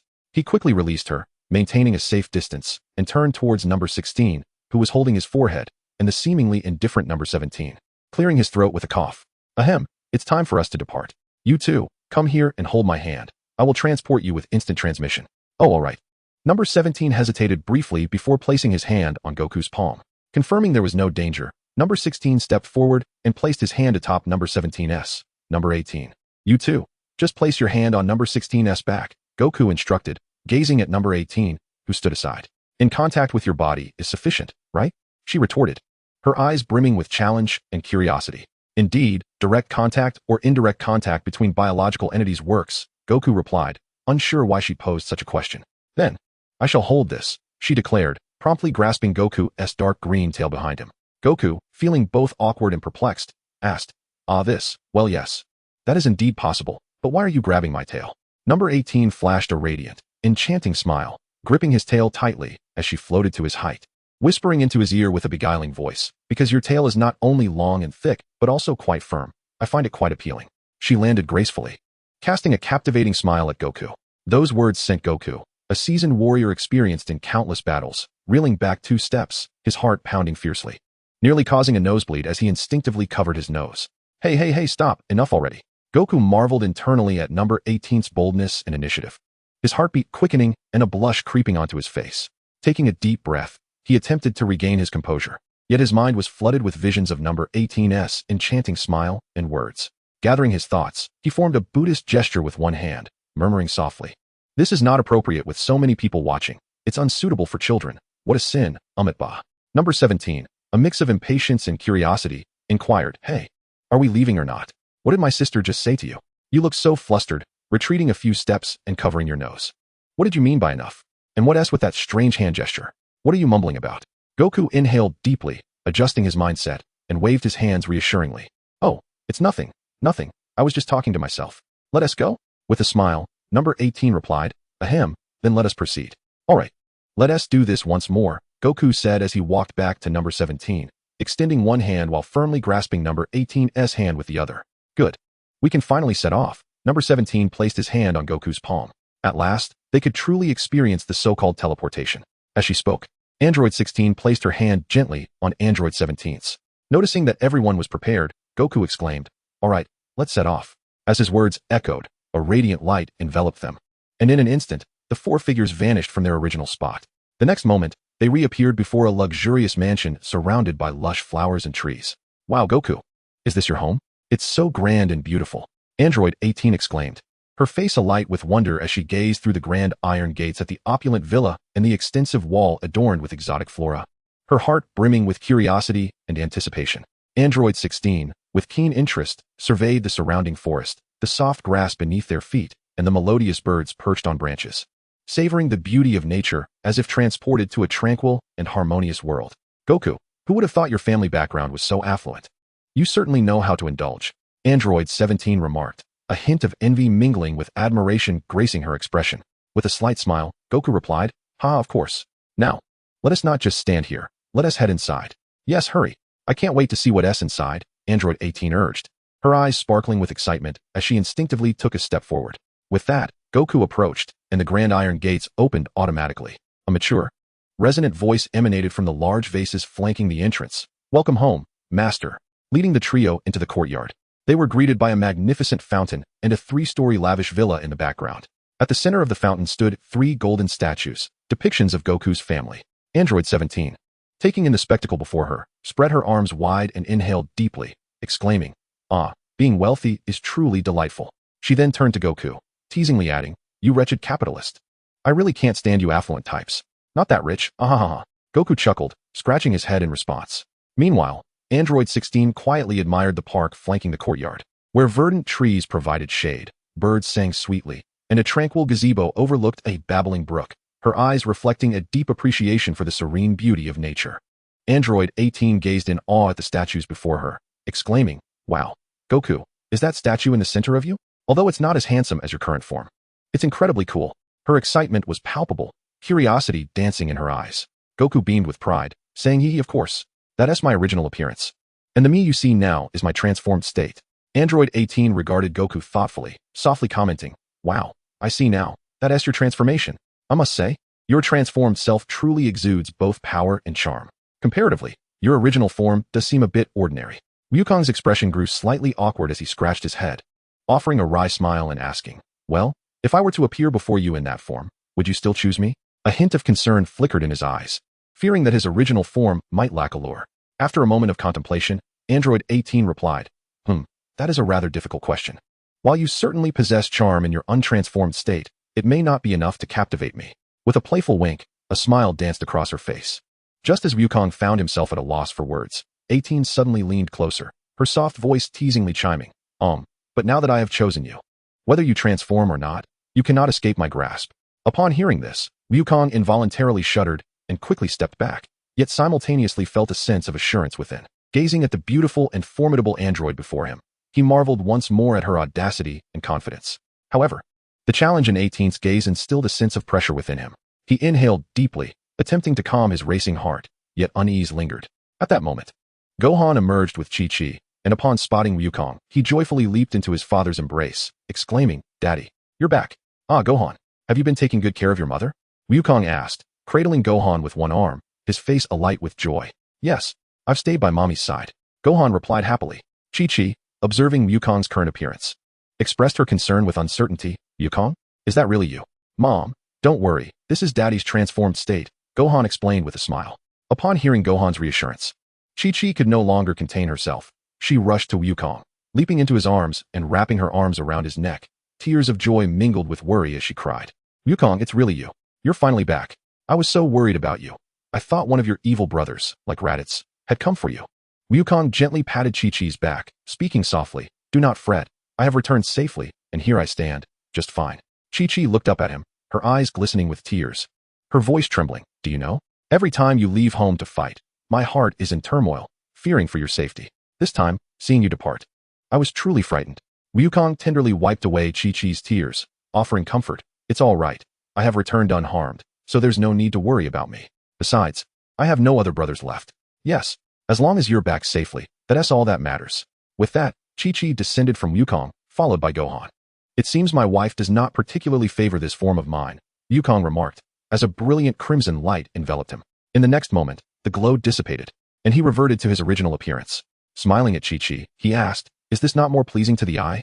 Chi-Chi, her tears now transformed into laughter, nodded and approached, caressing Yukong's face.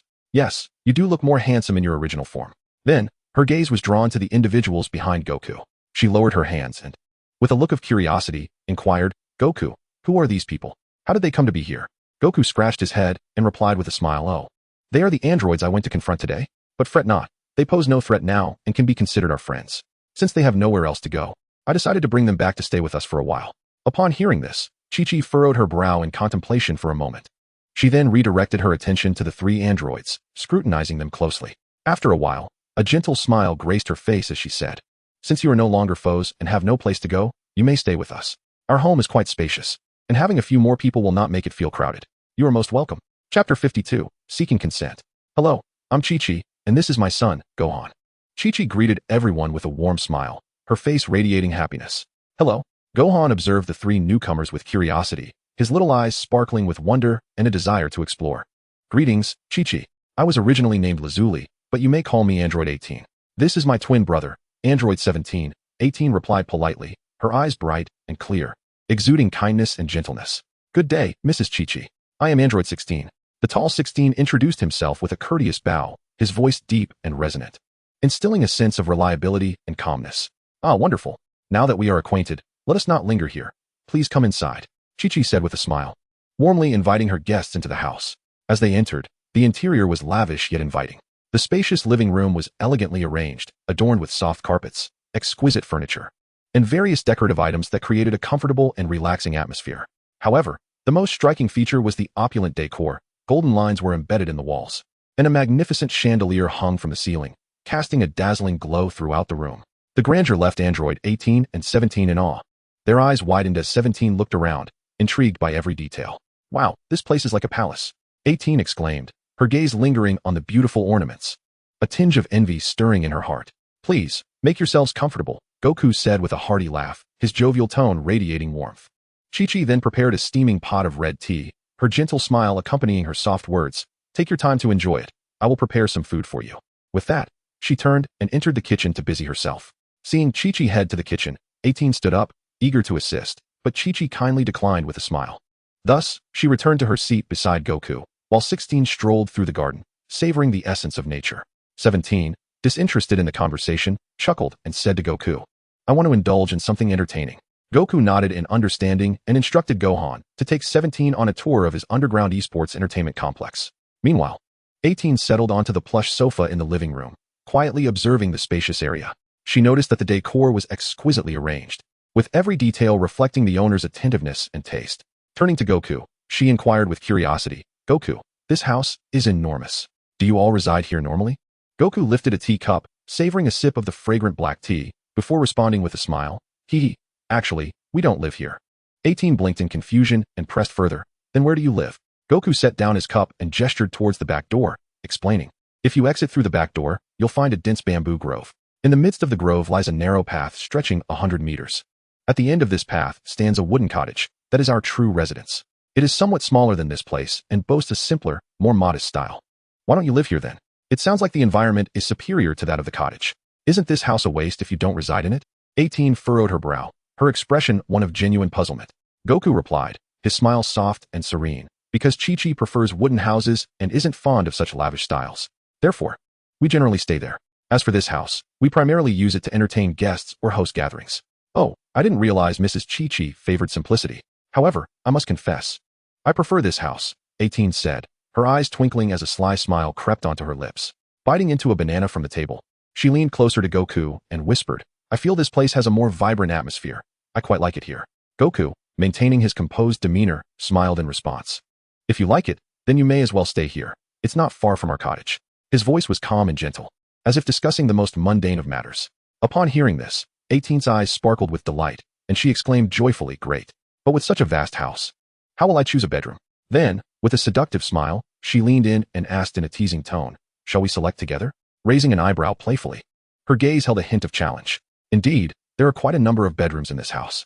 After we finish our meal, I will have Chi-Chi arrange something for you. Goku replied with a grin. Sounds good. 18 responded enthusiastically. Thus, the two enjoyed their red tea and a variety of fruits from the table, engaging in light conversation. After a while, Chi-Chi emerged with the meal, and Goku used his telepathic abilities to call everyone to dine.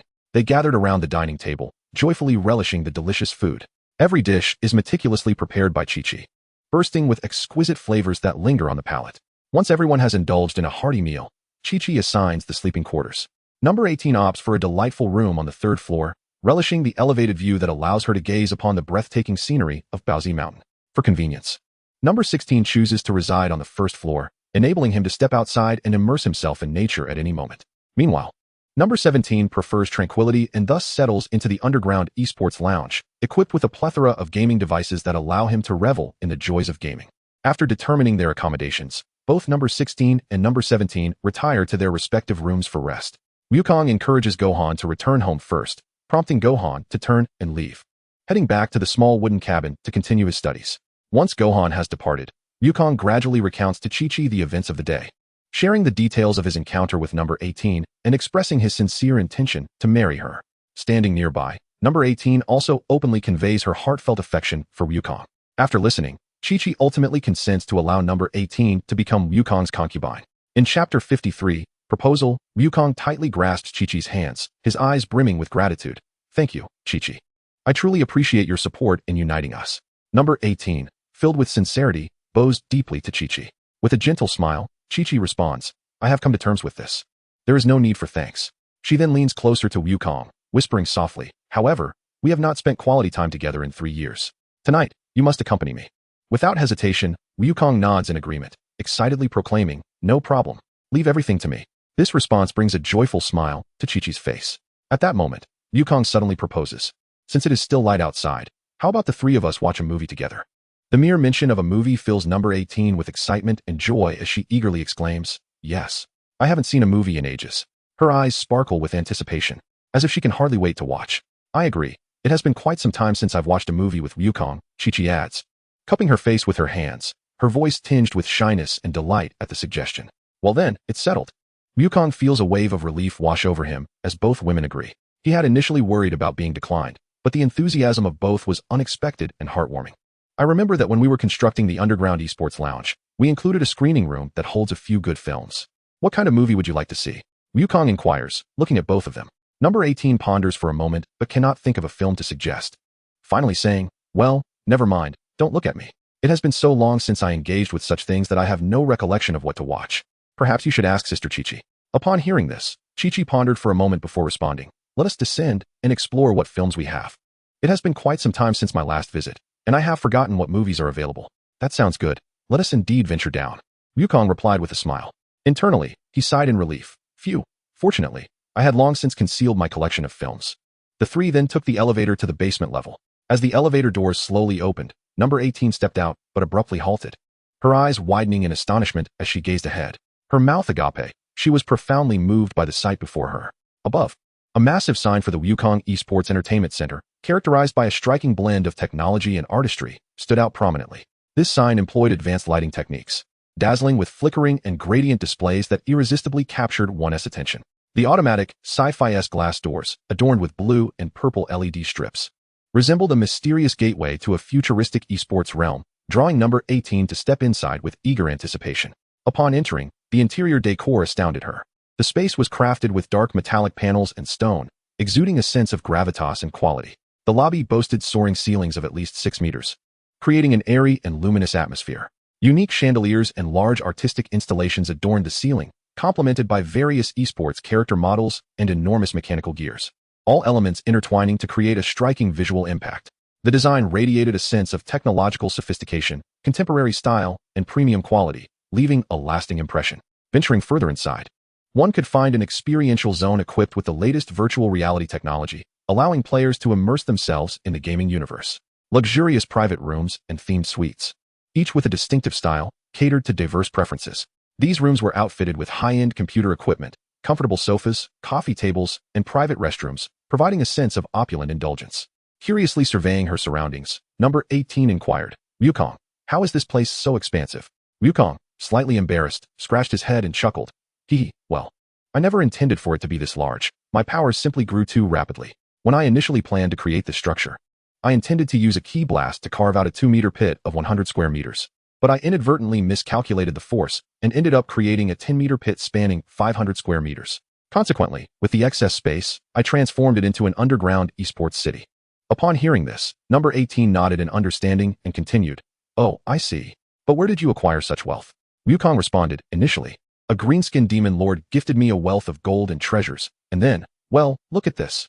With that, Wukong reached into a small pond and retrieved a stone, placing it in the palm of his hand. He gently closed his palm, then slowly opened it again, revealing what was once an unremarkable stone transformed into 3 dazzling diamond rings. From that moment on, money became a mere trifle for me. "Wow, what beautiful rings! What an incredible ability!" exclaimed number 18, her eyes sparkling with excitement. "They are indeed stunning," Chi-Chi remarked, equally awestruck. "Chi-Chi, you have worked hard over the years. Thank you for your unwavering support of my relationship with number 18, Wukong said, gazing affectionately at Chi-Chi. After speaking, Wukong carefully picked up one of the diamond rings and gently placed it on Chi-Chi's hand, embracing her tightly. Overcome with emotion, Chi-Chi's tears cascaded down her cheeks, falling onto Wukong's chest. "Don't cry, Chi-Chi. Everything will be all right," Wukong softly consoled her, tenderly wiping away her tears. Chi-Chi lifted her head, her eyes misty as she gazed at Wukong, a trace of a blissful smile gracing her lips. At that moment, Wukong suddenly waved his hand, and the clothes that number 18 and Chi-Chi were wearing transformed into pure white wedding dresses. His martial arts uniform morphed into a sharply tailored suit. Then, as if by magic, Wukong conjured a vibrant bouquet of 99 crimson roses from thin air and presented them to Chi-Chi. With a flick of his finger, a cascade of exquisite rose petals rained down from the sky.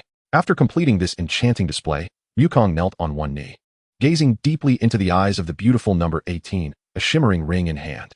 With utmost sincerity, he asked, lazily, "Will you marry me?" Caught off guard by Wukong's sudden proposal, number 18 gasped in surprise, only to be overwhelmed with joy, tears of happiness glistening in her eyes.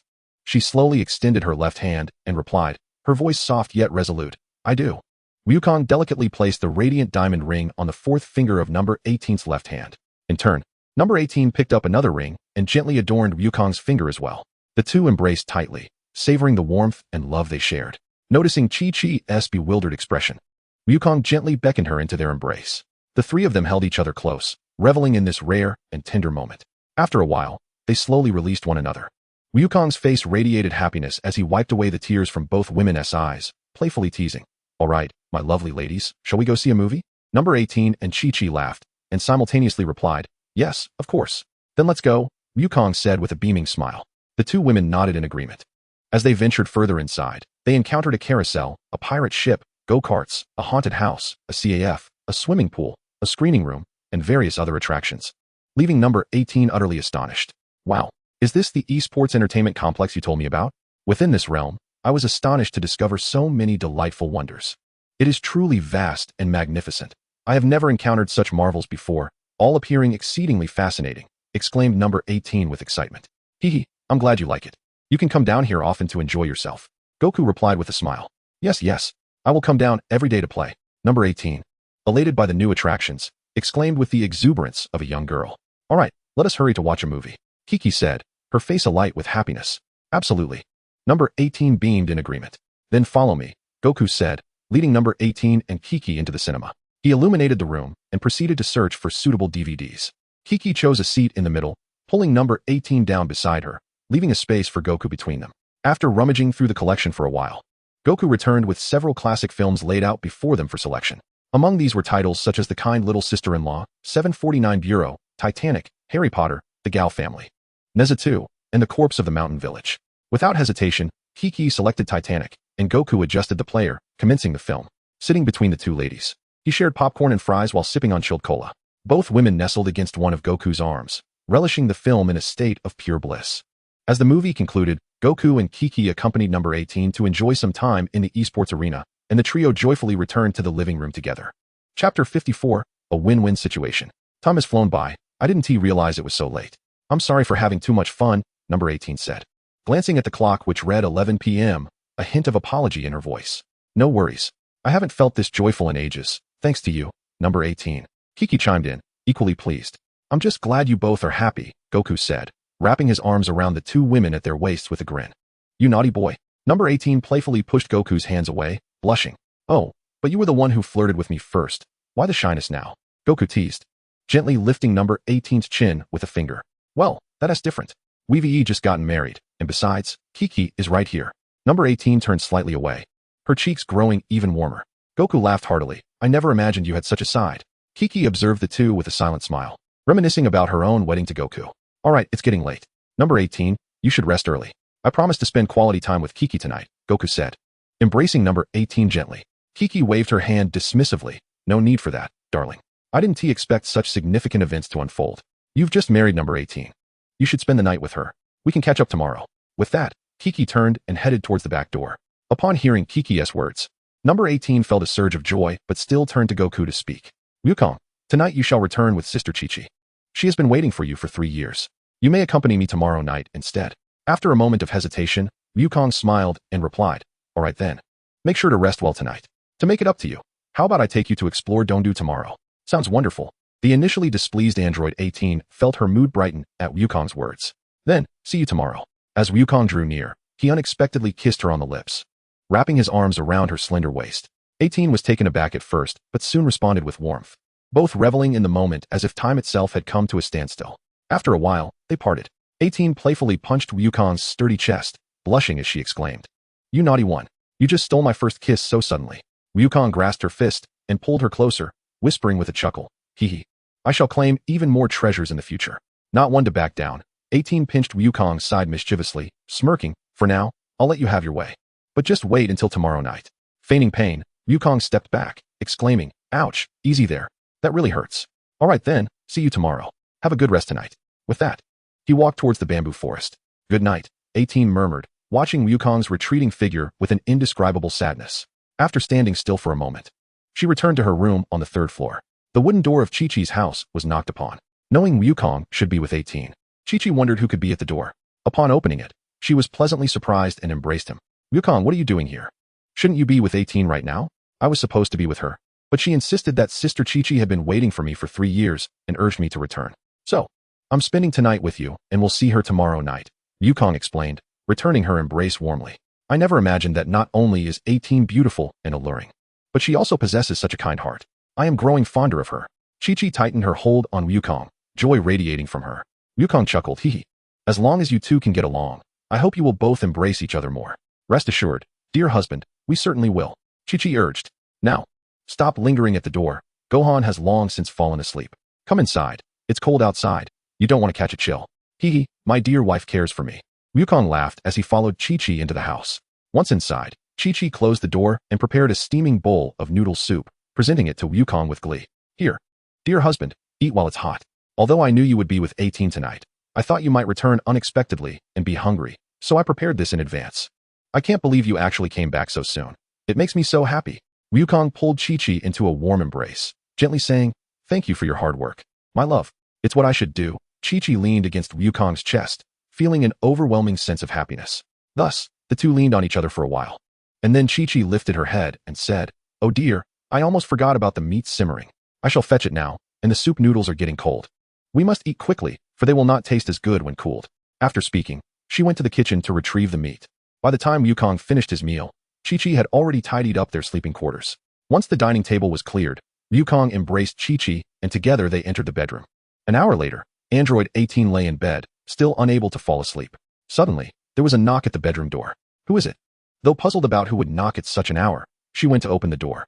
To her surprise and delight, she found Wukong standing there, and she shyly asked, Wukong, what brings you here at this late hour?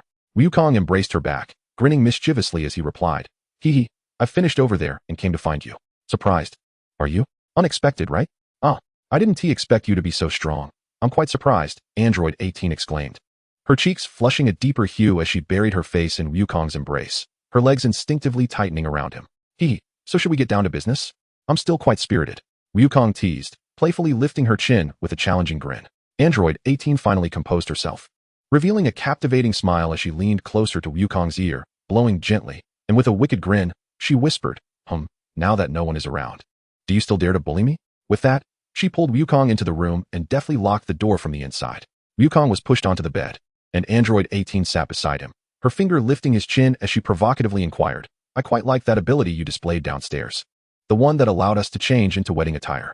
Can it transform into other outfits as well? Wukong swallowed, somewhat perplexed, and replied, of course. As long as I can imagine it, I can change into any outfit. Android 18 slowly leaned closer to Wukong's ear, her voice sultry as she whispered, so. Would you like to see your sister wear something for you? Any outfit will do. Oh ho ho. A glimmer of intelligence sparked in Wukong's eyes as visions of various costumes from films he had seen danced through his mind. Sailor uniforms, professional attire, nurse outfits, superhero costumes, and even bunny girl ensembles. Chapter 55. The wedding. The following morning, sunlight streamed through the gaps in the curtains, and Wukong rose early to begin his morning routine. Suddenly, he winced in pain, clutching his waist with one hand while the other braced against the sink, groaning. Ouch, the after effects from last night are hitting me now? I didn't realize 18 was so formidable. Her everlasting energy is indeed as legendary as they say. Shivering at the thought, Wukong silently congratulated himself for having successfully endured last night's ordeal. As he rubbed his aching waist, he muttered to himself, Krillin, you should truly be grateful to me. Otherwise, you would be in quite a predicament. It seems I must take good care of my health. After 2 consecutive battles, the second of which nearly lasted until dawn, I should promptly head to the eastern capital to find some nourishing supplements, and perhaps bring back some delectable treats for everyone. With that, Wukong executed his instant transmission, vanishing from his location and reappearing in the bustling streets of the eastern capital. Upon returning home, laden with an assortment of culinary delights, Wukong found the others gathered around the dining table, ready to partake in their meal. He meticulously arranged the food upon the table and, with an air of mystery, announced to everyone, Hee, I have wonderful news. Last night, I married Android 18. At this unexpected revelation, number 16 appeared rather composed, showing little reaction. Chi-Chi, as the bride, wore a serene smile, while Gohan's eyes widened in astonishment as he gazed at Wukong, struggling to comprehend the complexities of adult life, though he wisely refrained from probing further. In the end, everyone extended their heartfelt congratulations to Android 18 and Wukong, wishing them a joyous and blissful marriage. Noticing number 17's lack of reaction, 18 curiously inquired, 17. I expected you to be surprised, but you seem rather composed. With a smile, number 17 replied, Oh, did you really think I wouldn't know? I live just 1 floor below. Can you guess where I was during the event? I was in my room playing a game when I heard the commotion and happened to see it all unfold. By the way, you looked lovely in that wedding dress. A faint blush crept onto 18's face as she playfully chided, I thought you were out. Why didn't you show yourself when you saw it happening? Shrugging, number 17 explained, I wanted to give you both a bit of personal space, and besides, I was busy raising my rank in the game. I couldn't let my team down. 18 was about to respond when Wukong interjected, all right, let us not dwell on trivial matters. Let us eat. I've invited Master Roshi, Bulma, Tien, and all our friends to join us, and then we'll embark on a cruise to celebrate our wedding properly. Wukong's voice brimmed with excitement and anticipation, enveloping everyone in a warm atmosphere of happiness. Really? That is wonderful, exclaimed 18, her face lighting up with a blissful smile, her spirits lifted, making the breakfast taste even more delightful. As dusk descended and the sun dipped below the horizon, casting a golden glow upon the sea, a luxurious cruise ship glided gracefully over the East China Sea, its hull aglow with the evening's hues. The deck was transformed into a lavish wedding hall, adorned with vibrant flowers that released fragrant aromas. Once again, I extend my gratitude to everyone for attending the wedding of Android 18 and myself. Today marks a special occasion, and our wedding has concluded splendidly. I hope everyone can relax and fully immerse themselves in this joyous moment. Let us raise our glasses in celebration of this beautiful time. Standing on the deck, clad in a suit as white as snow, Wukong appeared dashing and charming, radiating happiness and satisfaction as he lifted his glass of red wine high towards the numerous friends and family below. His voice resonant and filled with joy, he proclaimed, Cheers to our new beginning. Congratulations. The audience responded enthusiastically, their faces illuminated by smiles as they raised their glasses, joining Goku in celebrating this extraordinary moment. The clinking of glasses resonated with a melodious chime. As night descended, a bonfire was lit, and the aroma of grilled meat wafted through the air. Everyone gathered together, relishing the delightful cuisine and joyous moments. Yamcha strummed his guitar, while Krillin sang cheerful melodies. Master Roshi and Oolong danced to the rhythm, laughter and cheers echoing around them. Goku leaned against the partition, his eyes gently closed as he savored the soft ocean breeze, inhaling the scent of the sea. He gazed into the distance, his sight traversing the vast expanse of the ocean, landing upon the horizon illuminated by the golden hues of the setting sun. Thoughts swirled in his mind as he contemplated the path ahead and his connection to the world around him. What are you pondering? A gentle voice inquired from behind him. Turning around, Goku discovered Android 18 had quietly approached, her curious gaze fixed upon him. She lightly tapped his shoulder, her face radiating joy. Goku offered a slight smile, extending his arms to envelop 18 in a warm embrace. I was thinking how wonderful it would be if every day could be like today, feeling the warmth of Goku's embrace. 18's heart softened as she closed her eyes, listening to the steady beat of his heart, as if time itself had come to a standstill. She softly replied, "It certainly will be. We have many more such blissful days ahead to experience together." Just as they reveled in this tender moment, Bulma approached quietly, holding 2 glasses of wine, a playful smile adorning her face. "Well, look at this newlywed couple," whispering sweet nothings. Come, let us drink." Goku chuckled as he accepted the glass, casting a grateful glance at Bulma. "We didn't discuss anything particularly special. We were merely reflecting on this dreamlike, beautiful time. Being with everyone truly brings me joy indeed. The days spent with everyone are delightful, though it's a pity Vegeta, that training fanatic, is still in the Hyperbolic Time Chamber with future Trunks, unable to join us." Goku raised his glass, taking a sip as he mused. "It seems Vegeta is genuinely dedicating himself to training future Trunks, which is a good thing, yet I'm glad the others are here." Bulma leaned against the partition, downing her drink in one go, and remarked thoughtfully, "Yes, Vegeta has changed quite a bit, but I didn't expect Piccolo to show up either. He seems to be here just to chat with Gohan." Goku nodded with a smile, explaining, "Piccolo has long expressed a desire to talk with Gohan. He doesn't quite agree with our perspectives, so this opportunity is perfect for them to converse." Bulma's lips curled into a teasing smile. "Oh, is that so?" They appear to be enjoying their discussion. Goku chuckled helplessly. "Well, Gohan can be rather stubborn at times." Bulma laughed lightly. "Haha, that is your problem, not mine." "He is not my child." Goku scratched his head awkwardly. "Hee, that is true. Well, let us not dwell on that. I won't disturb you any longer. I'll head over to everyone else." After Bulma finished speaking, she turned and departed. Watching her leave, Android 18 gently grasped Goku's hand and smiled, saying, "Shall we go too? I need to visit the restroom." "All right," Goku replied softly, nodding as he took 18's hand, and they made their way through the crowd. Tien immediately pulled Goku aside to engage in a drinking contest, to which Goku readily agreed. Meanwhile, 18 followed Bulma and Chi-Chi to the restroom. A tipsy Krillin, his face flushed, staggered over to Goku and sat down in front of him. In a drunken slur, he exclaimed, "Goku, you rascal, I can't help but envy you. Not only do you have Chi-Chi, but now you've married Android 18 as well. It's downright infuriating. I still don't have a girlfriend." Goku poured Krillin a glass of detoxifying beverage. "Krillin, I believe you will find a wonderful partner too. Come, let us drink together." "I hope so," Krillin said as he downed the drink in one go. "What is this? This isn't alcohol. Goku, you trickster." Goku, chuckling, offered Krillin a plate of barbecue. "Ha ha ha. Looks like you're sobering up a bit. Come on, enjoy some barbecue." Krillin took a bite, savoring it as he chewed. "This tastes great. Goku, you really get me." "Of course, we're good brothers," Goku replied with a smile. At that moment, Piccolo approached, looking at the two with an exasperated shake of his head. "You two have truly had enough. Hey Piccolo, join us for a drink," Krillin invited. Piccolo glanced at the wine glass, furrowing his brow. "I don't care for alcohol. You two enjoy yourselves." With that, he turned and walked away. "That Piccolo, always so unsociable," Krillin complained. "Forget him, let us keep drinking," Goku said, raising his glass to clink with Krillin's. As the gathering continued until 10 o'clock, everyone eventually returned home satisfied. Chapter 56, Fiery Night and Insect Shedding. At midnight, as the cruise ship docked, Goku, accompanied by his 2 wives, stepped through the door of their home. When morning light streamed through the curtains, the mattress lay exposed. Springs revealed as if swept by a key wave, while melted fingerprints lingered on the metallic doorknob. On the bedside table, 2 rabbit costumes and a bikini adorned with horned helmets and cloaks were discovered. Goku leaned against the wall as he exited the bedroom, revealing deep crimson scratch marks where his battle suit had torn. "I need some soup urgently." At 3 in the afternoon, the family gathered around the dining table in the living room, ready to enjoy afternoon tea. Suddenly, Bulma's urgent communication pierced the tranquility. "Goku, there's a peculiar moss-covered vehicle in the West Forest, suspected to be a time machine. However, Vegeta has not yet returned. I hope you can help us retrieve it." Goku quickly grabbed Gohan and vanished in an instant, leaving behind the echo of his voice. "Gather, everyone. Dr. Gero's ultimate weapon has hatched." Upon hearing Goku's words, Bulma recognized the urgency of the situation, promptly ending the call to prepare for contacting the others on Kame House.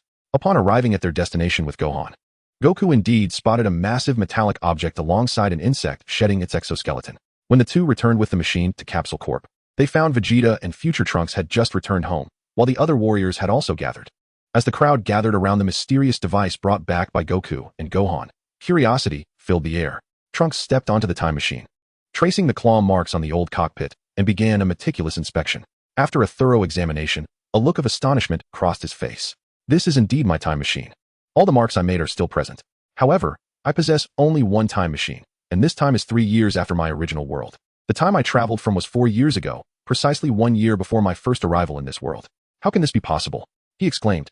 Are you suggesting that someone has used your time machine to travel from an even more distant future back to a far earlier past? Bulma inquired, summarizing the situation. Trunks nodded gravely. That is approximately the case, yet we remain unaware of who that individual might be. Furthermore, we discovered this eggshell inside the time machine, and we are uncertain of its nature. Could it be that this egg belongs to the one who traversed from the future? I recall seeing a massive insect shell beside the time machine. I took a photo, let me show you.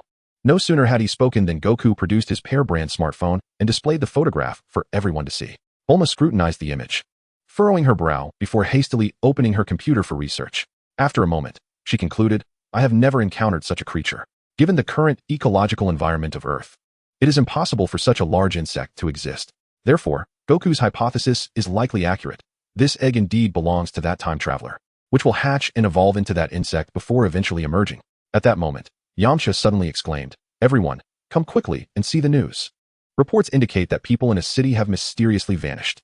The crowd rushed to gather around the television screen. The setting sun cast elongated shadows across the deserted streets, and vending machines exhaled steam from freshly brewed canned coffee, leaving the entire city eerily silent. Bulma recalled Goku's earlier mention of a new enemy and urgently asked, Goku, could this incident be the work of Dr. Gero's ultimate weapon? At present, it seems likely that this is indeed the doing of that individual, but their strength should not be too formidable, otherwise, they would reveal themselves openly. Therefore, there is no need for excessive concern, Goku explained. Upon hearing this, Vegeta scoffed from the sidelines. Humph, whatever monstrosity it may be, should it dare to show itself, I shall dispatch it without hesitation. Gohan then suddenly recalled his father's special ability and eagerly inquired, Dad, don't you have the power to see into every corner of the earth? Can't you locate that individual? Krillin suddenly clapped his hands, realizing something. Right. Gohan, you're brilliant. How did I not think of that? Yamcha echoed, exactly. It's the ability Goku used to discover the androids last time. I remember it now. Trunks exclaimed with excitement. That's wonderful, Mr. Goku. Please use that ability to locate that individual. He chuckled. Finding that person is indeed a piece of cake for me, but someone has already intercepted him. Goku smiled mysteriously. Tien, puzzled, inquired, who are you referring to? Our new ally, Kami Piccolo, came the reply. Kami Piccolo went with him? Krillin asked, perplexed. Tien pondered. Isn't Kami supposed to refrain from intervening in earthly matters? Besides, isn't his battle power rather low? I hope Uncle Piccolo is safe. I'm a bit concerned he might be in danger. Should we follow him? Gohan said with worry. Goku affectionately ruffled Gohan's hair, reassuring him, don't worry, go on. The Piccolo of today is not the same as the one from before. Remember how he fused with Nail on Namek? This time, he has fused with Kami, which is why I call him Kami Piccolo. His strength should have at least quintupled, making him more than capable of handling any peril. In fact, one could say the danger has been averted. Chapter 57, The Awakening of the Abyssal Thunder.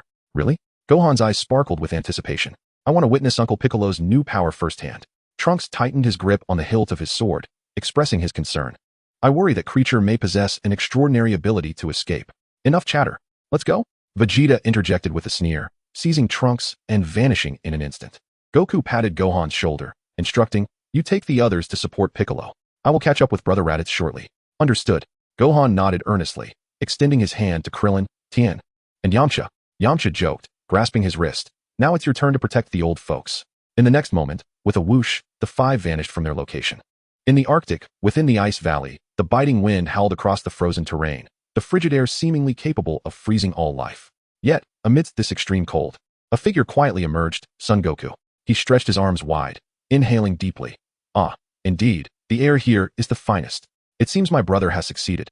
Feeling a wave of familiarity wash over him in the icy atmosphere, Goku turned and ventured into a concealed ice valley. Coming to a halt, he softly declared, Dragon Ship. Disengage stealth mode. Instantly, the space before Goku transformed as a colossal spaceship materialized, descending slowly to the ground with a deep rumble. As the ship's doors opened, a staircase descended, and the solemn voice of the dragon echoed, Dragon Ship welcomes its master back. Goku's lips curled into a slight smile as he stepped aboard the vessel. Upon entering the cabin, his gaze was immediately captivated by a figure at the center of the ship. There sat Raditz, golden-haired and with eyes closed, peacefully meditating on the crimson floor, arcs of electricity pulsing around him. Goku smiled gently, approaching Raditz and softly saying, Brother, it seems you have succeeded. Congratulations. Ignoring the crackling arcs of electricity, he tenderly patted Raditz's shoulder. Raditz opened his eyes and rose to his feet, exclaiming with a smile, Kakarot, you have returned. I have just experienced a breakthrough, and I owe it all to your guidance. Without you, given my natural talent, I might never have achieved this. As his words faded, the arcs of energy surrounding Raditz dissipated, and his hair reverted to its original black hue. Goku, scratching his head with a grin, replied, "Hee, what else would we expect from brothers? It is only natural that we assist each other. How about stepping outside for some fresh air? The world beyond has changed significantly." Ha, I had the same thought. After over 3 years of rigorous training here, I am nearly suffocating. Where shall we go? Raditz chuckled. Brother, perhaps you should first accompany me outside. This spaceship isolates us from the external atmosphere, and once you step out, you will know where to head next, Goku said mysteriously. All right. Raditz nodded eagerly without hesitation. They then stepped out of the spacecraft, one following the other. This energy, could it be Piccolo and Vegeta? Raditz exclaimed as he descended, instantly sensing 2 formidable presences. His eyes widened in disbelief as he turned to Goku and asked, "Is this for real?" There's no mistake. This is Piccolo's energy, and it seems to have grown even stronger. How did he manage that? Vegeta has become even more powerful than him. They must be in a fierce battle. Indeed, brother. Piccolo has merged with the Supreme Kai. And the other presence is likely the Super Saiyan at full power that I mentioned, Goku explained with a nod and a smile. There is much you remain unaware of. But we shall unravel it slowly. For now, let us proceed. Something intriguing is unfolding over there. Excellent. It has been far too long since I last ventured out. And I never expected Piccolo to surprise me so greatly. I eagerly anticipate our next match, Raditz proclaimed, excitement gleaming in his eyes as he clenched his fists. With that, Raditz placed 2 fingers on his forehead and, with a swift motion, vanished alongside Goku in an instant. Chapter 58, The Search for Cell. On a desolate island to the west, Piccolo and Vegeta faced each other, a palpable tension enveloping the atmosphere. Vegeta, have you lost your mind? Step aside. Haven't you heard that Cell can grow stronger? Piccolo demanded, his brow furrowed, eyes betraying his urgency and anger. Vegeta scoffed. Humph, of course I have heard. That is precisely why I won't allow you to kill the newly matured Cell just yet. I want him to reach his perfect form, and then I shall defeat him myself. You are incredibly arrogant. If you continue down this path, you may endanger all life on Earth. Letting Cell escape was an utterly foolish decision. Piccolo's face darkened with fury, his fists clenched, ready to erupt at any moment. Humph. I don't require your counsel on my decisions, Vegeta retorted, a smirk playing at the corners of his lips. With that, Vegeta's body suddenly swelled, muscles bulging as he raised his fists and charged at Piccolo once more. Humph. Trunks and Gohan will undoubtedly pursue Cell. And you won't be able to impede me for long. Piccolo responded calmly, emanating a formidable aura. As his words echoed, he re-entered the fierce battle against Vegeta. The two clashed violently in midair, each encounter unleashing intense waves of energy. Their figures intertwined in the sky, sometimes touching the ground, sometimes soaring aloft. The brilliance of the Wolf Fang fist illuminating the battlefield. However, it was evident that Piccolo held the upper hand, his assaults growing increasingly ferocious, leaving Vegeta struggling for breath. Stabilizing himself in midair, Vegeta wiped the blood from the corner of his mouth, a flicker of surprise flashing in his eyes. Yet, he maintained a calm smile, exclaiming, "Hee, quite impressive. I never expected you to surpass my Super Saiyan first stage's second form. Nonetheless, this only heightens my anticipation for you. Therefore, as a reward, I shall treat this battle with a bit more seriousness." Piccolo widened his eyes in disbelief, asking, "What? Are you saying you weren't using your full power just now?" Vegeta laughed heartily. "Ha, of course. You must open your eyes wide and see clearly." With that, his muscles swelled dramatically, then swiftly contracted, becoming more defined. An unparalleled aura of strength surged from within him, only to be perfectly reined in again. Vegeta struck a provocative pose, confidently declaring, "Now, before you stands Super Vegeta?" Piccolo gazed at Vegeta, his heart brimming with astonishment and reverence, murmuring to himself, "This power is simply unbelievable. I never imagined you concealed such immense strength." Vegeta interjected with a smirk, "So, do you still think I cannot defeat the perfect form of Cell?" After a moment of contemplation, Piccolo reluctantly admitted, "Perhaps your power could indeed triumph over the perfect form of Cell." Despite his internal reluctance, the strength Vegeta displayed genuinely astonished him. Vegeta arrogantly proclaimed, "Excellent. Then you can just watch from the sidelines and refrain from interfering with my plans." He flashed a confident smile. At that moment, a round of applause accompanied by a familiar voice descended from above. Well, I wholeheartedly agree with your desire to defeat the strongest state of Cell. But your approach leaves much to be desired." The two looked up to see Goku and Raditz gracefully descending before them. Goku smiled at Vegeta, while Raditz cheerfully greeted them. "Hey, Piccolo and Vegeta, long time no see." Seeing Raditz and Goku, Piccolo felt the tension in his body ease, and he responded with mild surprise, "Raditz? It's quite rare to see you. I thought you were in seclusion training." Hearing this, Raditz smiled wryly, saying, "Well, I couldn't help it. I was stuck in a rut until just recently." Vegeta, reverting to his normal state, cast an arrogant glance at Raditz, his tone laced with disdain. Raditz, I never expected you to take that step. At least you haven't brought shame upon our Saiyan race. Just then, Goku interjected, Vegeta, do elaborate on your plan to enable Cell to achieve his perfect form. Vegeta, arms crossed and brimming with confidence, replied, my plan is quite simple. To prevent these fellows from eliminating the current Cell and to provide him with an opportunity to escape. Once he fully evolves, he will undoubtedly seek me out for battle, and for now, my task is complete. Upon hearing this, Goku appeared unsatisfied, fixing his gaze intently on Vegeta's eyes and inquired, oh, is that so? It seems Cell has not disclosed how he accomplished his subsequent evolution, has he? Indeed, I couldn't care less about his methods. As long as he can transform into his perfect form in a short time, Vegeta retorted. Piccolo, standing nearby, remarked, old man. It seems you possess some unique abilities that have revealed information unknown to us. Stop being cryptic and share it with us. Goku radiated a dark crimson aura. His eyes locked onto Vegeta, a sinister smile creeping across his lips. Alright. The method for Cell to attain his perfect form swiftly is rather straightforward. He must absorb androids 17 and 18, my brother-in-law and wife. Your plan is indeed audacious. Super Vegeta. Vegeta shuddered, sensing an overwhelming pressure, quickly stating, I had no idea that Cell's evolution involved absorbing 17 and 18. Had I known, I would not have allowed him to escape. Whatever, I won't pursue this further, but heed my warning. Do not target my family, or I may resort to drastic measures. Remember, all your transformation techniques were taught by me. You would do well to avoid trouble, or I won't spare you. With that, Goku's aura dissipated as he returned to Raditz's side. Vegeta felt the oppressive force lift, relaxing slightly, and let out a cold huff without further words. Piccolo turned to Goku, asking, Goku, that guy concealed his energy after fleeing, and everyone has gone after him, but they may not find him. Your ability should still be able to locate Cell, right? Goku nodded, then closed his eyes to sense the positions of everyone before opening them again and declaring, indeed, Cell is currently stealthily advancing towards West City. Trunks and Krillin have just destroyed Dr. Gero's underground laboratory, while Gohan is searching for Cell alongside Tien and Yamcha.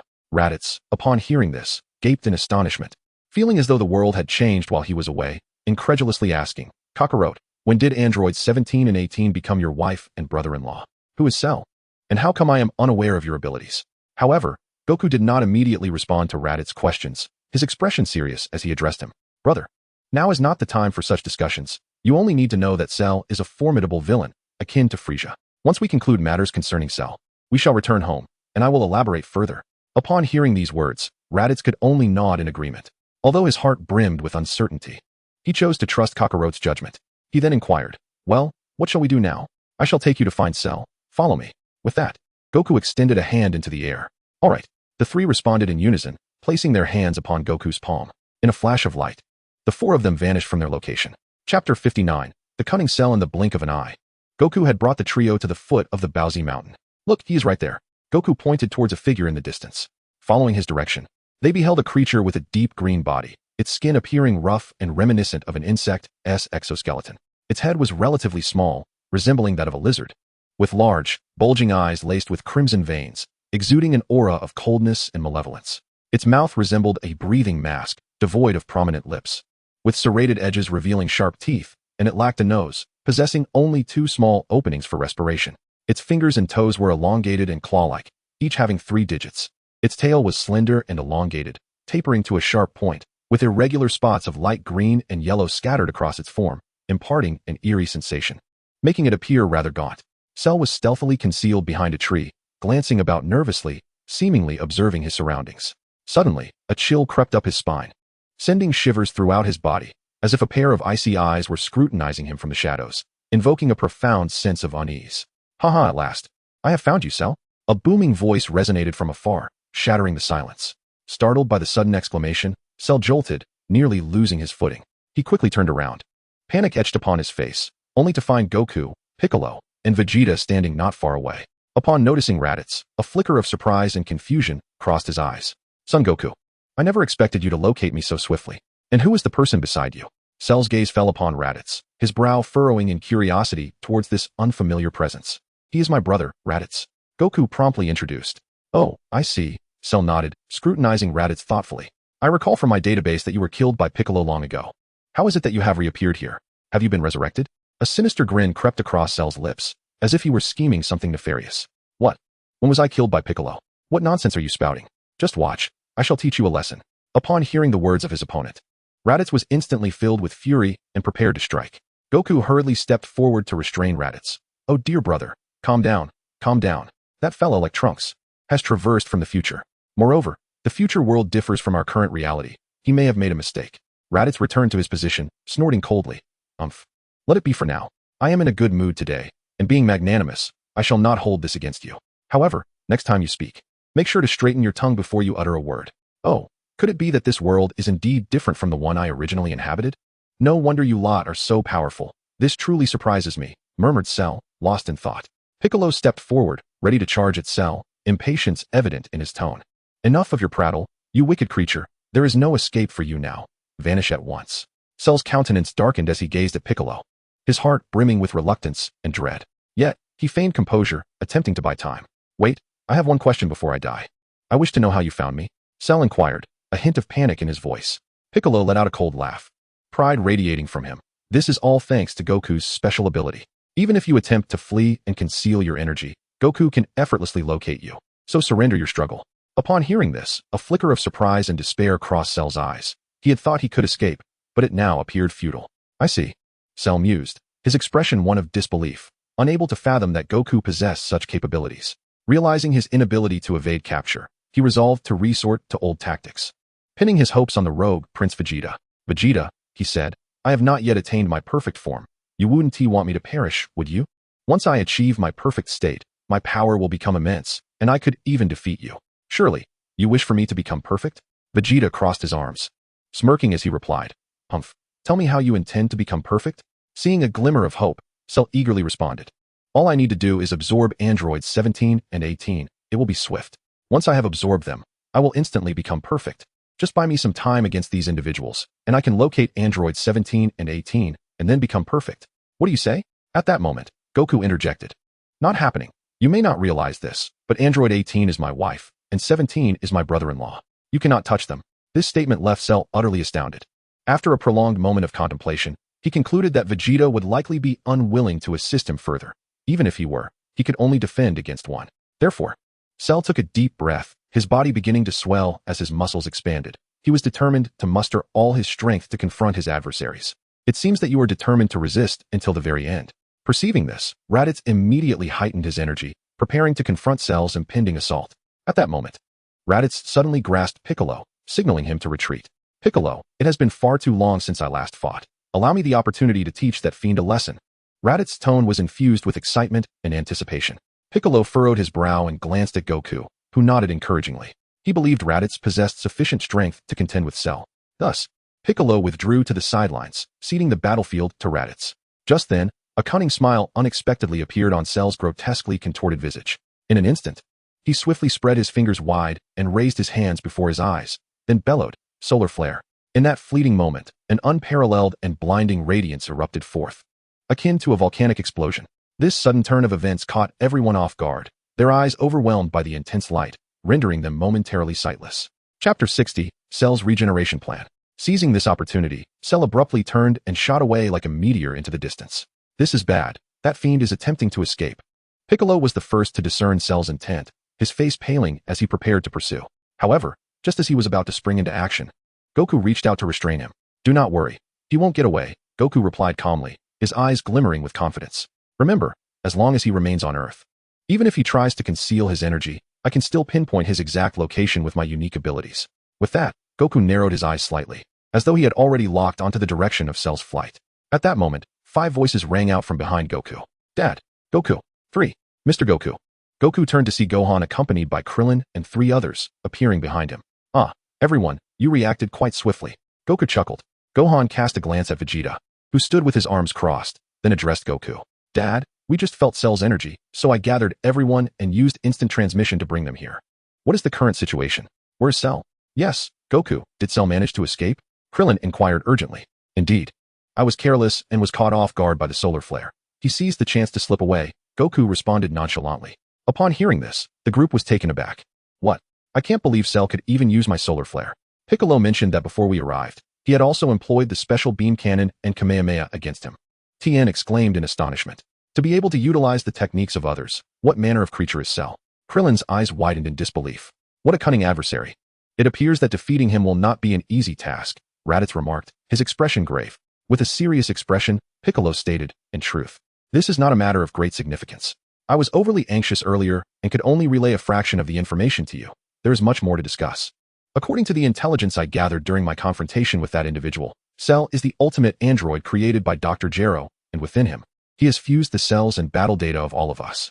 Consequently, he possesses the ability to utilize our techniques and can continuously grow by absorbing human energy. Upon hearing this revelation, everyone was once again left astounded. However, Goku chuckled and remarked, Heh, isn't he just a patchwork creature? There's nothing to fear. You need not panic. Trunks, filled with urgency, implored, Mr. Goku, you must eliminate this dangerous foe. Goku, with a grave nod, assured, rest assured. I will do everything in my power to defeat him. Dad, what should we do now? Gohan asked, his face etched with worry and unease. Piccolo comforted him, saying, Gohan, do not fret. Remember the special ability Goku possesses.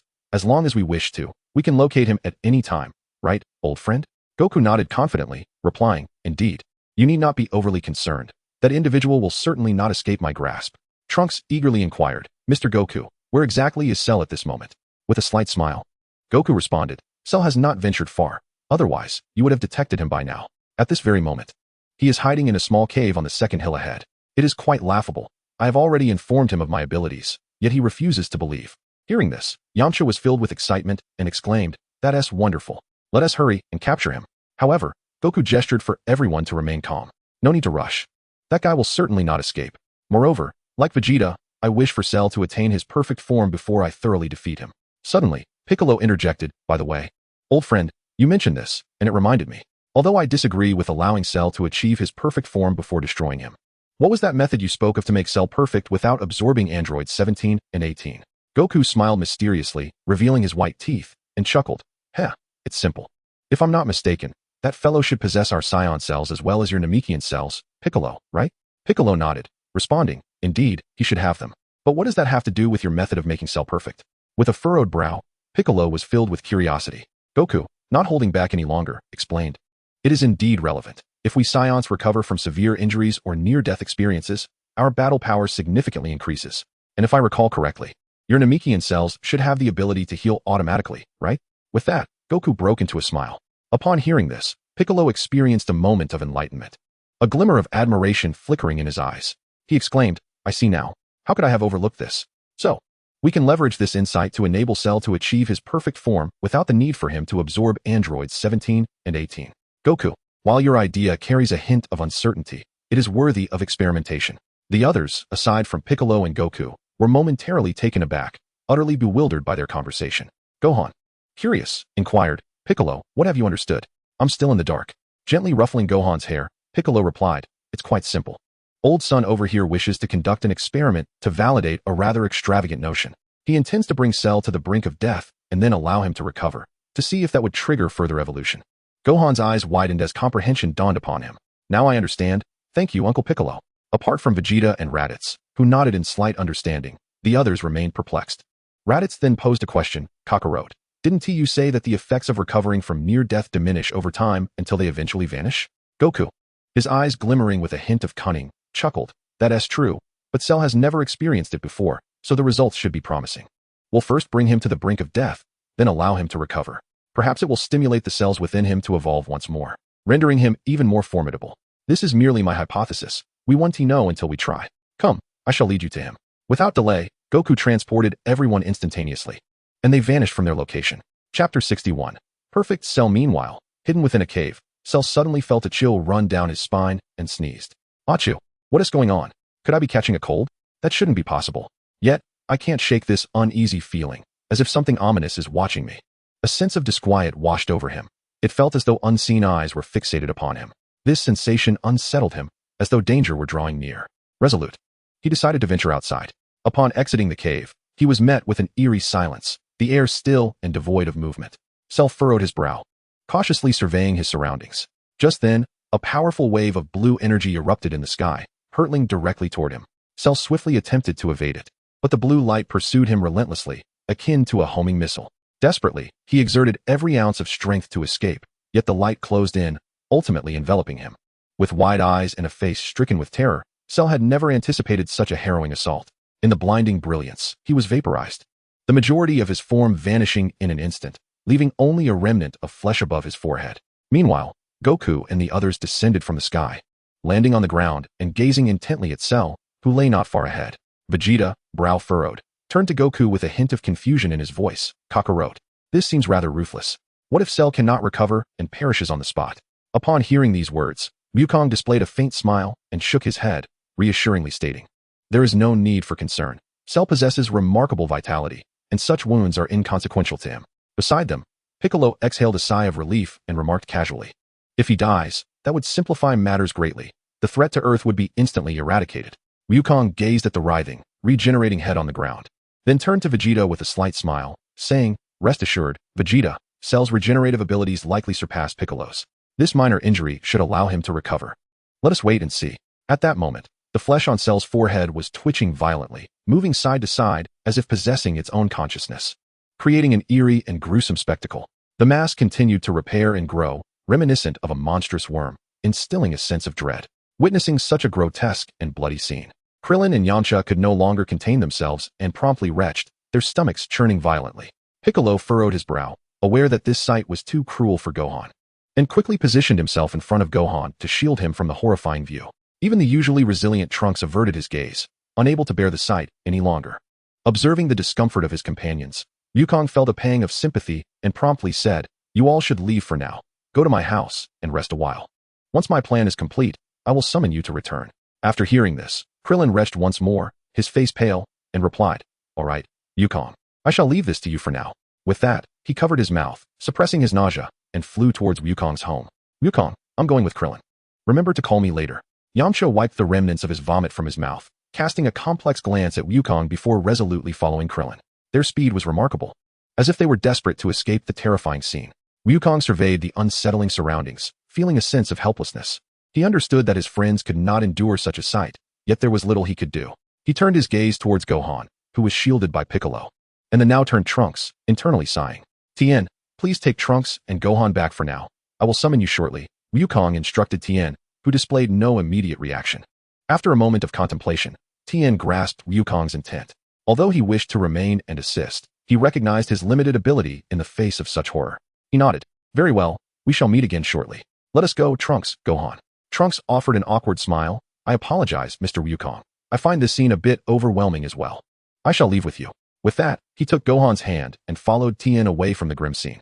Wukong smiled softly as he watched their retreating figures, taking a deep breath and reflecting on the decision to bring them here, realizing he had subjected them to unnecessary suffering.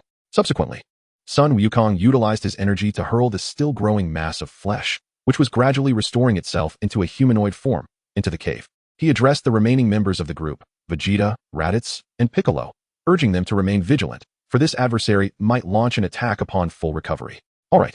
The trio responded in unison, swiftly assuming their battle stances. After a brief interval, a boisterous laughter echoed from within the cave, accompanied by the sound of footsteps approaching. Ha ha ha ha ha. This power is truly magnificent. I must express my gratitude to you, Son Wukong. Upon hearing these words, the group turned their gaze to witness Cell emerging from the cave. His appearance had undergone a complete transformation, exuding a formidable aura. His body, having fully healed, was no longer the gaunt and unsightly figure it once was. Instead, he had become robust, possessing an extraordinarily striking visage. Tall and imposing with perfect proportions, his smooth, pale green skin glistened, accentuating his well-defined musculature. He boasted broad shoulders, a solid chest, and a taut abdomen. His head was small yet refined, featuring a prominent forehead and a sharp chin, with large, expressive eyes that were deep black, framed by pristine whites, exuding a cold confidence. His long, powerful arms were muscular, with elongated, agile fingers and nails that resembled sharp claws. His legs were strong, with well-developed thighs and firm calves, while his feet bore unique patterns. A pair of black wings resembling those of an insect unfurled from his back, with a tail retracting into them, its tip sharp as a steel whip. Cell's lips curled into a slight smirk, displaying a sense of pride, and his gaze shimmered with self-assurance as he softly inquired, Son Wukong, does this form please you?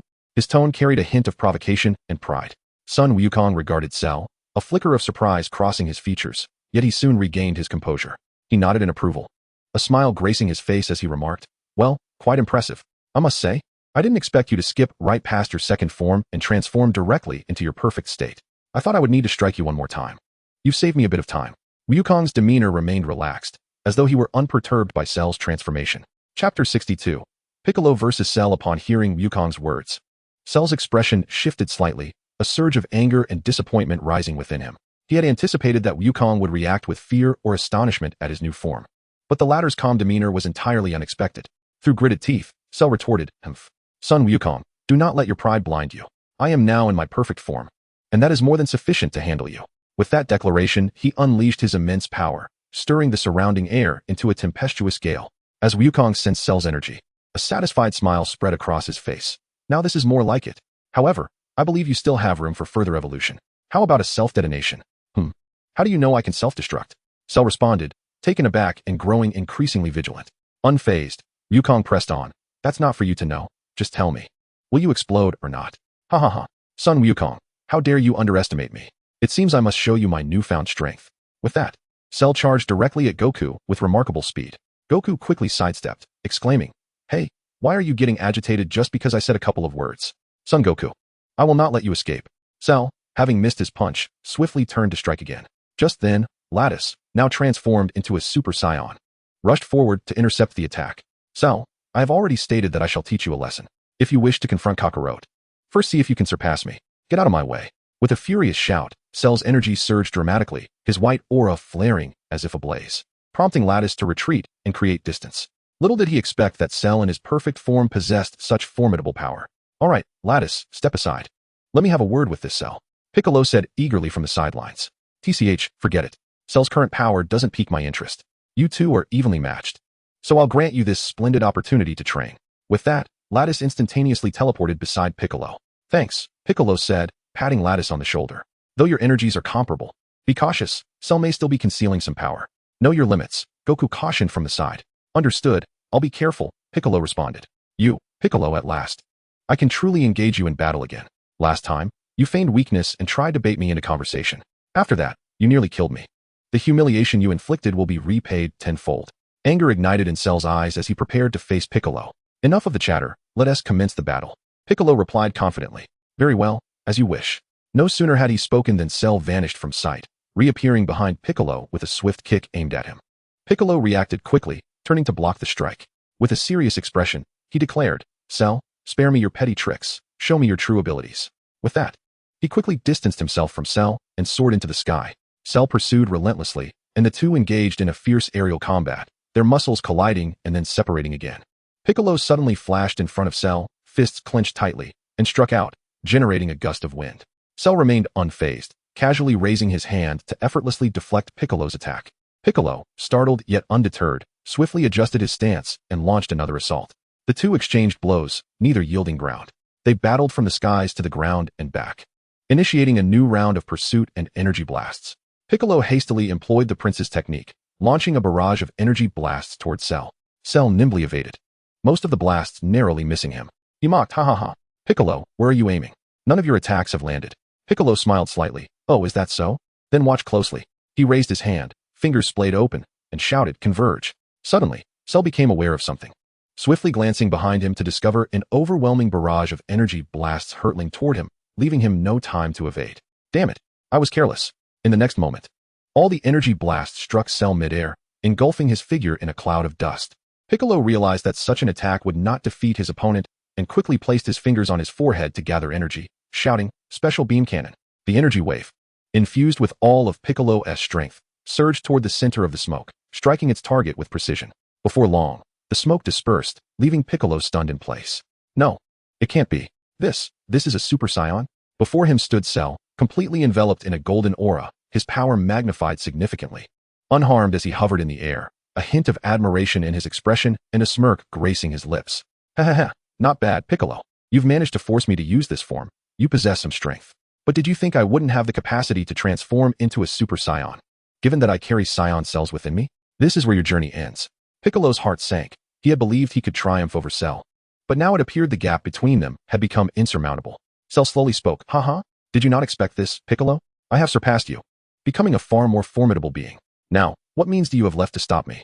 With that, Cell took a provocative stance, seemingly brimming with confidence in his newfound power. Piccolo gritted his teeth, determination flickering in his eyes as he replied defiantly, "Damn it, Cell. So what if you've become a Super Saiyan? I will not give up easily. With those words, he charged at Cell once more. However, Cell effortlessly evaded Piccolo's attack and countered, Piccolo, your strength is still woefully insufficient. As his words echoed, a surge of formidable energy erupted from him, sending Piccolo hurtling away. Piccolo crashed heavily to the ground, spitting blood, acutely aware that his body had reached its limits. Yet, he remained unwilling to concede, struggling to rise and prepare for another assault on Cell. Just then, Goku stepped forward to intercept Piccolo, tossing him a Senzu Bean, his expression grave. Piccolo, you've done your best, leave the rest to us. Rest assured, we are confident we can defeat that guy. Chapter 63, Raditz Cell. Piccolo accepted the Senzu Bean, consuming it, and immediately feeling his strength and injuries restored. He cast a deep glance into Goku's eyes, revealing a mix of reluctance and resignation. Though he felt discontent, he understood that he was no longer a match for Cell, and could only hope that Goku and the others would prevail. Piccolo seemed to have more to say, yet ultimately sighed softly. All right then, I will leave it to you. With that, he gently descended, taking a firm stance beside Vegeta. Vegeta smirked slightly, a derisive chuckle escaping him. Humph, Piccolo, it seems you have reached your limit. His tone dripped with sarcasm and disdain. Piccolo paid no heed to Vegeta's provocation. His gaze steadfastly fixed upon Goku and Cell, who floated above. At that moment, Cell sensed Piccolo's scrutiny, turning to him with a hint of disdain gracing his lips. As Cell regarded Goku, a sly smile crept across his face, his eyes glinting with mischief. Goku, are you finally ready to make your move? Goku, however, waved his hand dismissively, responding with a light-hearted chuckle. Oh dear, why the rush? I know you're eager, but do hold your horses. Your opponent is down there. It's your turn, brother. With that, Goku shifted his gaze to Raditz on the ground. Splendid, at last, it's my time. Upon hearing Goku call his name, Raditz leapt into the air, positioning himself beside Goku. Kakarot, fear not, I can handle Cell on my own.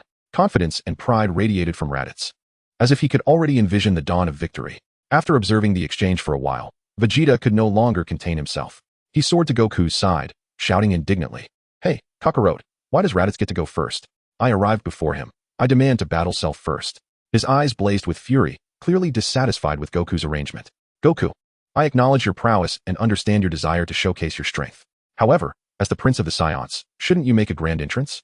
Goku clapped a hand on Vegeta's shoulder, his tone both teasing and laden with respect. Wouldn't it be better to wait until Cell's power has escalated? Then you can truly shine. Though Vegeta felt a twinge of annoyance at Goku's words, he reluctantly nodded, accepting the arrangement, albeit with impatience as he swatted Goku's hand away. Fine then. He then turned his gaze towards Raditz, a glimmer of menace in his eyes.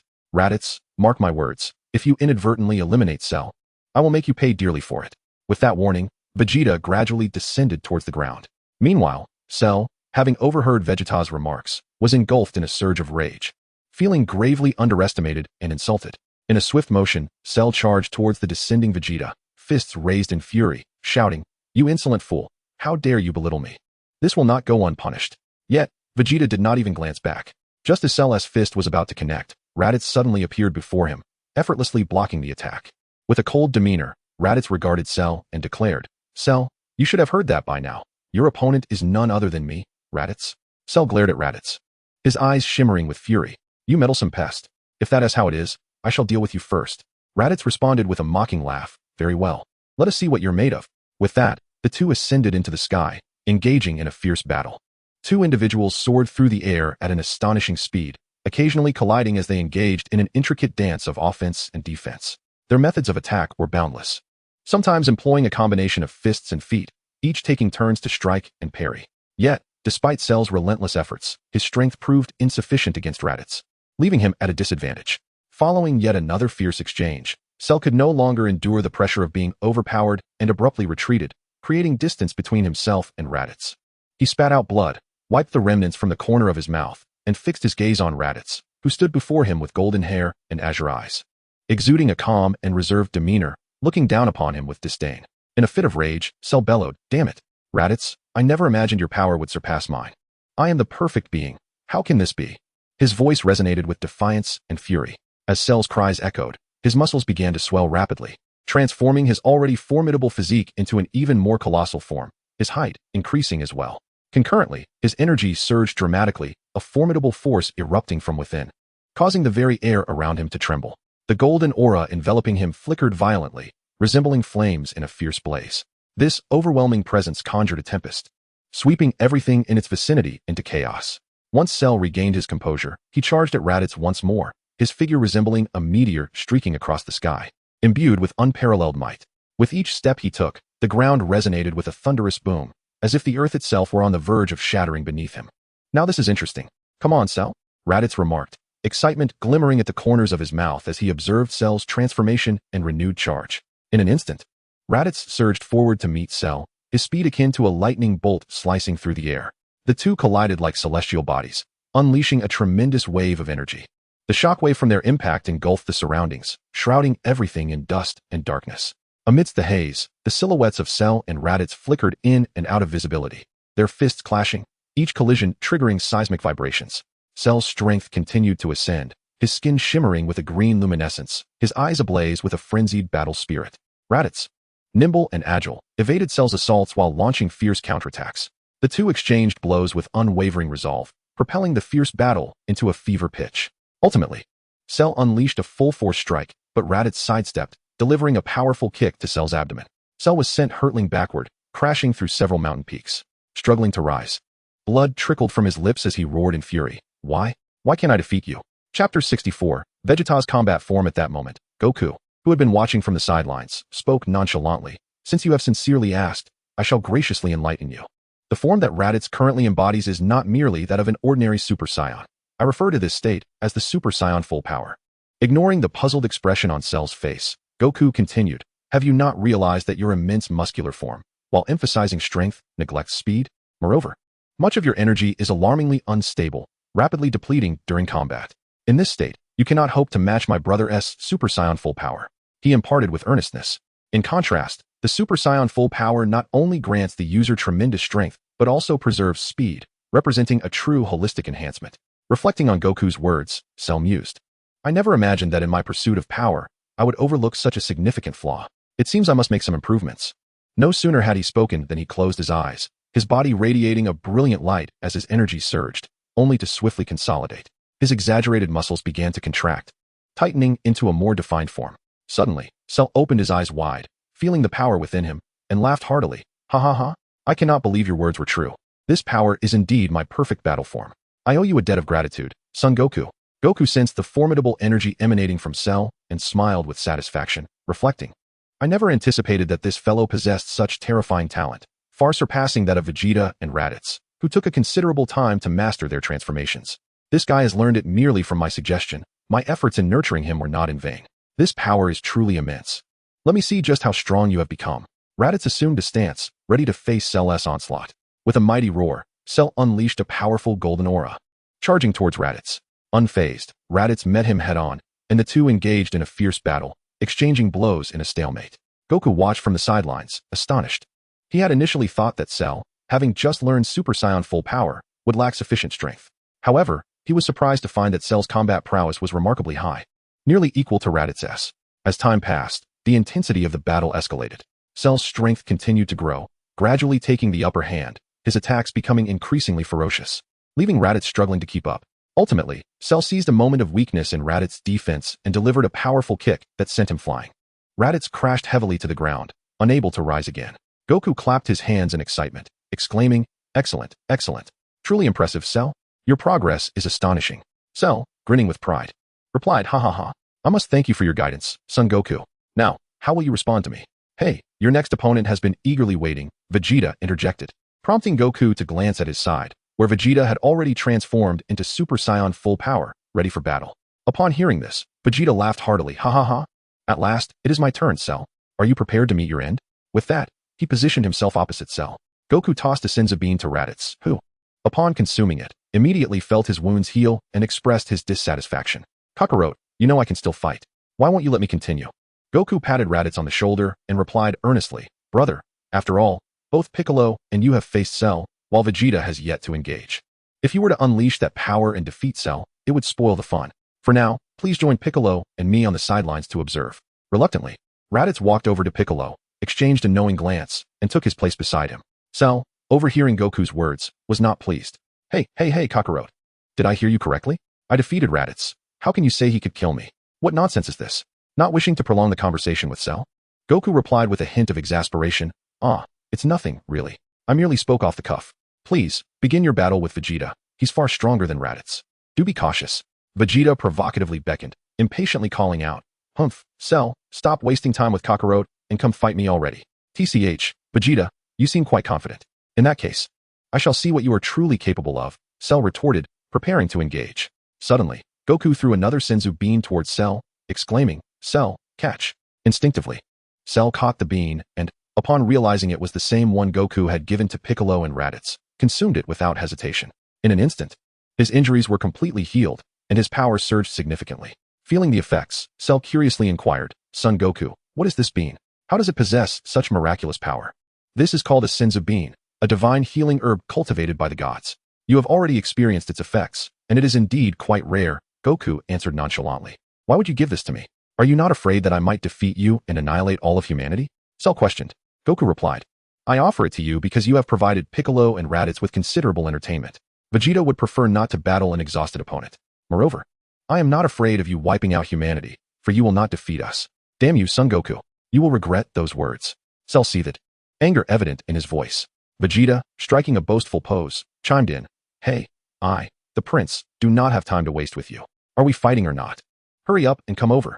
"Ha ha ha, just as I expected from you. Vegeta, your bravado is commendable. Let us see if you possess the skill to back it up. Prepare to meet your end." With that, Cell charged at Vegeta. Seeing this, Vegeta smirked slightly, crossing his arms, radiating immense confidence. "Come on, Cell. Show me if you are worthy of being my opponent." Cell swiftly moved, unleashing a furious roar as Vegeta met him head-on. They exchanged a flurry of punches, their fists colliding with a dull thud, energy waves intertwining in the air, enveloping the entire battlefield in a dazzling light. Immediately, Cell unleashed several waves of energy blasts. Vegeta deftly sidestepped and swiftly retaliated with a powerful kick aimed at Cell's abdomen.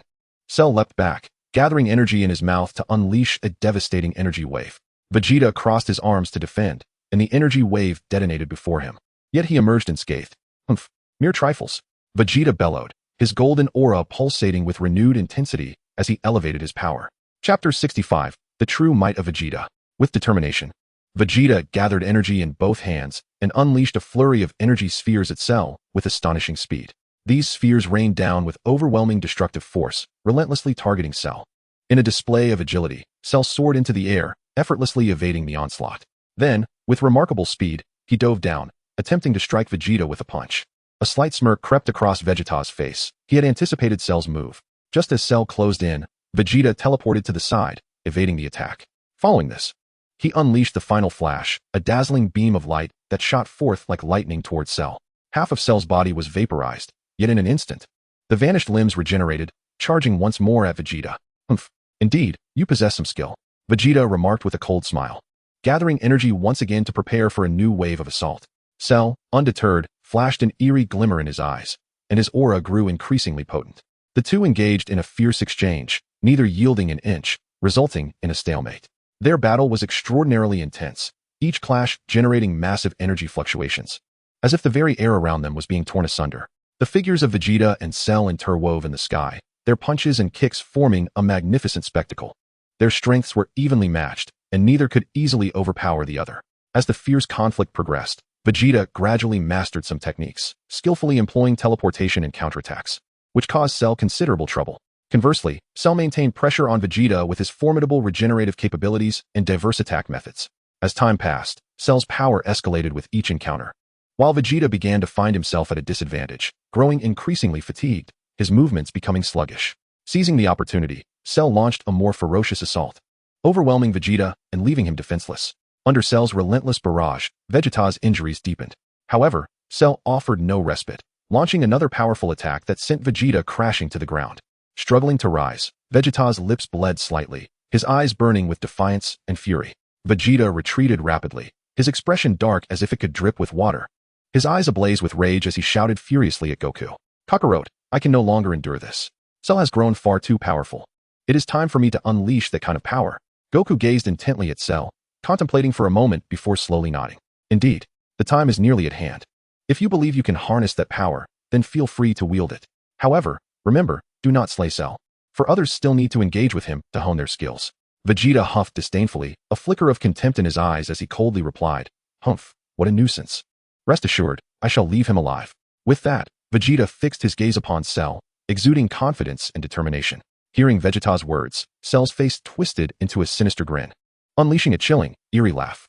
Vegeta, have you lost your mind from the beating I gave you? You dare to dream of killing me? His tone dripped with endless mockery and disdain, as if he possessed absolute faith in his own prowess. Vegeta forcefully wiped the blood from the corner of his mouth, his eyes narrowing with sharp intensity and fury. Gritting his teeth, he glared at Cell and seethed. Cell, you have thoroughly enraged me. Prepare to witness my true power. The strength that surpasses Super Saiyan at full throttle. His voice radiated with unyielding resolve and fury, as though he intended to rend his adversary to shreds. With a thunderous roar, Vegeta's body began to tremble violently, a rapidly expanding aura enveloping him. The flames surrounding him transformed into a jet-like manifestation, his hair standing erect amidst crackling electricity. In that moment, Vegeta's aura surged dramatically, the overwhelming energy waves causing the very air around him to quiver.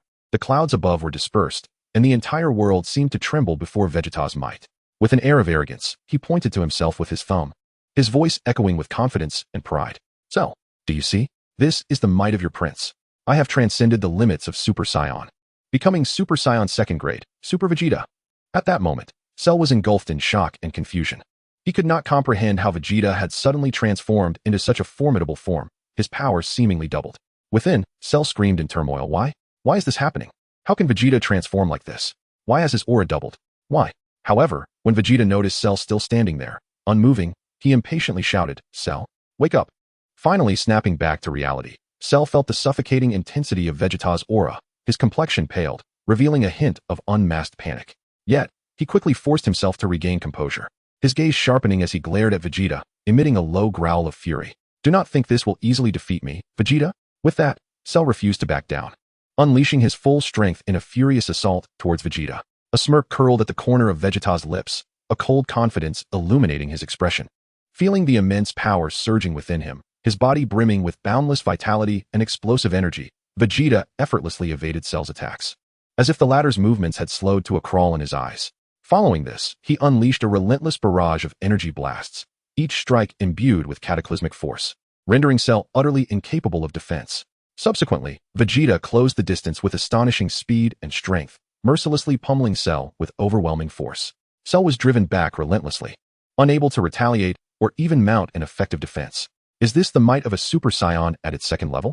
Piccolo observed from the sidelines, silently marveling at Vegeta's formidable display, left in awe.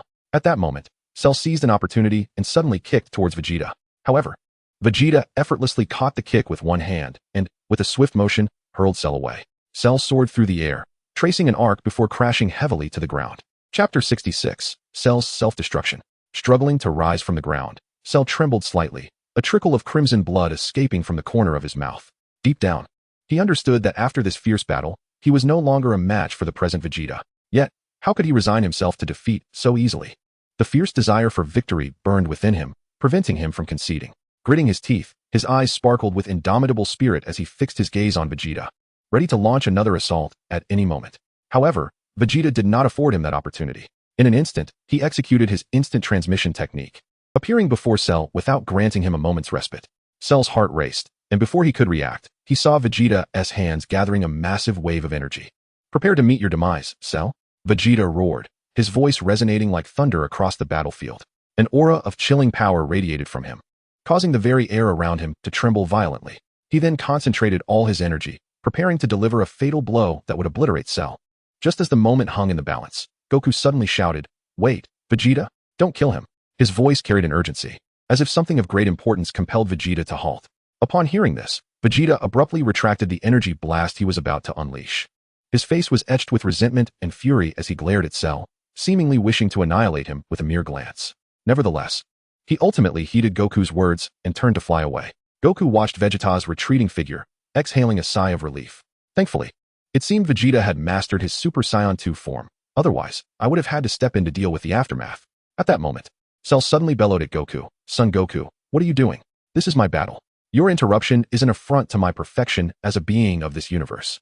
Goku hastily waved his hand in explanation, saying, Oh no, you've misunderstood. There are others waiting behind, and if that last blow had struck you, you could have truly perished. That would have put me in quite the predicament, so I had no choice but to urge Vegeta to cease fighting. I hope you don't take offense.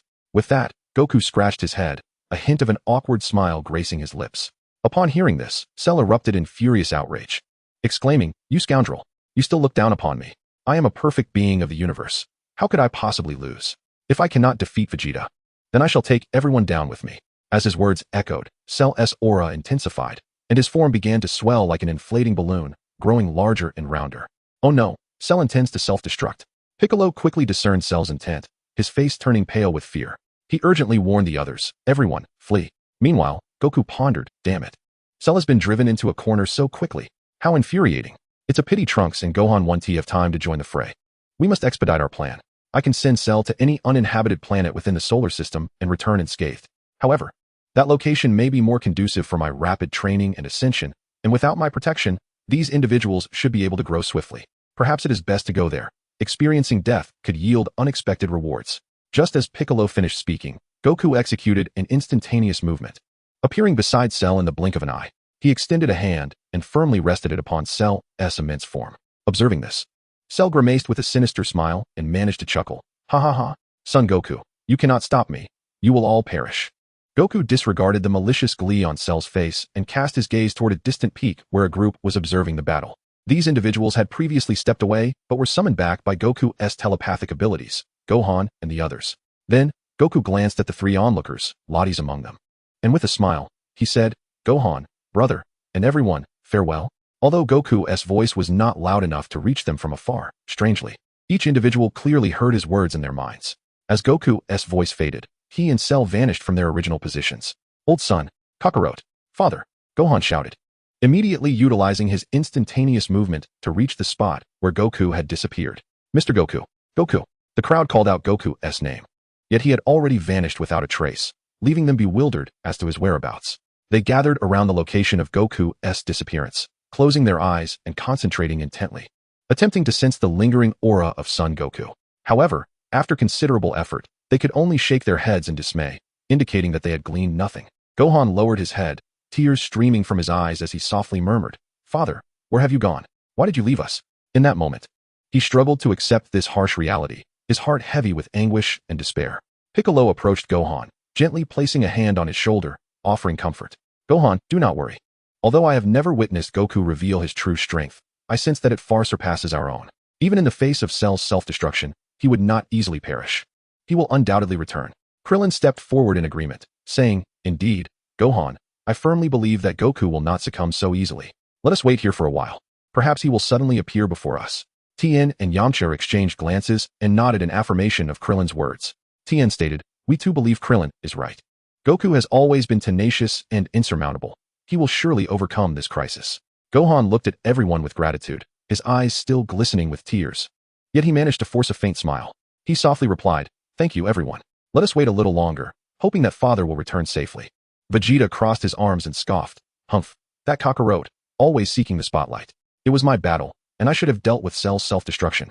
He cast a disgruntled gaze toward the distant battlefield, clearly irritated by Goku's actions.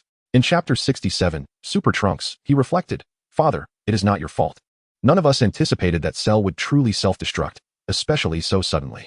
Now, we can only hope that Mr. Goku is safe." Trunks understood his father's character well. He knew that despite Vegeta's words, he felt guilty for not managing the battle effectively. Thus, he stepped forward to offer consolation. "Humph, Vegeta, you dare criticize Kakarot. We were all caught off guard. Had it not been for Kakarot's swift speed, we would have perished along with the earth."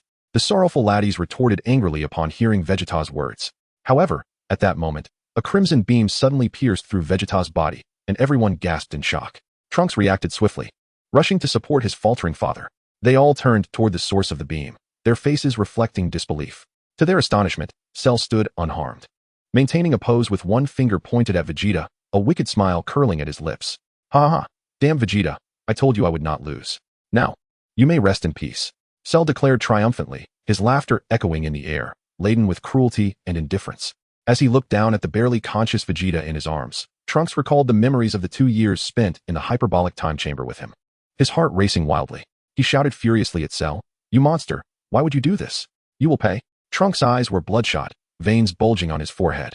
His hands clenched into fists, nails digging deep into his palms, blood dripping from his fingertips. He emanated a formidable aura, his hair thrashing wildly as if to tear apart everything around him. A voice erupted like thunder in the air, brimming with boundless fury and murderous intent. He yearned to charge at Cell and tear him to shreds. His gaze locked onto Cell, his eyes ablaze with the flames of vengeance. Cell let out a cold smirk, casting a disdainful glance at Trunks, mocking him. Humph. Boy, do you truly believe you can do anything to me? Such arrogance. Trunks' anger reached its zenith. He sprang to his feet, summoning all his might to shout, Cell, I will never let you escape. Ah. His voice thundered, resonating throughout the air. As Trunks' roar echoed, his body began to transform. A golden radiance enveloped him, his muscles swelled, and his hair turned a brilliant golden hue, ascending to Super Saiyan. Immediately after, his energy surged once more, entering the first stage of Super Saiyan's second form. Yet, Trunks did not halt. He swiftly transitioned into the third form of Super Saiyan, then into full power. At that moment, Trunks' body began to tremble violently, a more potent aura erupting from within him. His muscles expanded further, veins pulsating, and an intense energy sphere formed around him. The flames of his aura intensified, crackling like jets, his hair standing erect, surrounded by arcs of lightning. Cell, you shall perish. Trunks roared, launching himself towards Cell with a clenched fist. His speed was akin to lightning, arriving before Cell in the blink of an eye. Before Cell could react, Trunks' fist connected with his face, sending him hurtling backward. Then, Trunks' form vanished, reappearing behind Cell as if teleporting. His speed was unfathomable. As Cell struggled to regain his footing, Trunks delivered another powerful blow to Cell's back, propelling him once again into the air. Following this, Trunks appeared in front of Cell, delivering a fierce uppercut that sent Cell soaring. Cell tumbled through the air, attempting to regain his stance, but Trunks denied him any respite, swiftly appearing behind Cell once more, executing a spinning kick that sent Cell crashing back to the ground. Cell fell heavily, kicking up a cloud of dust. Yet, Trunks did not relent. He quickly ascended into the sky, unleashing a torrent of rapid energy blasts towards Cell. These energy spheres rained down like a deluge, their power staggering. The blasts relentlessly struck Cell, creating enormous craters in the ground, dust swirling around. Cell's figure was completely engulfed in dust and smoke, obscuring his condition. Meanwhile, Trunks continued his onslaught, his fury and determination fueling an unceasing flow of power. Just as Trunks prepared to dive into the smoke, a stern voice he recognized all too well rang out from behind him. Humph, Trunks, your energy is far too unstable. You are not realizing your full potential. This voice sent a shiver down Trunks' spine as he abruptly turned around, his eyes filled with astonishment and disbelief. Tears welled up uncontrollably, but he quickly wiped them away, striving to regain his composure. Father, Trunks exclaimed, his voice brimming with emotion. He dashed towards Vegeta like a gust of wind, enveloping him in a tight embrace. Father, you are alive. This is wonderful. Vegeta, taken aback by Trunks' sudden affection, furrowed his brow and replied with annoyance. What? Do you expect your old man to be dead? And keep your distance. Realizing his breach of decorum, Trunks hastily released him, scratching his head awkwardly while gazing at Vegeta with an ecstatic smile. Of course not, father. I was merely overwhelmed with joy, Trunks explained, excitement sparkling in his eyes. I am truly elated to see you alive. Vegeta raised an eyebrow, seemingly unaccustomed to Trunks' exuberance. Nonetheless, he sighed gently, his tone softening. All right, enough of this sentimental nonsense. Given how fiercely you fought, I shall overlook your outburst. Trunks nodded, wiping away the remnants of tears, regaining his calm as he took a deep breath to rally himself. Vegeta turned to Krillin and said, Thanks, bald head. Your Senzu Beans saved my life. That damn Cell nearly had me. Krillin chuckled bashfully. Hey, no problem. We're friends. It's only right to help you. Upon hearing the word friends, Vegeta initially intended to retort, but was interrupted by a sudden voice. Ha ha ha ha. This is the power of Super Saiyan 2, which I have come to fully comprehend. Thank you, Trunks. Chapter 68, Lightning Cell. Everyone was taken aback, their gazes drawn to the area where the explosion had just occurred. As the smoke began to dissipate, they realized the ground within a several-kilometer radius had been severely ravaged, leaving an enormous, gaping pit. Yet, astonishingly, the area within a half-meter radius around Cell remained completely unscathed. To their utter shock, as they fixated on Cell, his energy surged dramatically. A dazzling golden aura erupted around him, flickering with bolts of lightning. In that moment, Cell emanated an indescribable sense of oppressive power, as if he had the entirety of space firmly under his control. His eyes gleamed with boundless confidence and arrogance, as though he had ascended to the status of the sovereign of this universe. Trunks' face was a canvas of disbelief as he stammered, This is Super Saiyan 2. How can Cell possess such power? His energy is even greater than mine. This is utterly impossible. Upon hearing the words of Trunks, Krillin, Tien, and Yamcha finally regained their senses, turning their gazes towards Cell. They began to keenly perceive the formidable and terrifying aura emanating from him, as if the very fabric of space were being suppressed by his presence. To their astonishment, they realized that this power truly surpassed that of Trunks from earlier. This revelation left them utterly stunned, for they had never fathomed that Cell could attain such strength. Overwhelmed by the intensity of Cell's aura, Krillin was taken aback. What? How can this guy be so powerful? He exclaimed, his face a portrait of shock, filled with confusion and dread. He could not comprehend how Cell had suddenly acquired such immense power, which was far beyond his imagination. Damn it, how could he have grown so strong? Tien gritted his teeth, his eyes wide with fury as he fixated on Cell, anger glimmering in his gaze. Faced with such a formidable adversary, Tien could not help but feel a twinge of apprehension. No, it must be that after his cellular regeneration, he has harnessed the traits of Saiyan cells, resulting in a tremendous increase in strength. Piccolo analyzed with a grave expression. Furrowing his brow, he contemplated how to confront the looming crisis. Cell's overwhelming power instilled a sense of unease within him, yet as the wisest among them, Piccolo endeavored to remain calm and seek a solution. How infuriating! Yamcha clenched his fists, his eyes ablaze with indignation. He yearned to charge at Cell and engage him in a desperate battle, but reason prevailed, reminding him that such an action would only lead to his demise. At that moment, Yamcha was engulfed by a sense of helplessness and resentment. Damn it! You will pay for this! Trunks roared, transforming into a Super Saiyan second grade, surging towards Cell. Overestimating yourself, Cell responded coolly. In the next instant, the figures of Cell and Trunks collided in the air, yet Trunks found himself consistently on the defensive, unable to gain the upper hand. Realizing that he was no match for Cell alone, Trunks quickly distanced himself, halting the confrontation. Cell, what is going on? Didn't you self-destruct? How can you appear here? Unscathed and even more powerful? Where's Goku? Where is he? Piccolo demanded, glaring fiercely at Cell. Indeed, do explain what you have done to my father. Gohan added, his eyes fixed intently on Cell, pressing for answers. In response to their inquiries, Cell exhibited no sign of panic, instead smiling as he replied, oh, it seems you are quite eager to know. Allow me to indulge your curiosity. With a hand propping up his chin, his eyes narrowed slightly, as if he were reminiscing about past events. I chose to self-destruct, intending to take the Earth and all of you with me. In that way, even in death, I could ensure your demise alongside mine.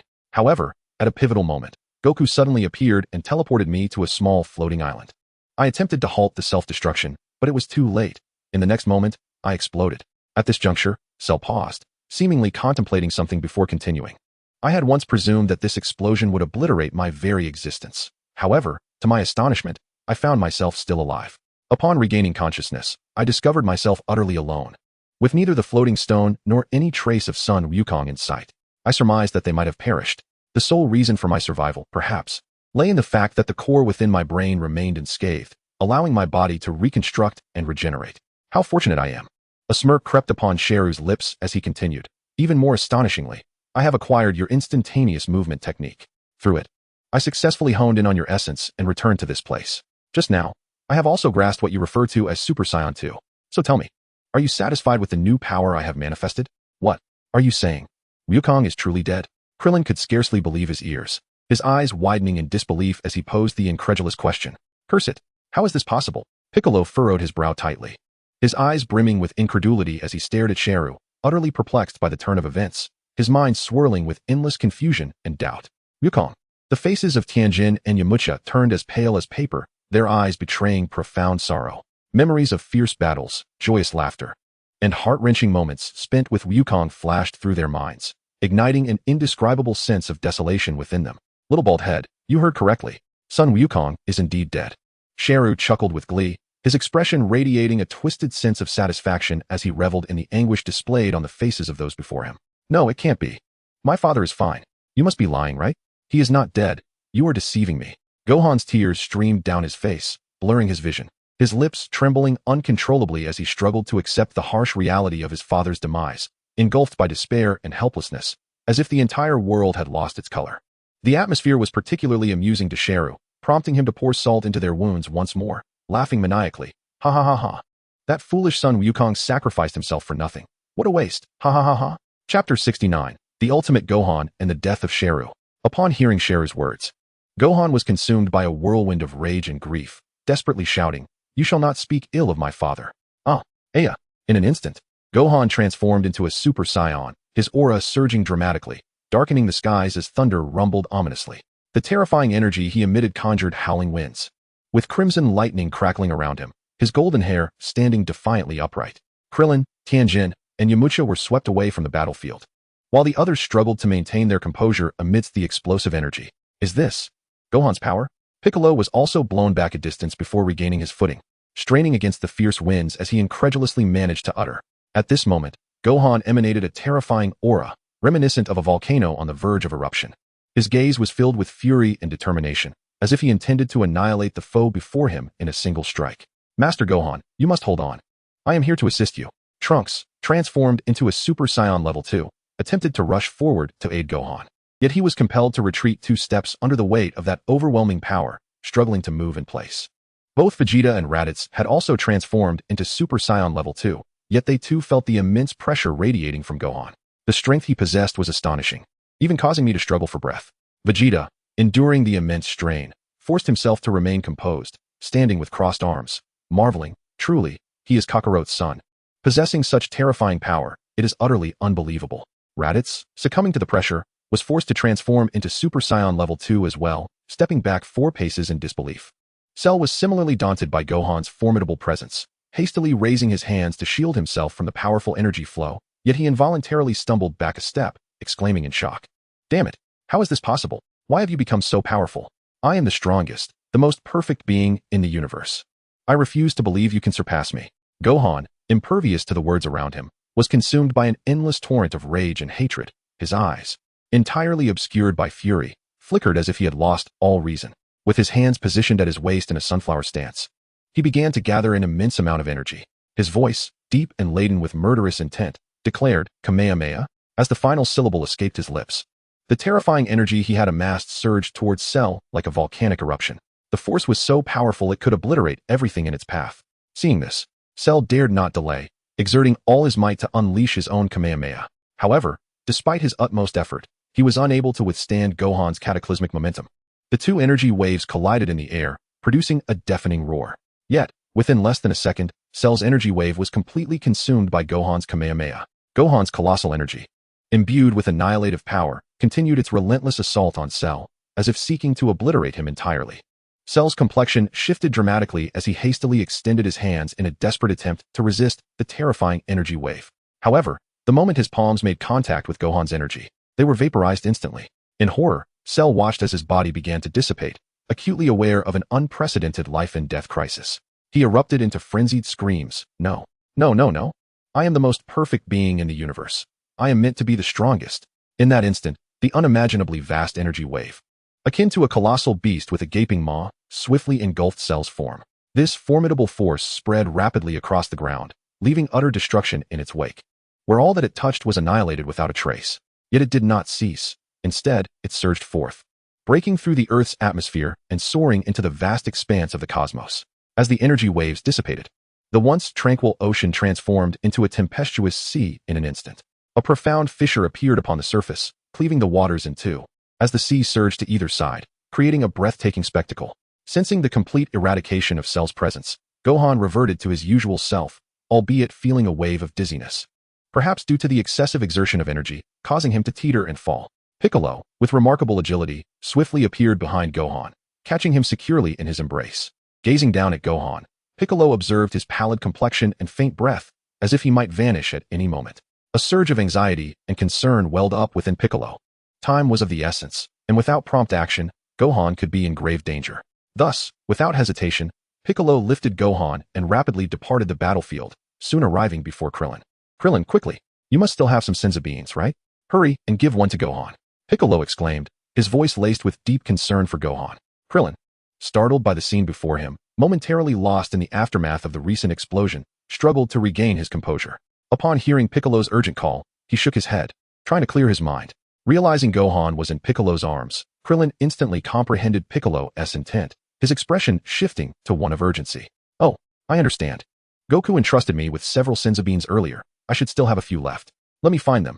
As he spoke, Krillin began rummaging through his pockets. Oh, found one, he exclaimed joyfully, holding up a Senzu Bean and hurriedly passing it to Piccolo, his eyes brimming with anticipation and hope. Piccolo accepted the bean, feeling a slight easing of his anxiety.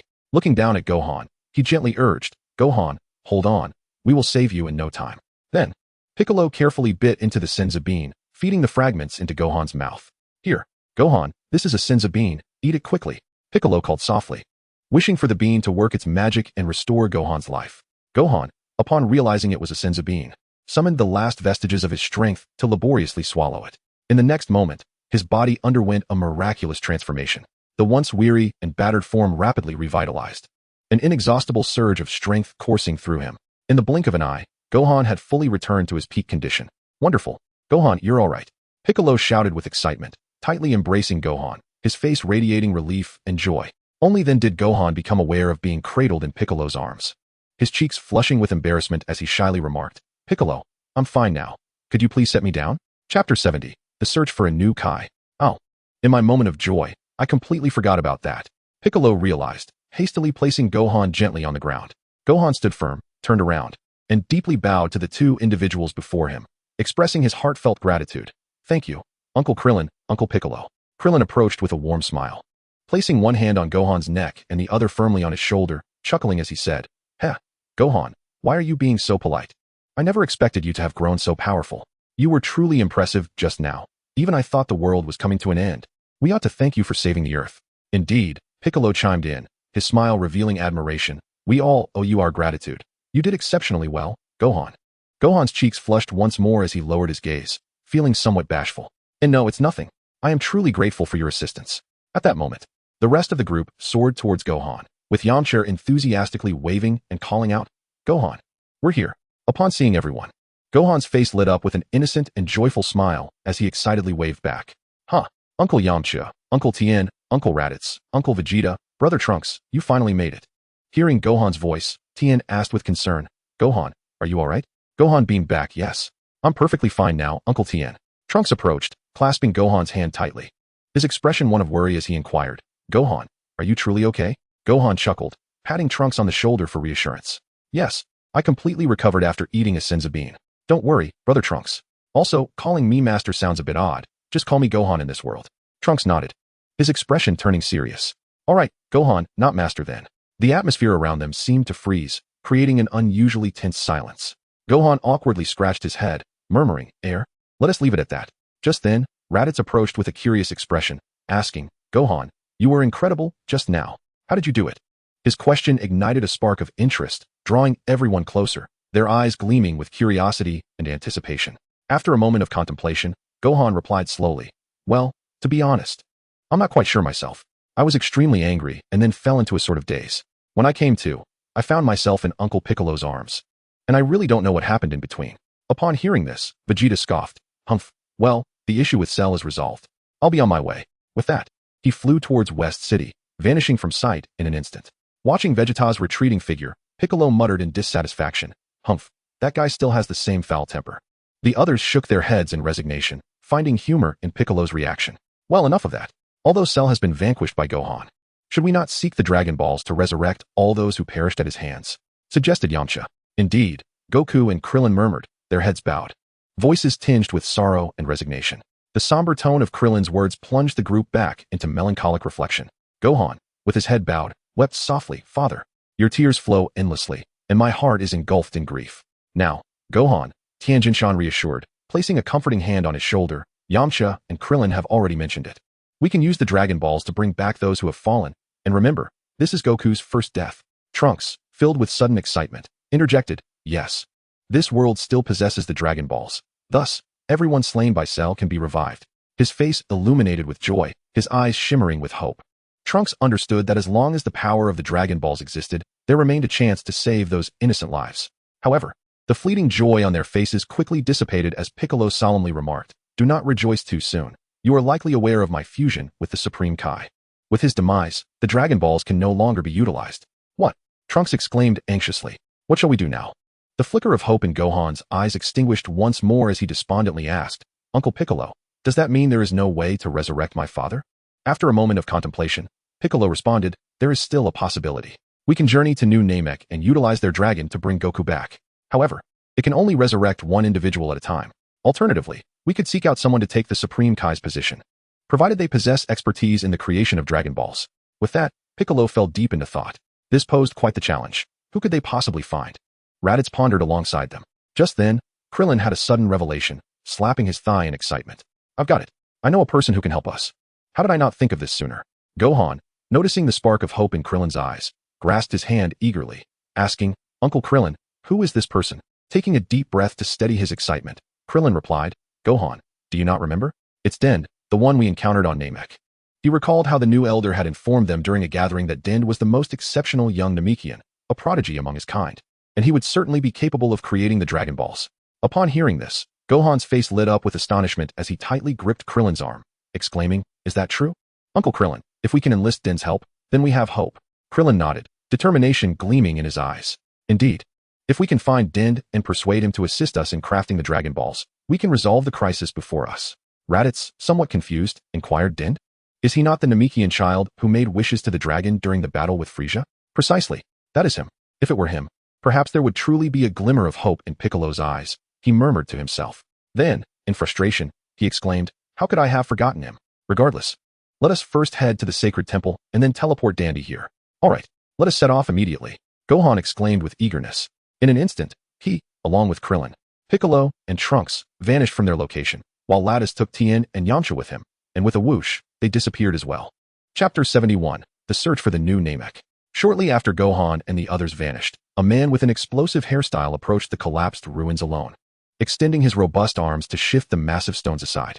As the final boulder was displaced, 5 figures emerged from beneath the rubble, a stunningly beautiful woman, a strikingly handsome man, a stout giant, a sharply dressed man, and a photographer holding a camera.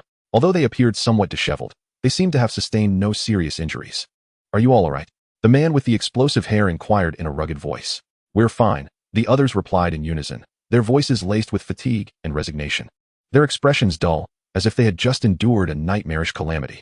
They began to brush off the dust from their clothes, tidying themselves up. It was only then that they started to take note of their surroundings, the sight before them leaving them utterly astonished. The beautiful woman, her face drained of color, rushed forward to embrace the man with the explosive hair, pleading, Mr. Satan, this place has become so terrifying. I'm so scared. Her body trembled slightly. Her eyes filled with dread.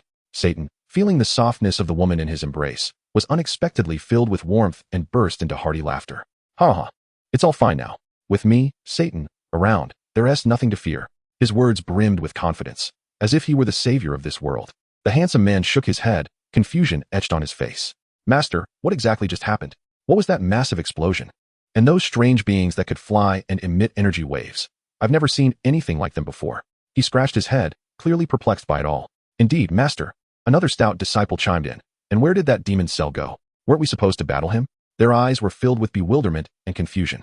Satan recalled the terrifying scenes and broke into a cold sweat, beads of perspiration rolling down his forehead as he hurriedly wiped it away. Forcing a smile, he said, that was merely a ruse. Those individuals must have known I brought the television crew to confront that demon, so they sought to showcase their prowess. In truth, they possessed no real skills. Those explosions were all prearranged traps and explosives. Such petty tricks, I saw right through them. Satan attempted to mask his inner fear with laughter, yet his voice sounded somewhat forced. The man in sunglasses and a suit promptly extended the microphone towards Satan, beckoning to the photographer behind him before inquiring. Mr. Satan, I am curious to know where Shalu and those peculiar individuals have gone now. We were all momentarily knocked out. What exactly transpired? A triumphant smile spread across Satan's face as he took the microphone and addressed the camera, saying, well, I witnessed them resorting to traps and illusions, even employing heavy explosives. You were all swept away in the chaos. I couldn't bear it. He then recounted his valiant exploits. I approached those blonde fellows and gave them a thorough lesson. They were thoroughly subdued and apologized to me, after which I released them. As for Shalu, he is quite a formidable character. I engaged him in a fierce battle for 300 rounds before finally vanquishing that nefarious scoundrel. I hurried back to rescue you all. What a tiring endeavor. After uttering these words, Satan suddenly felt a wave of exhaustion wash over him. His legs weakened, and his body grew heavy. He collapsed onto the ground, rendered unresponsive. Mr. Satan, Master Satan. The crowd gathered around, calling out his name with concern. A beautiful woman rushed forward to check his breathing, and after confirming that everything was normal, she let out a sigh of relief.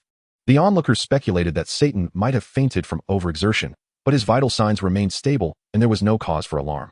Thus, they decided to carry the unconscious Satan away from the battlefield to allow him some well-deserved rest. Within the Divine Temple, Mr. Bobo was diligently sweeping the floor as usual. Suddenly, Gohan, Dend, and others appeared before him. Mr. Bobo paused, a look of joy illuminating his face. Upon seeing Piccolo return safely, tears glistened in his eyes. Lord Divine, you have finally returned. I am truly delighted, Mr. Bobo exclaimed.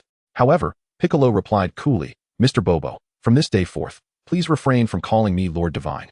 That old fellow has been assimilated and is now part of my power. The Divine Lord no longer exists in this world. Upon hearing Piccolo's words, Mr.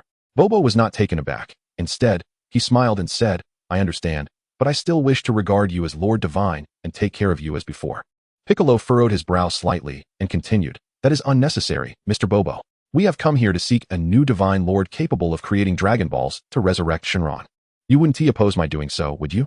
Mr. Bobo's vacant gaze revealed no emotion as he calmly responded, I have no objections. I have witnessed many transitions of Divine Lords here. Whoever ascends to that role, I shall comply with the arrangements. As long as you reside in the Divine Temple, Mr. Piccolo, I will have no disagreements. Upon hearing Bobo's words, Krillin exclaimed with excitement, that's splendid. Let us hasten our actions. Gohan, seeking to connect with the Namekians on New Namek, nodded and closed his eyes, placing 2 fingers upon his forehead in an attempt to sense their energy. After a brief moment, Gohan suddenly furrowed his brow, revealing a hint of anxiety and unease. Trunks, noticing Gohan's distress, promptly inquired, Gohan, what is the outcome? With a sigh, Gohan lowered his head slowly, his voice tinged with disappointment. It is futile. The distance between us and Namek is far too great. With my current abilities, I cannot perceive their energy. Trunks' expression grew grave, yet at that moment, Lottie stepped forward, gently patting Gohan's shoulder in a gesture of comfort, saying, do not worry. Allow me to give it a try. With that, Lottie's turned in the opposite direction of Gohan, closed his eyes, and concentrated intently to sense the presence of the Namekians. Chapter 72, The Elder's Approval. Changing his focus, Lottie suddenly wore a joyful expression and exclaimed, Eureka! In this direction, I can sense them.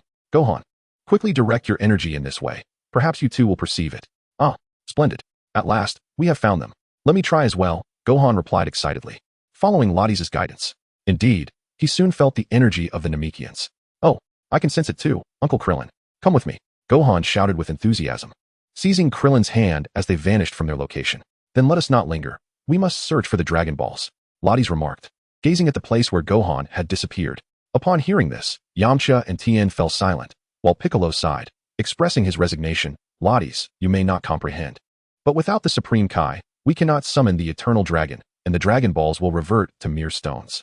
Thus, we are utterly incapable of searching for them. What? Such a limitation exists? How troublesome. We shall have to wait until Dandy becomes the Supreme Kai to seek the Dragon Balls. Lottie's frowned, crossing his arms, her countenance revealing her displeasure as she impatiently declared, if you are referring to the Dragon Balls, Bobo has already gathered them. When the androids appeared, Lord Supreme Kai entrusted Bobo with the task of collecting the Dragon Balls, and he is currently retrieving them for you, she added, as Bobo turned to enter the Supreme Kai's chamber. Upon receiving this news, everyone breathed a sigh of relief. That is splendid. As soon as Dandy takes office, we shall be able to use the Dragon Balls immediately, Yamcha exclaimed, his face alight with joy and hope gleaming in his eyes. Indeed, this significantly reduces the time for everyone's resurrection. It is truly wonderful news, Tien concurred. However, Piccolo remained silent, quietly observing Bobo's retreating figure, his thoughts deep and piercing, as if contemplating something of great significance. New Namek, a distant and enigmatic planet, lies on the fringes of the universe. In this tranquil expanse, devoid of bustling cities and clamorous crowds, lies a serene and harmonious natural landscape. Ever since the revelation of the Frieza incident on Namek, this once obscure planet has become the focal point of attention for various cosmic races. To avert any future threats from the outside world, the newly appointed Grand Elder announced during the last assembly the decision to lead his people to a new Namek, sending Goku and his companions away while awaiting the cooling period of the dragon, Porunga. They have now successfully arrived in this remote corner and commenced the reconstruction of their homeland. At present, the Namekians toil diligently in the wilderness, cultivating the land and planting trees. The Grand Elder stands nearby, patiently guiding the endeavors of the new Namekians. His gaze reveals a glimmer of hope and confidence for the future, as if this barren land is destined to become the cornerstone of their flourishing development. Suddenly, 2 figures appeared beside the Grand Elder, prompting vigilance among the surrounding Namekians. Several combat-oriented Namekians rushed forward, exclaiming, quick, protect the Grand Elder, armed with spears. They pointed their weapons at the 2 strangers, demanding with seriousness, who are you?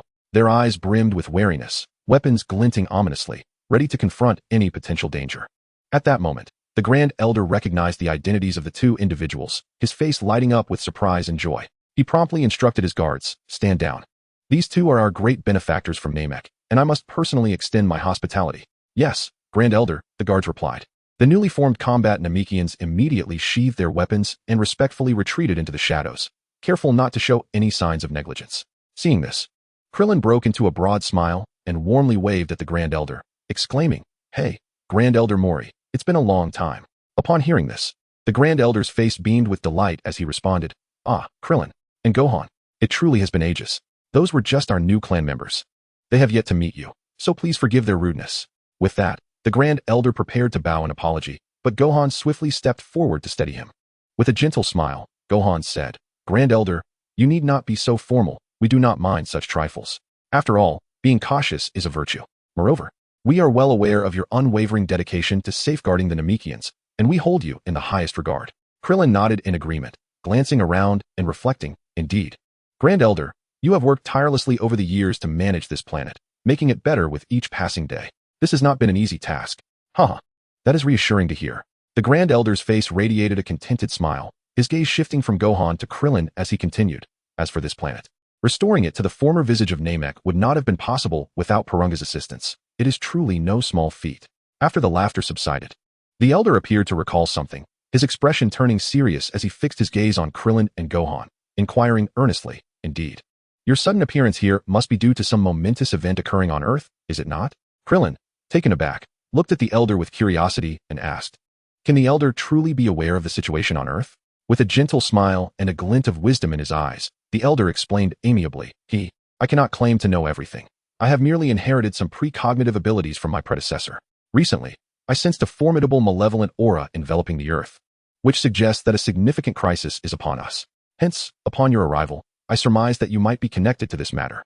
Gohan nodded, secretly admiring the Elder's insight, and proceeded to recount in detail everything that had transpired on Earth, including the Cell incident and their quest for the Dragon Balls. The Elder listened intently, his brow furrowed and his demeanor grave. Once Gohan concluded his account, the Elder remained silent for a moment before speaking slowly. "I never anticipated that a demon even more terrifying than Frieza would manifest on Earth. It appears that this battle was indeed fierce. Fortunately, you were able to intervene, or else it would have posed a threat to the entire universe." He then broke into a warm smile, adding, "As for your desire to enlist Dandy as the new deity of Earth, I firmly believe Dandy possesses that capability. Once you have secured his consent, he may accompany you." Chapter 73, The New Deity Dandy. "That is splendid, Father, and those who fell to Cell may yet be saved."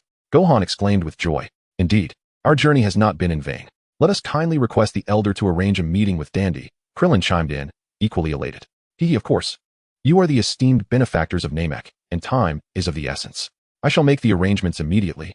Please, follow me," the Elder declared before soaring towards a tall structure.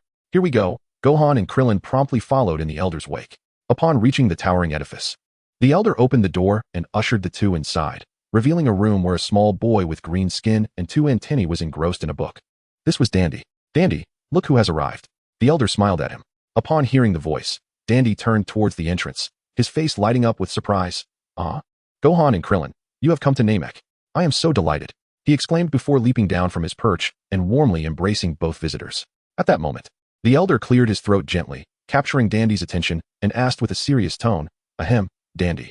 Gohan and Krillin are here to request your assistance in becoming the deity of their planet. What is your perspective on this?" Dandy's eyes widened in astonishment as he asked, "The deity? Me? But I don't know anything."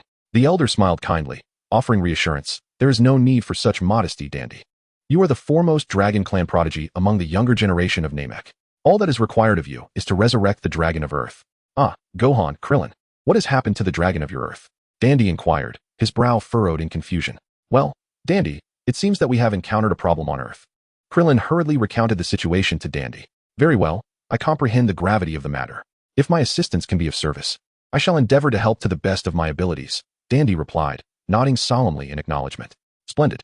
With your aid, we should be able to restore the Dragon Balls." Gohan and Krillin expressed their gratitude. "It is my pleasure to assist you," Dandy smiled. "It is the least I could do. Then we shall take our leave, once again." "Thank you, Elder Muri," Krillin said as he and Gohan bowed deeply to the Elder. The Elder waved his hand dismissively, his demeanor warm and welcoming. "Oh, you are forever friends of my planet. Such trifles do not require thanks." "Farewell, esteemed Elder. Thank you for your kindness," Dandy remarked, bowing deeply, his eyes glistening with emotion. "I will certainly do my utmost." "Indeed, go forth, and do not forget to foster good relations upon your return to Earth." The Elder smiled at Gohan and the others. "I have faith in your success. Rest assured I will," Dandy affirmed, his gaze resolute. "Let us be off," Gohan declared, and with a swift motion, he, Krillin, and Dandy transformed into a streak of light, vanishing in an instant. Within the heavenly temple, the atmosphere grew tense. Why haven't Gohan and Krillin returned yet? The elder from Namek wouldn't be causing them any trouble, would he? Yamcha paced anxiously, filled with worry. I doubt it. Although our interactions with the elder were limited, my observations during the last gathering suggest he is quite willing to assist us, Tien calmly assessed. Do not fret, Elder Muri is indeed quite amiable. Gohan should be returning shortly. Let us be patient, Piccolo stated, meditating silently, his voice steady and composed. Recalling the warm moments shared with Muri over drinks at the gathering, Raditz felt a surge of warmth and remarked, Indeed, I too find Muri to be quite a decent fellow. Just then, Gohan, accompanied by Krillin and Dandy, suddenly appeared beside Piccolo. Piccolo noticed them immediately, a hint of surprise gracing his features. Well, Dandy, it has been quite some time. Piccolo greeted enthusiastically. Dandy, feeling a touch bashful, smiled shyly in response. Yes, it has been a while, Piccolo. His voice carried a note of timidity and restraint. Subsequently, Dandy exchanged greetings with everyone. Bobo carefully placed the 7 Dragon Balls, now transformed into stone, before Dandy, nervously inquiring, Dandy, oh no, esteemed Lord of Heaven, these 7 stones are the Dragon Balls, but they can no longer be used. Could you possibly restore them to their original state? Dandy glanced at the 7 stones, nodding thoughtfully, I understand. To my surprise, the Dragon Balls on Earth are quite small. However, restoring them poses no problem for me. It may take me anywhere from 3 months to half a year to complete this task, given my abilities, he remarked, a hint of apology gracing his expression. Upon hearing this, Trunks anxiously inquired, Ah, that sounds a bit slow. Is there no faster method available? Dandy pondered for a moment before responding, There is indeed a method. If we had a model of the previous Shenron, I could restore the Dragon Balls immediately. The group fell into deep contemplation, with Krillin scratching his head in thought. What shall we do? We don't have a model of Shenron. The atmosphere grew increasingly tense as they grappled with this predicament. Just then, Bubbles suddenly spoke up. If it's merely a model of Shenron you require, I happen to have one here. I crafted it during my leisure time. I wonder if it will suffice. Allow me to fetch it for you. Without another word, Bubbles turned and entered the hall. After a short while, Bubbles emerged, cradling the Shenron model and gently placing it on the ground. The group gathered around, their curiosity piqued as they examined the model. Gohan gazed at it in awe, exclaiming, Wow, Mr. Bubbles, I never imagined your craftsmanship was so exquisite. It's truly remarkable. Indeed, while the shape of this dragon is somewhat peculiar, it remains functional. I can commence the ritual to restore the Dragon Balls right away, Dandy responded with enthusiasm. Upon hearing this, Bubbles was moved to tears and expressed his gratitude. That is splendid news. Allow me to extend my heartfelt thanks on behalf of the former Supreme Kai. Dandy, are you certain there will be no issues? Piccolo inquired, still harboring some reservations. Yes, rest assured, Brother Piccolo. Dandy affirmed confidently, raising his hands and reciting the incantation of the Dragon Clan. Chapter 74, Goku's Request. All eyes were fixated on the 7 shimmering Dragon Balls and Dandy, who was fervently chanting. Time passed, the atmosphere thickening with anticipation and tension. Finally, with a triumphant shout from Dandy, the Shenron model disintegrated, and the 7 Dragon Balls were enveloped in a brilliant golden light. As the light gradually faded, the Dragon Balls regained their original orange hues. Dandy wiped the sweat from his brow, a satisfied smile gracing his face. The Dragon Balls of Earth have been fully restored and can now be used just as before. Furthermore, I have made some enhancements. From this point onward, we can make 2 wishes with each summoning of Shenron. His voice brimmed with pride and accomplishment.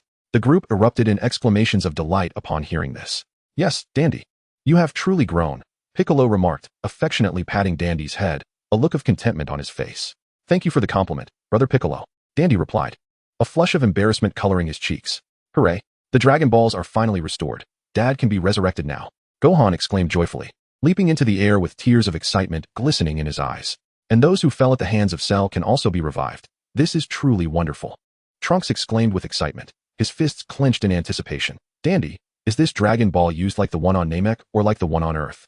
Ladis inquired, her brow furrowed in confusion. Well, it's like the one on Earth, Dandy nodded, smiling in response. That's wonderful. Let us get started quickly. Yamcha said, brimming with eagerness. I agree. Too much delay can lead to complications, Tien echoed, his gaze resolute. All right, I shall begin, Dandy declared. With that, he focused his energy, clasped his hands together, and began to chant, summoning the Eternal Dragon. Suddenly, the sky darkened, thunder rumbled, and a slender green dragon emerged gracefully from the clouds, its body coiling and radiating a powerful life force. The majestic and deep voice of the dragon resonated beneath the darkened sky. Those who have gathered the 7 Dragon Balls, speak your wish, no matter what it is. I can grant you 2. Incredible. The dragon can truly grant 2 wishes. Gohan exclaimed joyfully, his face alight with exhilaration and anticipation. Well done, Dandy. This is remarkable, Krillin added, his eyes sparkling with excitement. Is this truly the eternal dragon? It's my first time witnessing such grandeur. It is indeed colossal and awe-inspiring. Can the dragon really resurrect those who have fallen? Trunks said in disbelief, his gaze fixed on the magnificent being before him. Rest assured, Trunks. Resurrecting others is a trivial task for the dragon, Piccolo calmly explained. This is astounding. Trunks marveled, profoundly impressed by the dragon's power. Quit dawdling. Let us commence. Latus urged impatiently from the side. Oh, right. Dandy quickly replied, taking a deep breath before addressing the dragon loudly. Dragon, please resurrect all the humans slain by Cell, but exclude the wicked. Your wish is quite simple, the dragon responded, its eyes suddenly glowing with a brilliant red light. A multitude of souls waiting in the afterlife vanished in an instant, as if consumed by a mysterious force. Your wish has been granted. What is your next desire? The dragon continued, its voice grave and solemn. Gohan surveyed his surroundings and carefully sensed the aura beneath the sacred world, but he could not detect Goku's presence. Filled with doubt, he queried the dragon, Are you certain that everyone has been resurrected? What about my father? After a brief silence, the dragon turned its gaze to Gohan and slowly spoke. Son Goku himself has refused resurrection. I am powerless in this matter. What? How could Goku refuse to return? What is going on? Krillin asked, bewildered. Kakarot, what are you planning? Latus furrowed her brow, her tone tinged with concern and confusion. Dad. Gohan lowered his head, his expression one of melancholy and sorrow. The group exchanged bewildered glances, utterly perplexed. At that moment, a familiar voice echoed in everyone's minds. Gohan, brother, and all my friends. Are you doing well?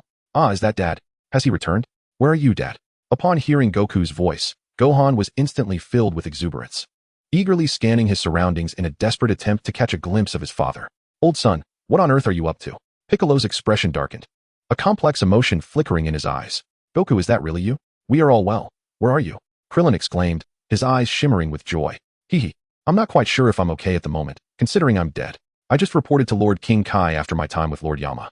And now I'm communicating with you through Lord King Kai. Goku's cheerful laughter resonated, as if he were right beside them. Kakarot, how did you die? With your strength. You should have been able to escape even from Cell's self-destruction. And why did you refuse to be revived? Raditz inquired, furrowing his brow in dissatisfaction. Yes, Goku. Why did you refuse to bring back Yamcha and Tien in? They both asked simultaneously, their voices laced with confusion. Goku's face bore a hint of regret as he slowly replied. Well, I didn't anticipate Cell's sudden self-detonation. In a moment of panic, I instantaneously transported to Lord King Kai's side, and before I could even comprehend the situation, Cell exploded. I truly apologize to all of you, and Gohan, Chi-Chi, and Android 18. His voice conveyed profound guilt and remorse. He then resolutely continued. As for my refusal to be revived, it's because I wish to cultivate in the other world for a while. Rest assured, once I have completed my training, I shall return. Gohan, during this time, I need you to take good care of your mother. A faint smile graced Goku's face as he uttered these words. However, Gohan could not mask his sorrow and anxiety. He understood the implications of his father's decision, yet he also recognized his father's determination and belief. Yes, I understand. I will, Gohan replied, suppressing his tears and nodding with conviction. Chapter 75, Reviving King Kai of the North. Oh, and Trunks, I have something to send you. Goku added. Trunks, perplexed, awaited what Goku intended to bestow upon him. At that moment, Trunks suddenly felt a coordinate for a planet appear in his mind, and he quickly inquired, Mr. Goku, what is this planetary coordinate that has suddenly manifested in my mind? Goku smiled mysteriously and explained, this is the cosmic coordinate for New Namek, which I requested from Lord King Kai. Your world should also have a Namek. Before you leave, collect a spaceship from Dr. Brief. After you resolve the android crisis, follow this coordinate to locate Namek and inform them that you are a relative of Son Goku. They will surely grant you the opportunity to use the Dragon Balls. First, revive Piccolo, and then use the Dragon Balls of Earth to resurrect the others. Is that clear? Upon hearing Goku's words, Trunks was suddenly enlightened, tears blurring his vision as he struggled to contain his overwhelming emotions. Wiping away the tears from the corners of his eyes, he gazed up at the sky, deeply bowing in gratitude, his feelings beyond mere words. I am profoundly grateful for your assistance, and on behalf of all in our universe, I extend my heartfelt thanks once more. Goku smiled in response, saying, Hee, it is my duty. I commend you for enduring so long on your own. Tears flowed uncontrollably from Trunks, cascading forth like a bursting dam. Goten and the others were similarly moved, shedding tears of heartfelt emotion. Everyone felt genuine joy for Trunks and reveled in the splendid conclusion of their ordeal. Have you all decided on your next wish? The dragon's voice resonated once more.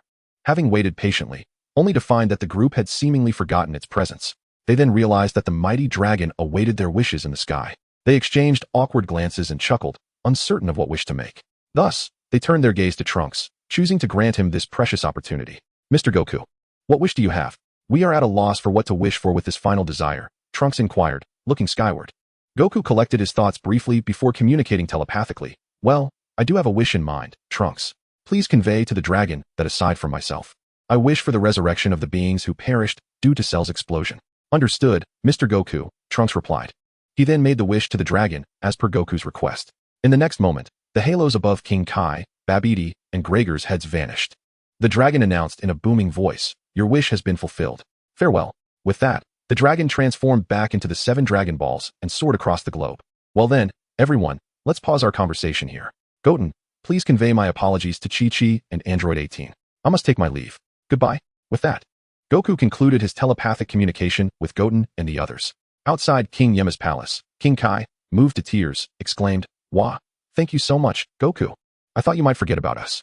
Goku waved dismissively and casually remarked, well, to be honest, this is all my doing, so I must take responsibility. It's a pity King Kai's planet hasn't been restored. Should we head to the Grand Kai's planet instead? Sigh, there's no other option. We can stay there for a while. It will benefit your training. Let's go. King Kai sighed helplessly, then flew forward, with Goku and his 2 pets hastily following. As they flew, King Kai asked, by the way, Goku, in the story you told me about Cell on the way, you mentioned the place where Vegeta trained with Trunks. What is that place? Goku chuckled and replied, oh, that place is the Hyperbolic Time Chamber. The flow of time there is different from the outside. 1 day outside equals 1 year inside. King Kai exclaimed in astonishment. Wow, I never imagined there was such a magical place on Earth. Have you ever stayed there? Please tell me more. Are there any restrictions? As Wukong reminisced about that time, he sighed. In a lifetime, the time spent there cannot exceed 2 days outside. The gravity is akin to that of the King of Worlds, yet the environment is exceedingly harsh. With that, North Kai and Wukong boarded a plane heading towards the King of Worlds. But Beerus and Guriguri remained in the King Yan's hall, unable to accompany them. Within the Divine Temple, everyone gathered, and Trunks softly spoke. Well, now that the crisis with Cell has finally concluded, I must return to my original world. Upon hearing Trunks' words, Krillin displayed a look of surprise and quickly exclaimed, Ah? Are you leaving so soon? Can't you stay a few more days to play?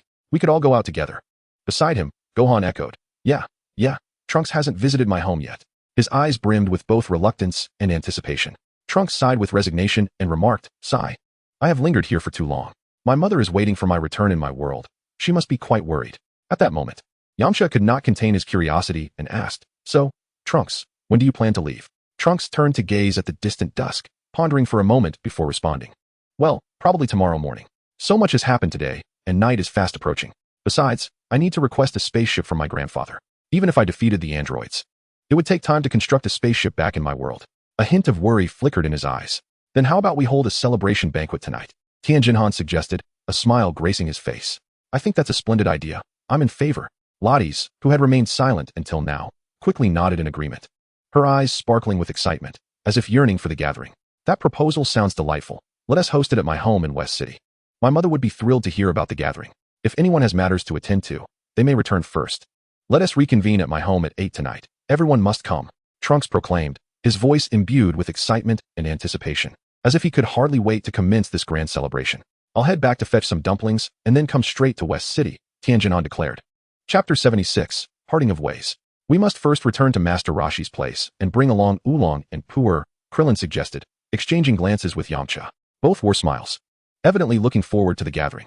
It was clear they understood Tien Han's intent. This celebration was not merely to commemorate their victory, but also to help everyone unwind, particularly to uplift Gohan's spirits once again. I also need to return home and convey my father's message to my mother and Aunt 18, Gohan said, lowering his head, feeling a tinge of sadness, understanding the difficulty of broaching the subject. All right, I'll accompany you, Lotties reassured, patting Gohan's shoulder with a determined tone. He understood that this news was of great significance to Gohan and hoped to provide him with some support. All right, then we shall meet later. I'll head back to prepare. Goodbye. With that, Trunks turned and departed. Following him were Krillin and Yamcha, who waved farewell to Gohan before leaving the scene as well. The last to leave was Tien, who quietly observed Gohan, a flicker of concern crossing his eyes, yet he chose to depart in silence. Gohan looked at Piccolo. Curiosity etched on his face. Uncle Piccolo, why didn't you speak earlier? Surely you will attend, right? Piccolo smiled faintly. He was not particularly fond of such gatherings. But seeing Gohan's hopeful expression, he gently ruffled Gohan's hair. Rest assured, Gohan, I will be there. Wonderful. Don't forget Dandy and Mr. Popo. Gohan beamed, his heart uplifted by Piccolo's response. Yes, I will do my utmost to attend, Dandy replied cheerfully, eager to partake in what he anticipated would be a joyous celebration, wishing to share delightful moments with everyone. Well then, everyone, we must take our leave. Until later, Gohan and Lottie said in unison as they vanished in an instant. Upon arriving home, Gohan softly called out, Mom, I'm back. Gohan, you're home. Chi-Chi greeted him with a smile. How did the battle go? Gohan hesitated, ultimately deciding to share the truth with Chi-Chi. Mom, Dad has passed away. Chi-Chi's smile froze on her face. She stood there, stunned into silence for a long while. Though Kakarot is gone, we can resurrect him with the Dragon Balls at any time. However, Kakarot wishes to train in the afterlife for a while before returning. Lottie's interjected from the side. Mom, Gohan exclaimed with concern. Chi-Chi took a deep breath, striving to regain her composure. It's all right, Gohan. You did well. Your father would be proud of you. Tears streamed down Gohan's face. But if I had reacted quicker, I could have saved Dad. Chi-Chi gently embraced Gohan, comforting him. It is not your fault, Gohan. You have done your best. Android 17, 16, and Lottie's, along with others, were enveloped in sorrow, while Android 18 held back her own tears, offering solace to Chi-Chi. Soon, everyone made their way to the party venue, where many friends had already gathered. Upon seeing Chi-Chi and Gohan's swollen eyes, everyone understood the gravity of the situation. However, they refrained from discussing it at length, making an effort to uplift the atmosphere. Piccolo silently observed from the side, watching Gohan interact with his friends, his heart filled with countless reflections. Though he was not adept at expressing emotions, he understood profoundly the impact Goku's passing had on Gohan. As the party drew to a close and discussions turned to future plans, Gohan confidently declared that in addition to his aspiration to become a scholar, he would carry on his father's legacy by continuing his training and safeguarding his family and friends. Hearing this, Piccolo felt a deep sense of satisfaction and resolved to fully support Gohan in his endeavors. The gathering persisted into the late hours of the night, with everyone filled with lingering excitement, agreeing to reconvene at Bulma's residence the following noon to bid farewell to Trunks as he embarked on his journey home. Subsequently, they each returned to their abodes to rest. When the clock struck noon the next day, all arrived punctually at Bulma's home, where the atmosphere was warm and lively. At that moment, Dr. Briefs emerged from his laboratory, holding a small box, which he presented to Trunks. My dear grandson, the spaceship you requested is all set. Nestled within this capsule, I have also prepared some supplies and provisions for unforeseen circumstances. Trunks, his face flushed with excitement, embraced Dr. Briefs tightly and expressed his heartfelt gratitude. Thank you, Grandpa. Oh, there's no need for thanks. You are my cherished grandson, Dr. Briefs replied, his smile radiant and his eyes brimming with affection. Trunks then approached each person, bidding them farewell. Although everyone was reluctant to see him depart, they understood the weight of responsibility he bore and did not attempt to persuade him to stay. Instead, they silently wished him safe travels. Trunks, be careful out there, all right? Bulma cradled young Trunks in one arm, while tightly embracing the young man with the other, her gaze filled with concern and worry as she gently admonished him. Trunks felt the warmth of his mother's love wash over him and reassured her, I will, mother. Please take care of yourself too. He then bent down to playfully tease little Trunks, his eyes filled with affection as he softly spoke. Thank goodness I have you, little Trunks. Grow up quickly and protect our family. The little one, with his bright, sparkling eyes, gazed up at his brother, making adorable sounds that seemed to convey understanding and agreement. This delightful sight elicited a chuckle from Trunks as he gently poked the cheek of his younger counterpart. At this moment, Vegeta, clad in a floral shirt, leaned against a tree, casting a glance at Android 17 and others nearby. With a tone laced with pride, he addressed Trunks. Trunks, make sure to deal decisively with those androids. His words exuded disdain for the adversaries and unwavering trust in his son. Upon hearing his father's directive, Trunks' expression turned serious as he nodded emphatically, affirming his commitment to the task at hand. He understood the gravity of this battle. It was not merely about his own safety and that of his family, but the fate of the entire planet hung in the balance. Androids 17 and 18, upon hearing Vegeta's remarks, remained silent, yet their expressions betrayed a simmering anger, not directed at Vegeta, but rather at the version of themselves existing in Trunks' world. After all, at the previous gathering, they had learned of the malevolence and depravity exhibited by their counterparts in another parallel universe. Unable to tolerate such actions, they were already eager to journey to that world and personally eradicate those wicked androids. Chapter 77, The Future World. Trunks sat quietly within the time machine, his gaze reflecting a blend of reluctance and gratitude as he cast a final, affectionate glance at the crowd below. With a subtle smile gracing his lips, he raised his hand and spoke, Thank you all for your care and support during this time. I shall forever cherish it in my heart. Now, I must take my leave. Farewell. The crowd responded in unison, their voices imbued with blessings and the bittersweet essence of parting. as their words of farewell echoed. The transparent dome of the time machine slowly closed, emitting a faint mechanical whir. Moments later, the machine began to ascend gracefully, radiating a brilliant white light. In the blink of an eye, it vanished from this realm, leaving behind an aura of silence. The onlookers gazed silently in the direction of its departure, their hearts heavy with nostalgia and longing. Despite knowing Trunks had his own mission, they held a profound respect and best wishes for the brave and kind-hearted young man.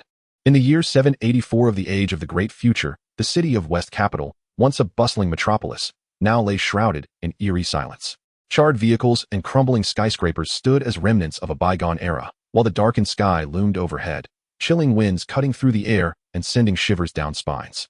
The streets were littered with shattered buildings and debris. Even the once adorable stuffed bears adorning doorsteps now lay tattered and forlorn. The city seemed to have endured a cataclysmic disaster, its former vibrancy and liveliness long extinguished. Amidst this atmosphere of despair, one half-destroyed semicircular structure stood defiantly, still clinging to existence. Suddenly, a beam of white light erupted beside the semicircular building, followed by the gentle descent of the time machine bearing Trunks. Had this place also fallen under attack? Damn it, Trunks thought, surveying the desolate surroundings, his brow furrowing with tension and unease. He swiftly exited the time machine, his heart brimming with confusion. No, my mother should be safe. I refuse to believe it, he murmured, resolutely making his way toward Bulma's basement. As he walked, he repeatedly reminded himself to remain calm and composed. Yet, the sight before him filled him with profound anxiety and concern. Trunks took a deep breath, striving to quell the tumult within. He understood that his foremost priority was to locate his mother and ascertain the situation, hastening his steps toward Bulma's subterranean refuge. Each stride felt disproportionately heavy, as though he bore the weight of the world upon his shoulders. At last, Trunks arrived at the entrance to the basement. He cautiously pushed open the dilapidated door and stepped into the dark corridor. "Mom," Trunks called softly, his voice trembling as he navigated the shadows within. He hoped to uncover some clue, but the room was in disarray, with shattered equipment and frayed wires sparking ominously, devoid of any signs of life. Upon entering the hidden lower level, Trunks's eyes immediately fell upon a familiar figure. His heart instantly settled, and an involuntary smile graced his lips as he softly uttered, "Mother, I have returned." Upon hearing this voice, Bulma's body trembled slightly, evidently startled. She quickly turned around, her face alight with a joyful smile, and hurried toward him, enveloping Trunks in a tight embrace, exclaiming, "Trunks, welcome back." As Trunks basked in the warmth of his mother's embrace, his heart swelled with happiness and contentment. However, when he lifted his gaze to meet her face, he noticed the strands of silver threading through her hair and the deepening creases upon her visage. A tightening sensation gripped his heart, and his eyes misted over, tears welling at the corners as he choked out, "Mother, you have worked so hard." Bulma paused momentarily. Sensing the concern embedded in her son's words, a wave of warmth surged within her. She gently caressed Trunks' cheek, smiling tenderly. "Ah, my son has grown up, learning to care for others. Stay still, let me take a good look at you." With that, Bulma extended her hands, delicately pinching Trunks' cheeks as she scrutinized his features. "My son, how have you suddenly matured so much?" Bulma exclaimed in surprise, her eyes sparkling with joy. Then, measuring Trunks' height with her hands, she added, "Wow, you've grown so tall. You've transformed into an even more handsome young man." "Mother, I spent 2 years in a place called the Room of Spirit and Time with Father, where a day outside equals a year inside. So naturally, I have grown quite a bit," Trunks replied with a smile. His gaze conveyed a sense of maturity and steadiness, as if he had weathered many seasons. "Oh, you've spent such a long time with Vegeta? Come, tell me all about that world in Vegeta," Bulma said joyfully. Taking Trunks' hand and sitting together on the nearby sofa, her eyes gleaming with curiosity, eager to learn about her son's experiences in another realm. Trunks nodded slightly and began to elaborate. "Well, that world differs somewhat from our past. The environment, the characters, and the events are all unlike what we are accustomed to." As Trunks narrated, Bulma listened intently, occasionally gasping in astonishment, as if she were transported to another world, sharing in everything her son had experienced. Trunks continued, "In that world, I learned a great deal, not just combat skills, but also insights into life and responsibility. These experiences have made me stronger and have imparted many valuable lessons." In conclusion, Trunks reflected, "In essence, that is how it was. Though it is a parallel world to our past timeline, I have gained so much." His tone resonated with satisfaction and pride. Bulma, upon hearing this, let out a deep sigh, overwhelmed with emotion. "It truly is remarkable. I never imagined that parallel worlds could exist. Trunks, you have also endured much." She clasped her son's hand tightly, conveying her unwavering support and encouragement. Trunks smiled faintly, enveloped in the warmth and affection of his mother. "Mother, could you please enlighten me about the situation outside? Have the androids launched an attack here?" he inquired anxiously. Oh, you guessed correctly. However, we were fortunate enough to anticipate their movements and successfully relocated the majority of people to the underground shelters. Thus, the casualties are not extensive. Though the surface has sustained considerable damage, Bulma sighed in response. Chapter 78, The Golden-Haired Warrior. These wretched androids are truly insufferable. Fear not, mother. The androids are no longer my adversaries. Once I uncover their whereabouts, I shall swiftly eradicate them, Trunks declared, his fists clenched, eyes shimmering with unwavering resolve. Hearing Trunks' words, Bulma felt a surge of comfort, tears welling in her eyes. My son has truly grown. He speaks increasingly like that person. By the way, mother, I have brought a substantial amount of food. Let us distribute it to those in the underground shelter. With that, Trunks produced a box filled with capsules, handing over those containing sustenance to Bulma. What a thoughtful child you are. Come along with me. Bulma gently ruffled Trunks' hair before leading him toward the shelter. The shelter was packed with men, women, and children, their faces gaunt, their eyes filled with fear and helplessness. Upon seeing the food brought by Bulma and Trunks, a glimmer of hope crossed their features. Bulma distributed the provisions to each individual, reassuring them, "Do not worry. We will surely overcome this adversity." Gratitude shone in the eyes of the people as they expressed their thanks to Bulma, tears of appreciation glistening. Trunks assisted in distributing the food, yet his heart brimmed with anger and determination. The suffering of these innocent individuals only fortified his resolve to vanquish the androids and protect the Earth. After tending to the needs of the shelter, the duo returned to the laboratory. Just then, Bulma received an urgent message. The androids were attacking East City.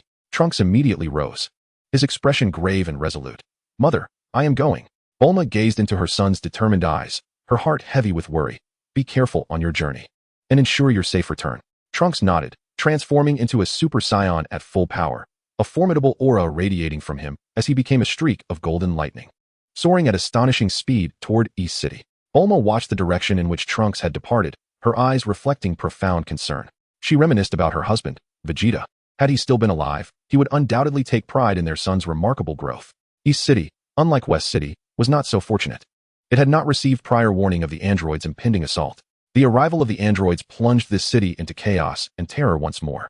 Pedestrians fled in all directions, screaming as they sought refuge, while the androids mercilessly unleashed carnage, blood staining the streets.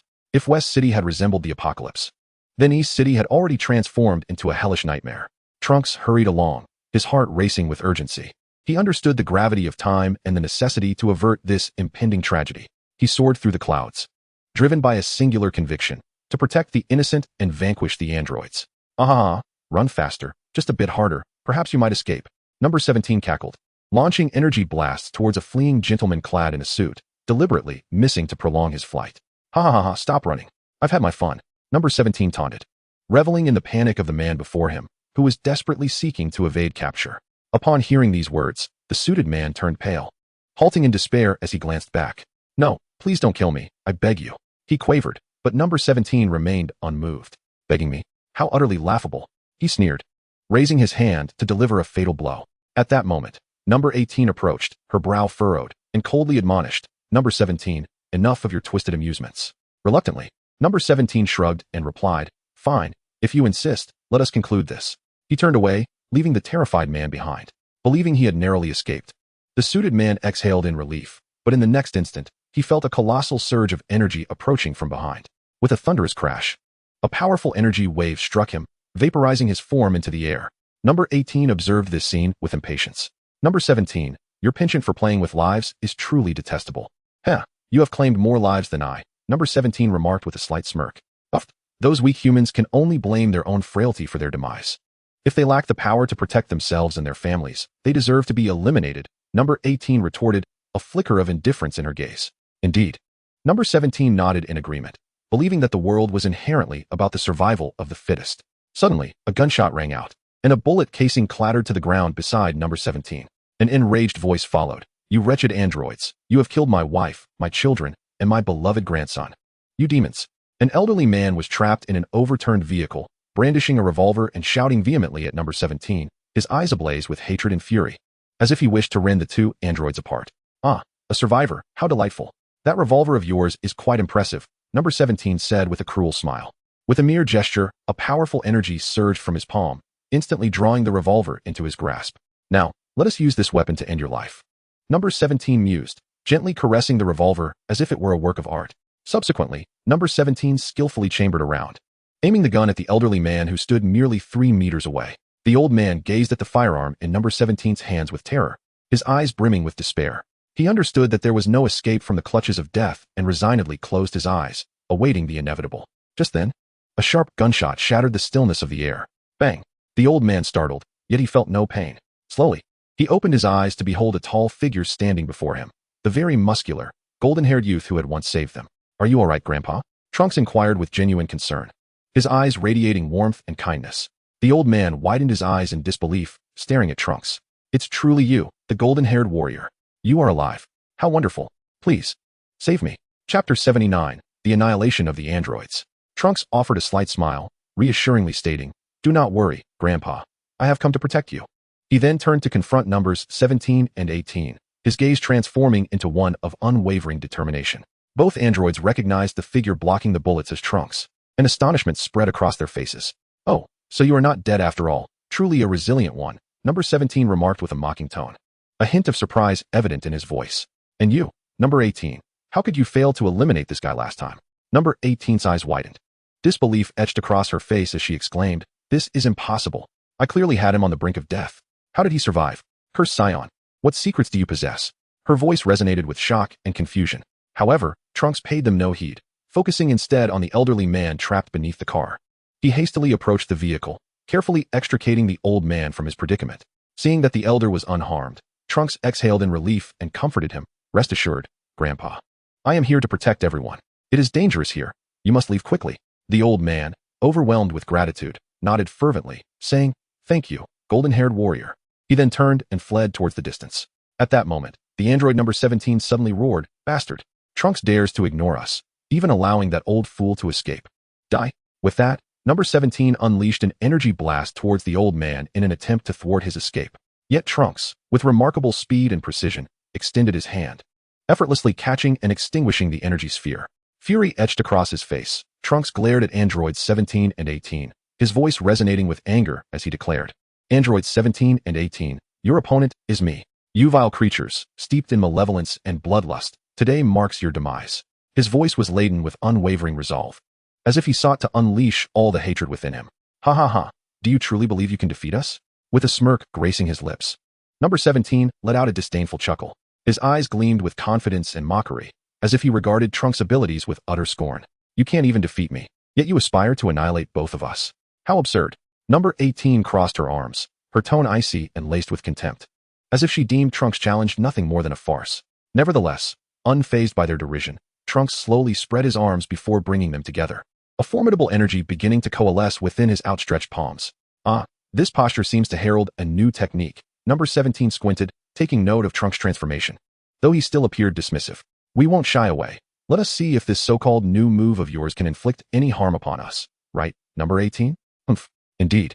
Number 18 replied, a wicked smile gracing her lips, her eyes sparkling with provocation. In that instant, Trunks unleashed the gathered energy wave towards the two androids, shouting, "Ultimate Flash." The previously triumphant expressions of the duo froze in an instant, for the colossal energy wave, radiating an aura of dread, surged towards them. A profound sense of impending doom enveloped them, yet it was too late to evade. Both could only hastily raise their hands in a futile attempt to shield themselves.